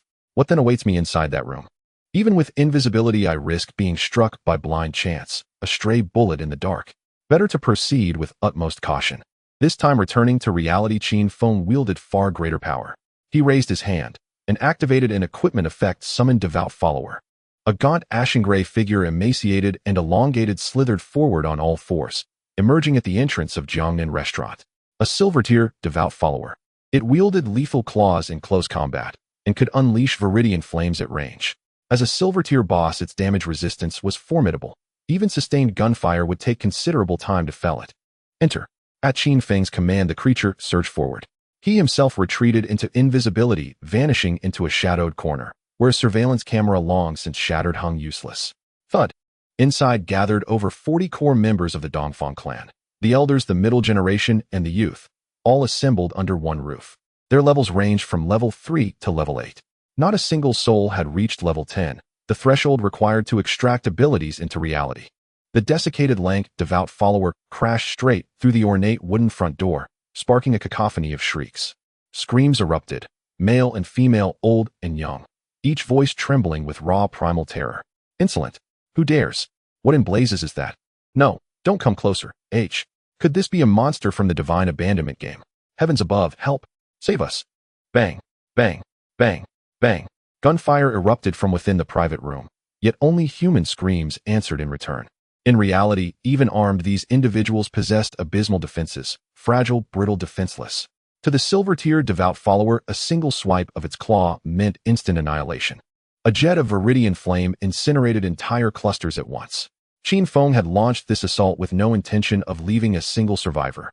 When gunfire echoed from the private room, the Dongfang clan's bodyguards stationed outside Jiangnan restaurant finally stirred, though clearly their response was already too late. The number of guards present was alarmingly small. For a gathering of this magnitude, 30 to 50 elite protectors should have been deployed. Yet now, only a dozen remained, all fiercely loyal to the Dongfang clan. As for the rest, with the divine abandonment game's descent upon the world, who would still serve as hired muscle? Indeed, these remaining dozen were veterans, older seasoned, whose loyalty had been secured only by the Dongfang clan's promise of tradable lifespan as payment. Moreover, their in-game professions and innate talents were unremarkable. Those truly gifted, possessing elite vocations and rare aptitudes, had long since entered the game to hunt monsters independently. They had no need for the patronizing charity of corporate clans. Rushing forward, these dozen guards brandished cleavers and iron rods, not firearms, but crude, brutal instruments. Yet the moment they reached the doorway and glimpsed inside, they froze in utter horror. Some vomited instantly. Flee, flee now. What is that abomination? They're all dead, slaughtered to the last. Wait, there's lifespan inside. A massive pool, over 10,000 days. Let's go now. You're still thinking of lifespan, with that thing inside. Do you wish to die? Having barely ascended the stairs and glimpsed the scene, the group whirled about, panicked, disordered, and fled in disgrace. But, shadow step slash. Hidden deep within the shadows, Qin Feng struck without warning. A streak blurred across the corridor, blade light blooming like a lethal flower. Even the fractured lens of the broken surveillance camera was spattered with crimson blood. Within 2 minutes, this refined, elegant Jiangnan restaurant had become a vision of hell. Yet immediately thereafter, as the devout follower returned to his side, Qin Feng raised his hand and dismissed it. The gaunt ashen-gray specter dissolved, slowly fading into nothingness. Then, crimson blossoms unfurled across the slaughterhouse floor. Qin Feng walked unseen among the mountains of corpses and rivers of blood, as if strolling through a tranquil garden. Wherever he stepped, death blooms bloomed in his wake. These flowers did more than absorb every trace of tradable lifespan. They possessed the dread power of erasure, obliterating all evidence of death. Every splatter of blood, every corpse, dissolved midair into wisps of spectral bone-white smoke. A truly bountiful harvest. A faint sardonic smile curled Qin Feng's lips. Dongfang Xian alone carried 25,000 days of tradable lifespan. Originally, only half had manifested upon death. Yet, as crimson blossoms burst open upon his corpse, the remainder of his tradable lifespan flowed irresistibly into Qin Feng's grasp. Qin Feng strode calmly into the private room. There Dongfang Xian lay decapitated, his severed head cast carelessly beside a platter of Australian rock lobster aligned grotesquely with the crustacean's own head. His eyes bulged wide, unblinking, uncomprehending, unquiet in death. Until his final breath, he never grasped where the chain had snapped, nor realized he'd fallen to the hand of shadow. Few had ever laid eyes upon a devout follower. Perhaps only Grey Rose and her squad would recognize it, and recall its connection to Qin Feng. All others, what manner of horror was this? None could say. Dongfang Xian's last conscious thought, how had a monster from the divine abandonment game breached reality? Just 2 minutes later, the crimson blossoms faded from Jiangnan restaurant. Staff who had remained sequestered in the kitchen heard distant commotion, but dared not emerge. After all, this was a Dongfang clan gathering, private, authoritative, off-limits to outsiders. Yet after a prolonged silence, unease took hold. When they finally ventured forth, they stood dumbfounded. Inside the private room, tables, chairs, vases, all lay shattered, strewn in chaotic ruin. And along the corridor, both inside and outside the room, drifted faint spectral wisps of bone-white mist slowly dissipating. Where is everyone? Where are the Dongfang clan members? The Bloom curse had performed its work flawlessly. No trace of bodies, no stain of blood remained. As for the architect of this devastation, Qin Feng, had long since vanished from Jiangnan restaurant. This was a true windfall. All tradable lifespans absorbed. Even half of each victim's non-tradable lifespan. Qin Feng realized he had made the perfect choice in spending 30 evolution points to elevate the Bloom curse to legendary tier. After leaving the Jiangnan hotel, Qin Feng first concealed himself and found a secluded corner to examine the fruits of this expedition. Tradable lifespan a total of 74 years, equivalent to approximately 27,000 days. Non-tradable lifespan over 480 years absorbed via the Blossom Curse. Qin Feng felt these individuals' non-tradable lifespans were astonishingly meager. After all, he had eliminated more than 40, nearly 50, people in this single sweep. Still, a portion of them were already elderly. Moreover, they had all entered the Divine Abandoned game and emerged at level 3. During their upgrades, they had perished repeatedly, each death stripping away most of their non-tradable lifespan. Even so, Qin Feng's gains from this sortie were colossal. Just earlier, his trade with Yu, selling numerous pieces of equipment, had yielded less than 20,000 days. Yet this brief excursion netted him 27,000 days outright.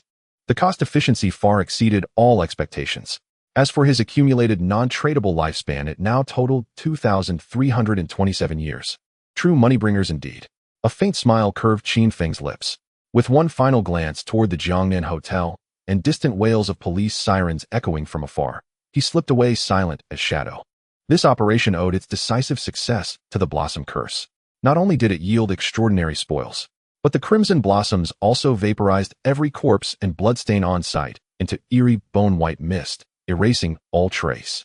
Every core member of the Dongfang family, and over a dozen bodyguards, vanished as if torn from reality itself. Even the authorities upon arrival would uncover no evidence whatsoever. Qin Feng paid no mind to the repercussions of the Dongfang family's disappearance. Such occurrences would only grow more frequent in the days ahead. To the Daxia police force, such cases would likely be classified simply as disappearances and swiftly shelved. Even if suspicion fell upon the Shadow faction, concrete proof remained utterly absent. Qin Feng recalled that the initial chaos persisted for several days. Countless people dared not leave the game. Even within it, many feared venturing beyond safe zones to hunt monsters, opting instead to huddle in sheltered corners, briefly logging out only to eat, drink, or relieve themselves before rushing back in. Only after the Daxia government either cultivated or co-opted hidden-class investigators, whose occupational abilities bled into the real world, could law enforcement begin marginally apprehending criminals, gradually stabilizing the deteriorating order. Yet even an investigator's refined skills would yield no leads against Qin Feng's method. So thorough was his erasure of all physical evidence. Only in later stages, when rare abilities capable of temporal or spatial retrogression emerged, might one glimpse what truly transpired. But such powers entwining time and space were virtually non-existent in the early years. Next target, Qin Xiaoyou. Qin Group's global headquarters had relocated to North America before the Divine Abandoned game's descent, and its board operated there as well. For now, only Qin Xiaoyou remains within reach. Eliminating her will suffice. However, the distance from Jianghai City to Modu City, nearly 300 kilometers, would take 2 or 3 hours on foot. Far too wasteful of time. I'll need a mount. Qin Feng mused as he walked invisibly through Jianghai's nocturnal streets, the night wind biting cold, the alleys nearly deserted. Numerous restaurants and eateries stood shuttered. Not a single food delivery rider passed by. Rather than seek out luxury hotels, Qin Feng opted for a modest guest house and checked in. At this juncture, high-end hotels' economic systems operated sluggishly, unlike gouged houses where transactions flowed smoothly. Of course, Qin Feng carried no smartphone. Payment required lifespan alone. He surrendered precisely 1 hour of lifespan, a seemingly trivial amount, yet it sent the guest house proprietress into rapturous delight. Master, please come this way. 1 hour of lifespan, valued at a current exchange rate of 13000, equated to 1,250 yuan. By now, official currency printing had begun. A cash value would steadily collapse until a new lifespan-based economy fully took root. Qin Feng settled into the guest house. He ate a simple packet of instant noodles, washed up, then re-entered the game. Food posed no urgent concern. Special sources would soon emerge. Until then, sustenance remained incidental. 10 seconds after closing his eyes, his body, seated on the sofa, began fading, growing translucent. Welcome back to the Divine Abandoned game. A prompt resonated within Qin Feng's mind. He opened his eyes to find himself inside his personal palace of soul purity, a dim subterranean hall where dripping water echoed with damp spectral stillness. His plan was clear. While ruins still teemed with monstrous entities, he would first scour the Jianghai ruins, ensuring the swiftest possible ascension. Moreover, silver and gold tier bosses lurked within those ruins, offering valuable loot suitable for trading lifespan. Yet the moment he logged in, an unexpected private message disrupted his design. And you, Senior. Xiaohei just discovered a tomb entrance in the city ruins, but a gold-tier grudge spirit guards it. We couldn't defeat it. We've marked the coordinates. Will you attempt it? Xiaohei. That's Haibu Lin Lizzie. Since you call her Xiaohei, we all do now. Huh. and Yu's laughter rang out light and unrestrained. So it was Lin Liu again. Qin Feng frowned. How did she find it? And Yu replied half-awed, didn't you instruct us to return to the starting town? On our way back, we detoured slightly to avoid minor monsters, and suddenly realized someone was missing. After searching frantically, we found Xiao He had fallen into a pit. Since it was a tomb-specific zone, even party chat failed. We followed the pit downward, and encountered a level 12 gold-tier boss, chasing us relentlessly. Luckily, we outran it. Now we're safely back in Shell Town. If you wish to explore the tomb, I'll send you the coordinates. Qin Feng sighed inwardly. A true auspicious omen, indeed, to stumble upon a tomb merely by stepping into the city ruins. Unbelievable. Tomb entrances were rare outdoor opportunities, on par with faith temples and cursed relics. Clearing one, and slaying its final boss, promised lavish rewards. Some rewards were uniquely exceptional, including mounts precisely what Qin Feng sought at present. He replied, very well, send me the coordinates. And you responded eagerly, yes, yes. If you obtain items beyond your use, remember to sell them to us. That, of course, was her true aim. She now possessed ample tradable lifespan. The more equipment and skill manuals Qin Feng acquired, the faster her team's progression would accelerate. Thus, she offered the tomb's coordinates freely, never entertaining the notion of bartering them for anything in return. Qin Feng was mildly surprised by her generosity. I cherish friendships like this. Qin Feng departed the Palace of Soul Purity, heading toward the ruins, 4 kilometers distant, where the tomb lay cloaked in invisibility. En route, he dispatched several waves of monsters and claimed their spoils. Soon he arrived at the designated coordinates and beheld a well nestled within a ruined courtyard. The entrance is a well. One can simply fall into it while walking. Qin Feng stared astonished. He could only marvel Lin Liu was truly extraordinary. Qin Feng leapt down into the well. He observed that it was not deep and protruding bricks lined its walls, handholds for climbing back up. Yet the moment he entered the well, he crossed into the domain of the tomb. A silent notification flickered in his awareness. You have entered the tomb of resentment. Remote communication is now disabled. Qin Feng paid it no mind. Upon reaching the bottom, a 3-meter-wide corridor stretched before him, dimly illuminated by faintly luminescent stones embedded along both walls. Remaining cloaked in invisibility, he advanced without a whisper. After traversing 100 meters, he spotted a grotesque, rotting obese fiend, wielding a massive cleaver, standing sentinel before a battered stone gate. Grudge Ghost LV. 12 rarity gold. This boss stood over 2 meters tall, broad-shouldered, and hulking. Its twin cleavers were rusted and grimy. Its entire body reeked of decay, a monstrous mass of putrid flesh. It was this very gatekeeper boss that had sent in Yu and her party fleeing in disarray. Qin Feng was certain, given their temperament, they must have attempted to fight it. After all, they now wielded gold-tier equipment and gold-tier skills. They would never retreat at first sight. Yet clearly their attempt had ended in failure. Grudge Ghost. I've had little direct experience with this foe. Judging by its form, however, it's likely a brute force physical attacker. Massive damage output and wide reach. Would Wang Ming be unable to tank it? Qin Feng speculated briefly. The gear and skill scrolls had sold contained scarcely any defensive enhancements. If Wang Ming's defenses were insufficient, the boss's strikes would drain his health too rapidly. Even the strongest healer couldn't keep him alive, though outright instant death remained unlikely. Wang Ming, after all, was a sacred shield warrior. His current HP surely exceeded 4,000 or 5,000. Most likely one swing from the boss had lopped off over half his health, prompting an immediate panicked retreat. But for Qin Feng, the question of survivability was irrelevant. Because graceful release. Shadow Flash. Activating the active effect of graceful release, he gripped the plague blade and erupted forward like lightning. Across the Grudge Ghost's putrid fleshy bulk, twin cleavers still raised, 9 blinding arcs of steel tore through the air. 3,987. 13555 weak point strike. 3,987. 9 slashes in total. 9 crimson numerals blooming above the rotting colossus's head. Qin Feng glanced and paused, mildly surprised. This boss has remarkably high defense. My Shadow Step skill is now epic tier. My ambush strike damage stands at 535, significantly improved from before. Even against platinum tier purified souls, a single Shadow Flash now deals nearly 5,000 damage. Yet against this fat brute it barely scraped 4,000. Fortunately, it mattered little. With nearly every skill he possessed now epic tier, and synergistically stacked, their combined effect was nothing short of cataclysmic. An epic tier skill versus a gold tier boss. It was like slicing through melons. With one Shadow Flash, Qin Feng instantly recoiled, still invisible, retreating 30 meters into the shadows. The boss possessed roughly 1,200 HP. Just 2 pulses of the lacerating damage granted by graceful release were enough to fell the frenzied grudge ghost where it stood. A grotesque explosion of decaying flesh erupted across the chamber, scattering viscera in all directions. Qin Feng remained cloaked, hovering 30 meters away from the corpse. He waited over 10 seconds before inching forward, cautiously, deliberately. Past misfortunes had taught him, while prudence was survival.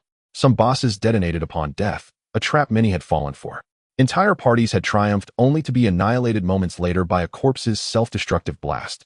Hard-won loot scattered across the floor would then be snatched up by passing players. Greed's grasp. Qin Feng activated the ability toward the grudge ghost's remains. A colossal golden hand materialized from the void, reaching, grasping, sweeping across the scattered carcass. Instantly 5 additional drops burst forth. 7 radiant platinum glows shimmered in the air. Among them 1 skill scroll, and 1 piece of equipment perfectly suited for Qin Feng. Nightshade Ringblade's Platinum Assassin skill. Infuses blades with shadow essence, dealing dark element damage to all enemies within a 5-meter radius. 500 dark element attack. Cooldown 10-5. 7 seconds. Required level 11. A pure elemental damage skill for assassins. My Shadowcaster class gains base stat bonuses of 3, 3, 8, 0 and 5 points across its 4 core attributes. Spirit bonus exceeds even strength, so my base spell power now surpasses my base physical attack. Yet the Plague Blade is a standard physical weapon. It scales solely with physical attack power. Using it to cast spell-based assassin techniques would significantly reduce damage. Still, as an 11th level platinum tier skill, its base offensive potency was exceptional. Let's evolve it to epic tier first. Qin Feng issued the command. You consumed 1, 2, 3 evolution points. Remaining 36. Nightshade Ringblades Platinum Jade Diamond Epic damages all enemies within 5, 7, 9, 12 meters with dark element damage. 500, 751, 0, 1 through 0 dark element attack. Cooldown 10-5. 7 seconds. Required level 11. Post-evolution, its radius expanded from 5 to 12 meters. An absolute metamorphosis. Its bonus damage also surged from 500 to 1300 points. As a multi-target ability, not a single strike one, this damage bonus is quite reasonable. Its total per cast damage still falls short of Shadow Flash Slash.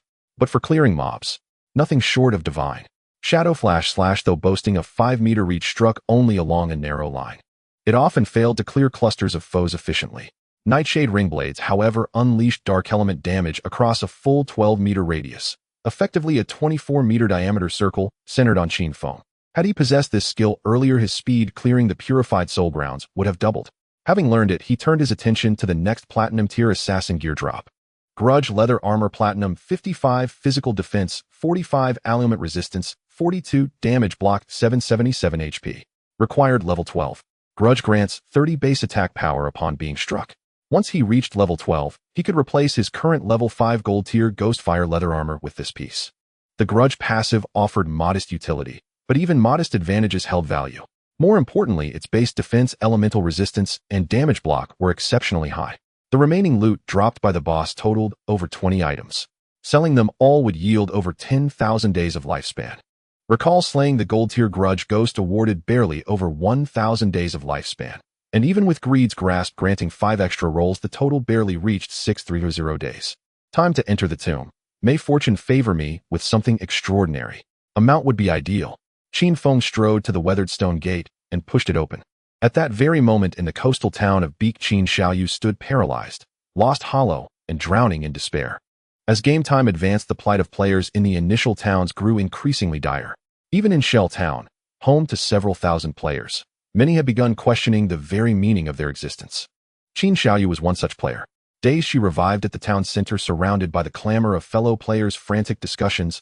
I'm dead again. God damn it. Where the hell are all these bosses coming from in an initial town? Rumors say wild monsters absorb our lifespans to evolve. These must be upgraded common foes.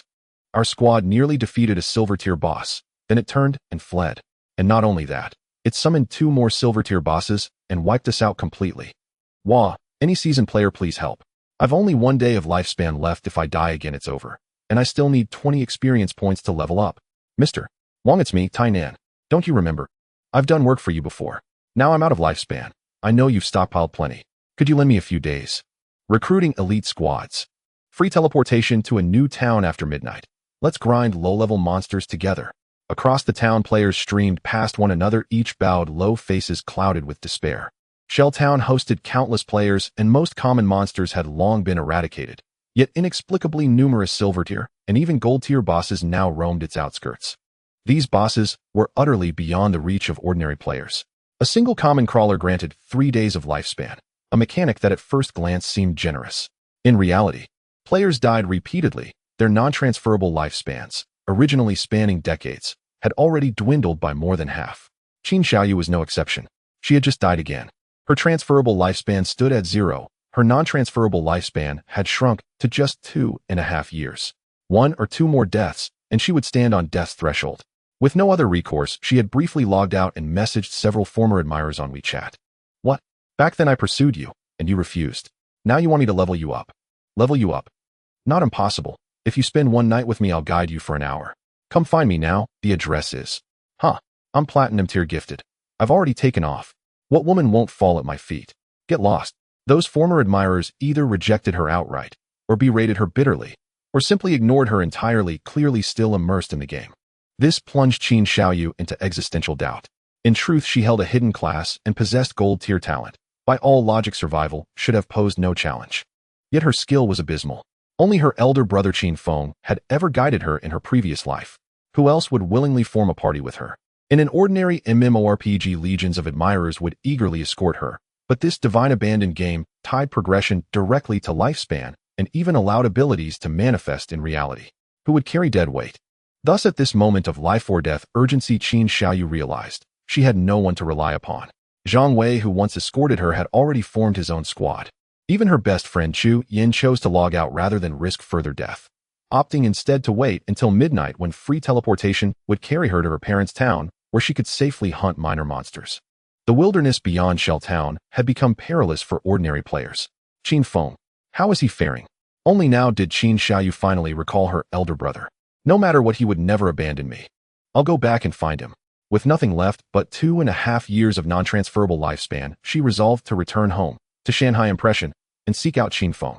Meanwhile, as most players struggled desperately, Qin Feng surged forward like an unstoppable tide. Within the tomb of resentment, he carved a path deep into its heart. The tomb teemed with lesser foes, skeletal bone skeletons whose flesh had long since rotted away, half-body crawlers reduced to mere torsos, and grotesque, stitched ones cobbled together from raw pulsating flesh. All ranged between levels 10 and 12. Qin Feng cut through them relentlessly, his experience bar climbed with breathtaking speed. Though leveling from 11 to 12 demanded exponentially more experience, so long as foes remained plentiful, his ascent never slowed. Moreover, he had mastered the wide area attack skill Nightshade Ringblade, accelerating his clearing pace dramatically. Each time he entered a new tomb chamber, he activated stealth, gripped the plague blade, and unleashed a sweeping slash. A blade of pure darkness erupted from his body, expanding outward in a flawless arc to engulf a 12-meter radius. Every level 10-12 foe fell in a single stroke. Progress should be roughly halfway complete. Summon a devout follower to scout the alternate passage. The tomb branched endlessly, most corridors ending in dead ends. Whenever confronted with such a choice, Qin Feng dispatched his follower down the unexplored route, commanding it to eliminate any encountered foes. Though merely in level 8 entity, the follower was a silver tier summon, more than capable of dispatching minor threats. At this pace, I'll clear the entire tomb within 10 minutes. I hope the final boss is platinum tier. That way the completion chest will be platinum grade too. With anticipation burning in his gaze, Qin Feng pressed onward. Meanwhile, over 10 kilometers beyond Shell Town, a gold tier boss, the demon-muscled crawler, a hulking four-limbed humanoid monstrosity whose bulging muscles rippled with unnatural power, was cleaved apart by a single searing sword beam and collapsed with a thunderous crash. Standing before its corpse stood 6 figures, Wang Ming and Yu and their companions. Truly worthy of Captain N, the damage output is extraordinary. A young officer bearing a longbow stepped forward instantly, his voice dripping with flattery. His name was Ma Nai Liang, son of a bureau chief in Shanghai City. He had long been and Yu's devoted admirer. After the Divine Abandoned Game's arrival, Ma Nai Liang received a random class. No hidden vocation, only the mundane archer, leaving him deeply disappointed. Learning that Yu possessed the hidden class Dragon Swordsman, Ma Nai Liang redoubled his sycophancy. Yet Yu didn't deign to acknowledge his praise. Instead, he turned to Wang Ming. This gold tier boss was only level 8, and we took over 10 minutes to fell it. I can't fathom how a solo player killed a platinum tier boss alone. Before Wang Ming could reply, Ma Nai Liang interjected immediately, just a sneaky assassin, grinding bosses down through underhanded tricks. He'll never earn legitimacy. Without glancing back, and you retorted, you understand absolutely nothing. Undeterred, Ma Niliang added, I hear Shanghai's police force has a hunter, already at level 3 anti-invisibility. Perhaps we should devise a trap to uncover his real-world identity and seize control. Such individuals must serve official interests, or else incidents like Song Fei's and Jiang Li's will recur. Are we to clean up after him every time? At these words, and you frowned and fixed him with a sharp look. Have you mistaken something fundamental? It isn't he who begs us to manage fallout. It's we who must manage it precisely to align our stance with his and secure cooperation. First, global solo kills of both gold tier and platinum tier bosses. Unprecedented mastery. You'd alienate someone of this caliber instead of cultivating alliance. Has a crawler devoured your brain? After being rebuked by an Yuman, Niliang wore a sullen expression. He couldn't quite grasp it. Wasn't the foe merely a fragile assassin? So long as their anti-invisibility level kept pace, why should he be difficult to subdue? How could it possibly be the authorities who feared Shadow? And you didn't even deign to acknowledge the man. Disperse. Continue searching for the boss. With a wave of her hand, she dismissed all official personnel nearby, including Ma Niliang. Once the others had departed, and you stepped forward and gathered the loot dropped by the boss.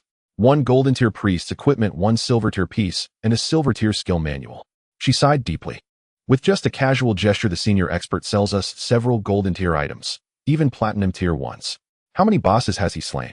Or perhaps his innate talent is treasure hunting. Are these items all from opening treasure chests? And you remained utterly perplexed. At that moment, Wang Meng hurried over and hesitantly asked, in truth, we still know little about Shadow's temperament. What if he kills again? Shall we continue covering for him? Our superiors will surely voice objections. And you shook her head. Regardless of how higher command perceives this, I stand firm in my alliance with Shadow. Even if they refuse to cover for him, I'll clean up his mess myself.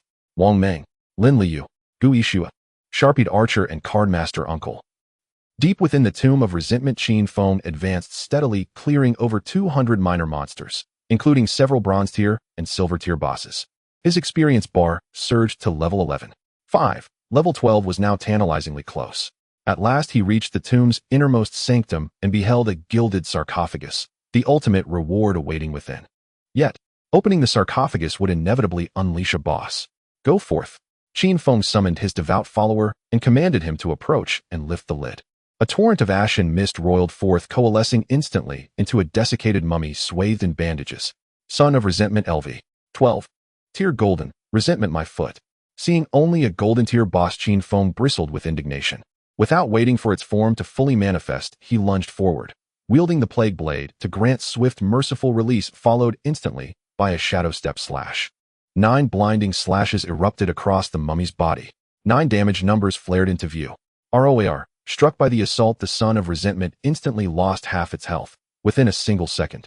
Then, 9 even larger damage numbers burst above its head, and the creature crumbled, obliterated outright. ROAR your foot. After all that build-up, this thing's even more brittle than the resentful specters at the tomb's entrance. Qin Feng shook his head. He knew well a boss of such frail constitution often posed far greater danger to players, not through durability, but through lethality and relentless offense. But for him it made no difference. Golden tier foes fell in an instant. After dispatching the Son of Resentment, he paused deliberately, waiting. Where there's a Son of Resentment, surely there must be a Father of Resentment. This accursed game abounded with treacherous layers. Sometimes what appeared to be the final boss was merely an appetizer. Qin Feng had never encountered this tomb of resentment in his previous life. Its ultimate secrets remained unknown to him. He waited nearly half a minute, but the tomb remained eerily silent. Only then did he send his devout follower forward to drag the mummy's corpse into a corner. Greedy hand.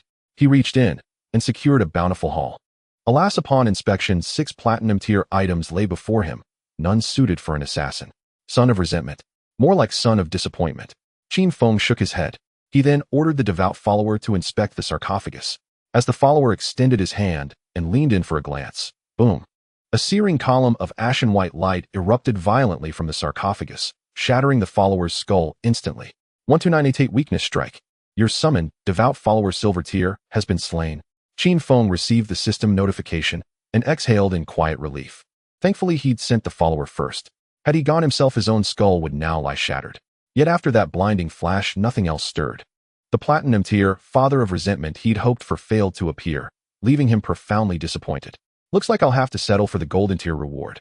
After a brief wait, once the summon cooldown expired, Qin Feng called forth another devout follower. Identical summons, unless otherwise specified, could exist only one at a time. Once the new devout follower materialized, Qin Feng directed him forward once more. The gaunt Ashbale figure approached the sarcophagus with unwavering loyalty and reached out to lift the lid once more. Boom. The ashen white beam erupted again, another devout follower erased. Enough already. Qin Feng's eyelid twitched. Anyone else would have perished multiple times by now. Qin Feng had never imagined that slaying monsters would proceed smoothly, only to stall here at the very threshold of the treasure chest. I cannot waste time on this. I must retrieve that chest, no matter the cost. Even if I die once, the ghost fire bell ensures no true loss. He abandoned further waiting for the summon cooldown. Instead, he activated his umbral shield and strode forward himself, reaching out toward the sarcophagus.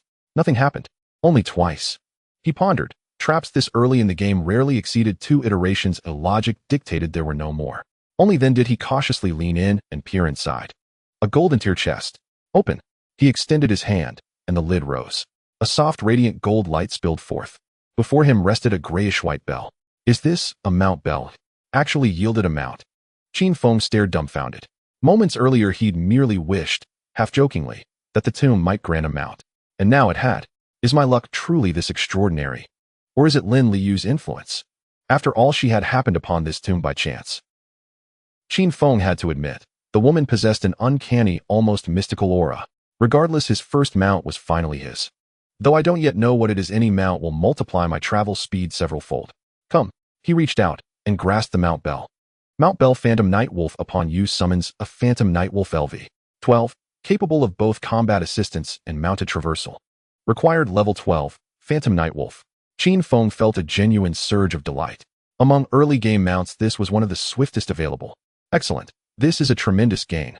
Pity it requires level 12 to activate. I'll need to grind a bit more before leveling up. He retraced his steps out of the tomb. Meanwhile, Shanshui Impression Residential Complex Building 11, 11th floor. Qin Xiaoyou raced home overnight, desperate to seek Qin Feng's help, only to freeze upon entering, searching the apartment and staring blankly. Qin Feng was gone. Not only was he missing his bed, desk, clothes, everything had vanished without a trace. Where is he? Qin Xiaoyou froze. Staring at Qin Feng's room utterly empty, she could scarcely believe it. After a few stunned seconds, she hurriedly pulled out her phone and called, only to be met with the system message powered off. After searching for a long time, she found Qin Feng's phone in the trash, smashed beyond use. She had to confront a single harsh truth. All contact between her and Qin Feng had been severed. Meanwhile, Qin Feng had already left the Yuanhen tomb. From the bottom of that, he burst forth in an instant shadow slash and returned to the surface. He glanced at his experience bar. He was still almost half a bar away from level 12. Grind first, he decided. The next true breakthrough would come from finding a Tunling's Soul Swallower bloodline creature. But in his memory, those creatures did not spawn around the Jianghai City ruins. Reach level 15 first, unlock Intercity Teleport, then search the Modu City ruins, he told himself. Having been a warrior in his previous life, Qin Feng had never learned the finer details of the Tunlings. He only retained snippets of information. Tunlings had appeared near the Modu City ruins, specifically around a place called Kongbu Haichuan, the horror sea ship outside the ruins. If none could be found around that ship, he would have to rely on the officials to inquire. At this stage, however, other players could hardly survive in the city ruins, let alone depart them. Qin Feng made his way toward the largest monster gathering spot he remembered in the Jianghai City ruins. It was the ruined arena. The arena lay to the north of Jianghai City ruins and covered an immense area the size of 4 or 5 football fields. Beneath it lay 2 more levels, their passages tangled and perilous and teeming with monsters. Any ordinary player who came here would be dead in short order. For Qin Feng, however, cloaked in perpetual invisibility, it posed no threat at all. This is a paradise for the strong, he murmured. He cut through several waves of monsters along the way and in minutes arrived at the arena ruins. Looking up amid the shattered walls, he saw several Duanzhai's limb scavengers prowling about, ransacking the debris. Suddenly, a dark razor-like blade of light sliced across the area in an instant. Damage numbers flashed: 4,728, 4,697, 4,712. The blade, imbued with dark elemental energy, cleaved those Duanzhais in two. They collapsed dead. Qin Feng stepped from the shadows and then immediately slipped back into invisibility. From the Duanzhai's corpses, several glows erupted as scattered loot fell to the ground. These level 11 and 12 grunts offered only a little over 100 experience apiece. Fortunately, the place brimmed with such small monsters, and for the moment no one was contesting them. Qin Feng switched to a satisfying grind, first clearing the arena floor. Then he descended to the first underground layer. Finally, he swept the second subterranean level. Like a dancer in the dark, Qin Feng became the nightmare of that entire zone. Even bronze, silver, and golden bosses could not withstand a single one of his blows. Experience, lifespan, and evolution points were all swept into Qin Feng's greedy hands. Time passed. Even as the sun rose beyond the world, the god-abandoned continent remained shrouded in dimness. There was no sun, no moon. Only a gray mist-like light that fell over the land, casting a pall of decay. From the arena of the Zhanghai city ruins, Qin Feng emerged astride his Yixing Lang Phantom Nightwalker Wolf. He had cleared the arena of monsters all by himself. Respawns would take a long time. At that moment, a 6-player party entered the area. 6 players, men and women, crouched and scanned their surroundings warily. The scene that unfolded before them left them stunned. Why are there so many small monster corpses? Another team got here first. Damn, that is brutal. That must be hundreds of bodies, one of them breathed. Their eyes widened, breaths quickened, and they hurried past Qin Feng without the slightest awareness of his presence. Because Qin Feng's Yixing Lang also possessed the power of invisibility. Yixing Lang, LV-13 grade, golden strength, 168 constitution, 175 agility, 211 spirit, 155 a mount, gains the same experience as its rider and thus levels with them. If the mount bell is traded, the mount's level will revert to its initial state. Skill: sprint. When used as a mount, movement speed increases by 245. Nightwalk. While night falls, the mount is permanently in a level 1 invisibility state. Attacking breaks the invisibility and adds 120 points of stealth breaking attack. After becoming visible, there is a 60-second interval before invisibility can be reactivated. Skill: pounce 3 consecutive strikes on a single target, each adding 267 points of physical attack. Cooldown 12 seconds. Howl grants allied units 35 to attack, physical defense, and aliment resistance for 1800 seconds. Cooldown 600 seconds. When Qin Feng first summoned this mount, it was level 12. After fighting with him in the arena, it rose to level 13, its attributes and combat power enhanced. The crucial point was its invisibility. Although it only activated at night, as long as it did not attack, it could remain invisible indefinitely, a staggeringly powerful ability in the real world. The Nightwalk skill is mediocre in the game, Qin Feng said, but in reality, it is broken. He intended to extract the Mount Bell into the real world. However, a golden Mount Bell was a special item. Extraction consumed 10 times the lifespan required by equipment of the same grade, on the order of 30 to 50,000 days. When night came, he could ride the Phantom Wolf to Moda City. At its current attributes, its top speed reached 150 meters per second. Even at normal running, it could easily do 100 meters per second. Qin Feng paid no mind to the 6 stunned players who had brushed past him. He rode the invisible Yixing Lang toward the Jinghan place. Only Qin Feng could see them out. Beneath him stood a Oni and a half-maternal translucent phantom wolf, its gray-black fur ruffled, and a pair of ghostly blue eyes shining with feral hunger and murderous intent. That phantom wolf alone could slaughter current stage players with ease. Qin Feng checked the level leaderboard. Upon reaching level 12, he had unlocked the Zhanghai area rankings. Now alone at level 13, he sat at the top. The second place lingered at only level 10. A 3-level gap might seem small, but in practice it would take others days to close. Qin Feng's overnight grind had yielded excellent returns. Beyond rising from level 11 to 13, his tradable lifespan had jumped from over 30,000 days to nearly 90,000 days, about 245 years. His evolution points had reached 255. Equipment and skill books had also improved. As Qin Feng prepared to open his skill bar and evolve abilities, a tremendous rumble erupted from the eastern ruins of the city. Even the ground beneath him trembled several times. Qin Feng glanced in that direction and was surprised. Who was so bold as to have even unleashed an Iron Maiden? The Iron Maiden, a title bestowed upon a platinum-level boss. Its actual name is Steel Sanctus. This is a terrifying boss that left a deep impression on all players in Zhanghai in the last life. The difficulty of defeating it is comparable to that of Soul Purger Faisal. However, because the battle takes place in a public setting, numerous players vie for the boss. In the last life, it took half a day for this boss to be defeated. Of course, at that time, Qin Feng had already secretly defeated the Soul Purger, so he did not participate in the hunt for the Steel Sanctus. Other players in Zhanghai collectively died several thousand times due to this boss. A few were taken down by the boss itself. Most were eliminated by other players. Defeating the Steel Sanctus would grant access to a hidden location known as the Sanctuary of the Cathedral. If I remember correctly, there should be quite a few people who have formed guilds by now. However, in the last life, the Iron Maiden was only revealed on the third day. From a distance, Qin Feng spotted a towering iron statue about 10 meters high standing amidst the ruins. Due to the distance, he could not see the lower half. As for its upper half, it was entirely forged from steel with hands that were not fingers, but two sharp iron blades radiating a murderous intent. On the steel visage of the female statue was a strange and cruel smile, a smile that seemed as if it would never change. At its chest, there were two flame-spouting devices, although these would only be utilized in the second phase of the Steel Sanctus. Since someone has summoned it, then this boss shall be mine. Qin Feng smirked slightly, immediately changing direction, riding his Phantom Night Stalker and sprinting at full speed towards the location of the Steel Sanctus. Along the way, Qin Feng did not idle. He opened the skill interface, directly starting to evolve his skills. During the clearing of the arena ruins, he took down two golden bosses along the way. One of the bosses dropped a decent golden level skill book. Qin Feng directly consumed 11 evolution points to evolve this skill to the epic level. Silent Concealment, Gold, Platinum, Emerald, Diamond, Epic. Enter a state of invisibility, remaining permanently invisible as long as no attacks are made or movement occurs. If an attack is launched, it adds 300-400-500-600-800 points of breaking invisibility damage. Cooldown 120-110-100-806-038. 7 seconds.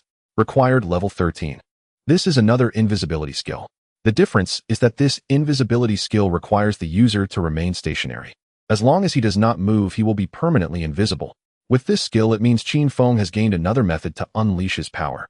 When battling the BOSS, he can first launch an attack while invisible, then activate Silent Concealment, followed by another attack, to deal that 800 points of breaking invisibility damage. It's crucial to note that after various enhancements, this 800 points of breaking invisibility damage translates to a final damage output of 2 to 3,000. The only drawback is that the cooldown time for this skill is somewhat lengthy.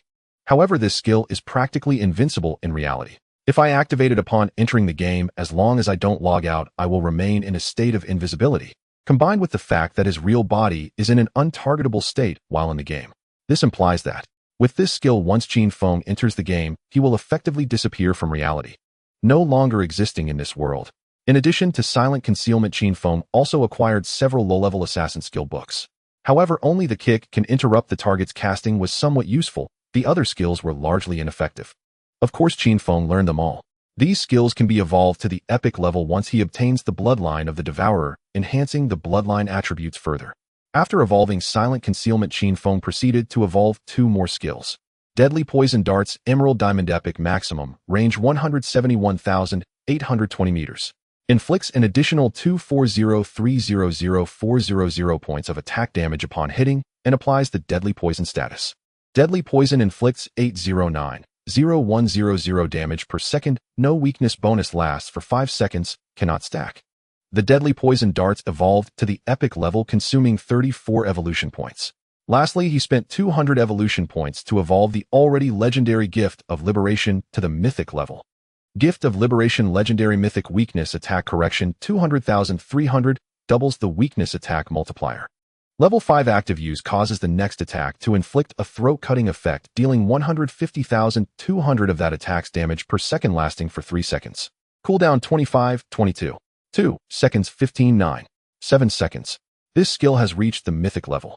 Although it seems there are not many changes, Qin Feng knows that this skill has finally undergone a transformation. With the 300 correction for weakness attacks for Qin Feng, aside from certain unique magical creatures, any target he chooses will universally possess weaknesses. Taking players as an example, their weaknesses are the heart and head. Once expanded by 300, it directly encompasses their entire body. Initially, Qin Feng's shadow slash skill did not factor in weaknesses. However, with weaknesses magnified to 4 times their original size, any hit will be a weakness. Under the legendary Gift of Liberation, Qin Feng's shadow slash has an average 1/3 chance to strike the target's weak point. The exact strike location is beyond his control, so it must be calculated by the system based on random probability. But now with the mythic level Gift of Liberation, with his shadow slash, at least 8 out of 9 strikes will deal weak point damage. This marks a qualitative change. After evolving Gift of Liberation, Qin Feng had 10 evolution points remaining, which he decided to temporarily save. Next, he checked his equipment. First, there was a white bone necklace he wore around his neck. Fraudster pendant, platinum, an accessory for assassins. Physical attack power 45, strength 20, constitution 20. Equipment requirement level 13, unique effect 1, invisibility level. After equipping this necklace, Qin Feng had to remove the believer's pendant. However, the believer's pendant belonged to the summoning category. When needed, he could switch back to it and summon again. The faithful believers that were already summoned would not disappear when he removed the believer's pendant. This fraudster pendant directly granted Qin Feng an additional level of invisibility, raising his invisibility level to level 4.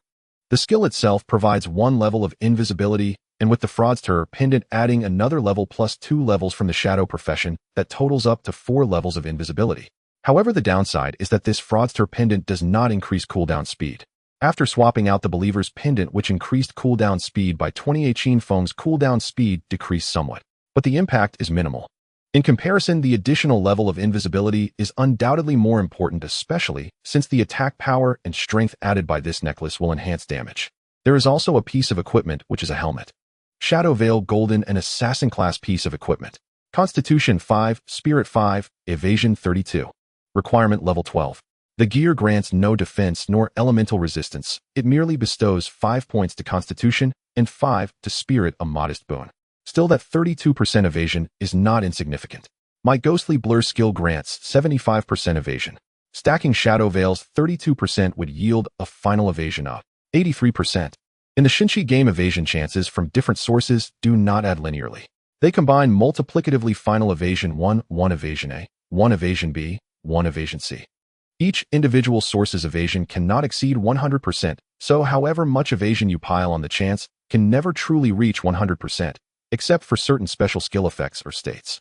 Moreover, the skill Blacklight Shield can convert evasion into charges of damage negation. Qin Feng tested it and discovered. He felt a little surprised. If calculated by the final evasion, then 83% would convert into 8 layers of damage negation shield. But if calculated separately for each skill, then it would be 7 layers plus 3 layers, totaling 10 layers of damage negation shield. That meant the Blacklight Shield had a very high ceiling. Of course, no matter how high the cap on these negation charges, there are counters. Many classes, archers, mages, swordsmen, warriors, possess numerous high-frequency attack methods. In latest stage PvP, a single skill can strip dozens of negation layers. At this stage, however, Qin Feng carried the Blacklight Shield primarily for boss encounters. Later, it would be reserved for special solo duels. In Ani, against many situations, damage negation shields are less effective than pure evasion. After Qin Feng had upgraded his skills and checked his gear, he was already astride his invisible phantom night wolf and had closed to within several hundred meters of the Steel Maiden. The Steel Maiden, over 10 meters tall, loomed fearsome, swinging enormous iron wheels in both hands, slicing through the surrounding players. Shouts, clamor, and shouted commands rose from ahead. Riding the phantom night wolf, Qin Feng leapt onto the roof of a nearby ruined dwelling. On the ruined plaza ahead, some 30 or 40 players were besieging the Steel Maiden, trying to take the Iron Maiden now. They were overreaching. Qin Feng did not intervene. He intended to observe. The Steel Maiden was a level 15 platinum tier boss. In difficulty for a team, it was slightly inferior only to Jinghan Jfa Yaisar. But at this stage, aside from Qin Feng, the other players' hardware was utterly inadequate to tackle a platinum tier boss. The only squad that truly met the conditions was Wang Meng's team. Having benefited from much of Qin Feng's sold equipment, their hardware was barely sufficient. For ordinary players, a 6-man team could not even dream of challenging a platinum boss. Platinum and above bosses were intended for coordinated player teams. It would take at least 6 or 7 elite squads like Wang Meng's to stand any chance.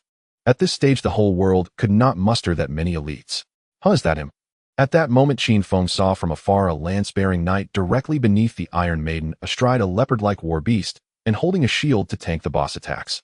Because of the distance, Qin Feng could not read the player's nameplate or make out his features. Yet he recognized the man's identity at once. Chen Wuming, codename Huiyao Wu, a leader of the Qishir Xingdian Guild. Qin Feng knew him so well because in his previous life he had fought this man for 9 years without a decisive result. Their guilds had competed in the wild, stealing bosses and slaying one another countless times. Chen Wuming's class was the hidden profession Xingdian Qishir Sanctum Knight. Thus, upon reaching level 10 and spending 1,000 days of tradable lifespan to create a guild, he named it Qishir Xingdian. In the previous life, the Iron Maiden had been taken down by the Xingdian Qishir Guild.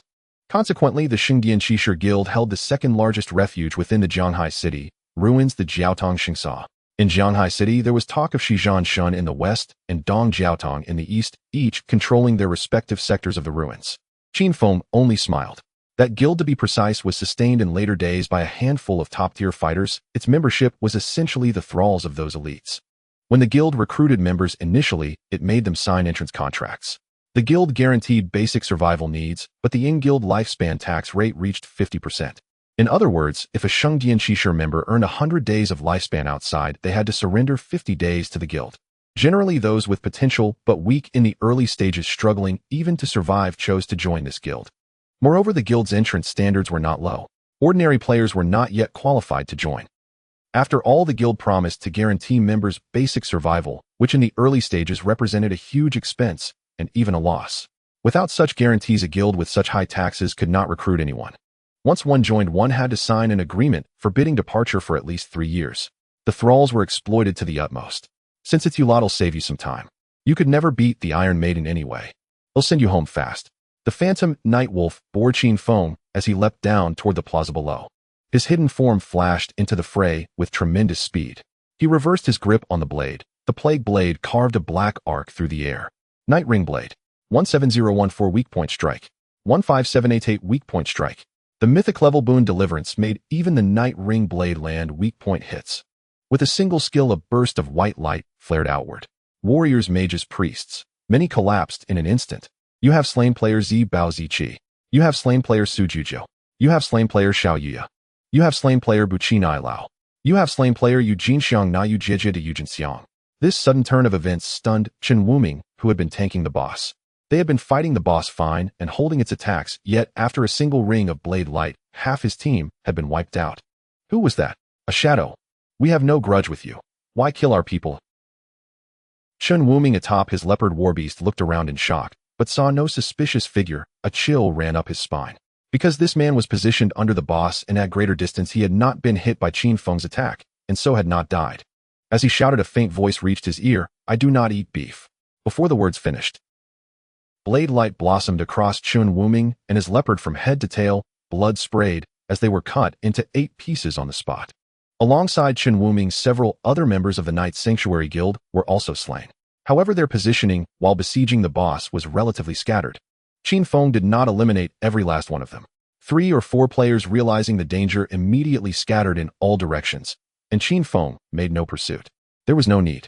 His primary target stood before him, the platinum tier boss, the Steel Maiden. Towering over 3 stories tall, a colossal entity forged entirely of steel. Her lower body lacked legs entirely, instead she rested upon a massive iron base levitated midair by arcane energy. That eerie, merciless smile alone was enough to make children weep. Blossom Curse. Qin Feng raised his hand and cast the Blossom Curse upon all corpses nearby, including Qin Wuming's. The remaining tradable lifespan from their bodies, and even half of their non-tradable lifespan, began flowing into the cursed blossoms. Within the game Divine Banishment, only players' consciousnesses enter. Their in-game bodies are constructs generated entirely by the system. Even after resurrection, their corpses would persist for a short time. Damn it! What does your refusal to eat beef have to do with me? Did I force beef into your mouths? Qin Wuming revived amidst the ruins of Zhanghai City, his face twisted in fury and humiliation. He knew full well that Shadow's words were aimed squarely at him. I killed you. Not for any reason. The location of his resurrection placed him over 10 kilometers away from the Steel Maiden. At their speed, a swift return was virtually impossible. And even if they arrived, what then? A single ability had already wiped out their entire party. And the damage, over 10,000. Not only had each of them been instantly obliterated, but they now owed Shadow several lives in debt. Qin Wuming and his companions had already deemed themselves catastrophically unlucky, only to discover far worse misfortune lay ahead. As Qin Feng unleashed the Blossom Curse system, notifications of lifespan depletion flooded their minds. His face, and those of his guild mates, paled instantly. This time they hadn't merely lost half their lifespan upon death. They were now being drained further by some horrifying ability. Even their non-tradable lifespan siphoned away relentlessly. After a brief interval, the draining ceased. They discovered to their horror that all their tradable lifespan had vanished, and an additional 75 of their non-tradable lifespan had been consumed. According to distant reports from surviving guild members who had watched from afar, crimson grotesque flowers had bloomed upon every corpse at the site. A torrent of wails and furious curses erupted across the Knight's Sanctuary Guild channel. Yet against Shadow, none possessed even the faintest means to retaliate. They had all been slaughtered without ever glimpsing Shadow's shadow, let alone exacting vengeance. Any attempt at revenge would only result in being slain again, twice, thrice, endlessly. Qin Wuming harbored no thought of retribution whatsoever. Meanwhile, Qin Feng, amidst absorbing lifespan, casually glanced at a system notification. There unmistakable appeared the familiar alias, Xiaoyou. She joined the Knight's Sanctuary. Qin Feng stared impassively at the prompt. Through the Blossom Curse, he had absorbed 4 days of her tradable lifespan, and over a year of her non-tradable lifespan. Her remaining lifespan was now critically diminished. It seemed she had reached a dead end, forcing her to join the Knight's Sanctuary as a bonded laborer. Under such conditions, her survival might be assured, but with 50% of her lifespan revenue surrendered to the guild, any hope of personal growth or ascension had effectively vanished. Qin Feng felt nothing. He released the impulse to intervene, honoring the autonomy of others' destinies. With but a glance at the alias, his focus returned fully to the Steel Maiden before him. This boss presents little challenge in its first phase. The true difficulty emerges once its health drops below half, especially for me. After eliminating Qin Wuming and his allies, Qin Feng activated stealth and maintained a distance of 10 meters from the boss. Following the mass deaths of surrounding players, the Steel Maiden remained locked in combat. Having lost its primary target, it began unleashing area effect attacks. Its arm-like iron wheels spun violently, dragging its head and upper torso into rotation as it traced concentric circles. 3 times those whirling blades carved a lethal ring within a 10-meter radius. Even with Qin Wuming's Sanctum Knight still alive, this ability would have been utterly unendurable, yet Qin Feng had already retreated just in time. Once Shadow Step cooled down, he seized the brief window of disengagement, swapped his weapon for the ghost ship twin blades, and immediately triggered Shadow Step. Whoosh! He became a fleeting afterimage, slicing vertically across the Steel Maiden's towering form. Blade light flared, detonating upon her armored surface. 75-51 weak point strike. 75-27 weak point strike. 75-36 weak point strike. No wonder she's called the Iron Maiden. The defense here dwarfs that of other bosses of comparable tier. Qin Feng observed the boss's health bar with cool precision. A single Shadow Step, 9 consecutive strikes, all landing on weak points, had shaved off over 60,000 health points. For the boss, that represented roughly 15% of her total health, indicating a maximum HP of approximately 400,000. Though her total health fell significantly short of the Soul Purifier Facial, her vastly superior defense rendered her durability no less formidable. The crux of the challenge, however, lay in this: once her health dropped below 50%, the Steel Maiden would possess near-constant 100% damage reflection. That was the Steel Maiden's defining trial, and precisely why Qin Feng had no intention of activating the active effect of Graceful Deliverance. Though its throat slash that currently amplified his damage 6-fold, his output was so immense that triggering it would instantly propel the boss into Phase 2 and activate full damage reflection, killing him outright. 9 strikes per Shadow Step. Each strike triggers throat slash, meaning 9 instances of reflected damage per Shadow Step. The Blacklight Shield can barely absorb them, but its cooldown is insufficient to sustain the barrage. That was why Qin Feng had switched from the Plague Blade to the Ghost Ship Twin Blades before engaging the boss. Had he retained the Plague Blade, every attack would have inflicted additional toxin burst damage 3 seconds later, damage that would reflect back onto him in full. The Ghost Ship Twin Blades bore no such risk. Even the throat slash damage from Graceful Deliverance had to be abandoned entirely for this fight. However, during Phase 2, the Steel Maiden's damage reflection briefly deactivates each time she initiates an ability. Strike only during those narrow windows between her attacks, and reflection will be avoided. Qin Feng's strategy was meticulous and utterly unhurried. After 1 Shadow Step, he vanished into stealth and withdrew, watching calmly as the boss unleashed devastating area attacks in place, waiting patiently for the next opening. At that very moment, more players drawn by the Steel Maiden's cataclysmic commotion began converging from all directions. Qin Feng was clearing the arena ruins to grind levels. Across Zhanghai City, more and more players had reached level 10 and converged upon the city ruins on the Shanling Ichi continent. As their numbers grew, they gradually swept many monsters from the ruins. The commotion caused by the Iron Maiden had now drawn dozens of nearby players. They dared not approach. Scattered 100 meters away among the rubble, they watched the boss, every move fearful to reveal themselves. The moment anyone showed, they would become the Steel Maiden's target. Who the hell is fighting the boss? I haven't seen a single silhouette. I heard it's Enying. This boss was spawned by the Knight's Sanctuary, and suddenly Enying wiped them out. So Enying is the one fighting the boss now. Huh. 1 skill took that much off the boss. That must be about 15%. Then 6 or 7 such skills, and this platinum tier boss would be dead. Damn, his talent must be insane. If I had that talent, I'd take off too. While they chatted, Qin Feng appeared from time to time to strike the Steel Maiden. In little more than 10 seconds, 2 consecutive instant shadow slashes dropped the boss HP to 51%. If the next attack is instant shadow slash again, it'll take reflected damage. But I can block it once with blacklight shield. Qin Feng remained composed. As instant shadow slash went on cooldown, he activated blacklight shield. Raising the shield broke his invisibility, but he quickly cast serene concealment and slipped back into stealth. He sprang into action and unleashed instant shadow slash. 7975 weak point. 8031 weak point. 0 reflect 8055. After the 2 strikes landed, thorny iron barbs erupted from the steel maiden's metallic frame. Because serene concealment increased his break stealth attack power, this instant shadow slash dealt several hundred points more damage than before. Unfortunately, once the boss entered its second phase at half health, the next 7 slashing strikes failed to inflict damage and were fully reflected back at Qin Feng.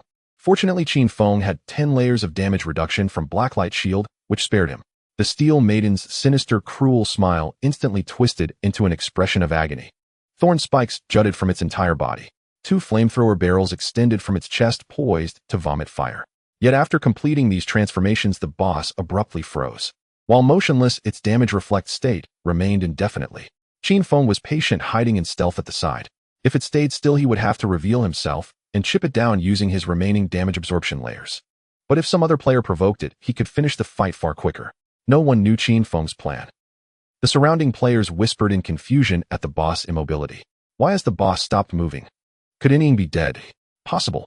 The boss just changed forms, or perhaps it used some method to take Inying out. If he died, where is the corpse? And where are the drops? Maybe the corpse is invisible too. Their imaginations ran wild. At that moment, a 6-player party approached the Steel Maiden. At their head was a masked warrior player wielding a katana and wearing golden chainmail. His gaze was keen, his bearing spirited and imposing, radiating confidence. 3 other players had been lying in wait. Seeing the masked warrior arrive, they hurriedly greeted him with respect. Brother Anshuan, you came. We watched for a long time. The boss only used those few skills, and we've memorized them.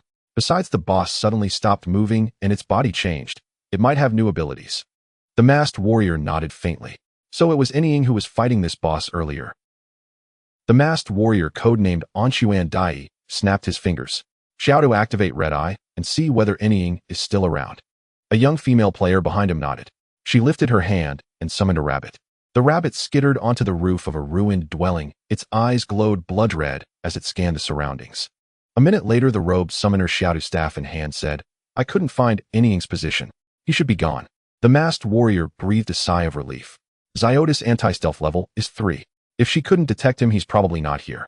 Stay alert, and if Inying returns, warn me at once. An anti-stealth level of 3 was indeed high at the moment. Xiaoyou summoned the tracking blood rabbit, provided 1 anti-stealth level. The necklace she wore added another, and her passive skill Keen Search granted a 3rd.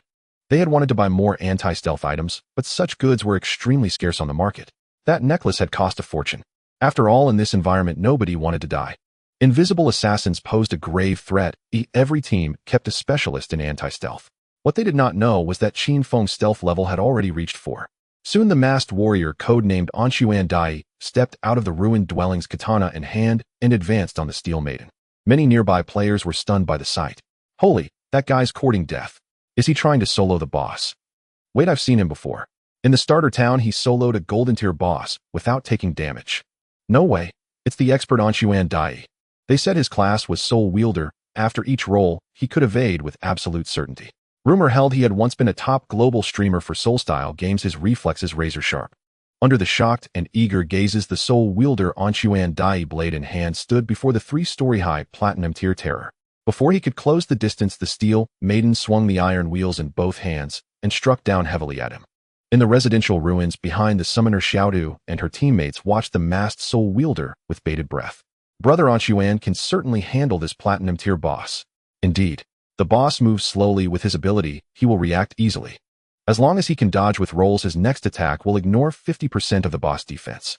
Killing it won't take long.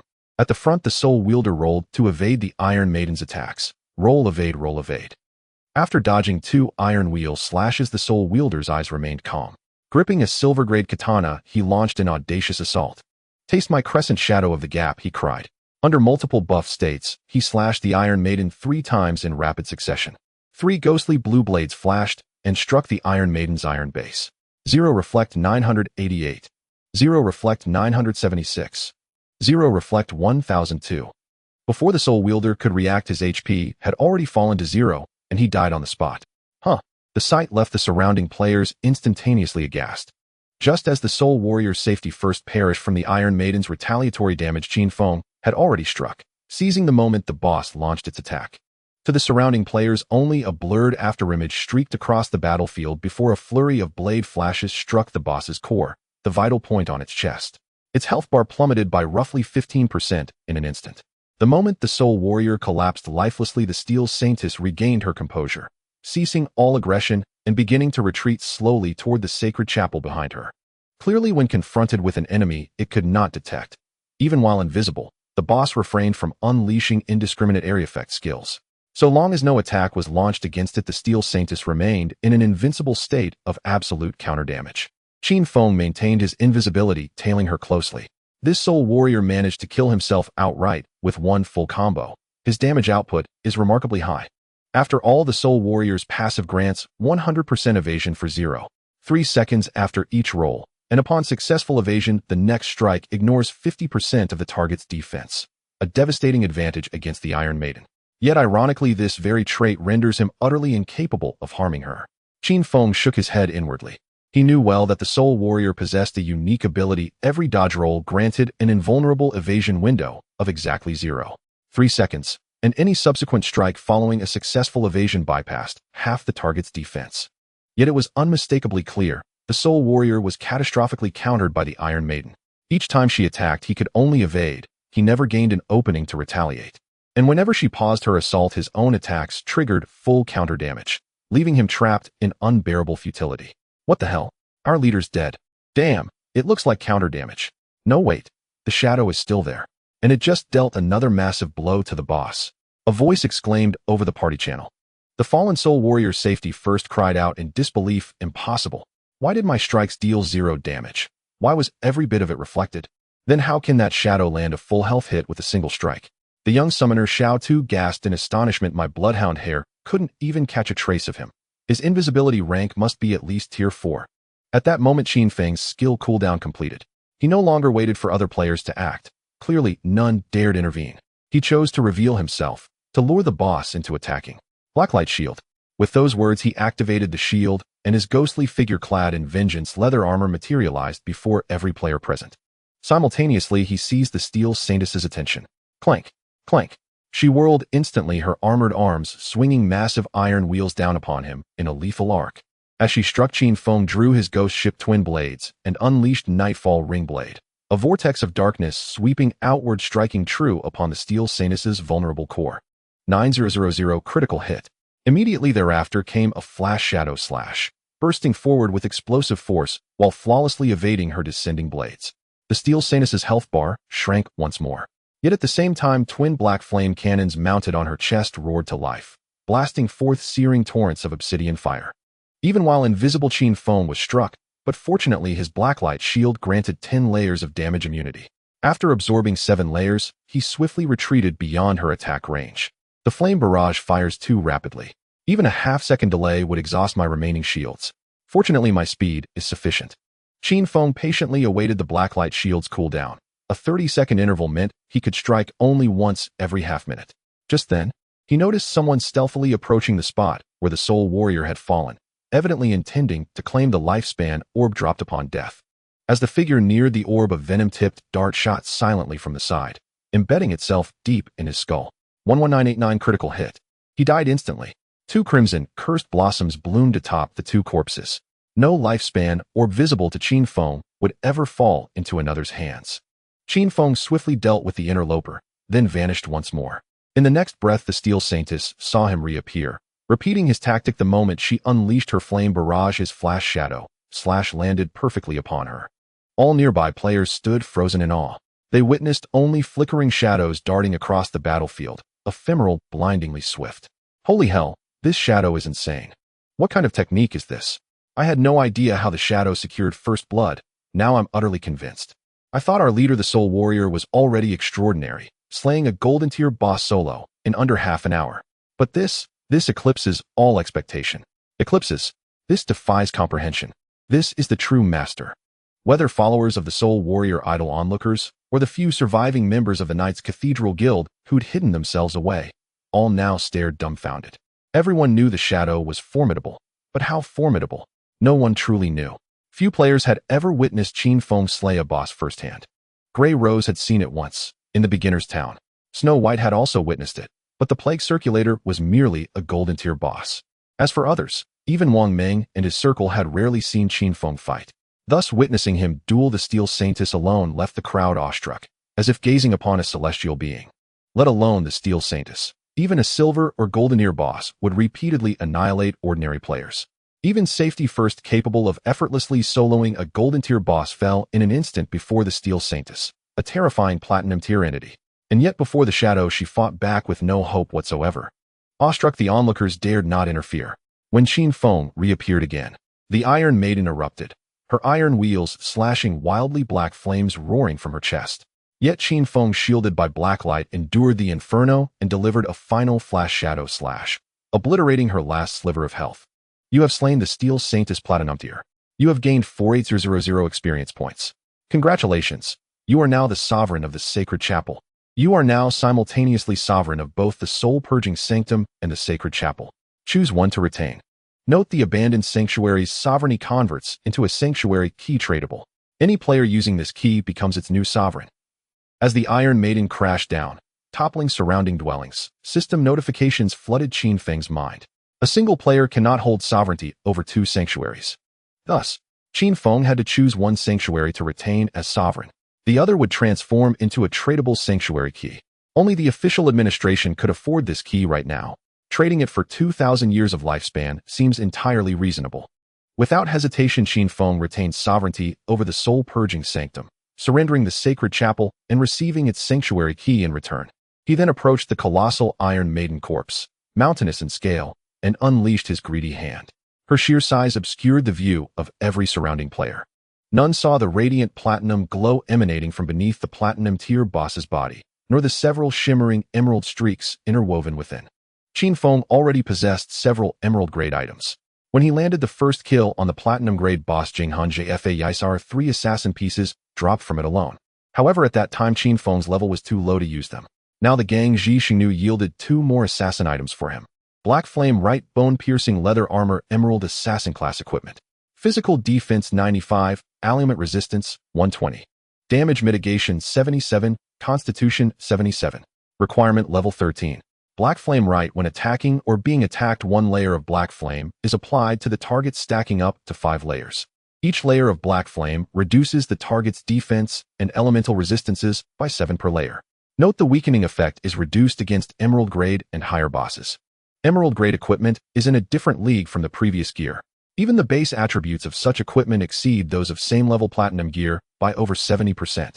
This physical defense, this elemental resistance, plus 77 points of damage mitigation and constitution. This single cuirass alone provides more protection than other people's entire suits of armor. And it also carries the Black Flame Right effect, weakening the target's defense and elemental resistances. Without hesitation, Qin Feng removed his resentment leather armor and put this on. This Black Flame Right cuirass is more useful than the one from Jinghan Jia. The level 13 assassin cuirass, dropped by Jinghan Jia, had a special effect 200 lightning resistance. It might be useful in specific circumstances, but normally the Black Flame Right is more suitable. Next came an Emerald grade skill book, Assassin's Intuition Emerald grade, allowing one to some extent to perceive the outlines of stealth units. Grants 2 to anti-stealth rank. Requirement Level 13. This skill was an anti-stealth ability. After learning it, Qin Feng immediately evolved it to Legendary. Originally, after leaving the arena ruins, he had evolved skills like Nci Jiedwa and had 10 evolution points remaining. Slaying Gang Ji Xingnu granted him 120 evolution points, a total of 130 points remaining. You consumed 1230 evolution points, leaving 97. Assassin's Intuition Emerald Diamond Epic Legendary, you can to some extent observe the outlines of stealth units. Anti-stealth rank increases 2345. Legendary added effect, you can more keenly perceive a target's weak points. Weakness attack modifier 50. When this skill evolved to Legendary, Qin Feng's anti-stealth rank immediately reached 5. This left Qin Feng somewhat bemused. I'm an assassin, and my anti-stealth rank now surpasses stealth ranks. Looks like I need to learn a skill that raises stealth rank and evolve it. Absurdly, the skill gained yet another effect at Legendary. an even keener perception of a target's weaknesses. Another 50 to weakness attack modifier. Most targets were already nothing but sitting ducks before Qin Feng. Now another 50. Stacked with Inci Jiduo's passive, it came to a total of 350. Weakness enlarged 5 times. I could hit my opponent's weak points with my eyes closed. Qin Feng could not help imagining there were many skills that further raised the weakness attack modifier. If he learned them all, could he expand an enemy's weak point tenfold, even 100-fold? By then, if I threw a dart into the sky, it would auto-seek the opponent's weak point. This amounted to a lock-on. Without the infinite evolution talent, Qin Feng could not have imagined such a thing. That the weakness attack modifier attribute could stack so high. The final effect was absurd just to contemplate. 97 evolution points remain. He'll first evolve Ghostly Blur to Legendary. Qin Feng chose to evolve the epic grade Ghostly Blur. You consumed 80 evolution points, leaving 17. Ghostly Blur Epic Legendary passive evasion increases from 75 to 85, triggering an evasion grants immunity to all damage. It seemed only a 10 evasion increase. In reality, this effect reduced an opponent's base accuracy from 25 to 15. Against low-grade monsters and ordinary players, such a high evasion rate was enough to render Qin Feng invincible. Combined with the Emerald-grade Black Flame, right bone-piercing leather's hefty defenses, players and sub-platinum monsters at this stage posed no threat to him. Besides these, Gang Zhixingnu also dropped equipment for other classes, some Emerald grade and some Platinum grade. No one could currently equip them. After all, they were all level 13-15 items. It would be a long while before others reached those levels. Qin Feng had no hurry to deal with them. He stowed away all the spoils, took the church sanctuary hideout key, slipped into stealth, and departed the scene. He contacted Wang Ming. I have a batch of equipment and skill books to sell to you, and another good thing. When are you free? Wang Ming replied quickly, whenever is fine if you need us. Hold on. Send a coordinate, and we'll be there at once. Qin Feng sent Wang Ming a coordinate, mounted his phantom Nightwolf, slipped into stealth with his mount, and rode to the rendezvous, a hidden spot outside the church sanctuary hideout. When he arrived, Qin Feng saw 7 or 8 Qiangs huddled in the alley. The Qiangs were level 12 minions, each an extraordinarily bloated monster. Piled together like a mountain of flesh, they even had an armor stacking effect. Each Qiangs was 2 to 3 times tankier than a typical monster of the same level. If an ordinary player party encountered them, it would be carnage. But for Qin Feng, a single shadow step / wiped them all out. After clearing the pile of monsters, Qin Feng did not wait, but cleaned up nearby mobs. Only 15 or so minutes later did Wang Ming and Yu arrive together. Although it was just a trade they'd learned from experience, knowing Qin Feng's ample inventory space, they came as a full party. So they would not buy items they could not carry. Upon meeting again, Qin Feng noticed Wang Ming and the others had significantly upgraded equipment and combat power. At the head, Wang Ming wore, aside from 2 platinum pieces he had bought from Qin Feng, the rest of his gear was largely gold grade. Of course, Qin Feng knew their gold gear had been obtained in the newbie town and was lower level. Compared to Qin Feng's attributes, there remained a large gap. Stacked across their entire kits, that gap only widened. Big Shot Yu rose to level 13 in one night. That's insane. When Yu saw Qin Feng, she scampered over, her beautiful eyes full of admiration. Qin Feng glanced at the female officer, who appeared innocently naive, and smiled faintly. It was evident she was growing increasingly awestruck by him. He alone held the hidden profession of Dragon Swordsman, whose passive ability triggered Dragon Flame, with a chance on every basic attack. Upon advancing further in his vocation, he could also unleash Dragon Roar, Dragon Armor, and Dragon's Inverse Scale through ordinary strikes. Ultimately, his basic attacks even had a chance to summon ethereal dragon phantoms. She wore a golden tier battle armor that lent her an imposing martial elegance, reminiscent of a battlefield generaless. Yet the silver tier longsword hanging from her slender waist seemed oddly incongruous. Her entire ensemble was golden tier save for her weapon, a telling sign her luck ran askew. Wang Ming sighed deeply, his expression heavy with reflection. We've been grinding all night, yet we're still halfway from leveling up to level 11. You're moving far too fast. Before he could finish, Yu swiftly raised her hand to cut him off. Don't speak carelessly. No one says a man is fast. Everyone stood stunned in silence. Yu turned toward Qin Feng with a playful smile. Grandmaster, am I right? Qin Feng was utterly disarmed by this woman and chose not to waste words. Instead, he immediately laid out the gear and skill books he intended to sell. I've marked their prices. Take them if you wish. And there's another rare item I'm offering. Do you know about safe havens? Safe havens? At the mention, Yu nodded instantly. Yes, we've heard. Though Zhanghai City's ruins lack official safe zones, player factions may seize and claim safe havens as their strongholds. Within a safe haven, we can store equipment, and supplies. Moreover, it can activate a magical defensive barrier at critical moments to repel external incursions. Her beautiful eyes suddenly lit up. Grandmaster, you aren't suggesting you're selling a safe haven, are you? Qin Feng nodded. This one is quite sizable. I claimed it just now after defeating a platinum tier boss. The safe haven you've heard of was likely secured by others after slaying a golden tier boss, a much smaller one. And you nodded eagerly. Exactly. However, Zhanghai City's official authority hasn't yet discovered any safe haven. Only Shanghai's administration has seized a medium-sized one, which is how we learned of them. Qin Feng replied, then you must understand its true value. This is the Cathedral Sanctuary key. Upon use, it confers full ownership of the Cathedral Sanctuary safe haven. This safe haven spans 800 mu. Return and deliberate among yourselves what price you're prepared to offer. I'll consider whether to sell it to you. At his words, Wang Meng and Yu and the others gaped in disbelief. 800 mu.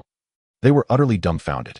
After all, the safe haven seized by Shanghai's administration covered no more than a football field, roughly 10 mu. And yet that had already filled them with envy. But here, Qin Feng had claimed a safe haven 800 times larger. The larger the safe haven, the stronger its defenses, and the sturdier its infrastructure. An 800 mu sanctuary could provide private quarters for every single member of Zhanghai City's official faction. And Yu and the others stood speechless, awestruck. Yet upon reflection, it made perfect sense. This sanctuary had been won only after defeating a platinum tier boss. But such a vast safe haven, what price do you intend to ask? And Yu carefully weighed her words before asking cautiously. She knew full well this safe haven wasn't merely coveted by the authorities. It drew fierce interest from countless other factions. Qin Feng gave no direct answer. Go back, discuss it thoroughly, and tell me your offer. I'll consider whether it meets my expectations. In truth, he'd estimated the price based on memories from his past life. Roughly 2,000 years of lifespan. That amounted to 730,000 days. Yet in practice, safe havens were rarely ever sold, for they served as an organization's inviolable sanctuary and base of operations, especially vital in the early game where they functioned as near-impregnable fortresses. In ruined cities devoid of safe zones, their strategic importance was immeasurable. Understood. And Yu nodded solemnly, then began inspecting Qin Feng's remaining wares. Ultimately, she purchased all his listed gear and consumables for 4,500 days of lifespan. Qin Feng had sold off all equipment and skill books rated below level 13. Those between levels 13 and 15, however, he retained, for he could safely store everything within the soul-purifying realm unburdened by inventory constraints. Tradable lifespan currently stands at 372 years. Non-tradable lifespan totals 2724 years. Qin Feng found his current progression pace quite satisfactory. Still, even this tradable lifespan would fall short of extracting all in-game abilities into reality. The gift of release alone demands over 50,000 days. The Mount Bell requires 30 to 50,000 days. Altogether, that's 80 or 90,000 days. And J-tier equipment extraction also consumes a staggering amount of lifespan. Yet once the Cathedral Sanctuary was sold, Qin Feng's lifespan would not only suffice, but would even allow him to extract the soul-purifying realm itself into reality. A safe haven extracted into reality boasts formidable defenses. Security is guaranteed. Yet to inhabit it comfortably, essential living facilities must be added, such as lighting appliances, beds, cabinets, and more. None of this required outside assistance. Qin Feng needed only locate a specific NPC and expend some lifespan to have it all seamlessly installed. Oh, Grandmaster. And you suddenly recalled something and asked. We just received word. A cluster of 7 golden tier bosses has appeared in a novice town within Zhanghai City. Many players have already fallen to them. Would you consider intervening, Grandmaster? Our administration offers 10 years lifespan as reward. 7 golden tier bosses gathered together. This unexpected development quickened Qin Feng's pulse. Could it be the ancient god slate? Ordinarily, boss-tier entities repelled one another, rarely tolerating proximity. 7 golden tier bosses converging in one place strongly implied they were guarding an ancient god slate, a relic of immense rarity and power. If it truly is the ancient god slate, then things just became very comfortable indeed. Its effect on player combat prowess was profound, and each slate remained viable and potent deep into the endgame. I must investigate. Qin Feng made his decision and nodded toward Yu. Very well, I'll go. Which town? Hearing Qin Feng's words, Yu immediately replied, Dark Moon Town. She also initiated a trade request with Qin Feng. Why not take the lifespan offered for free? Looking at the 10 years of lifespan, Yu put forth, Qin Feng felt a bit emotional. Isn't this girl quite sincere? Originally gathering 7 golden level bosses together for Qin Feng to take down would yield plenty of spoils, easily netting him several decades of lifespan. This girl even offered him 10 years of lifespan as compensation, which was truly too generous. Of course, this 10-year lifespan was likely the official intent of Zhonghai City, necessitating the defeat of those 7 golden bosses. Otherwise, it would be too dangerous for the people of Dark Moon Town to level up outside. Then Ilgo, Qin Feng accepted the 10 years of lifespan, nodded at Yu, then vanished from sight, heading towards the center of the ruins of Zhonghai City. Under the gloomy sky, the Night Stalker carried Qin Feng, maintaining an invisible state, dashing at a terrifying speed of 400 to 500 kilometers per hour. A few minutes later, he arrived at the center of the ruins of Zhonghai City. Right at the center stood the towering 10-meter-high statue of a blind stone man. Surrounding that statue, many level 10 players from Zhonghai City were forming parties, and even larger teams planning to venture into the ruins to clear out monsters for leveling up. This was the default respawn point for players above level 10, so there were naturally many players. Moreover, this area was a non-safe zone. Many players were very alert towards each other. As Qin Feng passed by, he saw the group of people from the Night Sanctuary Guild who he had killed earlier. Among the crowd, he indeed spotted that familiar figure. Qin Xiaoyou had joined the Night Sanctuary. After being killed, she now looked quite worried. Unfortunately, Qin Feng didn't even glance at her. He merely scanned the group and invisibly passed by them. If you teleport back to the town from the city ruins, the first time costs 500 days, the second time 1,000 days, the third time 2,000 days. Each subsequent teleportation back will double the lifespan required. After 10 times, it becomes 10-24 times. So if it's not absolutely necessary, one truly shouldn't go back. This was why Qin Feng had never returned before. He understood that as time passed, many initial town monsters would evolve into bosses, increasing the number of bosses. If he went back and indiscriminately killed those bosses, perhaps he could earn evolution points faster. But it wasn't necessary. Because if he kept returning to the town early on, when he truly needed to go back later, it would likely cost him tens of thousands or even hundreds of thousands of days of lifespan. In the initial town, there are sometimes truly valuable, irreplaceable items. For instance, this time there might be the ancient Godstone tablet. Evolution points can also be farmed on the continent. But things like the ancient Godstone tablet must not be missed once they appear. To save the lifespan consumed by teleporting back to the town, Qin Feng could only return to the novice town during such times. Moreover, in the game God Forsaken, the experience and lifespan gained from killing monsters below one's own level by 5 levels will begin to diminish. As for evolution points, previously I casually eliminated some monsters over 5 levels below me, but never received any evolution points. This shows that if the monster's level is too low, the evolution points awarded will also diminish. In this case, Qin Feng had even less need to return to the novice town to farm monsters. Dark Moon Town. This is a town that appears later on right. Qin Feng had no impression of this town. Quickly, he followed the stairs to the teleportation array located underground, stood inside, and entered the word Dark Moon into the pop-up dialog, consuming 500 days of lifespan teleportation. After a flash of white light, Qin Feng appeared in Dark Moon Town. When he stepped out of the teleportation room, he found that the town was quite populated. There were officials from Zhonghai City setting up stalls, purchasing lifespan at a ratio of 150,000. Other companies and factions were also buying lifespan with similar ratios. Players were seeking groups. Players were begging. Players were arguing. The entire safety zone of the town was bustling with activity. There were even some charitable organizations helping weaker elderly players level up to level 3 so they could log off, preventing them from starving or dying of thirst while trapped in the game. Of course, this organization wasn't completely free. Granny, as per our agreement, we've helped you reach level 3. During the leveling process, Granny, you earned 72 days of lifespan. Now please trade it to us. A few young people were bringing an old woman back from outside the town. Once that old woman returned to the safety zone, she immediately breathed a sigh of relief and then shouted, "I don't know what the hell this agreement is. Aren't you a charity organization helping us level up? How can you ask me, an old lady, for money? How shameless." After saying this, the old woman logged off, leaving the young people who brought her back completely baffled. We leveled her up to 3, and not only did she not give us the lifespan as agreed, but she also cursed at us. This old hag was just acting all sweet and nice and suddenly turned hostile. In the future, we should clarify their real-life addresses. If they don't pay, we can directly go to reality to collect coins. 72 days of lifespan at the current rate, that's 3.6 million in cash. It's normal for someone to default on a debt, but the purchasing power of cash now is nothing like it used to be. Qin Feng naturally didn't bother with them. The arrival of the game God Forsaken completely changed the lifestyles of people around the globe. All sorts of absurd things were happening. Qin Feng glanced at the coordinates and you sent him, maintaining his invisibility as he rode the Night Stalker, rushing towards the north of the town like a gust of wind. Meanwhile, just north of Dark Moon Town, Qin Xiaoyou's friend, the short-haired girl, Chu Yin, was carefully searching for monsters by a river alongside 3 companions, including her father and mother. Chu Yin and her companions were members of the charity organization Dream Sand River. Chu Yin, did Xiaoyou really join the Knights Sanctuary Guild? I heard that guild has very high taxes on its members. A girl wearing glasses in the group asked with some concern.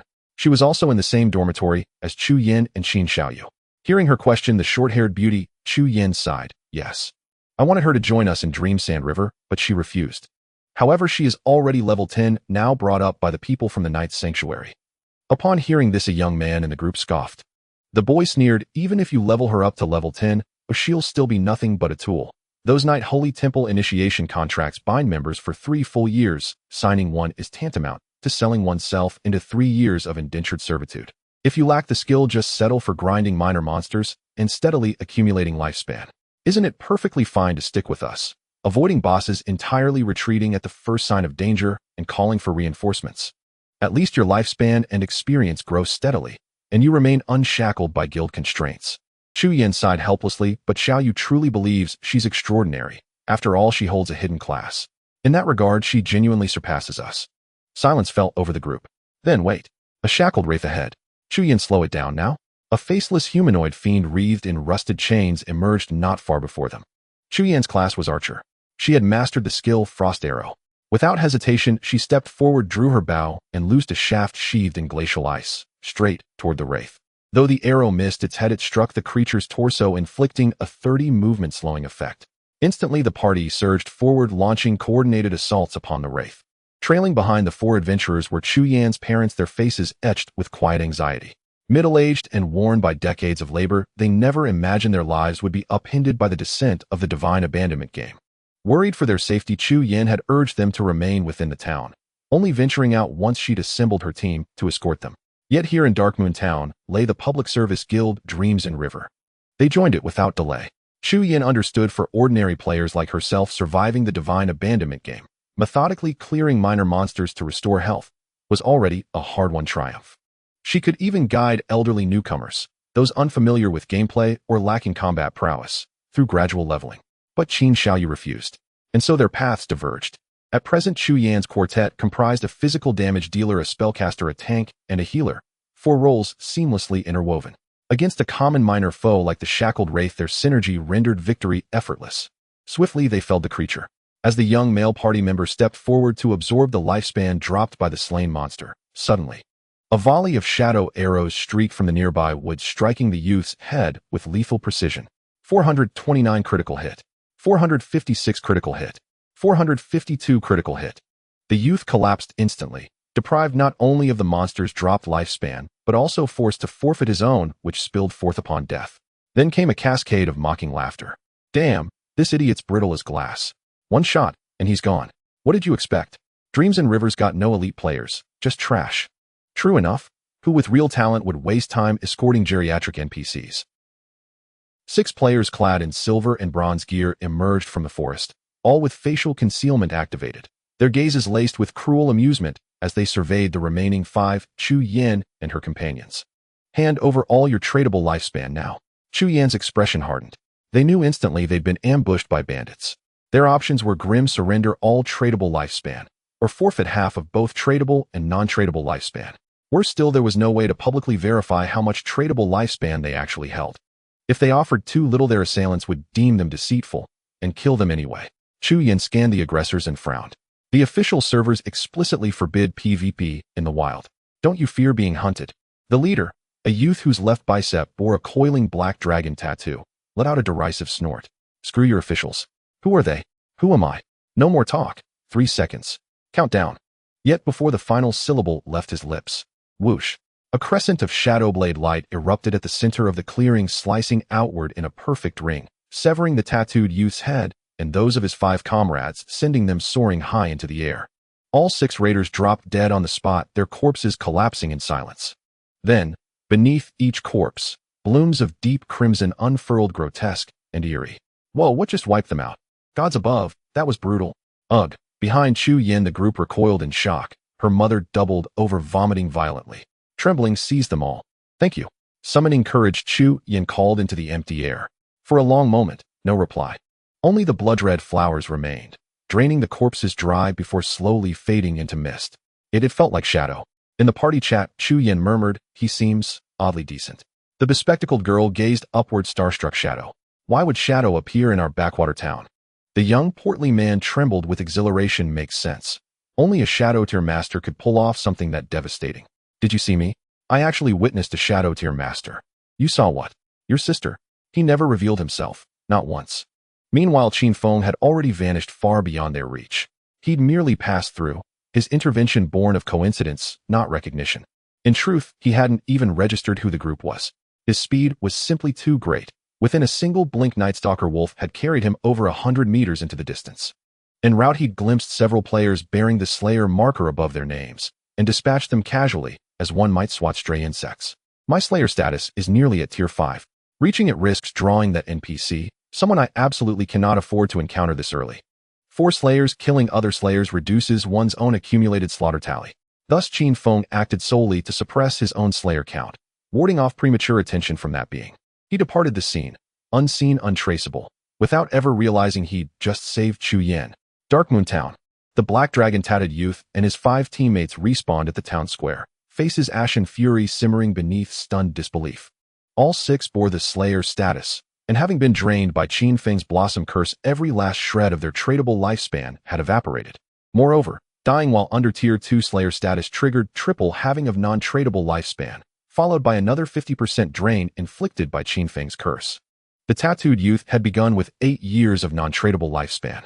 Upon resurrection, he stared in horror. Less than half a year remained. We got killed by Shadow. How did the world's top-ranked Shadow end up in this godforsaken hamlet? I'm ruined. I lost all my tradable lifespan. Hold on, we're marked as Slayers. Log out now? Too late. Within the town, an official enforcement squad had already spotted their Slayer markers, and now closed in cold smiles, twisting their lips. Record their codenames. Black Dragon is still a dragon. Turkey Jerky. Though we don't yet know their real-world identities, add them to the in-game wanted list. Immediate sanction. Since PvP is strictly forbidden within town limits, the authorities inevitably intervene.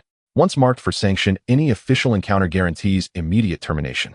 Furthermore, certain rare hidden classes exist among the enforcers, specialized in tracking and hunting sanctioned targets. Such capabilities serve as a potent deterrent against lawlessness. Yet with millions of players flooding the game, and only a handful of enforcers, the system remains overwhelmed. Many offenders roam freely unchecked. None of this concerned Qin Feng in the slightest. His power rendered him utterly untouchable by any official decree. Within 2 minutes, he stood beside a stagnant lake-like pool encircled by sheer cliffs, the lair of 7 golden tier bosses. No sooner had he entered the valley than distant arcane whispers brushed against his ears, echoing primordial and deeply unsettling. These whispers unmistakably emanate from an Elder God tablet, though, judging by the resonance, this may be a cursed tablet instead. At the entrance of the valley, 6 official players stood guard, originally posted there to warn others against accidentally entering and being slaughtered by the 7 golden tier bosses gathered within. As Qin Feng rode past on his ghost Nightwalker Wolf, they failed to detect him at all. We're truly wretched, assigned to this godforsaken wasteland, wasting precious leveling time. One sighed. Do you think Shadow can take down those bosses inside? Unlikely. Didn't Director Dai's team just try and fail? They barely managed to slay one, only for it to resurrect instantly. No matter. They've granted Shadow a decade of lifespan to resolve this. If he fails, that's his burden to bear. He actually dared accept an assignment involving infinitely resurrecting bosses. Qin Feng, of course, paid them no mind. He passed without glancing their way and entered the valley directly. Along the way, and you had already briefed him on the situation. A certain Director Dai, officially affiliated with Jianghai City and preferring to remain unnamed, was an avid gamer. Among all official teams in Jianghai City, only Wang Meng's squad rivaled his in strength. Before enlisting Qin Feng's aide, Director Dai himself had led a team into this valley.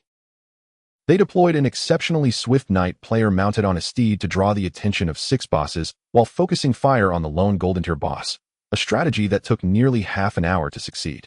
They succeeded, but immediately upon its defeat, the boss resurrected, and upon revival, all 7 bosses surged in combat power, annihilating the entire team. And Yu's exact words were, "To minimize losses, they've abandoned further attempts. So great master, if you feel uncertain, you may decline." Qin Feng naturally did not decline. The primordial god slate would not be so easily obtained. Were it merely 7 golden tier bosses, the authorities, given sufficient time and willingness to sustain casualties, could certainly overcome them. The crux lay in the fact that after immense effort they slew one, only for it to resurrect. It appears certain hidden mechanics are at play. As for their precise nature, we'll have to observe on site. Qin Feng already understood. The primordial god slate invariably generated pack-based bosses. Sometimes these pack bosses remained perpetually invisible, possessing such high stealth mastery that players passing nearby were slain before even perceiving their assailants. Other times the apparent bosses were mere illusions while the true threat was a concealed summoner witch, causing slain bosses to endlessly resurrect. Soon Qin Feng entered the valley. He arrived beside the stagnant lake encircled by steep cliffs, and beheld the 7 golden tier bosses. Each exuded thick black mist as though wreathed in flickering obsidian flame, its aura profoundly sinister and unnerving. All bore the prefix cursed headswapper golden tier, cursed flatrapman golden tier, cursed burrower golden tier. Their forms were grotesque, 5 humanoid, 2 bestial, emaciated, twisted with desiccated limbs, and deeply furrowed skin, evoking visceral and psychological revulsion alike. Indeed, the pack-born bosses conjured by the primordial god slate. The slate itself remains unseen, for now. Perhaps it lies submerged beneath the lake. Regardless, these bosses must be eliminated first. Qin Feng observed carefully, but gleaned no useful clues. He resolved to attempt eliminating all 7 simultaneously.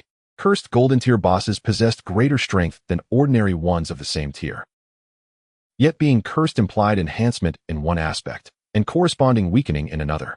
At present Qin Feng could not ascertain precisely how these 7 were afflicted. Still, my current combat prowess utterly overwhelms bosses of this tier. Even with enhanced HP and defense, their capabilities cannot exceed certain limits. However, I must remain vigilant for counter-damage affixes. Remaining cloaked in invisibility, he held his distance. Instead, from a concealed vantage, he equipped the devotee pendant and summoned a silver-tier devout follower, then swiftly re-equipped the higher stat deceiver pendant.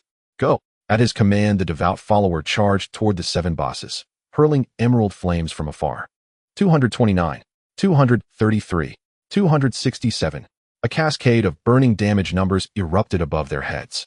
Though modest in magnitude, the devout followers' AoE damage confirmed one critical fact: none of the 7 bosses bore counter-damage affixes. Boom, boom. As the devout follower attacked, all 7 retaliated in unison. 2 cursed golden tier bosses merely spat globs of viscous black mucus from afar, obliterating the silver tier follower instantly. Yet immediately thereafter, no counter damage, then, died. Qin Feng advanced, unseen, blurring forward like a phantom, his blade flashing across each twisted, desiccated form. Phantom Shadow Slash. 14297 critical hit. 14519 critical hit. 13888 critical hit. Under the mythic tier boon graceful release, every boss appeared to him as a colossal exposed weak point. Every skill he unleashed struck true, each blow a devastating critical hit. The Phantom Shadow Slash's overwhelming damage emptied all 7 health bars at once. Yet Qin Feng remained cautious. After all, and you had warned that these bosses seemed capable of resurrection, at least one surely could. True enough, retreating to a safe distance, he watched as the 7 dissolved into swirling black mist. No corpses, no loot. Nothing but vapor.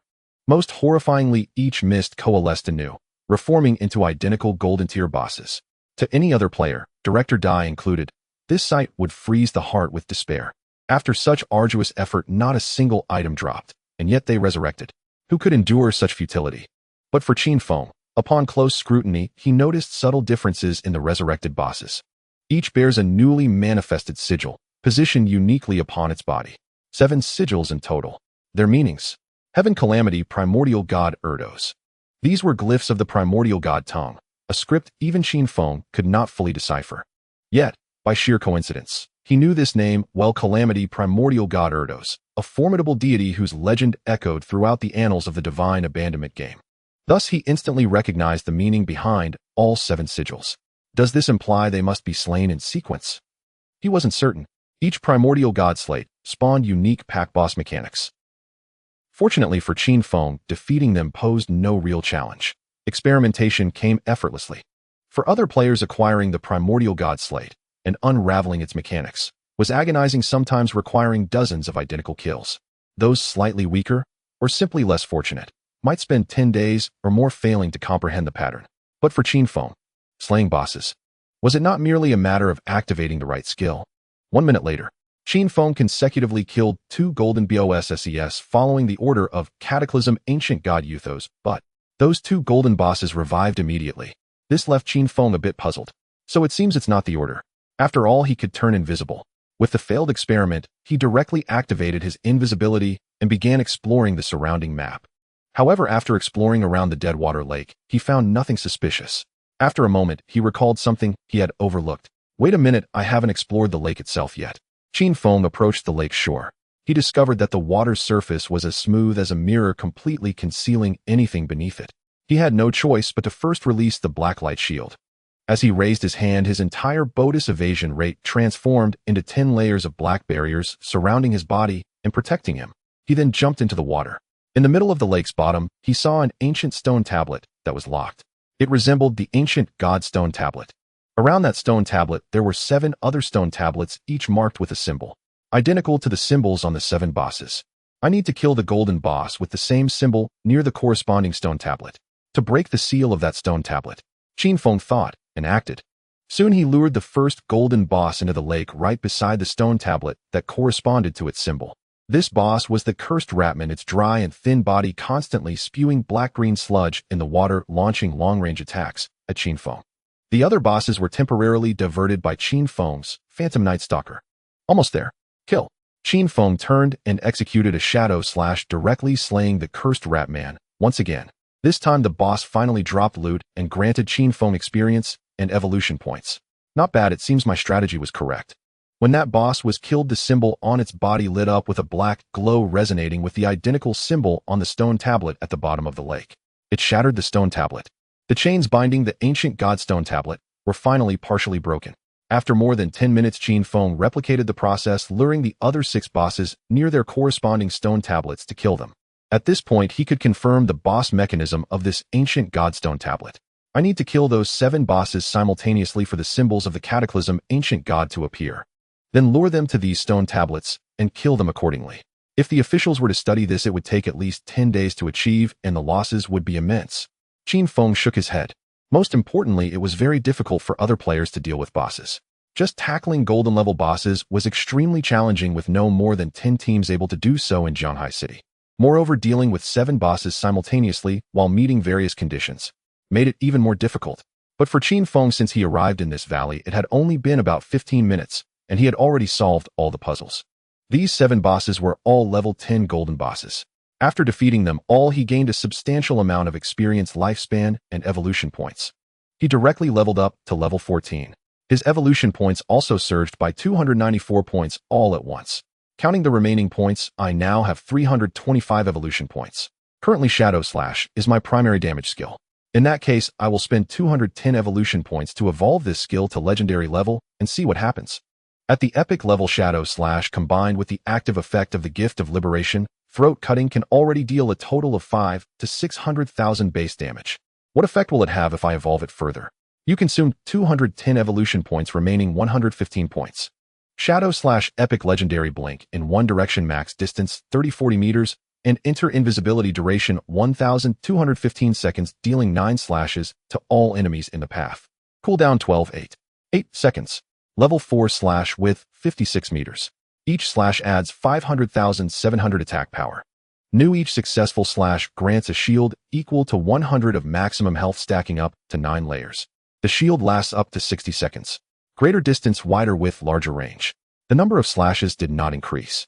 However, a new effect was added. Each successful slash grants a shield that effectively doubles health. Wow. Does this mean that with one Shadow Slash, if all 9 slashes hit, my effective health could instantly become 10 times what it was? Qin Feng was dumbfounded. He knew that legendary skills in the God Abandoned game would have unique effects, and the effect of this Shadow Slash instantly maximized his survivability. Of course, some skills in the God Abandoned game deal extra damage to shields, and a very small number of skills can even penetrate shields. But the former has little impact, and the latter is unlikely to appear in ordinary skills, at least not until they reach the epic level. The margin for error when fighting mini bosses has increased. Qin Feng was quite satisfied with this effect. The only downside was that the damage increase from epic to legendary for Shadow Slash wasn't very significant. But now Qin Feng's combat power didn't lack in damage. I still have over 100 evolution points, so I'll save them for now and accumulate more for a single evolution. With sufficient combat power, Qin Feng decided to always keep some evolution points on him. At critical moments, he could evolve based on the situation, allowing for more flexible responses to various circumstances. After evolving, Qin Feng's attention focused on the gradually unsealing ancient god stone tablet. As the seals of the 7 surrounding stone tablets were lifted, the pitch-black chains entwining the ancient god stone tablet began to gradually disintegrate. After waiting for a moment, Qin Feng reached out and grasped the ancient stone tablet, which was about the size of a laptop. The moment he touched it, a chaotic whisper and murmur echoed in his mind. Congratulations, you have obtained the Cursed Tablet of the Cataclysm, Ancient God. Cursed Tablet of the Cataclysm, Ancient God. This tablet contains the curse power derived from the Cataclysm, Ancient God ethos. Active use: attach curse to any equipment, which will randomly provide a beneficial suffix based on the equipment and your class characteristics, but will also incur a negative suffix. After carrying the Ancient God Stone Tablet and killing a certain number of monsters, the usage count will reset. You can use it on any equipment again, but the same curse tablet can only curse one piece of equipment at a time. When used again, you can choose to keep the old effect or the new effect. Ancient Godstone tablets are divided into blessing tablets and curse tablets. The former purely adds beneficial suffixes to equipment, but the effects are relatively weak. The latter adds curses to equipment, producing both a beneficial suffix and a negative suffix. The effect of one Ancient Godstone tablet can even double the property attributes of the equipment, and if luck is on your side, it could even yield a powerful suffix that changes class characteristics. Moreover, as long as you carry it and kill monsters, you can reuse it. If you're not satisfied with the suffix, you can refresh it infinitely. Qin Feng obtained this Ancient Godstone tablet and immediately opened his equipment list. Let's test the effect first. Qin Feng's gaze settled upon the Black Flame Right Frost Prick Armor, a J-tier piece whose Black Flame Right effect could weaken a target's defense and elemental resistance by up to 35. Activate the Curse Slate. Qin Feng issued the command. The ancient god slate in his hand immediately surged with swirling black mist from which faint whispering incantations emanated, carrying the chilling bone-white force of calamity as it coiled around his J-tier armor. You have imbued the Black Flame Right Frost Prick Armor with Urtus Curse. Urtus Curse and bonus affix maximum stack count of the Black Flame state increased to 15. In penalty affix base attributes of the equipment reduced by 31. And retain this curse. N. Yes, Qin Feng glanced and was instantly stunned. In, the Black Flame state's maximum stack count increased to 15. Each stack reduces defense and elemental resistance by 7. 15 stacks means 105. In other words, with this effect I can reduce even a boss defense and elemental resistance into the negative. Truly worthy of an ancient god slate's blessing. In where the original cap had been a mere 35 reduction, it now soared to 105, a leap beyond comparison. Still, this penalty affix cuts deep. In this armor grants 95 physical defense, 120 elemental resistance, 77 damage mitigation, and bonus constitution. In, all 4 attributes will be diminished by 31. After brief consideration, Qin Feng chose to retain it. After all, he was an assassin. At this stage, with the protection of the Blacklight Shield, raw defense mattered little. Moreover, his newly ascended legendary skill Phantom Shadow Slash granted a shield equal to up to 900 of his maximum health, rendering survival concerns all but obsolete. Once Qin Feng activated the ancient god slate, it crumbled into an ordinary, unremarkable stone. However, as long as I carry the slate while slaying monsters, it will continuously absorb the dying essence of fallen beasts to replenish itself. Approximately 300 kills should suffice for one activation, and then I can attempt again to see whether a superior blessing might manifest. From a modest 35 defensive reduction to a staggering 105, this transformation would leave any player speechless. Yet Qin Feng remained unsatisfied. Such was the magnitude of power an ancient god slate could bestow upon a single player. And naturally, each cursed slate could only bind a single piece of equipment. Should Qin Feng apply and retain the curse on another item, the existing curse upon the Black Flame Right Frost Prick Armor would vanish. And so it is said. Yet nothing forbids a single item from bearing multiple curses or blessings. In essence, every additional ancient god slate meant yet another potent divine affix upon the player, unbounded in number. For this reason, ancient god slates were unequivocally treasures to be hoarded without limit, though one caveat remained. Some ancient gods harbored deep enmity toward one another, even open conflict, causing their slates' effects to clash or nullify when carried simultaneously. Of course, such complications would only arise once more slates were acquired. For now, the gains bestowed upon Qin Feng by this single slate were incalculable. Having finished, Qin Feng gathered every spoils from the battlefield, then messaged in all bosses eliminated. I'm leveling up now. You're free to do as you please. Ni's plan was clear: train relentlessly until nightfall, when the ghostly Nightwolf would gain the ability to turn invisible in reality. Then he would mount it and ride to the ruins of Moda City to locate and eliminate Qin Xiaoyou.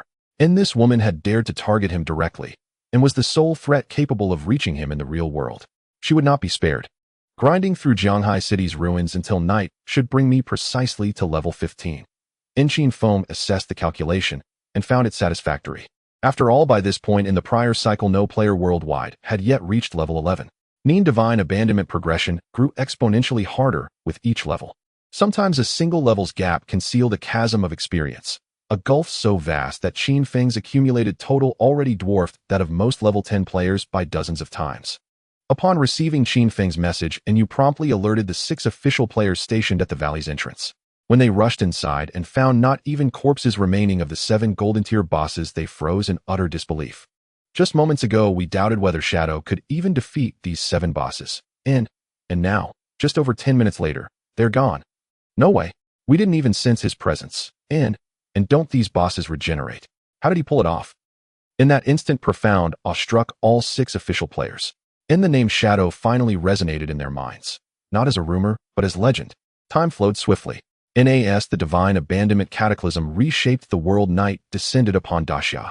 In the divine abandoned continent, the ruins of Moda City. A female player codenamed Spade A, accompanied by 5 foreign men, crouched within the rubble of a collapsed residence, observing a battle unfolding ahead. 18 Daxia players were besieging a golden tier boss. In Spade A wore revealing attire, her calf marked with a spade tattoo.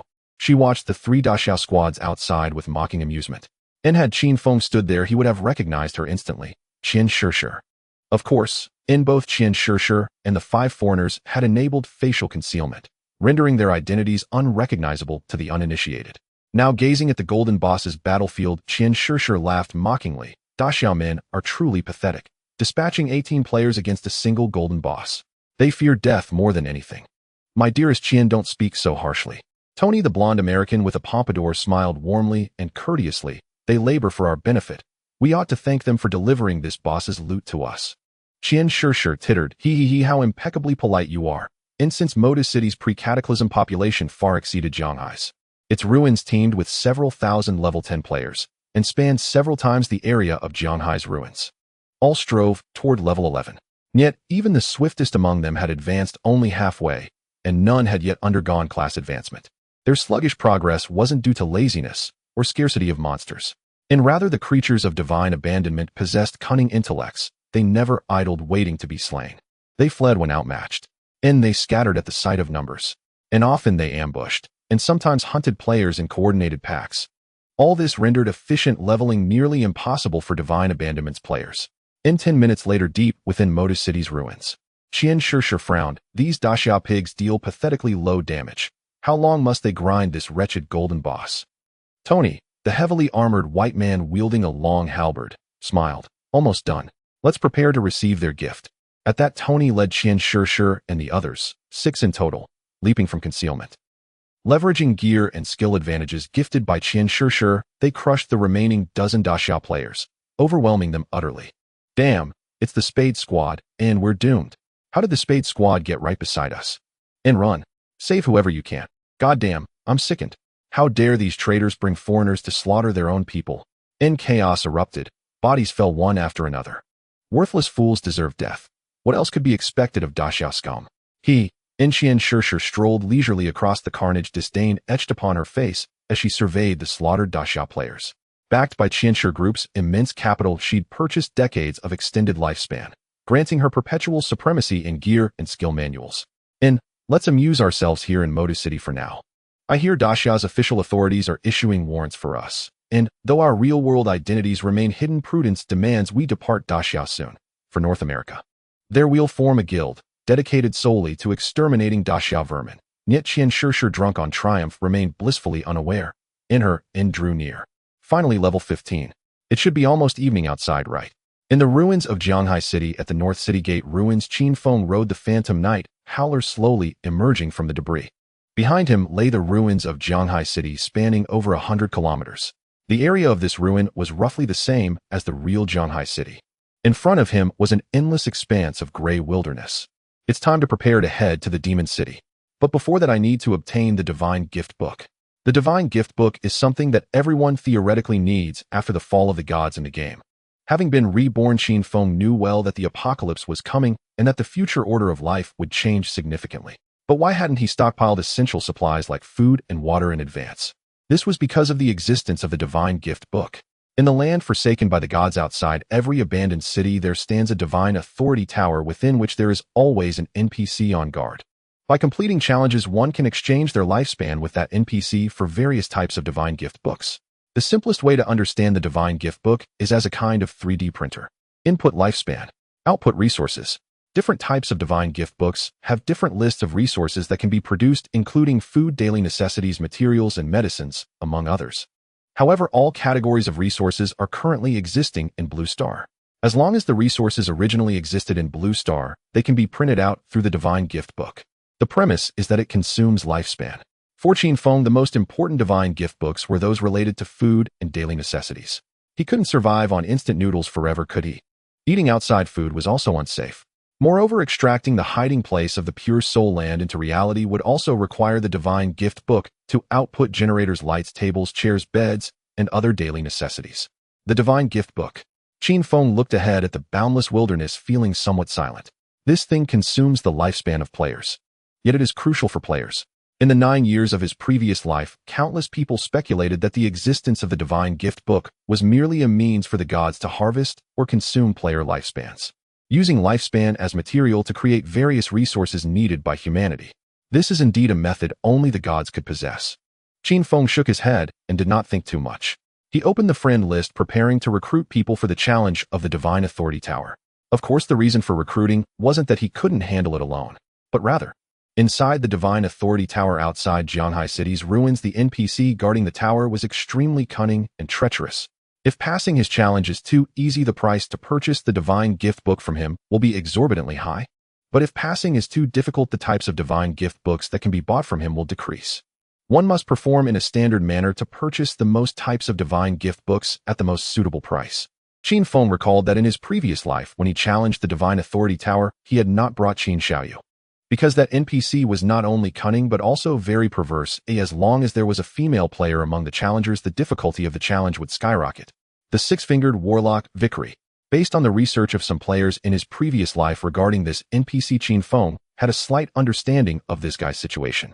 Roughly speaking, in the world where Vickery lived, having 6 fingers was considered an ominous sign. This NPC had been discriminated against by everyone around him since childhood, especially by women who regarded him as a monstrous threat. After being spurned in person by the woman he admired, this guy's psychology became twisted. What happened afterward is unknown. Now this NPC, named Vickery, harbored extreme hatred for women. As the guardian of the Divine Authority Tower, Vickery took great pleasure in witnessing women being brutally killed. Therefore, once a woman participates in the challenge, the difficulty will double. Even if the challenge is passed, female players will have to pay a high price to buy the Divine Gift Book from him. So in his previous life, the vast majority of female players in Jianhai City received their Divine Gift Books from the Divine Authority Towers outside other city ruins. Thus, Qin Feng could not challenge the Divine Authority Tower alone, or else the price of purchasing the Divine Gift Book later would be extremely high. At the same time, he wouldn't take any female players with him. Qin Feng opened a private chat window with Wang Ming. Wang Ming, are you free? I want to take you to get something good. Aside from you, arrange for 4 male players to come over. They'll be waiting for you at the North City Gate ruins. Wang Ming immediately replied, when the boss speaks, of course I'm free. But can't Captain and Xiaohei and Snowy Days come? Qin Feng replied, no, I need men, no women. This special request left Wang Ming somewhat confused. What's going on? But he still complied. All right, just a moment. I'll ask Director Dai for 2 people. It should take about 20 minutes to get there. It's a bit far, sorry about that. No problem. Qin Feng said, closing the chat window. He rode the Phantom Night Howler, beginning to move about on the nearby scorched earth. Since the other party would take 20 minutes to arrive, Qin Feng certainly wouldn't waste that time, and naturally, he would look for some monsters to slay. At the same time, after reaching level 15, Qin Feng could finally equip the Emerald Grade necklace that he had obtained from the Pure Soul Keeper. Heart of Faceal Emerald Assassin Class Accessory. All attributes 25, lightning element resistance 180, cooldown speed 50. Equipment requirement level 15 Soul Cleaver unique effect. Your attacks will strip 125 mana points from the target, adding the same value as extra damage. This necklace has quite decent attributes. The best part is the 50 cooldown speed, which is quite good for Qin Feng. As for the unique effect Soul Cleaver, it isn't very useful at the moment, or after all this is a PvP effect, and currently in PvP Qin Feng can kill anyone in an instant. What's the use of stripping mana? Of course, if it were other players, having an additional 125 points of damage with each attack would be a significant boost. However, for Qin Feng, a base attack of 125 isn't that high. After all, his skill's additional attacks are in the range of 700 to 800 points, or even over 1,000. I replaced the Scammer's Pendant. I lost 1 level of stealth. But luckily I have this skill book to learn. Qin Feng looked at a new skill in his skill bar in the Depths of Darkness, Emerald level Assassin passive skill. When you enter stealth mode, gain 1 stealth level, and every 5 seconds, increase stealth level by 1. This skill can provide a maximum of 3 stealth levels. Requirement level 14, this is a passive skill also dropped by the Pure Soul Keeper Faceowl. After Qin Feng reached level 15, he had just returned from the Pure Soul Land to learn it. Let's see the evolution. I wonder how high I can boost my stealth level. You have consumed 33 evolution points, remaining 155 points. In the Depths of Darkness, Emerald Diamond Epic Legendary passively gain 1112 levels of invisibility, and every 5443 seconds, gain an additional level of invisibility. This skill can provide a maximum of 3345 levels of invisibility. Required level 14 legendary level additional effect for each level of invisibility. An additional 200 points of invisibility breaking attack will be added upon breaking invisibility. When this skill evolved to legendary level, Qin Feng was somewhat stunned. A maximum of 5 levels of invisibility. Isn't that too powerful? Including the 2 levels of invisibility from my class passive plus the 1 level from the invisibility skill itself, my maximum invisibility level can reach 8. Under normal circumstances, if we don't consider combat power, purely stacking invisibility to level 8 would at least require a level 30 assassin player to have that slight chance to achieve it. Yet Qin Feng now. Just this Depths of Darkness skill provides a maximum of 5 levels of invisibility. With a passive addition of 2 levels of invisibility and gaining a level every 3 seconds, while invisible, I'll reach the maximum of 5 levels in 9 seconds. At that point, I would have 8 levels of invisibility, adding an additional 1,600 points of invisibility breaking attack. The new effects at the legendary level were also quite delightful. It is worth noting that Qin Feng now has 3 invisibility skills. The Epic Stealth Shadow skill adds 500 points of invisibility breaking attack.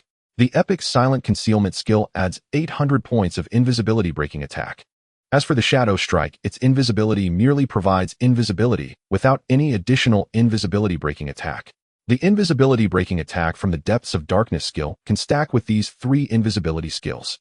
The invisibility breaking attack of Stealth Shadow increased from 500 points to 2,100 points. The invisibility breaking attack of Silent Concealment increased from 800 points to 2,400 points. The Shadow Strike, which originally had no invisibility breaking attack, now also gains 1,600 points of invisibility breaking attack. My damage has increased even further. Moreover, I have now reached level 15.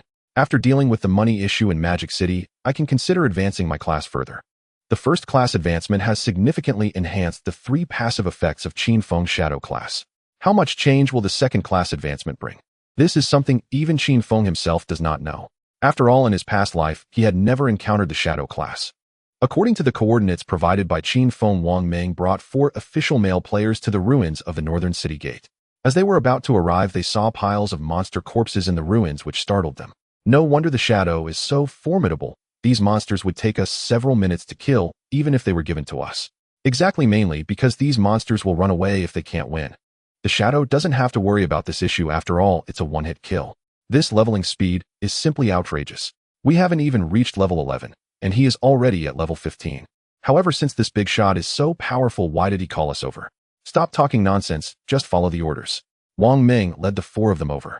Among them 2 were his team's keen-eyed archer and middle-aged cardmaster. The other 2 were priests brought over from Director Day's side for safety. Although these 2 priests are not hidden classes, their levels and equipment skills are not lacking, and they are game experts cultivated by the officials. One of them is tall, nearly 1.9 meters. Although he is a priest holding a staff, he looks more imposing than Wang Meng. His code name is Steady as an Old Dog. Captain Wang, have we arrived? I don't see the Shadow yet. Wang Meng raised his hand to signal him to be patient. He opened a private chat to ask Qin Feng. Soon he looked up and pointed northwest. The Shadow wants us to head that way. Do you see the spire on that mountain? Our destination is that spire. Steady as an Old Dog gasped. That spire is at least 3 kilometers away, right? It is said that the monsters outside the city are very fierce, Can we five make it through? Come on, you're so sturdy. Why are you the most timid? Let's go. The shadow said the monsters on the road have all been cleared out. Everyone moved forward. Steady as an old dog walked at the back, looking left and right, his expression solemn, appearing very cautious. Wang Ming didn't take it to heart.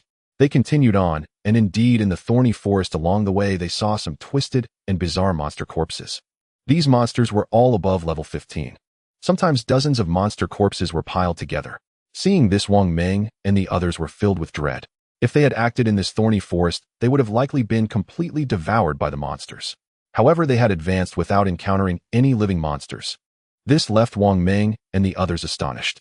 Finally, they followed the thorny forest uphill and soon arrived near the ancient spire on the top of the small hill. Player Shadow requests to join the team. Captain Wang Ming received a system notification. This surprised Wang Ming. Isn't the Shadow always a lone wolf? Why is he joining a team now? When he clicked to accept, Qin Feng's obscured face appeared in their team member list. Qin Feng directly said in the team channel, the NPC we are about to encounter is a bit devious. The stronger I appear, the more expensive the items he sells. In summary, my combat power must seem ordinary for now. You all just need to do your best to defeat a golden boss. As long as you can pass the challenge, you can buy good items from the NPC. Oh, it won't disappoint you. Hearing Qin Feng say this, Wang Ming and the others felt a bit nervous. No wonder the big shot would join the team. So it turns out he wants to disguise himself as not so strong in front of the NPC. But NPC? In this godforsaken game, we haven't even seen an NPC until now. What does an NPC look like? Who cares about that? Just follow the big shot's lead and take down the boss first. Wang Ming and the others were all itching for a fight.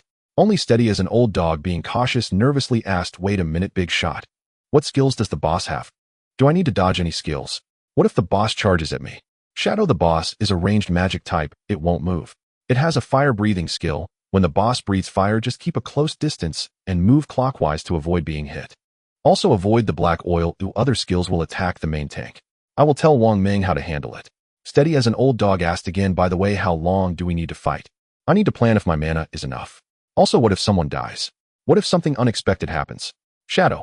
Wang Ming, feeling a bit embarrassed, privately messaged Qin Feng, big shot, please don't mind. Don't be fooled by his big size. He's been very cautious ever since he lost 2 teammates due to unexpected events during previous actions. No problem, I can understand. Not to mention, having encountered issues, even ordinary players in the godforsaken game should be cautious. Thus, Qin Feng explained in detail the strategy for challenging the golden boss in the team channel. When he finished explaining, Wang Ming and the others finally arrived at the entrance of the Tower of Divine Authority. Since Qin Feng joined the team, when Wang Ming and the others arrived, they saw Qin Feng standing at the entrance of the tower wearing the emerald-level Black Flames gift leather armor. His semi-transparent cloaked figure stood at the tower entrance holding a platinum-level assassin's dagger, exuding an air of coldness. This figure made Steady as an old dog feel a chill down his spine. He had always heard about the Shadow, but this time it was the first time he saw what the Shadow actually looked like. After reuniting with Wang Ming and the other 4, Qin Feng first instructed the Spirit Night Wolf to vanish into stealth nearby, then unleashed its Howl of the Wolf skill, granting all 6 members a boost of 35 points in both attack and defense. Thereafter, under Wang Ming's lead, the party of 6 entered the Tower of Divine Authority. Upon reaching a circular hall roughly 50 meters in diameter, a chilling, sibilant voice, cold as grave mist, echoed from every direction. Welcome, welcome, friends from Blue Star. Surely the descent of the Divine Abandonment game has already plunged you into dread. This is the Tower of Divine Authority. Only those who survive the trials I have set forth shall earn the privilege to bargain with me. Now, enjoy yourselves. These sinister words faded. A black humanoid puppet materialized at the center of the circular hall. Obsidian skull-splitting puppet LV. 20 in rarity gold. Wenru Lao Go recoiled in shock the moment the golden tier boss appeared, instinctively clutching his shepherd's staff tighter.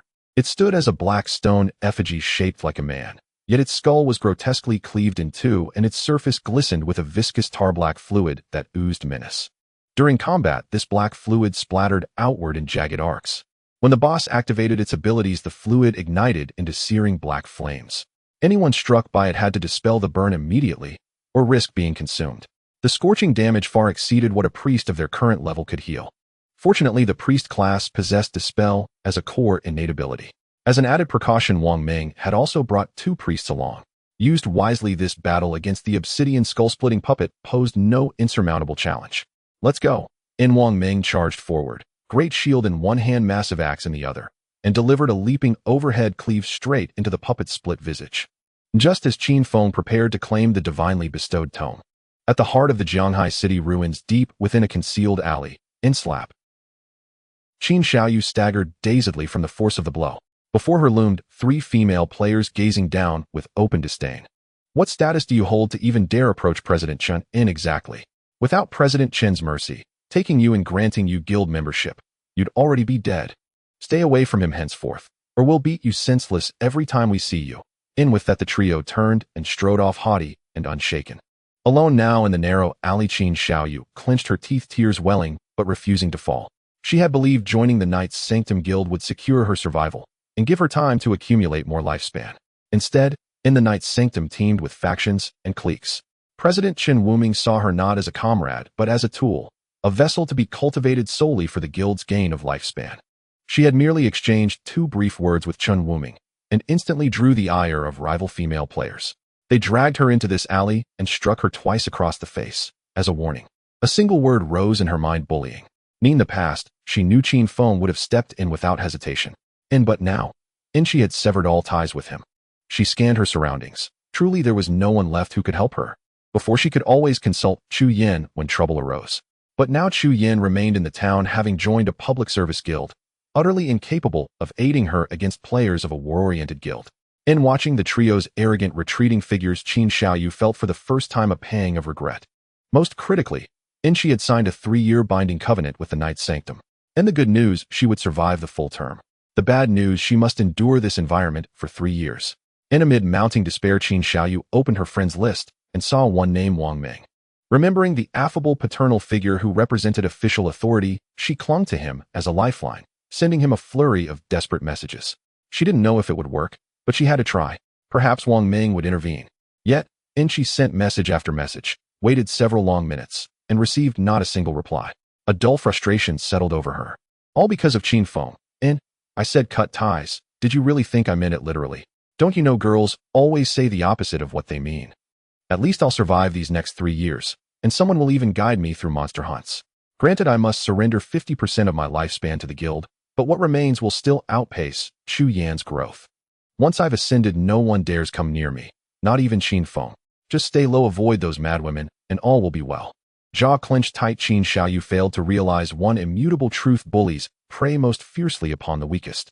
If mere submission could end bullying, then bullying would not exist at all. And meanwhile, on Wang Ming's side, just as he received Qin Xiaoyou's private message alert, he stood at the climax of the boss battle. This was no ordinary foe, it was a golden tier boss. And not just any golden tier boss, a level 20 paragon, far more formidable than any adversary Wang Ming had faced before. Upon receiving her barrage of messages, Wang Ming impatiently opened his friends list and blocked Xiaoyou. At last, silence. Wang Ming discovered. Even with Qin Feng's prior explanation of the boss's mechanics, the fight remained arduous. For Qin Feng, deliberately concealing his overwhelming strength, had chosen to remain largely idle at the periphery, and of course, even while idling, Qin Feng casually tossed out negligible skills, and still dealt 40% of the party's total damage. And this was the result of meticulous self-restraint. In truth, encountering this boss elsewhere, a single shadow step slash from Qin Feng would have ended it instantly. For most of the battle, Qin Feng deliberately positioned himself in a corner, feigning entrapment by the boss's abilities, unable to strike back. His performance left Wang Ming and the others utterly astounded. Whoa, I'd swear the elder expert truly dealt only this much damage. The elder said an NPC would appear once the boss fell. How twisted must that NPC be, to judge worth by power alone? The stronger the player, the steeper the prices. Truly perverse. But I'm curious, how did the elder learn this?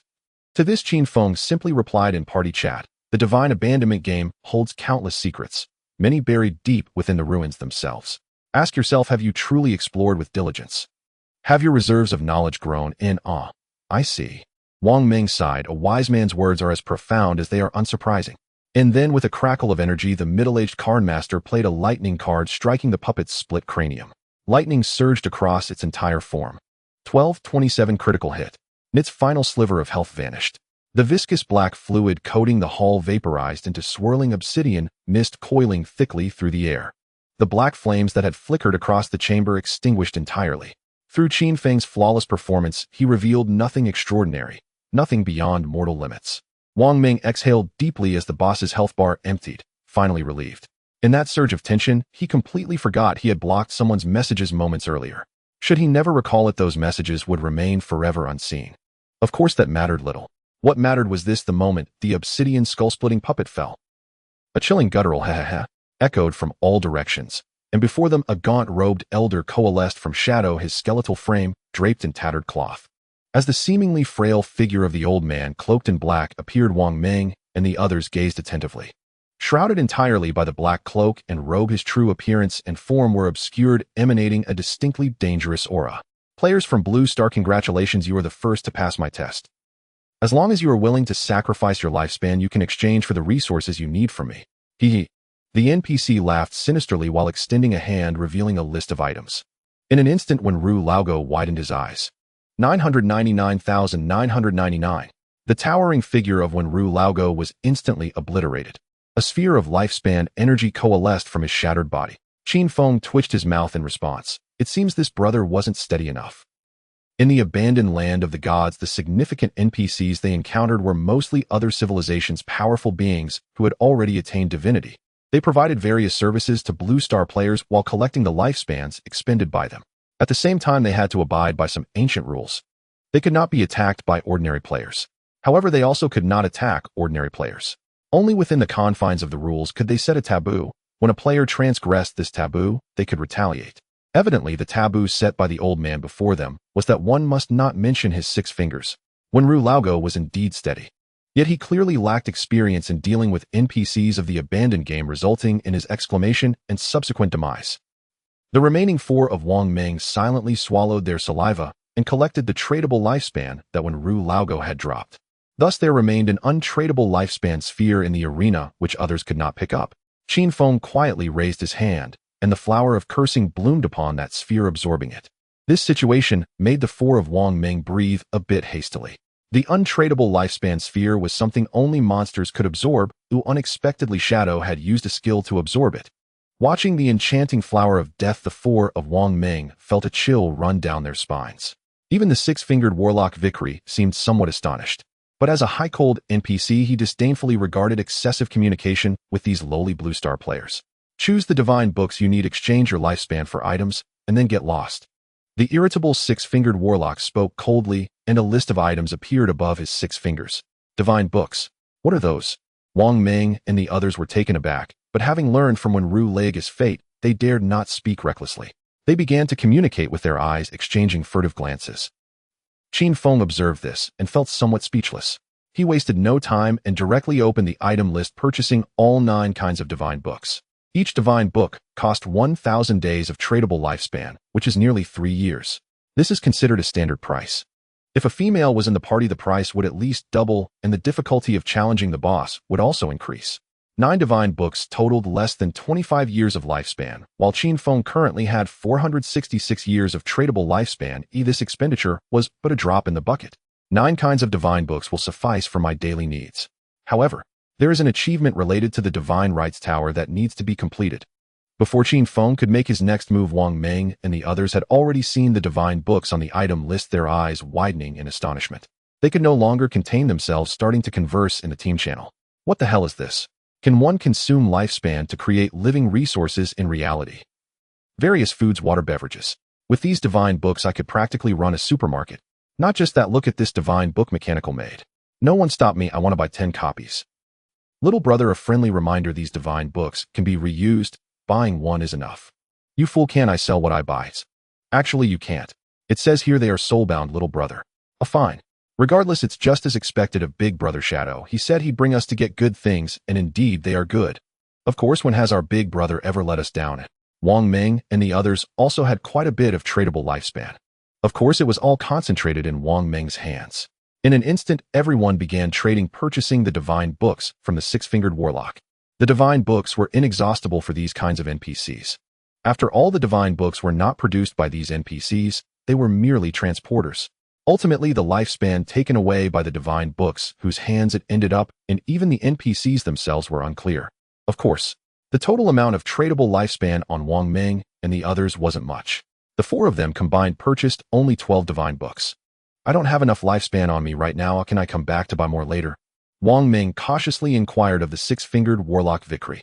Vickery chuckled sinisterly at this. Of course, but each purchase will require you to retake the challenge. Next time it might not be at this price.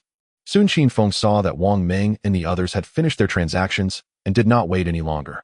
He directly said to the six-fingered warlock Vickery, I see from the description of the Divine Rights Tower that it can be completed solo with high difficulty to gain prestige. I would like to challenge the highest difficulty, is that all right? Upon hearing this, Wang Meng and the others fell silent. The six-fingered warlock Vickery turned around, his figure cloaked in black, facing Qin Feng, as if observing him. After a moment, a chilling voice echoed, TSK. Just you. Based on your previous performance, you couldn't even complete the lowest difficulty solo, and yet you seek the highest difficulty. Qin Feng smiled, let's give it a try. What is the highest difficulty? Vickery replied coldly. The difficulty is divided into 5 levels, with the highest being the 5th level. The boss remains a golden level obsidian skull golem, but its attack, health, defense, and cooldown speed are increased by 500. Qin Feng nodded, alright, I'll give it a shot. Upon hearing this, Wang Meng and the others gasped. An increase of 500 in attack and health would be manageable, as they understood that with Qin Feng's true strength, a flawless strategy against the obsidian skull golem didn't seem too difficult. However, a 500 increase in cooldown speed. This meant the boss would release skills 5 times faster, totaling 6 times the original speed. Moreover, with defense increased to 6 times the original, the boss would become especially resilient. Just now we were already drenched in sweat dodging the skills. With 6 times the skill release speed, even the expert couldn't dodge right. No, I believe in the expert, since he's willing to try. It shows he must have some confidence. Even if he can dodge the skills, how long would it take to defeat a boss with 6 times the health and defense? One mistake during the fight could lead to failure. If it were us, it would take at least half an hour to sort it out. Half an hour? That's too optimistic, isn't it? Upon hearing Qin Feng's acceptance, the six-fingered warlock Vickery let out a chilling, sinister laugh. In a voice dripping with malice, he warned, let me remind you, should you perish during this challenge, the years of your lifespan shall fall to me. Are you certain you wish to proceed? Qin Feng, of course, did not flinch. I am certain. As soon as his confirmation echoed, the gaunt figure of the black-robed, six-fingered warlock Vickery dissolved slowly into a swirling mass of dark mist and ascended silently into the heavens. Wang Meng and the other 3 were swept aside by an unseen force, landing near the edge of the grand hall. At the hall's center, a shimmering barrier domain coalesced, encasing Qin Feng alone within its confines. Then, a viscous, inky black liquid began to gather slowly at the hall's heart. It was the obsidian skull-splitter puppet. Qin Feng knew this construct was one of Vickery's summoned beings. The level 5 difficulty referred to the warlock's ability, as master, to bestow a 500 attribute enhancement upon his summoned entity. 500% was far from Vickery's upper limit. His true power dwarfed anything players could yet fathom. Of course, to Qin Feng this foe posed no real threat. After all, in his previous life, he had already slain it. Once a player attained divinity, they earned the right to interact with NPCs on equal footing. Rumors say many players who attained divinity triggered punitive conditions and vanished without a trace. Some whisper they were exiled to game worlds of other civilizations, transformed into NPC guardians of the Divine Authority Tower. Yet none who suffered such punishment have ever returned. Thus no one could verify whether these rumors held truth. At that moment, Qin Feng stood alone at the arena's center, wielding the plague blade. Wang Meng and the other 3, now forced to the periphery, watched the arena with bated breath. Even Wang Meng rarely witnessed Qin Feng's combat firsthand. The last time I saw him fight a boss was, well, the last time.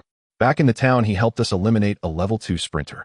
But this is a level 20 golden tier boss, its health, defense, attack, and cooldown speed all amplified by 500. Surely its lethality surpasses even platinum tier bosses. Undoubtedly, platinum tier bosses rely only on enforced mechanics. Their raw stats pale in comparison to this 5th level Divine Authority Tower challenge. I heard from a friend that Shadow defeated the platinum tier Saintess of Steel in under 2 minutes. Yet this boss's base stats are even higher. Its health alone likely approached 1 million. Coupled with 6-fold skill casting speed, even completing the fight within 10 minutes would be nothing short of miraculous. Wang Meng and the others felt their hearts hammering at maximum pace. Eyes wide, they stared intently into the arena, riveted by Qin Feng's battle. Meanwhile, the 6-fingered warlock Vickery hovered high above, observing with sinister glee as his golden tier boss took shape. What pitiful clown dares attempt the highest difficulty trial without restraint? Are Blue Stars players so eager to die, so early in the game, and already swollen with such arrogance? Vickery sneered coldly. Even as the obsidian skull-splitter puppet coalesced halfway, a tendril of black mist shot forth from Vickery's sleeve, coiling tightly around the puppet. It amplified the puppet's health, attack, defense, and cooldown speed, each by 500. In this state, the obsidian skull-splitter puppet resembled a roaring infernal artillery emplacement. Its viscous black form spewed black flame, its skills unleashed at six-fold velocity, each strike seamlessly chaining into the next, leaving ordinary players no breathing room to retaliate. And under six-fold attack potency, even Wang Meng could not withstand a single hit from this boss, let alone a rogue. Yet, as the obsidian skull-splitter puppet fully materialized, Qin Feng's figure vanished from the arena. Having entered a solo challenge, he had already withdrawn from Wang Meng's party. Thus Wang Meng and the others could no longer see him. Suddenly, the instant the puppet's health bar appeared, a venom-coated throwing dart struck its cleft skull from behind. 80-19 critical hit. The moment the damage number flared, Qin Feng reappeared, only to vanish again in the same breath. Silent concealment, followed by graceful release and instant shadow slash. 10138 critical hit. 11521 critical hit. 13364 critical hit. Each successive instant shadow slash dealt greater damage than the last. For every slash, and each poison tick from the venom dart triggered the black flame right effect embedded in his leather armor. It reduced the target's defense and elemental resistance by 7 per application. Within that single breath, 10 hits had landed, slashing the boss's defense to less than 30 of its original value. Even with its defense amplified 5-fold, the boss stood utterly defenseless before Qin Feng. The first slash dealt barely over 10,000 damage, but the ninth slash threw for over 30,000. Truly the boon granted by the primordial god tablet. Without the tablet's enhancement of black flame right stack cap, each of my instant shadow slashes would cap at roughly 18,000 damage. 9 strikes, totaling nearly 200,000 damage. This barrage caused the obsidian skull-splitter puppet's health bar to plummet by a full fifth. Clearly, its total health hovered near 1 million. Its base value, as estimated earlier during Wang Meng's party's prior run, had been between 1500 and 1800. Multiplied sixfold, that is increased 5 times over, yields precisely 1 million. What the hell? A full fifth of its health in one go. What kind of skill is that? Looks like the silver tier instant shadow slash, but I've only ever seen it deliver 3 strikes. Hard to count, too fast, but at least 7 or 8 slashes landed on the boss just now. Could this be the legendary instant shadow slash plus? This impossible spectacle left the 6-fingered warlock Vicles hovering in the sky, utterly dumbfounded. He had observed Qin Feng closely just moments before. This rogue seemed especially cautious, never striking unless absolutely certain he'd avoid the boss's abilities. His positioning appeared reckless, repeatedly cornered by the boss's attacks, unable to counter. Even when he did act, his skills were unremarkable, dealing only 2,000 or 3,000 damage apiece. Yet now, a single skill uncannily resembling instant shadow slash had unleashed over 200,000 damage. What is happening? Blue Star's players should still be in their infancy. How can any wield such destructive power? What caliber of talent does this man possess? Vicles glared fiercely at the arena, only for an even more astonishing sight to unfold, shattering both his and Wang Meng's composure. 1 second after Qin Feng's strike, the active throat slash effect of graceful release triggered. 20276 weakness strike, 23042 weakness strike, 26728 weakness strike. 9 successive bursts of throat slash damage, each double the previous, culminating in a single devastating strike exceeding 60,000. The total damage amounted to nearly 400,000. The obsidian skull-splitter's health bar plummeted to roughly 40%. Only then did the obsidian skull-splitter react. Unsurprising given it was merely a golden tier boss with rudimentary mechanics. It began spraying viscous black fluid across the chamber while black flames erupted and spread throughout the hall. Yet Qin Feng activated his umbral shield, enveloping himself in an invulnerability barrier and, bolstered by extraordinary agility, dodged relentlessly at 30 to 40 meters per second untouched by a single blow, all within 2 seconds of initiating his assault. A second eruption of the Blessing of Deliverance's throat slash effect drained the obsidian skull-splitter's remaining health entirely. The boss had barely unleashed 2 skills. In the throat slash's terrifying sustained devastation, it shattered instantly into a heap of obsidian shards. The achievement, 5th tier challenge completed in the Tower of Divine Authority, has been unlocked. You have earned 5 reputation points. This achievement grants cumulative rewards for all preceding tiers 1, 2, 3, 4 reputation points. Congratulations on achieving the world's first solo completion of the Tower of Divine Authority challenge. You have earned 5, 10, 15, 20, 25 reputation points. Achievements in the Tower of Divine Authority may only be completed once per tower, regardless of location. However, achievements are tiered across 5 difficulty levels, from Tier 1 to Tier 5, with escalating rewards. Qin Feng chose the highest tier outright. He thus claimed the full reputation bounty across all 5 tiers. The global first completion bonus is exceptionally generous, but singular only one player in the world may claim it. In his previous life, each tier's first completion was achieved by a different player. This time, Qin Feng claimed them all. As for this solo challenge achievement, other players may still earn its reputation reward, provided they complete the trial alone. Yet this portion is modest, only 15 points in total. Qin Feng's global first bonus alone granted 75. My reputation now stands at 147. Once past 100 high-tier items become purchasable from certain NPCs. I recall an NPC in the ruins of Moda City offers exceptional wares. With achievements secured and rewards claimed, Qin Feng slipped away from the Tower of Divine Authority, still cloaked in invisibility. Behind him raged Vickley the Six-Fingered Warlock, furious beyond measure. Moments earlier he'd dismissed the assassin as a fool, a sacrificial offering to replenish his lifespan. He never imagined the assassin's damage output would be so cataclysmic. The fool it turned out was himself. Had I known, I'd have charged 10,000, no 100,000 days of life per divine tome. Vickley seethed with regret, yet he could do nothing to stop Qin Feng's departure. Condemned to serve within the Tower of Divine Authority, he lacked authority to leave. At the very moment Qin Feng felled the obsidian skullsplitter, a notification echoed across every player's consciousness worldwide. First solo completion of the Tower of Divine Authority challenge achieved. The announcement left millions stunned. The Tower of Divine Authority. What is that? Heavens, Shadow has surged ahead of us all again. We don't even know what the tower is yet he's already cleared it.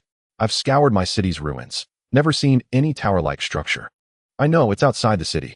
I possess level 3 invisibility. I've ventured beyond the walls and spotted it. But its golden tier boss is formidable. I can't solo it. Outside Jianghai City's ruins inside the Tower of Divine Authority, Wang Meng and his 3 companions stood speechless. Wait, 3 seconds. Just gone a million health golden tier boss. Where's the promised 5-fold defense?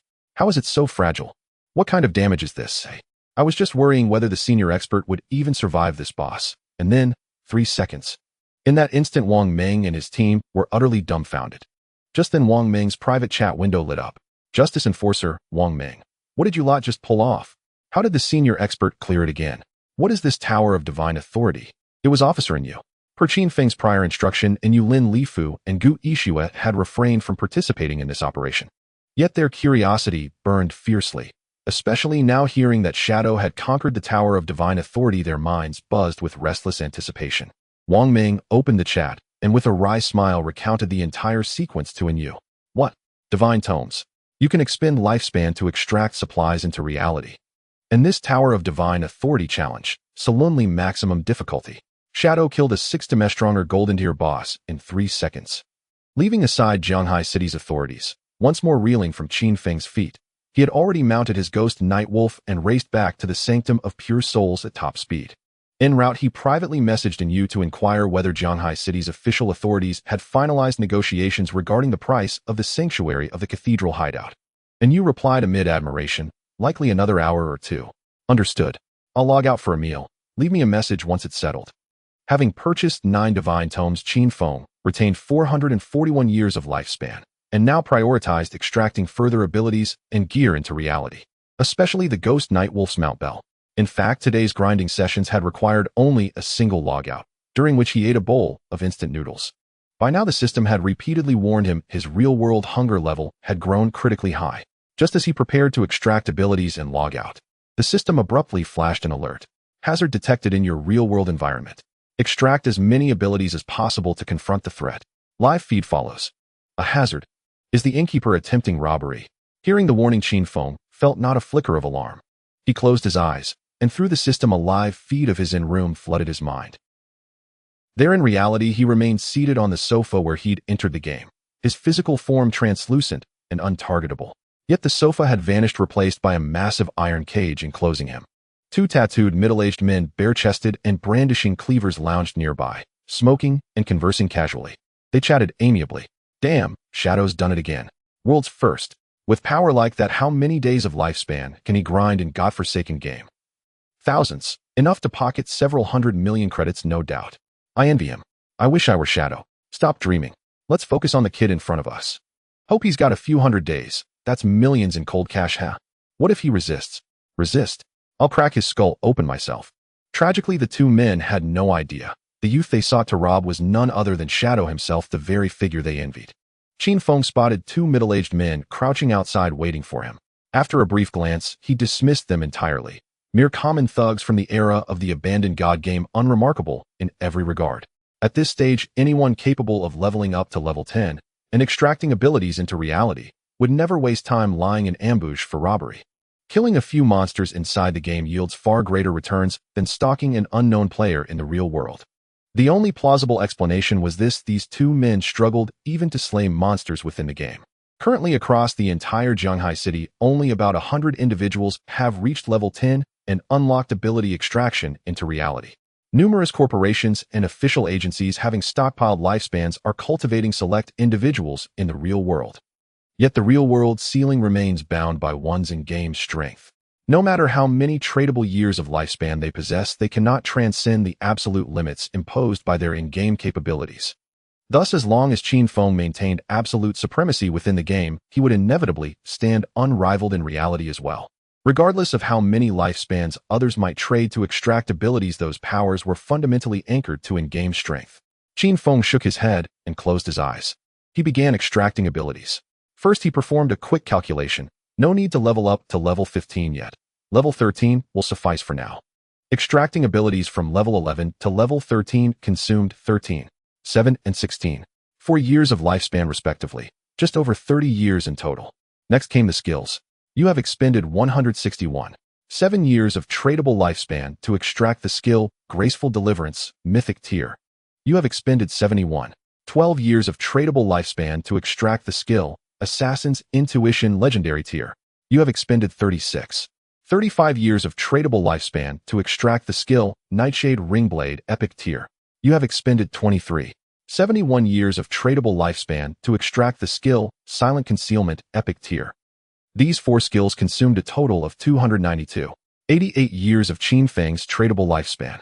At the current market rate, 2 million yuan per year of lifespan. This amounted to a staggering 6 billion yuan. After extracting these, only 2 skills remain unclaimed. One is Darkest Hour, capable of blinding all nearby enemies. The other is the passive Abyssal Depths, which enhances stealth mastery. The former required 34, 65 years to extract, the latter 73, 81 years. Qin Feng held off, for he first needed to extract the golden tier Mount Bell, demanding another 113, 89 years of lifespan. Extract the Mount Bell. Upon expending that century plus of life, the bell manifested, but left him with a mere 1 years of tradable lifespan remaining. His reserves were still insufficient. That was precisely why he chose to sell the Cathedral Sanctuary hideout. Otherwise, this artifact would only appreciate further in value. Selling one hideout bears little consequence. I can always acquire more. The ruins of Modu City span vast expanses. 6 major sanctuaries exist there, comparable to the soul purifying ground or the Cathedral Sanctuary. All remain unclaimed, for now. Qin Feng was not intimately familiar with Modu City's ruin layout, because during his previous life, he had only arrived there after reaching level 20. By then, all 6 major sanctuaries in Modu City had already been seized by official agencies and guilds. As for the platinum tier bosses guarding those sanctuaries, Qin Feng had made no deliberate effort to learn their identities. Only overheard fragmented gossip and casual chatter among players. With my current strength, acquiring a platinum tier boss's skill should be relatively straightforward. Even if I perish once the Ghostfire Bell ensures my survival, no serious consequence. Of course, all such plans awaited his arrival in Modu City. Within the abandoned god game, reaching level 15 granted Qin Feng the ability to teleport directly to the ruins of Modu City. His lifespan dwindled to just 1 years. Finally, Qin Feng logged out. Inside the guest house room where he lay, 2 tattooed middle-aged men stood holding cleavers. One smoking, both conversing casually. Suddenly one man's gaze sharpened. Wait, the kids logged out. As their eyes fell upon Qin Feng inside the iron cage, they saw his eyes snap open, and a razor-sharp dagger inexplicably appear in his hand. This blade had accompanied him since his very first return to reality. There was no choice. He required a dagger or short blade to activate assassin-class combat skills. Since he lacked sufficient lifespan to extract in-game weapons, carrying a real-world blade was the pragmatic solution. The 2 men's expressions hardened into ruthless menace. Seeing the dagger in Qin Feng's hand, they opened their mouths to speak, when suddenly, A black blade light flashed violently into existence around him, surging outward like a dark wave. That light erupted horizontally from chest height, slicing radially across the space. Thud, thud. Before either man could react, the black blade light cleaved through their torsos at chest level. Eyes wide with disbelief, their upper bodies collapsed onto the floor, cleavers clattering down with hollow clangs. Yet this was not the most terrifying part. When Qin Feng unleashed Nightshade Ringblade, the darkness blade carved a perfect circle, 12 meters in radius, around him. The iron cage imprisoning him shattered cleanly in two. Even the walls of the guesthouse room split open along a razor-thin lethal fissure. The entire room was severed cleanly in half. Thud. In the adjacent room, a burly man mid-thrust atop the innkeeper's wife had his head sliced clean off, launching skyward. Oh! The innkeeper's wife screamed in horror. Lying supine on the bed, she narrowly escaped Qin Feng's horizontal slash. She had recognized these underworld figures and invited them in, hoping they'd rob Qin Feng, her guest. She never imagined that while one of them was atop her, his head would suddenly detach and soar. Splattered head-to-toe in blood, she shrieked instinctively, only for her scream to die abruptly. For Qin Feng instantly loosed a venom dart through the wall, striking her skull and sending her straight to the netherworld. In Jianghai City, an ordinary guesthouse building, severed cleanly in two at its third floor by a flash of black blade light. Its upper half slid slowly downward, crashing thunderously to the ground in a billowing cloud of dust. Under the moonless night, a formless, shadowless figure soared eastward, mounted upon a ghostly nightwalker wolf itself, cloaked in perfect invisibility. Within that ruined building bloomed 4 flowers of death, crimson, sinister, and breathtakingly beautiful, each consuming every trace of flesh, bone, and blood from the 4 corpses until not a single drop remained.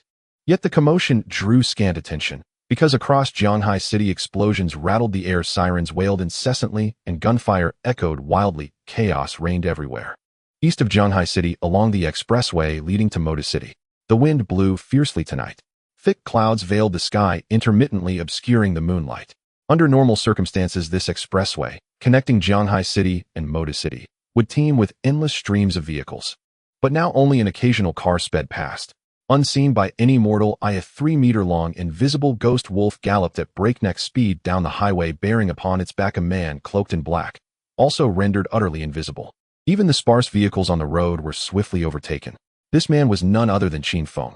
En route to Moda City, he held in his hand a sacred tome, divine-granted codex, Great Xia Cuisine.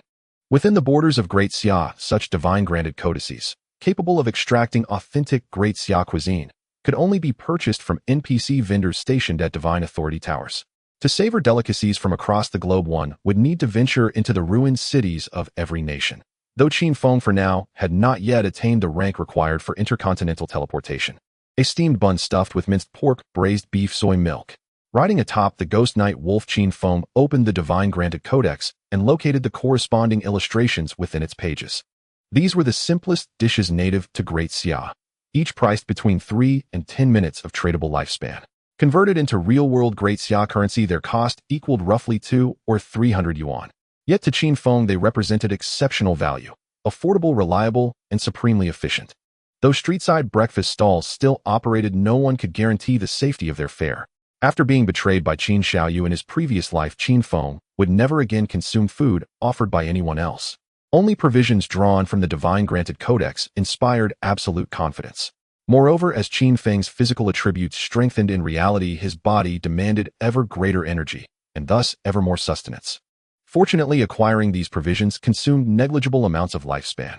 Half an hour later, gazing upon the glittering metropolis ahead, Moda City, he gently closed the divine-granted codex. To eliminate Qian Xiaoyou, I must first determine her current location in reality. Tracking this woman will prove far more difficult than locating Song Fei. And unlike that pale-skinned Yuki, I have no informant who can reveal her whereabouts. To search for Qian Xiaoyou amid Moda City's tens of millions of inhabitants was an endeavor of staggering difficulty, especially since she had almost certainly gone into hiding, concealed somewhere secure. If Qin Feng scoured the city aimlessly, he might well exhaust his time searching, only to find her long after she'd fled Moda City entirely. So instead, he made his way to the vicinity of Moda City's high-speed rail station. He entered the desolate subway station and slipped into a secluded corner. Silent concealment. Enter the game. Upon activating silent concealment, Qin Feng's form dissolved entirely from sight, and so long as he remained motionless and refrained from attacking, he would never reappear. In this state, entering the game rendered him undetectable to all, granting him an invincible, untargetable condition, effectively erasing him from the world itself.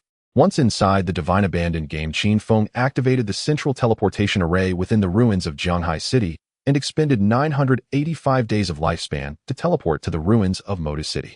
Teleportation costs scaled with distance, yet Zhanghai City and Modus City lay adjacent, keeping the fee relatively modest.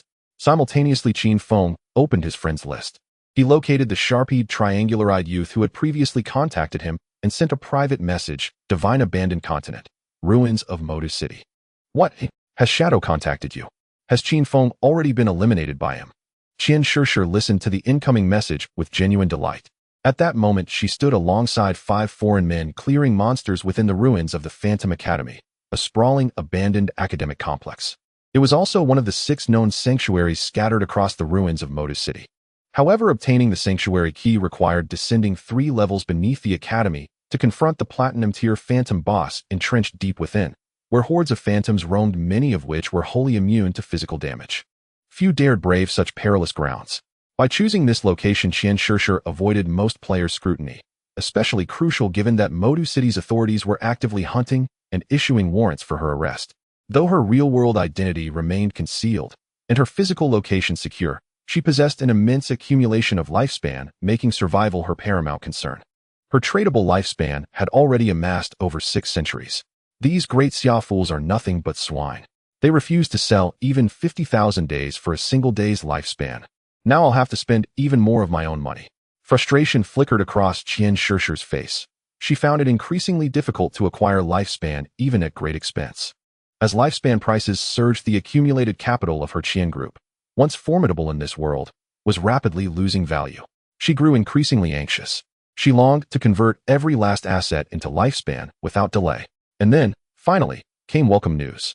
She had once spent 3,000 days of lifespan to commission Shadow, the assassin, to eliminate a minor figure.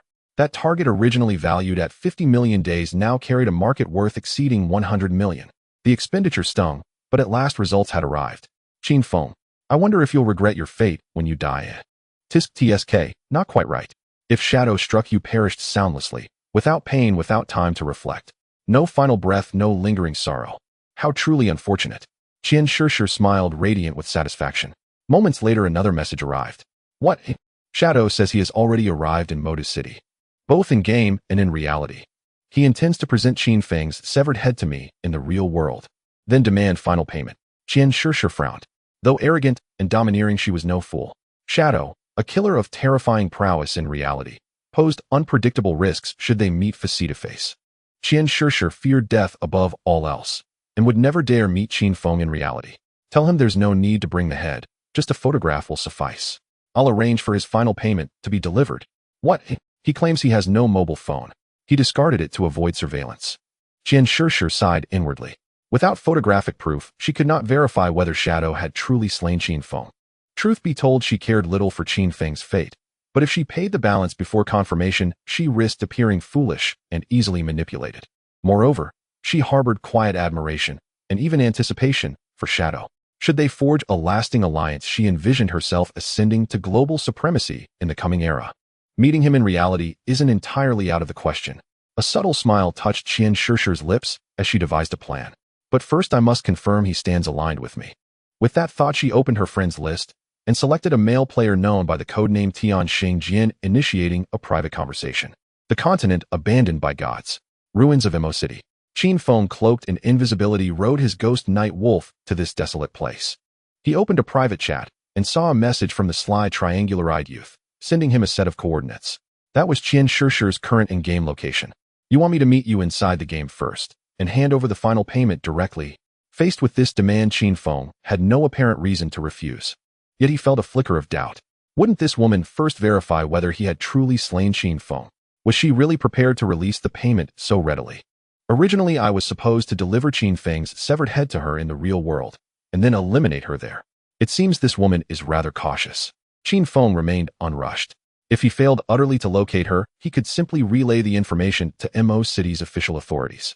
In my previous life, she strutted arrogantly across the Mo City ruins for a long time, only later migrating her in-game presence to the North American region after relocating herself physically to North America. Though such migration consumed vast lifespans, it posed little difficulty for someone of her stature. She remains wanted by MO City's official authorities. Relying on the authorities to track her down was one viable option. Yet Qin Feng chose not to deploy it outright. After all, so much time had passed at Qianshishir must have accumulated an immense reserve of lifespan. That lifespan, he intended to claim it himself. Kill. Seize life. A simple, effortless act. If Qin Feng could accomplish it alone, he would never entrust it to another's hands. Then let us first meet within the game. Mounting his ghost wolf, Qin Feng surged forward toward the coordinates he'd received in private chat, the Phantom Academy. 10 minutes later, galloping across the vast expanse of MO City's ruins, Qin Feng had ridden dozens of kilometers and finally arrived at the Phantom Academy. A chilling wind swept through the site. Among the skeletal remains of collapsed buildings stood countless ashen-white dead trees. Black crows perched atop them, their dull gray eyes scanning the wasteland like silent sentinels. No sooner had Qin Feng arrived than he spotted over 100 meters away at the ruins of a classroom building a cluster of player figures. Riding his ghost wolf, he ascended to the rooftop of a 3-story ruined structure, then looked down upon the abandoned plaza outside the classroom ruins where two factions stood locked in tense confrontation. One faction was Qianshishir, codenamed Spade A. She stood alongside 5 foreign men, all faces obscured by in-game privacy filters, smirking coldly at the encircling crowd. The opposing side consisted of 2 official squads dispatched by MO City's authorities, surrounding Qianshishir and her allies. At the head of the official contingent stood a young man with a square, upright face, radiating an air of solemn integrity. Qin Feng narrowed his eyes slightly as he gazed upon the man. Xiao Haonan, codenamed Heavenly Walker, a notorious traitor in his past life who secretly fed intelligence to the Alice Guild until his exposure and execution in the 7th year following the descent of the Divine Abandonment game, a scandal that shook the realm. Qin Feng scanned the scene once more and swiftly grasped the situation. How intriguing. Has Qianshishir already allied herself with Xiao Haonan this early? She deliberately lured MO City's officials here, while simultaneously summoning me, to test my current allegiance. Undeniably, Qianshishir's stratagem was shrewd, exquisitely so. At present, Qianshishir's 6-person force held clear superiority, not least because heavy in-game investment translated directly into overwhelming power. As for the 12 officials, they could only stall Qianshishir's group. For now, a direct assault was out of the question. The standoff was nearly balanced, yet Qianshishir's side retained a slight edge, preventing open combat. Her plan, however, was straightforward. Before reinforcements arrived, if Qin Feng appeared, he would be forced to choose: would he aid Qianshishir? Should he do so, the shadow would instantly become an enemy of the authorities. Would that not align them upon the same battlefield? And would it not make recruiting the shadow far easier for Qianshishir? But should he refuse, she would likely abandon any intention of meeting the shadow face-to-face in reality. How intriguing. Qin Feng instantly deduced Qianshishir's entire gambit upon observing the scene. He was certain if he refrained from acting now, slaying those officials, he would stand almost no chance of tracking Qianshishir down in reality by his own means. Even were he to feign non-arrival, Qianshishir would grant him no further opportunity. After all, everyone knew the shadow moved with blinding speed. If the officials had already arrived, how could the shadow possibly still be absent? Then, let me show you my sincerity. A faint, subtle curve lifted the corner of Qin Feng's lips. He spurred his ghost wolf and leapt from the 3rd-floor rooftop. Still cloaked in invisibility, his arrival went utterly undetected. Clutching the plague blade, he calibrated its radius and slashed forth a streak of obsidian light. Night Ring Slash. 42288 critical hit. 42357 critical hit. 11 officials erupted with terrifying crimson damage numbers above their heads and crumpled lifeless to the ground. A 12th official just outside the blade's range had no time to react before the Ghost Night Wolf lunged from the side and felled him with 3 rapid lethal pounces. You have slain player Heavenly Walker. You have slain player Late Night Drizzle. You have slain player. A cascade of system notifications echoed, leaving all 12 officials dead upon the field. Then Qin Feng and his ghost wolf materialized before Qianshishir's 6-person group. This sudden appearance caused Qianshishir, her face veiled in black, to flash with unmistakable delight. Behind her, the 5 foreign men collectively exhaled in relief, yet their eyes hardened with tension and wariness the moment the shadow manifested. Are MO City's officials truly paupers? Qin Feng strode forward, uttering a dry remark. He feared no recognition of his voice, having acquired a voice modulator from the divine-granted tome, cheap, effective, and perfectly suited to his needs. He approached the corpse of the square-faced youth and kicked it lightly with his boot.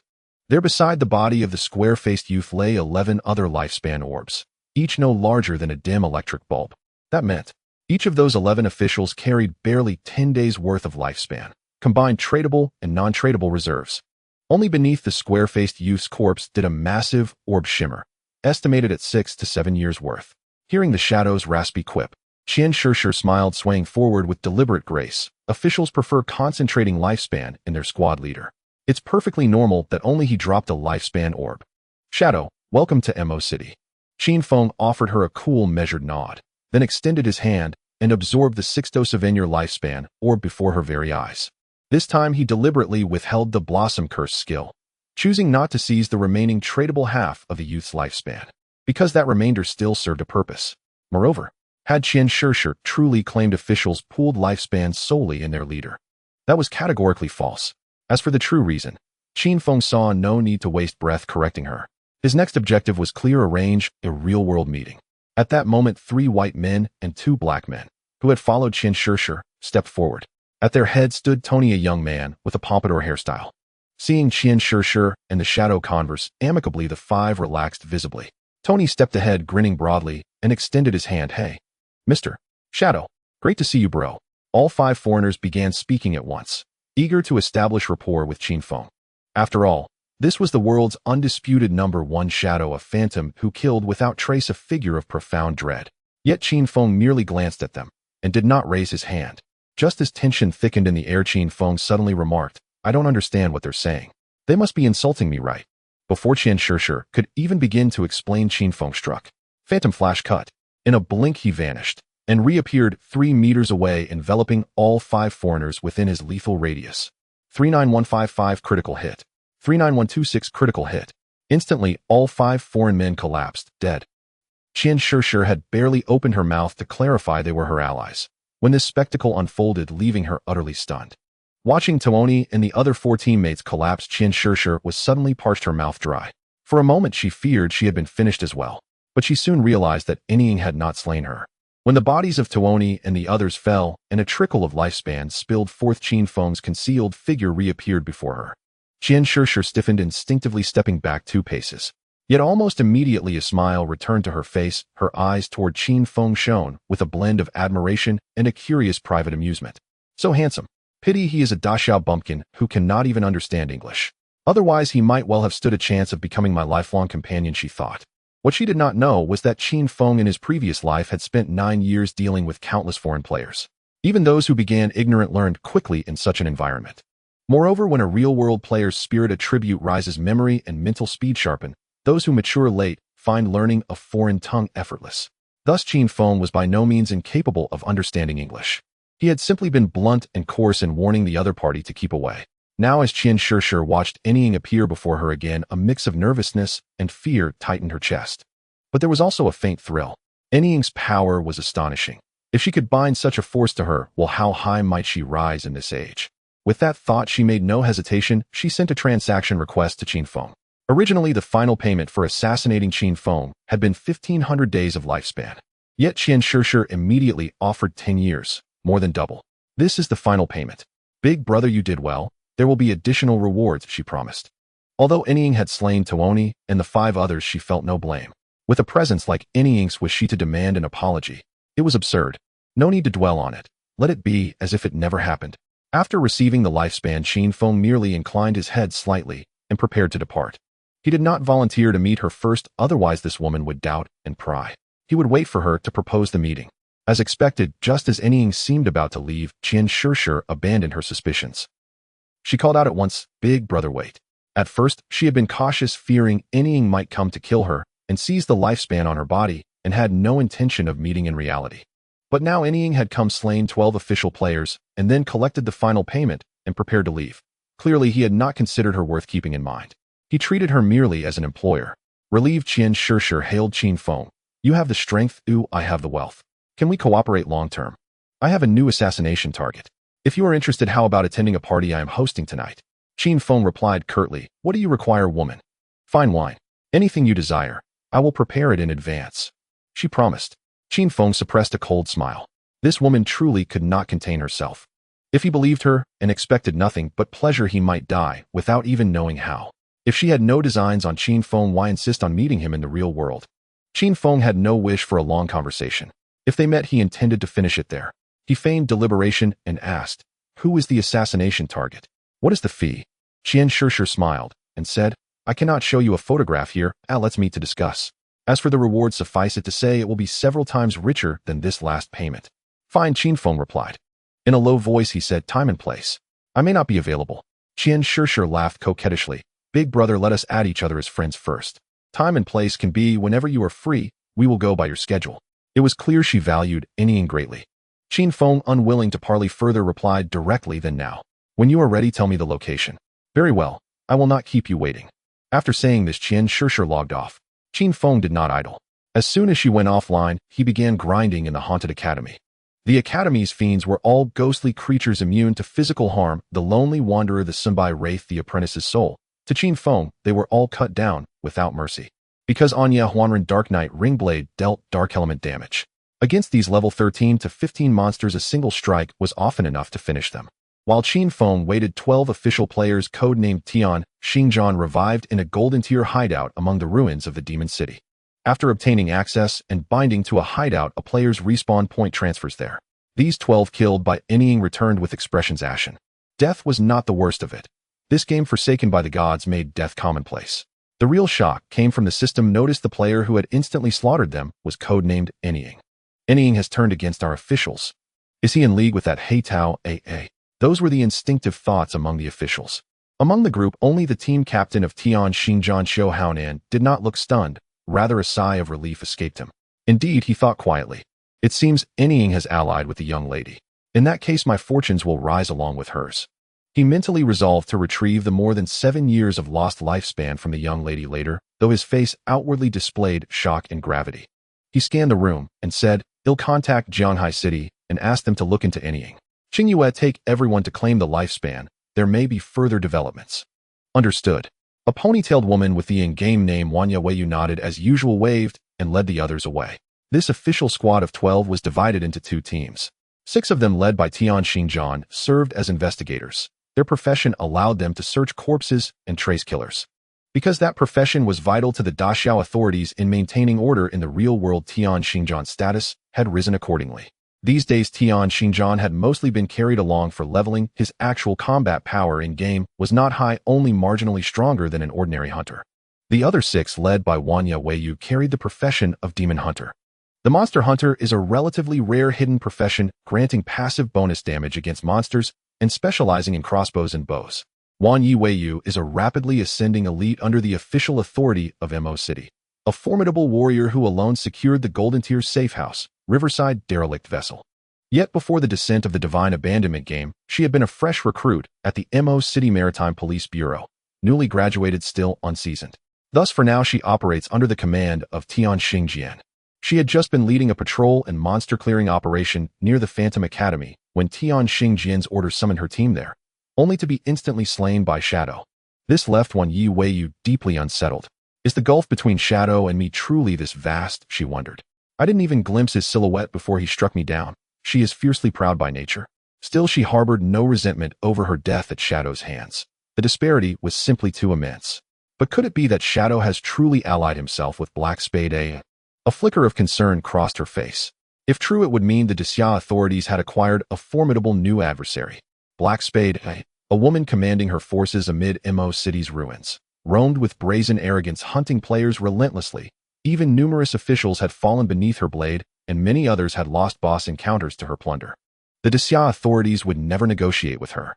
If Shadow stands beside her, then even at the cost of our lives, we must find a way to eliminate him. Wanya Weiyu's expression hardened into icy resolve. Meanwhile, Qin Feng was clearing monsters at the Phantom Academy when he received a private message from Wang Meng Sr. I heard you've gone to MO City's ruins and took down some officials. What exactly happened? Could there be a misunderstanding? Wang Meng bore no intent to accuse. He merely sought clarity. Qin Feng had anticipated it, slaying that group of officials would prompt MO City to dispatch inquiries through Jianhai City. Yet he had no intention of replying. He simply replied, "Don't rush. Everything will become clear shortly. Don't rush." Hearing those words, Wang Meng felt utterly exasperated. How could he not be anxious? You are Shadow, and Shadow has just slain MO City's officials. Does that not herald open enmity between Shadow and Mo City's authorities? Then what of Zhanghai City's authorities, who have cultivated close ties with Shadow? Must they too oppose Mo City? That is unthinkable. So, Wang Ming was desperately anxious. Shadow, why at this critical moment do you speak in riddles? Wang Ming shook his head with a wry smile. Yet there was no recourse. Since Shadow refused to elaborate, he dared not press further. Toward Mo City, they could only stall, awaiting how events unfolded. Soon after, Qin Xiaoyou sent Qin Feng a private message. Upon logging in, she relayed an address to him via the friends channel. She wants me to go to the harbor first. Qin Feng frowned. He had originally planned to turn invisible upon learning her location, then strike swiftly and end it. Unexpectedly, she proved exceedingly cautious. A harbor was no place for a party, so the most plausible venue was a luxury cruise ship. She'll send someone to escort me aboard once I reach the harbor. That way she retains full control over my movements. Indeed, Qin Xiaoyou had orchestrated this flawlessly, yet tragically Qin Feng arrived fully prepared.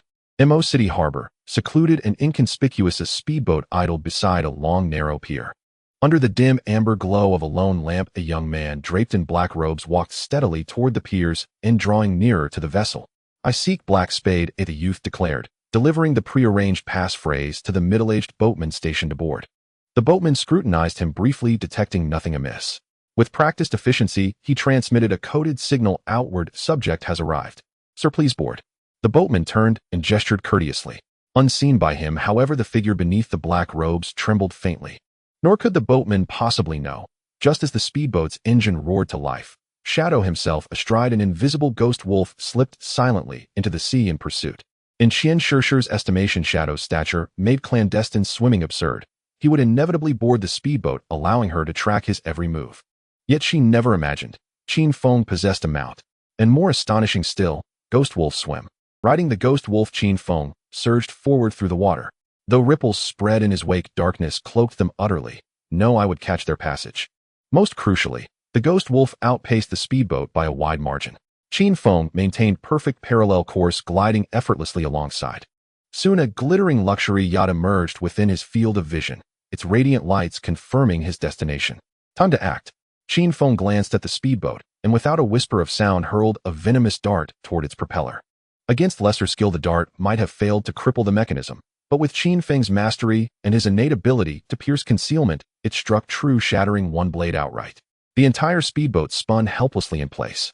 Instantly, the boatman reassured his passenger, "Please remain calm, sir. Likely struck debris. I'll repair it momentarily," as the vessel stalled upon the waves. Qin Feng, astride the Ghost Wolf, had already boarded the opulent yacht hosting the lavish party. In truth, the black-robed figure boarding the speedboat was merely a stranger Qin Feng had recruited on impulse. Across Mo City, countless youths, bereft of hope, their lifespans dwindling, were desperate enough to accept even 30 days of borrowed life. Just report to the harbor, utter the passphrase, board the boat, and gain 30 days to live. For such a price, one could breathe freely for an entire month. Within a sumptuous cabin aboard the glittering yacht, Qin Xiaoyou wore a scandalously low-cut black evening gown, her neck adorned with a crystal necklace that radiated brilliance across her entire being. She glanced at her phone and frowned. The speedboat's propeller is damaged. How could this happen?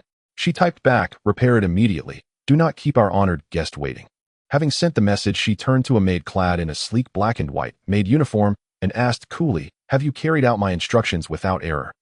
The maid bowed deferentially. "All is prepared, madam. Every drink contains the compound you specified. Tonight our esteemed guest shall be consumed by primal desire." Qin Xiaoyou nodded, satisfied. "The grand party is about to begin. Shadow, you will fall in love with me. And then, you shall become my utterly loyal subordinate." Just as Qin Xiaoyou dreamed of Shadow's arrival and envisioned her triumphant future, suddenly, a blade of pure shadow erupted from outside the cabin, silent, swift, and lethal, slicing horizontally across the room.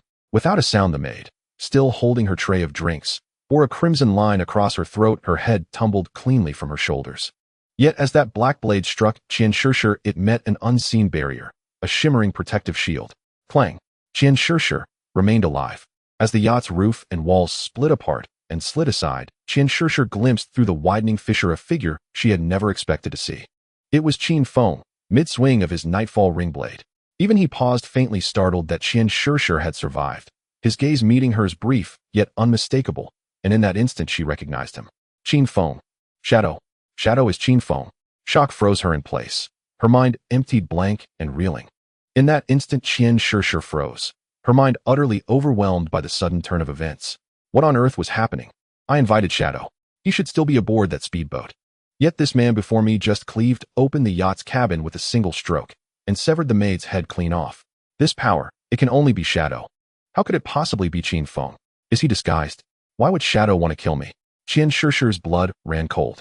She knew the sole reason she was still alive was the crystal necklace around her neck, a golden tier artifact extracted from the divine abandonment game into reality.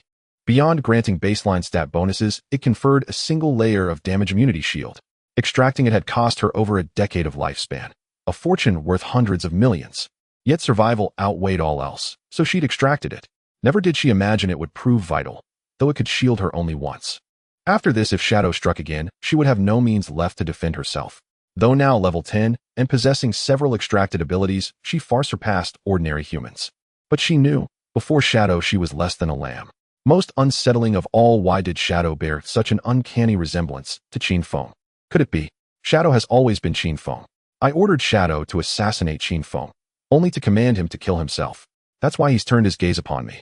The moment this suspicion struck her, Qin Xiaoyou nearly broke down in despair. She couldn't confirm it, but she knew one truth: to survive, she must beg Qin Feng's forgiveness.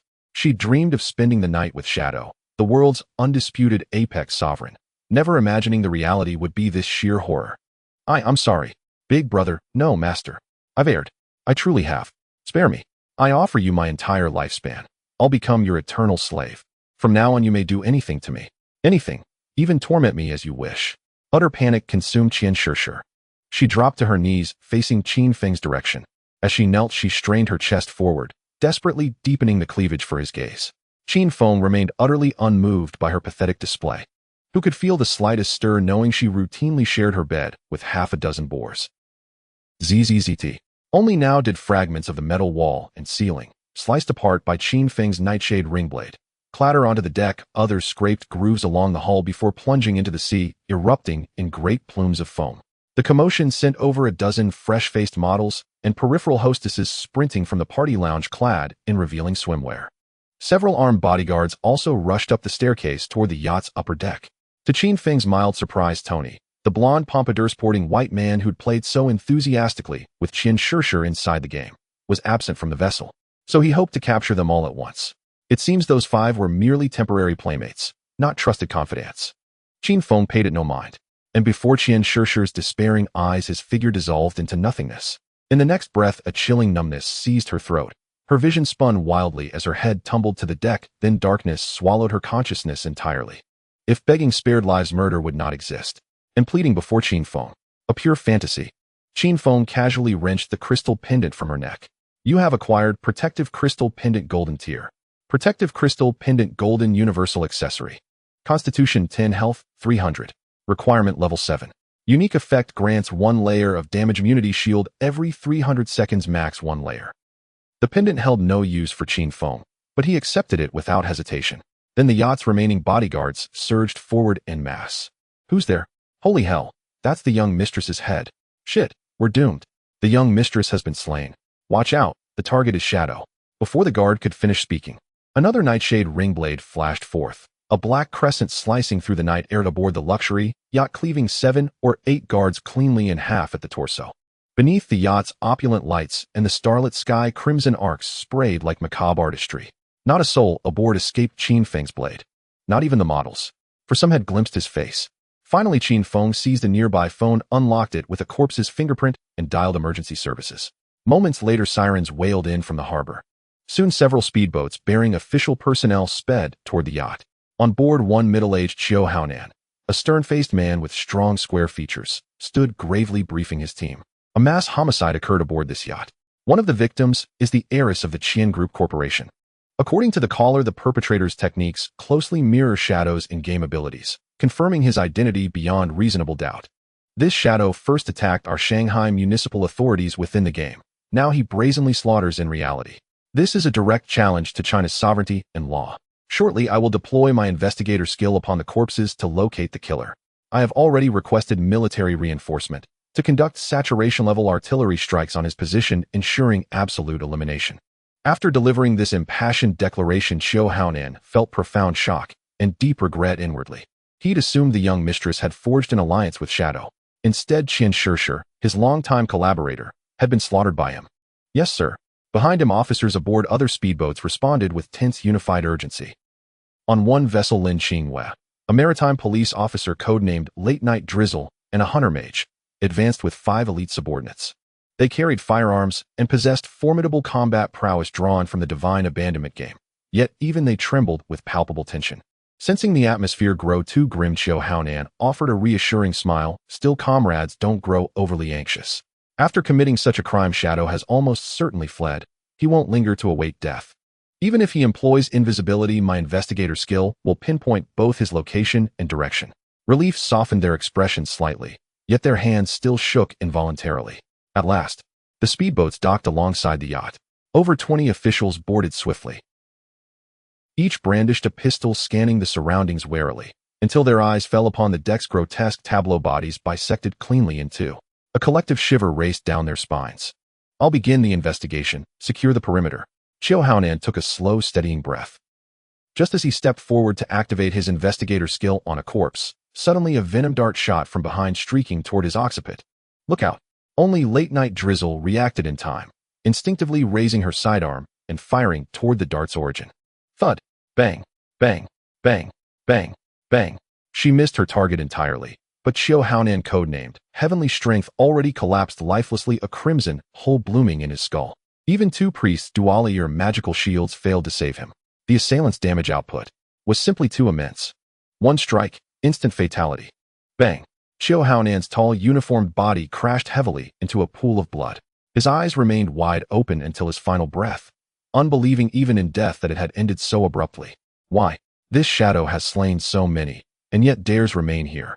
A full-scale military bombardment would obliterate him on the spot. How dare he? Qiu Haonan never found the answer. Consciousness fled before the thought could fully form. As the inspector collapsed, Wang Yiweiyu and the remaining 11 official personnel sprang into action, faces grave, movements precise.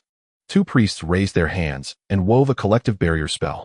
A luminous pearlescent shield descended upon the 11, absorbing a portion of incoming harm. Next, 2 mages gathered elemental energy, one summoning searing flames, the other crackling lightning, poised to unleash devastation at a moment's notice. In that taut, breathless silence, suddenly, one by one, crimson and uncanny blossoms erupted from every corpse aboard the yacht. Bodies, pools of blood, all began to vaporize, drawn dry by those eerie flowers, into wisps of ashen spectral mist. With each crimson bloom unfurling, Wang Yiweiyu and her 11 comrades felt an icy prickle crawl up their spines. In that instant, they felt as though they stood upon the banks of the Wangchuan River, watching ghostly blossoms bloom, harvesting souls from the dead. Those vivid, unnatural red flowers transformed the entire yacht into a liminal threshold between life and oblivion. Wait, hold on. How is Qiu Haonan? Wang Yiweiyu, clad in Coast Guard uniform, stared at Qiu Haonan's corpse and froze. Captain Lin, what's wrong? A short-haired woman asked, voice trembling. Even as she spoke, cold sweat beaded across her brow. Though she knew full well the Shadow was impossible to spot, she clutched her pistol tightly, scanning left and right, her pulse hammering at its breaking point. How did Qiu Captain lose so much lifespan? That luminous sphere, it must hold over 3 years' worth. At Wang Yiweiyu's words, the others too noticed the anomaly. Having secured a gold-tier sanctuary, Riverside Wreck, within the ruins, the Shanghai Municipal Authority had implemented an optimized exploration and operation protocol. Tradable lifespan was now centralized among designated personnel, termed on-call officers. These officers remained confined within the sanctuary at all times, never venturing out, thus preventing the loss of tradable lifespan upon death. Each official dispatched to hunt monsters, level up, or assault bosses received only 10 days' worth of tradable lifespan, minimizing potential losses should they fall. This strategy reduced operational casualties to the absolute minimum. It applied universally to all personnel stationed at the Riverside Wreck Sanctuary, including Qiu Haonan. Yet now, Qiu Haonan lay dead, having dropped over 3 years' worth of tradable lifespan. Clearly this was illicitly hoarded. But how? He had operated exclusively alongside official forces. When then had he found opportunity to conceal such a vast reserve? As crimson blossoms blanketed the yacht, Wang Yiweiyu surveyed the scene, and sighed. It seems the Shadow's target was not us, but only Captain Qiu. Otherwise, with his power, he could have slaughtered us all the moment we arrived. Yet he did not. And indeed, the Shadow possesses means to erase all traces of death, that sensation of life held utterly in another's grip. was something Wielding had never before endured, like being mired in deep, suffocating mud. Shadow, that code name, and the sea of crimson blooms strewn across the yacht, pressed down upon her with unbearable weight. Under that crushing pressure she remained vigilant, eyes sharp, jaw clenched, as she forced her mind to work. What then made Xiaoyou different? Then she saw it. After the crimson flowers had fully consumed Xiaoyou's corpse, 3 mobile phones remained where he had fallen. Standard issue was 2 phones per officer. Yet Xiaoyou carried 3. Wielding moved swiftly, retrieved the devices, and handed them out among her team. Examine them. Results came swiftly. What? Captain Xiao maintained ongoing contact with Qin Xiaoyou. He'd long abused his authority to grant Qin Group numerous favors. After the divine abandonment game descended, their correspondence intensified. So these prohibited narcotics aboard the yacht, were they smuggled in by Xiaoyou himself, intended to subdue the shadow? Wait, judging by their messages, Qin Xiaoyou appears to be the game's ace of spades. As fragments of data emerged from the phones, Wielding and her 10 comrades stood stunned. She instantly pieced together the entire sequence, end to end. The shadow first contacted Qin Xiaoyou. She sought to control him with narcotics, but fearing assassination, she sent Xiaoyou with us to test the shadow. Instead, the shadow slaughtered us without hesitation, thereby earning Qin Xiaoyou's trust. When he boarded the yacht, he killed everyone aboard, then placed the call to authorities himself. To ensure Xiaoyou would come, he deliberately left behind a ship full of corpses. Indeed, it was satellite reconnaissance detecting those bodies that prompted our deployment. Only Xiaoyou possessed the skill to extract corpse scanning abilities into reality. Upon our arrival, he killed Xiaoyou, then erased every corpse, eliminating any forensic trail leading back to him. In doing so, he eliminated every adversary. He harvested all tradable lifespan, and still avoided direct confrontation with official forces. Qin Xiaoyou, the fugitive ace of spades. Xiaoyou, the traitorous insider colluding with her. From another angle, the shadow had just fulfilled the municipal authorities' own most wanted warrant. What justification then remained for official enmity? Grasping this truth, Wielding felt her scalp tighten, not from fear but awe. This shadow was far more than mere strength incarnate. Fortunately, the shadow appears, at least for now, uninterested in opposing us officially. A flicker of relief crossed her face. At once, she keyed her radio and issued terse instructions. Across Shanghai's harbor, special forces on standby, snipers poised, even missiles pre-authorized for launch at a nearby military base, all stood down. Officialdom had braced for war. But confirmation that the shadow was no enemy brought collective exhales of relief. By now, every corpse aboard the yacht had dissolved, consumed by the death blossoms, into pallid, death-scented vapor. Wielding suddenly gazed into the empty air around her, bit her lip, and said, "Shadow, thank you for eliminating the ace of spades. And for those 5 shots I fired at you moments ago, I offer my sincere apology." She raised her pistol, reloaded, then aimed it squarely at her own thigh, and fired. Bang, bang, bang, bang, bang. 5 shots. Blood welled crimson across her leg. She sank to one knee, teeth gritted there. "I've repaid you, Captain Lin." The short-haired woman gasped and rushed forward to support her. In an instant, everyone gathered around. 2 priests swiftly unleashed their abilities. The sacred glow of healing shimmered upon Wielding's leg beneath the drizzle of twilight.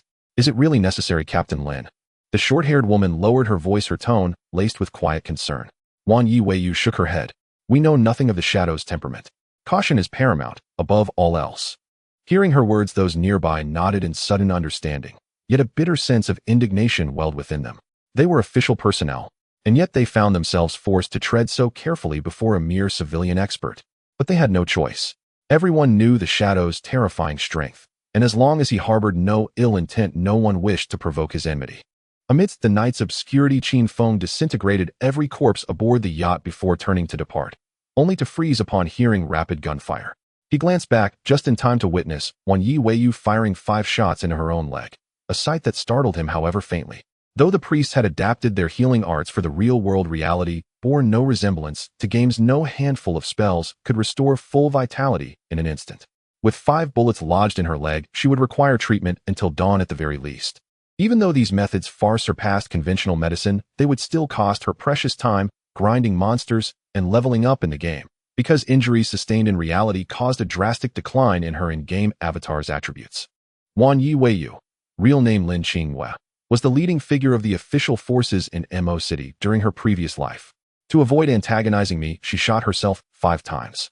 Truly ruthless. A faint detached smile flickered across Qin Feng's lips. Without uttering a word, he mounted his ghost wolf and vanished silently into the darkness of the sea. The vast majority of this came from Qin Xiaoyou. Recall that during Qin Feng's last ability extraction, he had expended barely over 4 centuries of lifespan, proof enough of Qin Xiaoyou's staggering financial backing. At last I can fully synchronize my in-game capabilities into reality. And furthermore, has the Zhanghai City official delegation settled on a price for the hideout? Qin Feng had already decided where to extract the sanctuary known as Purified Soul Sanctum. He now awaited only the official transaction. At that moment, he departed MO City's harbor. In the heart of the bustling metropolis, he slipped into a secluded corner, activated silent concealment, and re-entered the game. Upon closing his eyes, he first arrived in a void, a liminal space suspended between reality and the game. Every login or logout required passage through this realm. It was precisely within this interstitial dimension that lifespan could be expended to transfer in-game capabilities into the physical world. Synchronized level. Synchronized skills. Qin Feng extracted both level and skill sets, rendering his real-world combat prowess save for equipment perfectly aligned with his in-game self. Raising his level from 13 to 15 consumed 41 years. Extracting Moment of Utter Darkness, a blinding skill, cost 65 years. Extracting Depth of Darkness, a passive ability enhancing stealth, required 81 years. Total expenditure 149. 6 years. 509 years of tradable lifespan remain. For equipment, I'll extract the Ring of Lightness, a platinum-tier assassin's trinket granting increased movement speed, equally valuable in reality. Cost 5 years of lifespan. As for other gear, extraction was unnecessary, for now. Higher-tier, more potent equipment would soon drop. He'd extract those when the time came. Finally, with 5 years of remaining lifespan, Qin Feng returned to divine rejection, materializing within the ruins of MO City, in the desolate halls of the Phantom Academy. Scarcely had he logged in when a private message lit up. And you, God-tier player, the higher-ups have finalized the price. Shall we discuss terms? She made no mention of the incident in MO City. Qin Feng offered no elaboration either, merely replying, fine. What's the offer? She ventured cautiously, 1,500 years.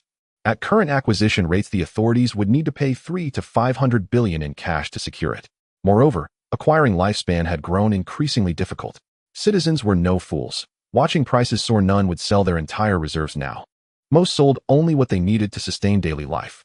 More critically, many sellers, especially for properties, now demanded lifespan, outright refusing cash entirely. Upon hearing and Yu's proposal, Qin Feng replied flatly, too low. And Yu, unsurprised by his refusal, chuckled. I knew it. How about 2,000 years? My mandate is to close within 2,000. This is our absolute ceiling. Hearing this, Qin Feng pressed a hand to his brow. From 1,500 straight to 2,000.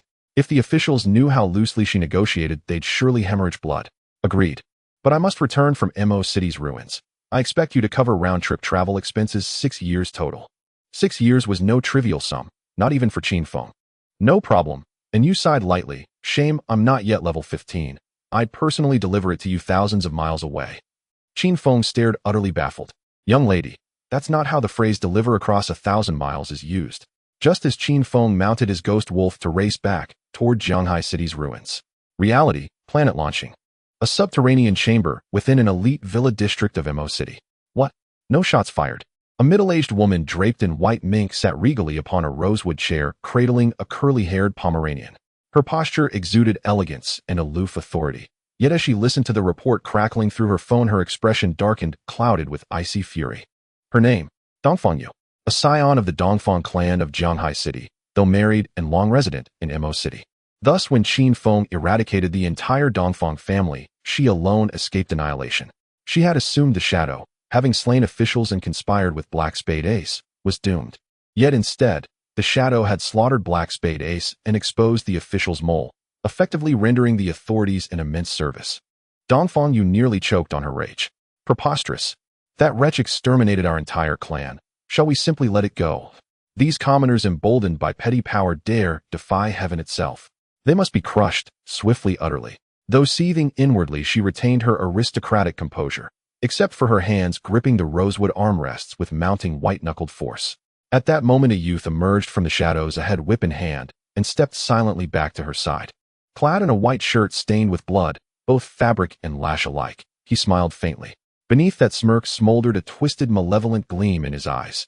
Mother, I have a plan to kill the shadow. The youth was named Chu Nantian, son of Dongfang Yu. As a member of the Chu family, he had wanted for nothing since childhood, yet his parents' expectations of him were unervingly exacting. And the Chu family ranked among the most formidable clans in the entire Modu metropolis. At this moment, Dongfang Yu had obtained intelligence on Shadow through her military connections. As a personal recommendation, madam, I suggest you adopt a more detached perspective regarding Shadow. The prevailing stance within the military is one of outreach and cooperation. Should we provoke outright enmity with him, the consequences would be catastrophic. No one could bear such responsibility. Dongfang Yu listened to the grave voice emanating from her phone. She dismissed it without interest and coldly ended the call. Then she lifted her gaze toward her son Chu Nanshan and asked with faint detached amusement, "Kill Shadow? What's your plan? You're still underage. You can't even enter the divine abandonment game yet." Before his mother, Chu Nantian behaved with unremarkable composure. He smiled lightly. "Mother, though I can't enter the game yet, I can still think. Shadow enjoys killing, so let's send people to provoke him. Then place those provocateurs inside Father's fireworks factory, preparing everything in advance. When Shadow arrives to kill, we detonate the entire factory. Then 10,000 blossoming fireworks shall become his funeral pyre, witnessed by the world itself. Even if the plan fails, Shadow will never trace it back to us." At this proposal, Dongfang Yu nodded in quiet satisfaction. With serene dignity, she said, "It seems our upbringing has borne fruit, though you'll take no further part in this matter."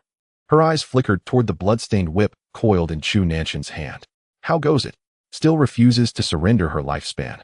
Chu Nantian sneered. "She surrendered 100 days, but I suspect she holds more." "Excellent. I offered to purchase her lifespan out of goodwill, yet she not only refused but dared to defy me. Very well, then let her fully grasp her status as a commoner. Go, Arthur, bite her to death. But remember, no flesh may be consumed. A commoner's flesh would upset your digestion." The middle-aged noblewoman stroked the curly-haired Pomeranian nestled in her lap. The dog, drawn by the scent of blood, darted into the shadowed basement, where soon followed piercing muffled screams, choked off by some foreign object, their volume stifled. "I'm taking my leave."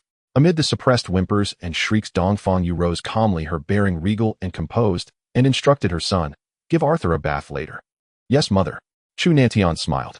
To him, this era was truly the finest of all. Killing a few people went utterly unnoticed. His sole regret: he was only 17, still barred from entering the divine abandonment game. The land abandoned by gods. Ruins of Zhanghai City. Qin Feng rode his ghost wolf, expending another 985 years of lifespan to teleport back from the ruins of Modu City. Intercity teleportation consumed a fixed amount of lifespan. Yet the cost was exorbitant. Ordinary players could scarcely afford such expenditure. Upon returning, Qin Feng observed that the number of players at Zhanghai's ruins was markedly fewer than at Modu's. He paid it no mind. Opening his private chat window, he confirmed coordinates with an Yu and headed there at once. This time, however, he would not meet only Wang Meng's 6-member team. Rather, a sanctioned 30-player squad awaited him. When an Yu saw Qin Feng, she offered an apologetic smile. "Senior expert, please don't mind. I hold too much lifespan, so higher command grew uneasy." "It's of no consequence." Qin Feng naturally felt no concern. Even so, many official players behind and Yu tensed visibly upon his arrival, especially the women who brimmed with excitement and quiet reverence. Alas, Qin Feng merely concluded his transaction with an Yu, then departed without delay. Having acquired 2,000 years of lifespan, he resolved to extract this soul-purifying sanctuary directly into reality. He logged out at a secluded spot, returning to the real-world Modu City. Night deepened. In darkness, he rode his ghost wolf, unseen and visible, to a stretch of beach along Modu City's eastern coast.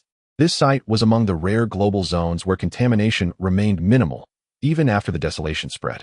Post-desolation, the rate of lifespan erosion accelerated dramatically in highly contaminated regions. In the worst-hit areas, it surged by tens of thousands of times. Thus, it followed logically. The lower the contamination, the more viable the land became for survival. Consume 1315. 2 years of lifespan to extract soul-purifying sanctuary hideout into reality. Note this hideout is subterranean. Please designate its precise location on the map. A system prompt appeared projecting a 3-dimensional map of the surrounding area before Qin Feng's eyes.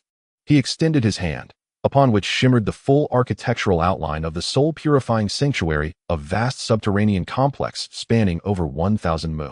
With deft manipulation of the map, he swiftly finalized the extraction site.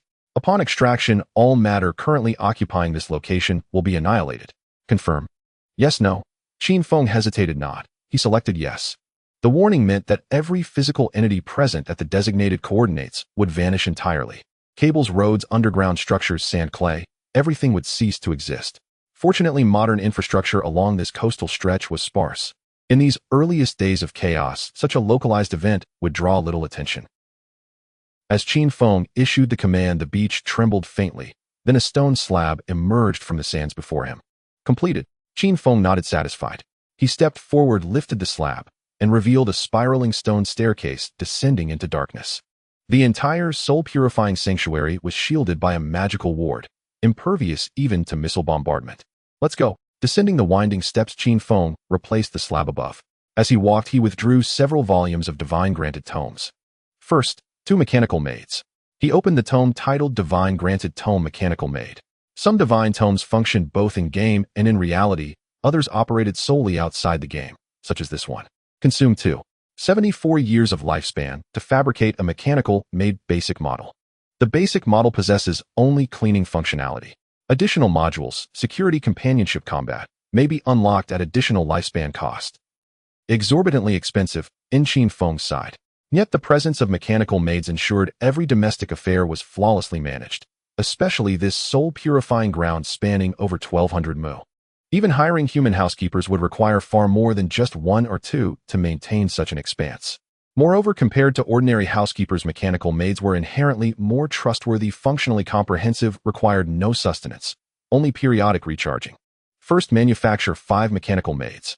Then purchase kitchen modules, appliance modules, furniture modules. Nonce acquired these modules automatically integrated into all mechanical maids, an investment whose cost was staggering, with some modules priced at over a decade's worth of resources. Fortunately, Qin Feng now synchronized his in-game level and skills and possessed a surplus lifespan of 1,200 years. After expending 57 years of lifespan, every mechanical maid under his command evolved into a fully versatile attendant capable of fulfilling any domestic need. Of course, in certain specialized functions remained deliberately disabled. Given sufficient lifespan expenditure, these maids could simulate warmth indistinguishable from that of a living companion, offering romantic intimacy or even customizable avatars, cat-eared maidens, fox spirits, witches, succubi, and other fantastical forms. Naturally, such enhancements commanded exorbitant prices. Most skins cost 648 years worth of lifespan with absolute transparency, and even Qin Feng, for all his reserves, found them prohibitively extravagant. Additionally, male mechanical attendants were available, including aristocratic vampire lords and elven princes. Having finalized the mechanical maids, Qin Feng further consumed 4 or 5 decades of lifespan via other divine bestowal tomes to fabricate numerous household appliances and furnishings, piling them high within the central hall of the soul-purifying ground. Install all these appliances and furnishings. And having issued the command, Qin Feng wasted no time, immediately logging into the game. Now leveled to 15, I can venture to the Terror Ghost ship beyond the Shanghai ruins to hunt the level 20 bloodline monster, the Soul Devourer. However, several major safe houses within the Shanghai ruins remain unclaimed. It would be a shame not to secure them. And the Soul Devourer could wait. No one else was pursuing it. But safe houses dwindled with each claim. Just as Qin Feng logged in, Wang Meng messaged him instantly, "Senior, something's gone wrong. Are you still in the Shanghai ruins? A platinum tier boss has appeared there. Unbelievably fierce, and it's even slaughtering players at our respawn point. It's already killed hundreds, and we attempted a coordinated assault, but the boss moves with blinding speed and possesses invisibility. It even one-shot Xiaohei." And upon reading Wang Meng's message, Qin Feng asked simply, "What boss?" Name is Headless Assassin Xiaoluo, a female figure by silhouette, though notably headless, and Qin Feng was momentarily speechless. Did this man truly have time to assess her physique? And Qin Feng wasted no words. "Send me the coordinates." Nate neglected his in-game progression for a stretch while handling Qian Shishir. A platinum tier boss had conveniently appeared. He'd be remiss not to eliminate it. And he retained faint recollection of this particular boss. Still, I recall this boss was originally gold tier, and who upgraded it to platinum. Receiving the coordinates, Qin Feng raced toward the location while mentally reviewing the boss's abilities.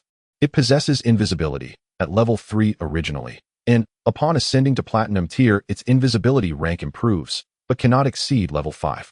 Thus it remains detectable within my range. Though lethally potent, it is structurally fragile, and a single well-timed combo should dispatch it instantly.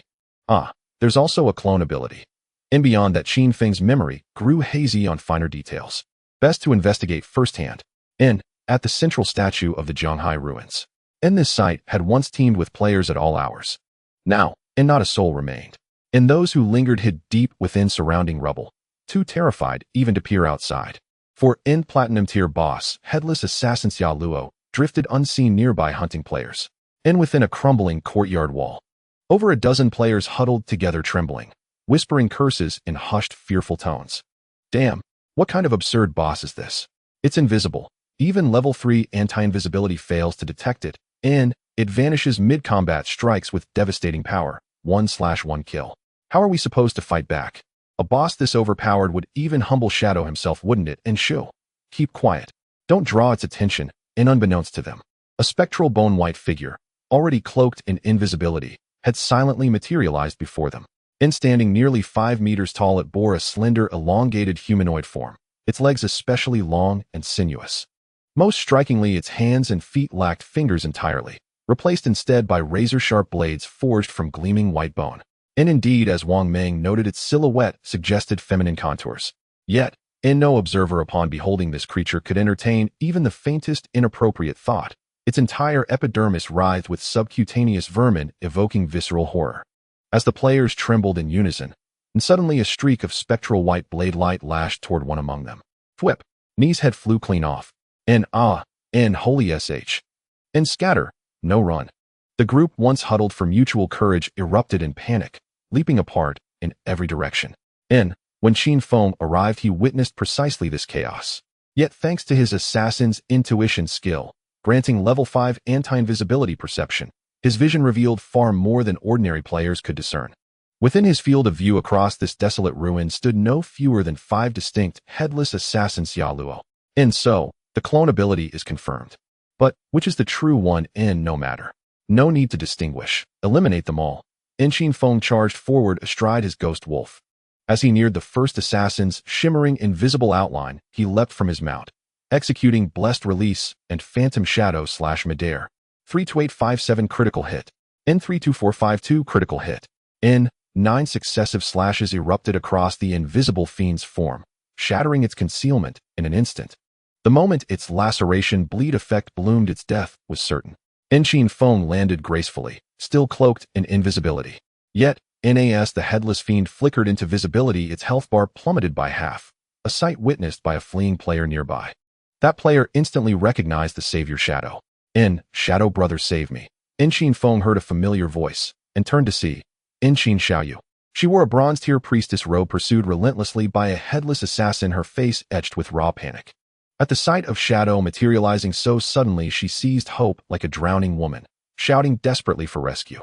Qin Feng glanced once, and felt immediate profound misfortune. Who the hell is your brother? Qin Feng paid no heed, merely watched coldly from the shadows. He glanced at the cooldown of graceful deliverance. 9 seconds remained before he could instantly slay the next boss avatar. Qin Xiaoyou sprinted in panic. The boss avatar, just struck by Qin Feng, bore the throat slit debuff, its demise imminent with the next passing second. Yet in its final instant, it locked eyes on Qin Xiaoyou and hurled a bone-white blade light across the distance. A sharp, wet thud echoed. That ghastly white light pierced straight through Qin Xiaoyou's thigh. Simultaneously, the headless assassin avatar, Xiaoyou, who had been pursuing her from behind, flung forth her 2 slender arms. 2 more bone-white arcs slashed through the air, their skeletal blades striking true, one high, one low, driving deep into Qin Xiaoyou's frail frame. Her delicate body collapsed, instantly torn apart by the cross-attack. A tiny orb of life essence rose faintly from her corpse. Even the boss seemed momentarily stunned. So little lifespan. Then with disdain, the headless assassin avatar, Xiaoyou, hurled her corpse aside. The girl's lifeless form, riddled with 3 gaping wounds, crumpled limply into the ruins. And in the next breath, the first boss avatar, struck earlier by Qin Feng, succumbed to the lingering damage of throat slit, collapsing instantly into a burst of spectral white light, shattering into fragments. As that avatar disintegrated, all 4 headless assassin, Xiaoyou avatars nearby, a towering 5-meter figure clad in eerie white, halted their search mid-stride. They pivoted sharply toward Qin Feng and charged forward in great leaping strides. Yet alas, even a platinum-tier boss could not pierce his invisibility. Whoosh, whoosh, whoosh, whoosh. Around each of the 4 boss avatars, a layer of violet-black barrier shimmered into existence. Their invisibility dispelled, they revealed themselves, fully scanning the ruins with sharp, calculating vigilance. Clearly the boss had realized its formidable foe, who had effortlessly slain one of its avatars, could see through stealth. There was no longer any point in hiding. As for the other players scattered around, they were utterly disregarded. When the four towering figures emerged in unison, players crouching among the rubble froze, scalps prickling with dread. There are four of them. No, five. One just got wiped by that expert. It can turn invisible. Every time it finds us, only one avatar strikes. No wonder it felt like it was everywhere. Just as the boss grew wary, and players reeled in shock, Qin Feng struck again. Graceful deliverance. Phantom shadow slash. He blurred into afterimages, dashing across the battlefield. Lethal blade light erupting across the tall, slender forms of two avatars. In truth, the four boss avatars stood widely dispersed, each positioned at a corner of an imaginary square over 30 meters apart. Under normal circumstances, no skill at this stage could possibly reach two of them simultaneously. But what it did not anticipate was that Qin Feng's Phantom Shadow Slash had evolved to legendary rank. Its maximum range now stretched 40 meters, engulfing two avatars at once. Razor-sharp light erupted violently from within their bodies. And the moment Qin Feng moved, all four avatars unleashed sweeping area attacks. Ghastly white blades carved across the ruins, shattering stone pillars and crumbling walls alike. Alas, they failed to pinpoint Qin Feng's exact location. Anticipating their strike, he maintained invisibility post-slash and executed a flawless sliding evade. The boss's blade lights swept horizontally just 1 meter above ground, grazing past his face with millimeter precision. He had not known this ability beforehand. Such instinctive evasion stemmed solely from years of hardened experience and razor-edged intuition. 33157 weak point strike. 32555 weak point strike. A cascade of damage numbers, visible only to Qin Feng, flashed above the heads of two avatars. Others saw only their health bars halve in an instant. That violet-black barrier absorbed over 10,000 points of damage, formidable against ordinary players. Yet before Qin Feng's terrifying output, it shattered under a single blow, obliterating both avatars a second later in explosive bursts of spectral white shards. The remaining two avatars, unscathed, whirled instantly, their long bone-white legs propelling them in opposite directions at breakneck speed. Holy, did it run! A platinum-tier boss fleeing from a shadow master. This is the weight of being number one in the world. Players huddled and hiding drew sharp collective breaths. Running. Qin Feng observed calmly, unhurried. His gaze swept the ruined expanse. All life orbs have been absorbed by the boss. But in the Divine Abandoned game, avatars cannot absorb life orbs. Therefore, one of these two remaining avatars must be the true boss. Were it not for the need to absorb life force, the boss wouldn't need to appear in person at all. It could simply dispatch its four avatars, free to slaughter unchecked, yet perfectly safe. Now, however, it never imagined encountering a terror, an assassin who vanished endlessly, whose damage defied reason. Qin Feng jingled his mount's bell, summoning the ghost wolf, and vaulted onto its back. Racing eastward along Jianghai City's ruined avenue at terrifying speed, the Ghost Knight Wolf's invisibility rank stood at only level 1. Yet even players with anti-invisibility ranks exceeding level 1 could perceive only a fleeting streak of obsidian shadow, blurring past. Its velocity far outstripped that of the headless assassin, Xiaoyou. The fleeing avatar barely covered 1 kilometer before Qin Feng closed the gap. Graceful deliverance, Phantom Shadow Slash. 9 devastating slashes, followed by the delayed rupture damage 1 second later, and another boss avatar exploded into a storm of spectral white fragments. Unlucky, still just an avatar. Qin Feng shook his head, spurred the ghost wolf, and turned back to hunt the last avatar, or rather, the true boss itself. Seconds later, he returned to the heart of Jianghai City's ruins, where the final trace of the boss had vanished. Then, he launched upward, executing Phantom Shadow Slash skyward. He soared 40 meters into the air and gazed down upon the wasteland below. There, unmistakable, the towering headless assassin, Xiaoyou. The boss had reactivated invisibility, racing westward toward the city's edge, trying to flee beyond the walls. Qin Feng smiled faintly, then dropped from the sky, landing precisely atop the leaping ghost wolf. Go! A streak of black light tore through the ruins. Through the blur of motion, Qin Feng closed in, swift, relentless. The headless assassin, Xiaoyou, 5 meters tall, clad in spectral white, scrambled forward on all fours, hurtling toward the city's outer rim. Suddenly, so you're Xiaoyou? Qin Feng gripped the plague blade and became pure motion, piercing through the boss itself. Phantom Shadow Slash. Boom. In a sea of ruins, the 5-meter headless assassin, Xiaoyou, crashed down, its skeletal, elongated body collapsing an abandoned clock tower completely.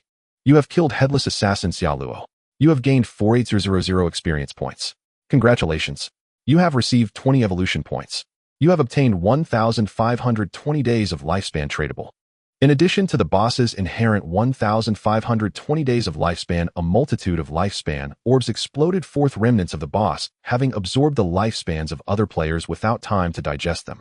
Upon estimation, there seemed to be over 3,000 tradable days of lifespan, along with 300 to 500 years of non-tradable lifespan.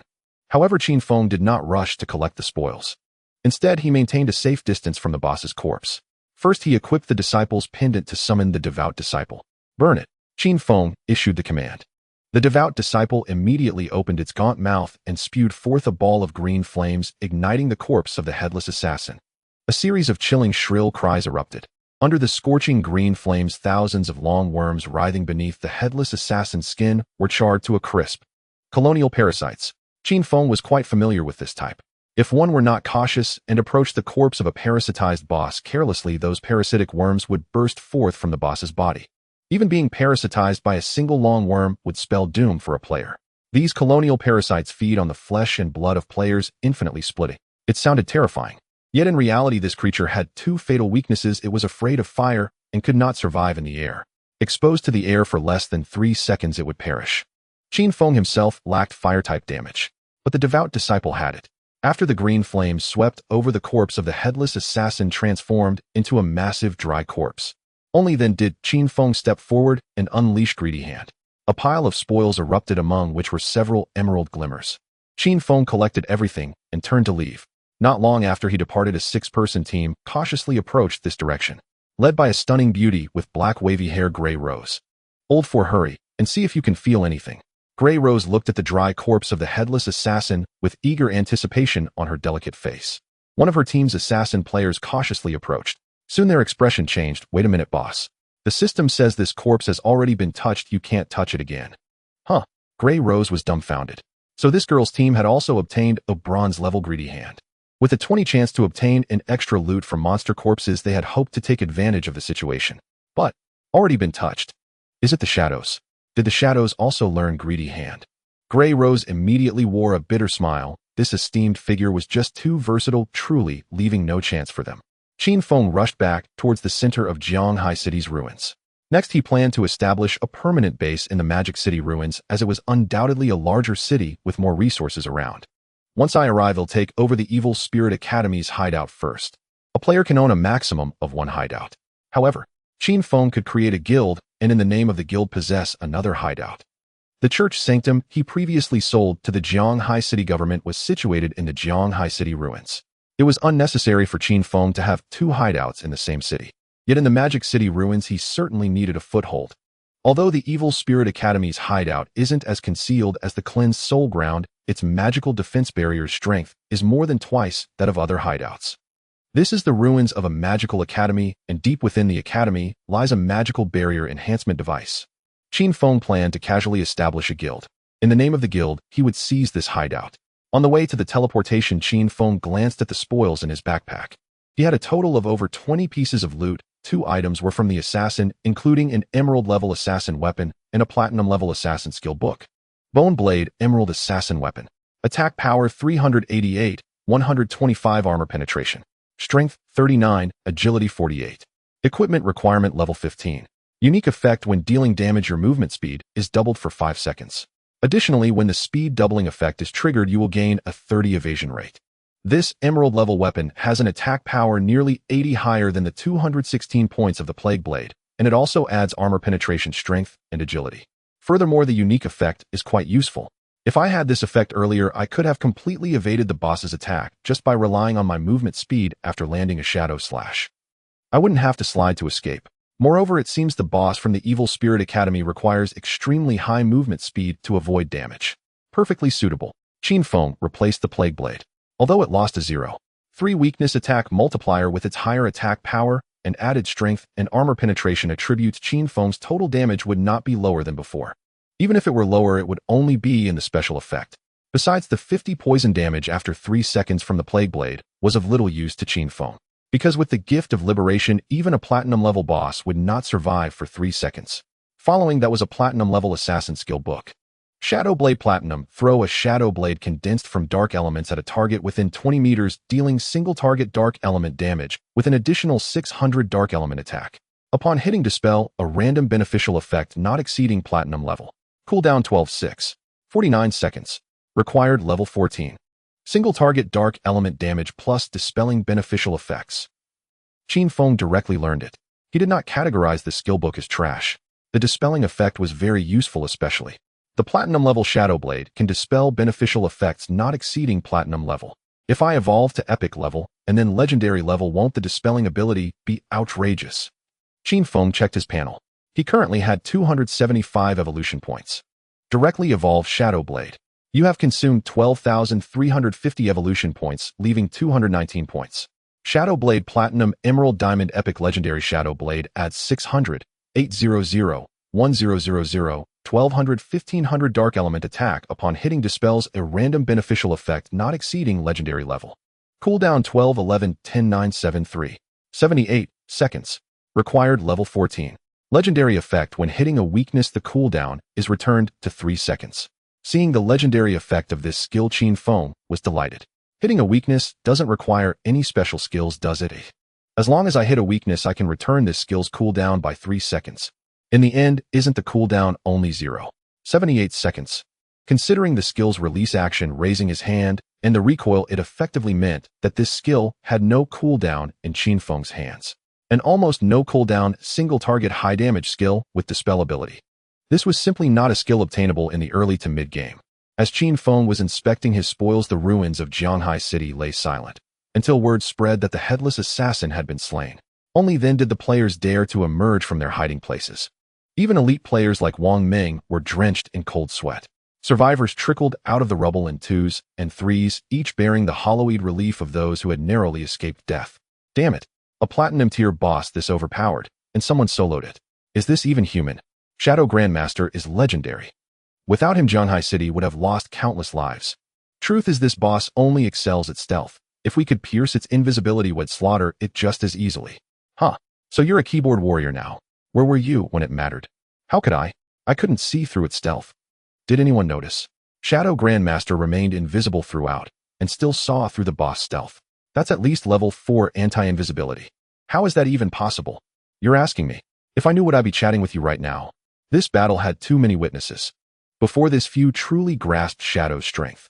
Even after Qin Feng publicly slew the Steel Saintess, the impact paled beside today's feat. Because this headless assassin had slaughtered hundreds of players.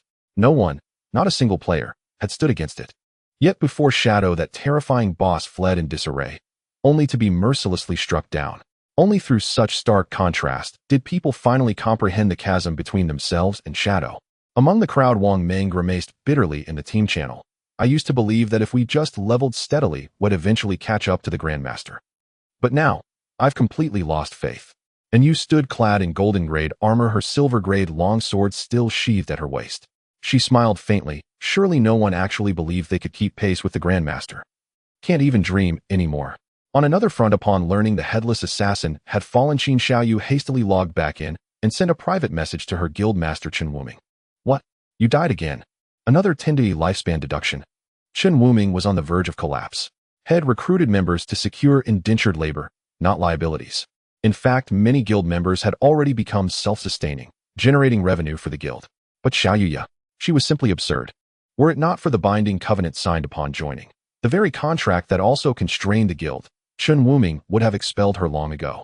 How did I ever get blinded into recruiting such a money sink? Only a deity could carry someone this weak. Knowing you're weak, can't you at least play more cautiously? Fine, let's secure a safe house soon. Keep her confined there, assign her menial tasks, and make full use of her presence. Chen Wuming was utterly despondent. Had he known that in Qin Feng's previous life had guided Qin Xiaoyou into the global top 100, had have knelt on the spot. 10 minutes later, in the ruins of Modu City stood the Phantom Academy. Riding his spectral wolf, Qin Feng returned, this time descending into the Academy's 3rd subterranean level. Consume 2. 74 years of lifespan tradable to establish the guild Shadow. Yes, no. Qin Feng selected yes. Guild creation required 1000 days, or 2. 74 years of lifespan. Any player could found one. The cost is steep. The name Shadow isn't taken. Acceptable. With that command, Qin Feng became the guild master of Shadow. Upon founding the guild, he accessed the guild management interface, setting tax rates, and activating the guild chat channel. Of course, the guild consisted solely of Qin Feng, and he had no intention of recruiting others. His sole aim was to claim another safe house under the guild's banner. Yet, as Qin Feng entered the first subterranean level of the Phantom Academy, he noticed something startling. Every monster along this path had already been cleared. Could it possibly have taken down the boss as well? Qin Feng scanned his surroundings. The Phantom Academy zone remained unclaimed territory. The Platinum tier boss mutated, which was undoubtedly still lurking. Speed up. He pressed forward swiftly through the dimly lit basement corridors, a place he had never visited in his past life. In my previous life, the Phantom Academy served as the stronghold of the Tianqiong Guild. Even honored guests were permitted only the Grand Hall, never the core subterranean zones. Could this be a Tianqiong Guild party? Following the passage downward, Qin Feng descended through the second level, then deeper still into the third subterranean layer. The moment he stepped onto the third level, a scorching wave slammed into him. Qin Feng discovered that this entire tier was crisscrossed by rivers of molten lava. An ancient stone bridge spanned over 15 meters above the seething lava, leading step by deliberate step toward the heart of this infernal domain. As Qin Feng stepped onto the bridge, he sensed it was shielded by a magical defense barrier, immune to damage from ordinary attacks. He advanced along the bridge. Far ahead, by the flickering glow of the lava, he spotted several players locked in fierce combat with a fiery, humanoid monstrosity. Qin Feng remained cloaked in invisibility, moving silently onward. Soon he neared the lava platform, a rocky expanse the size of 2 basketball courts. At its center stood a silver-tier minor boss, the flame mummy, exhaling torrents of incinerating flame in all directions. Ugh, took forever to take down a silver-tier mini-boss, and still no sign of that girl. She's ahead. I can see her through stealth. She won't escape. This girl's slippery as oil, sliding everywhere. Huh. If killing her were so easy, why would the Chu family matriarch offer us 30 years of lifespan? Matriarch? Watch your tongue. She's our patron saint of fortune. Exactly. Mind your words. Don't offend her. Rumor says her maternal family, the Eastern clan in Zhanghai City, was wiped out entirely by Shadow. Push her too far, and well regret it dearly. Enough talk. Kill the boss, then resume the chase. Stay sharp. That girl's attacks carry soul damage. It hits hard. Don't let her ambush you. Since these players weren't in the same party, they spoke openly in public chat, utterly unaware that an invisible Qin Feng stood nearby, absorbing every word. Of course, to anyone else these fragments meant little. To Qin Feng, however, they revealed a wealth of insight. The Chu family matriarch. Her maternal clan, the Eastern family in Zhanghai City. Soul damage. In an instant, Qin Feng connected the threads. Is it her? In his past life, she was the Blade of Huangquan, a figure who inspired dread across continents, ranked among the world's top 10, hailed by many as the greatest assassin alive. Rumors claim she appeared as an innocent doll-like girl, yet possessed a heart of ice and claws of steel. Barely weeks after the arrival of the Divine Abandonment game, she single-handedly raised the entire Chu family of Modu City. Moreover, the Eastern family still has survivors, married into the Chu family of Modu. No wonder ID never heard of the Eastern family in my past life. It seems she erased them entirely. Compared to the Chus, the Easterns were insignificant. So obscure, even I never learned of them. What an unexpected revelation. Qin Feng gathered his thoughts. Originally, I assumed Chu family had offended the Yellow Springs Blade, thus provoking her massacre. Now it appears she was first hunted down by members of the Chu family. Then in retaliation, she slaughtered the entire Chu family and casually wiped out the affiliated Dongfang family as well. Of course, having committed such an atrocity, the Yellow Springs Blade herself suffered grievously.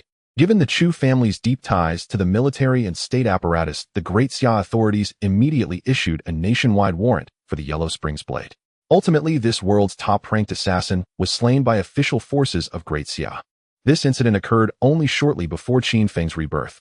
In the era of the Divine Abandonment game, even top 10 global cultivators struggled to stand against a colossal entity like the Great Xia state. Particularly so in the case of the Yellow Springs Blade, a lone operative. Yet, that was precisely because her strength had not yet reached truly heaven-defying levels. The Great Xia authorities possessed abundant resources and personnel that any member with sufficient talent and occupational aptitude could develop without constraint, far surpassing isolated cultivators in growth potential.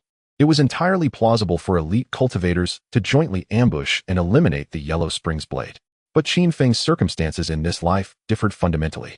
He wielded the authority of judgment, a power vastly superior to the Yellow Springs Blades in his previous life. Not merely one among the global top 10, Once fully cultivated, even the combined might of the previous life's global top 100 would fall short against him alone. Moreover, Qin Feng's vocation was Shadow, a role that amplified his deterrent power to its absolute zenith. Through several prior probes, he had already confirmed the Great Xia authorities now dared not offend him in the slightest. If remnants of the Dongfang family still linger, they must not be allowed to escape. And those mercenaries who kill for coin, they are even less worthy of mercy. Qin Feng observed 9 players besieging the silver-tier flame mummy. Their names all bore the Slayer designation. Seizing the perfect moment, he entered the fray. Nightmare ring blades. A blade of utter darkness erupted from Qin Feng's center, radiating outward in a lethal wave. Thwip, thwip, thwip. 37263 critical strike. 10677 parry. 34890 critical strike. 0 dodge. 10 damage numbers flashed into existence, instantly. 8 players, and the silver-tier flame mummy mini-boss, were instantly obliterated by this single technique. Even a warrior who had activated parry, blocking over half the damage, still perished beneath the blow. Only one young archer wielding a longbow narrowly triggered dodge, the sole survivor on the battlefield. Looks like I'll need to adjust my hit accuracy. Otherwise, if opponents stack evasion, dispatching them will grow cumbersome. Qin Feng mused silently, eyes fixed upon the lone, surviving archer. The young archer stood frozen in shock the instant the massacre unfolded. What the hell just happened? Brothers, why did you all drop dead at once? Before he could react, Qin Feng appeared behind him and delivered a precise puncture strike. Though still unevolved, the puncture skill, combined with his bone-white blade striking the archer's occiput, still inflicted over 10,000 points of critical damage. The archer fell instantly.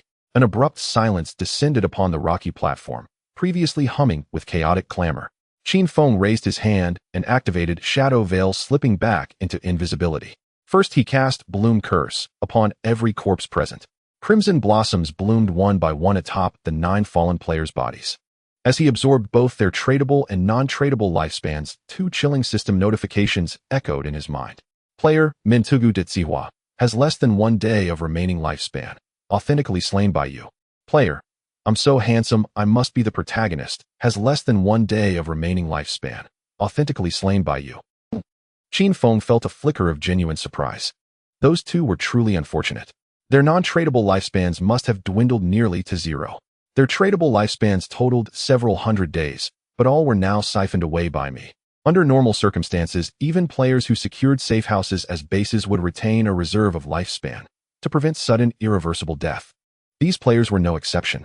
Yet the crux lay here. Qin Feng's Bloom Curse drained all of their tradable lifespan, and further consumed 50% of their remaining non-tradable lifespan. Even had their lifespans been ample beforehand, death at Qin Feng's hands meant total annihilation, sucked dry of existence itself. Henceforth those 2 ceased to exist, not merely in the game, but utterly erased from reality. In my eyes, anyone stripped of non-tradable lifespan is already dead. That was the ultimate function of non-tradable lifespan. Within the Divine Abandonment game, multiple skills, beyond Bloom Curse, could be used upon corpses to deduct targets' remaining tradable lifespan. Even certain unique bosses possessed such abilities. Once non-tradable lifespan was exhausted, encountering such entities sealed one's fate beyond redemption. Naturally, a skill like Qin Feng's current Bloom Curse, capable of absorbing non-tradable lifespan, was unheard of even in his previous life. According to the Divine Abandonment game's fundamental rules, non-tradable lifespan inevitably dwindled over time. Yet soon players would encounter NPC vendors offering conversion, exchanging tradable lifespan for non-tradable. However, the cost was exorbitant. Those NPCs seized every opportunity to exploit the unwary, without hesitation or remorse. Greed's grasp. Qin Feng eliminated the silver-tier flame mummy. Since the mini-boss had already lost most of its health before his arrival, loot rights did not belong to him. But it mattered little. For Qin Feng could activate Greed's grasp directly upon the corpse, yielding 6 additional loot drops, 24 evolution points, and nearly a decade of tradable lifespan. They mentioned the Yellow Springs blade was here. But where exactly? Remaining invisible, Qin Feng scanned the crimson-lit perimeter of the rocky platform, yet saw no sign of movement. He paid it no mind. With his current level 5 anti-invisibility ability, any concealed presence would be instantly revealed. Just as he prepared to advance toward the core boss chamber of the Phantom Academy, a nervous girl's voice suddenly rang out from behind him. Are you the Shadow? I wish to ally with you. Qin Feng blinked, bewildered. He turned, but saw no one. Only the 9 fallen players' corpses and the charred remains of the flame mummy littered the platform. No other soul was present. Yet the girl's voice had unmistakably emanated from somewhere behind him. Could her stealth rank exceed my level 5 anti-invisibility? No. If it is the Yellow Springs blade, she'd be positioned directly beneath this platform. An ordinary person might well have been deceived by her. This unique hidden profession comes with an exclusive chainblade weapon capable of transforming into a grappling hook form. She isn't invisible beyond my anti-invisibility level. She's concealed directly beneath this rocky platform. Qin Feng quickly pieced it together. Normally, the third subterranean level of the Phantom Academy ends in a river of molten lava. Both the stone bridge and the stone platform hover more than 10 meters above it. No one would ever suspect someone could hide directly beneath the stone platform or bridge. After all, that would be akin to clinging upside down to a ceiling. Humans aren't geckos. How could such a thing be possible? Only the Yellow Springs blade can use its signature weapon to latch onto the ceiling and suspend the entire body there. Qin Feng heard the girl's voice tremble slightly with tension. He moved silently, maintaining his invisibility, stepping off the stone platform, then traversed the stone bridge to a point dozens of meters away. Glancing back, he indeed spotted a petite figure clad in black leather armor, clinging inverted beneath the stone platform. Her jet-black shoulder-length hair hung downward from her inverted posture. "Want to cooperate with me?" Qin Feng crouched in place and narrowed his eyes. He remained silent. Clearly, she couldn't pierce his invisibility. His stealth rank had already reached level 8. She must have noticed the stillness on the platform just now, then cautiously peered over from the side. Saw all those corpses and deduced it was me. Qin Feng wasn't surprised. At this stage, virtually no one else but him could instantly obliterate those 9 players. Yet he hadn't expected her to propose cooperation. Her voice sounded tense, but Qin Feng paid it little mind. After all, his identity was shadow, and fear from her was only natural. Could it be because she knows I slaughtered the Dongfang clan, and believes we share a common enemy? Qin Feng considered it conversing with her wouldn't hurt. After all, eliminating the Dongfang clan's surviving members required time. First gathering intelligence on their real-world whereabouts, then striking in reality. If he could leverage this girl to eliminate his enemies, he'd save himself considerable time. And so he returned to the platform. "Who are you?" Qin Feng asked calmly. "I am." She paused briefly before replying. "I am the one who seeks Dongfang Yu's death. Dongfang Yu has hired assassins to hunt me down, and also to hunt you since you slaughtered her entire natal family." Presuming Qin Feng couldn't see her, her tone gradually lost its nervous edge, though she didn't know Qin Feng had already pinpointed her exact location. A single venom dart or his newly mastered shadow blade would end her without effort. Qin Feng asked, "How do you propose we cooperate?" "I mean no harm. I simply wish to add you as a friend and share any intelligence we gather on Dongfang Yu. Also, I'd like to ask your guidance. What precautions must one take when extracting in-game skills for real-world assassination?" Sharing intel, that made sense. But asking for murder advice? Qin Feng rubbed his forehead. From her words, he grasped the truth. This Yellow Springs blade had yet to evolve into the blood-soaked tyrant she'd become in his past life. Instead, she resembled a socially anxious, unassuming neighbor girl. She hadn't begun her vengeance, not yet committed her first murder. Her feud with Dongfang Yu weighed heavily upon her. Encountering the legendary shadow and recognizing their shared enemy, she'd summoned courage to propose cooperation and seek counsel. "First tell me, what exactly happened between you and Dongfang Yu?" Qin Feng offered no reply, only posed the question.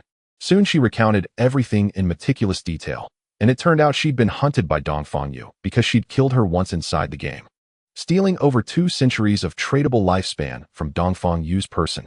Yet her motive wasn't greed for that lifespan. Rather, before the divine abandonment game descended upon the world, Dongfang Yu had run over her mother with a car. Eyewitnesses claimed it wasn't a single impact, but repeated crushing, deliberate, and brutal. Later, Dongfang Yu simply bribed a scapegoat into taking the fall, escaping punishment entirely. Her father refused to accept this injustice. He confronted Dongfang Yu directly, only to have his corpse fished from the Huangpu River the next day, officially ruled as suicide. It was precisely then the divine abandonment game descended, and thus her path of vengeance began. Naturally, Qin Feng held little interest in her revenge plot, and certainly wouldn't gift her 50 credits. Hearing all this, a single thought flickered across Qin Feng's mind. Perhaps recruiting this girl as a dark apprentice, or even a loyal underling, wouldn't be disadvantageous. Given her latent potential, she required no intensive tutelage, merely occasional guidance within the game. That was all she needed. Under normal circumstances, Qin Feng would never entertain such thoughts, not toward Lin Liu or Gu Yixue, formidable though they were.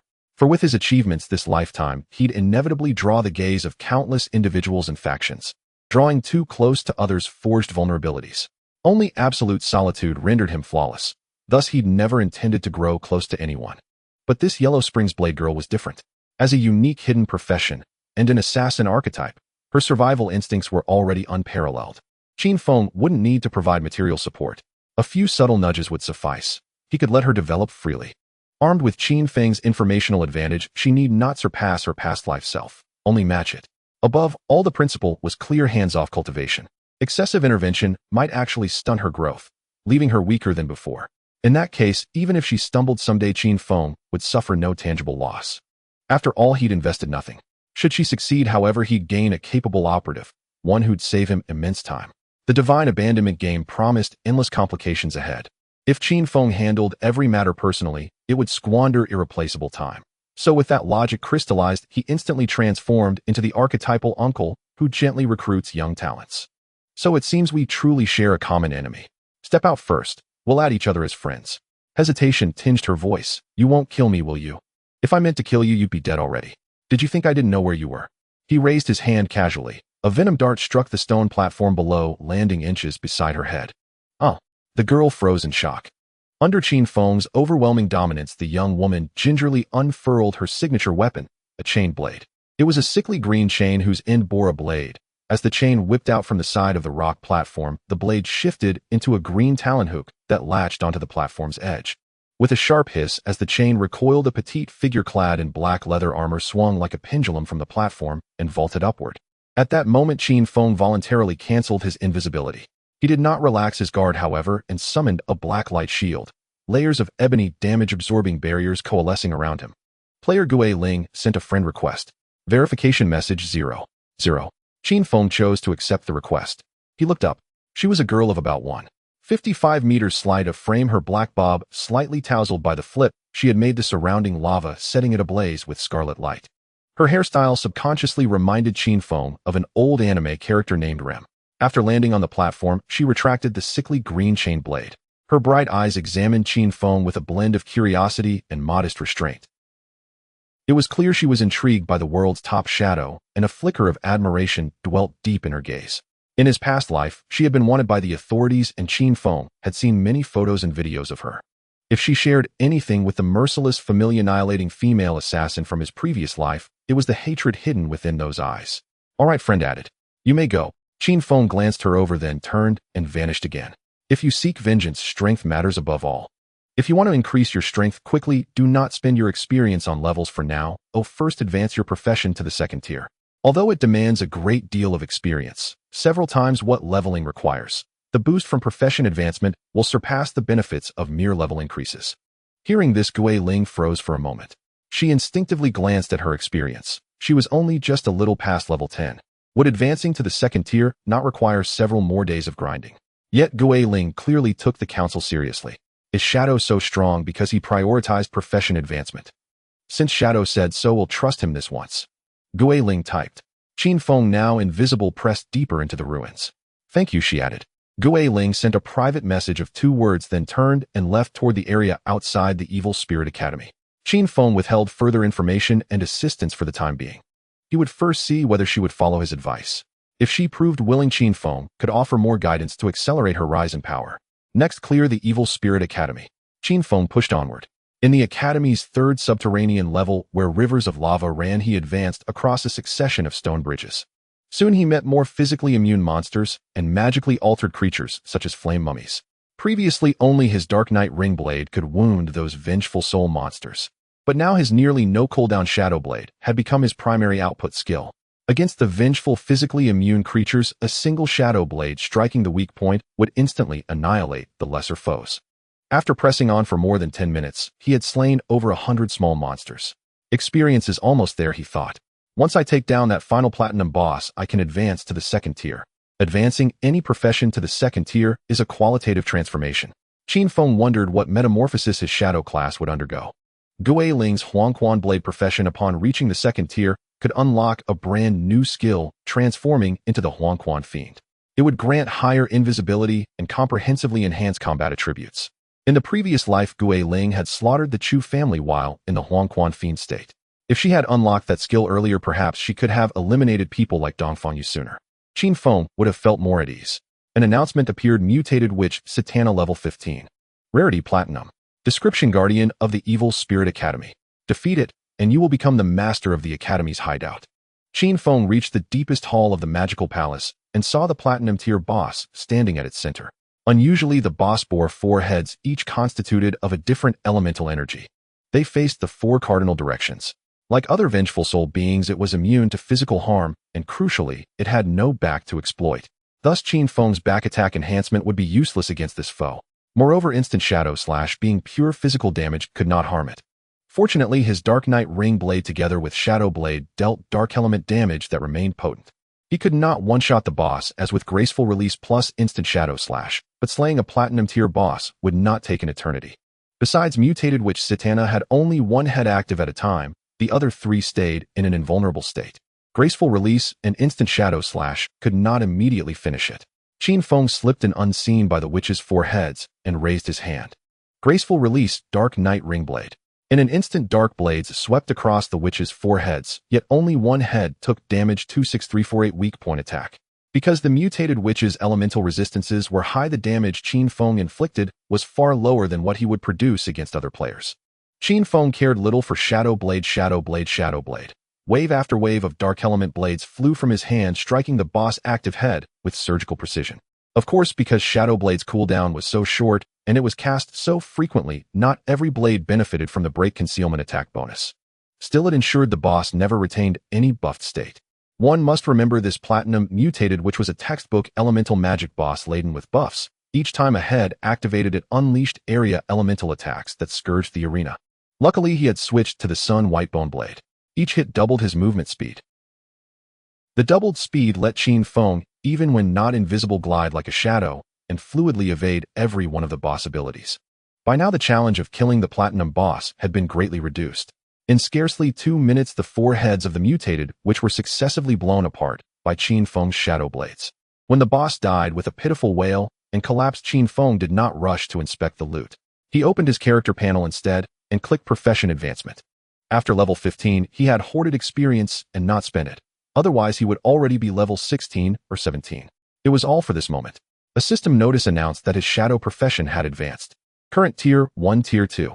Profession attribute bonuses: Strength 927, Constitution 927, Agility 2472, Spirit 1545. New profession passive 4. When you attack while invisible, you will not exit invisibility, and the break concealment attack will still take effect. When Qin Feng read the newly added 4th passive, he was momentarily stunned. Attacking would not break invisibility.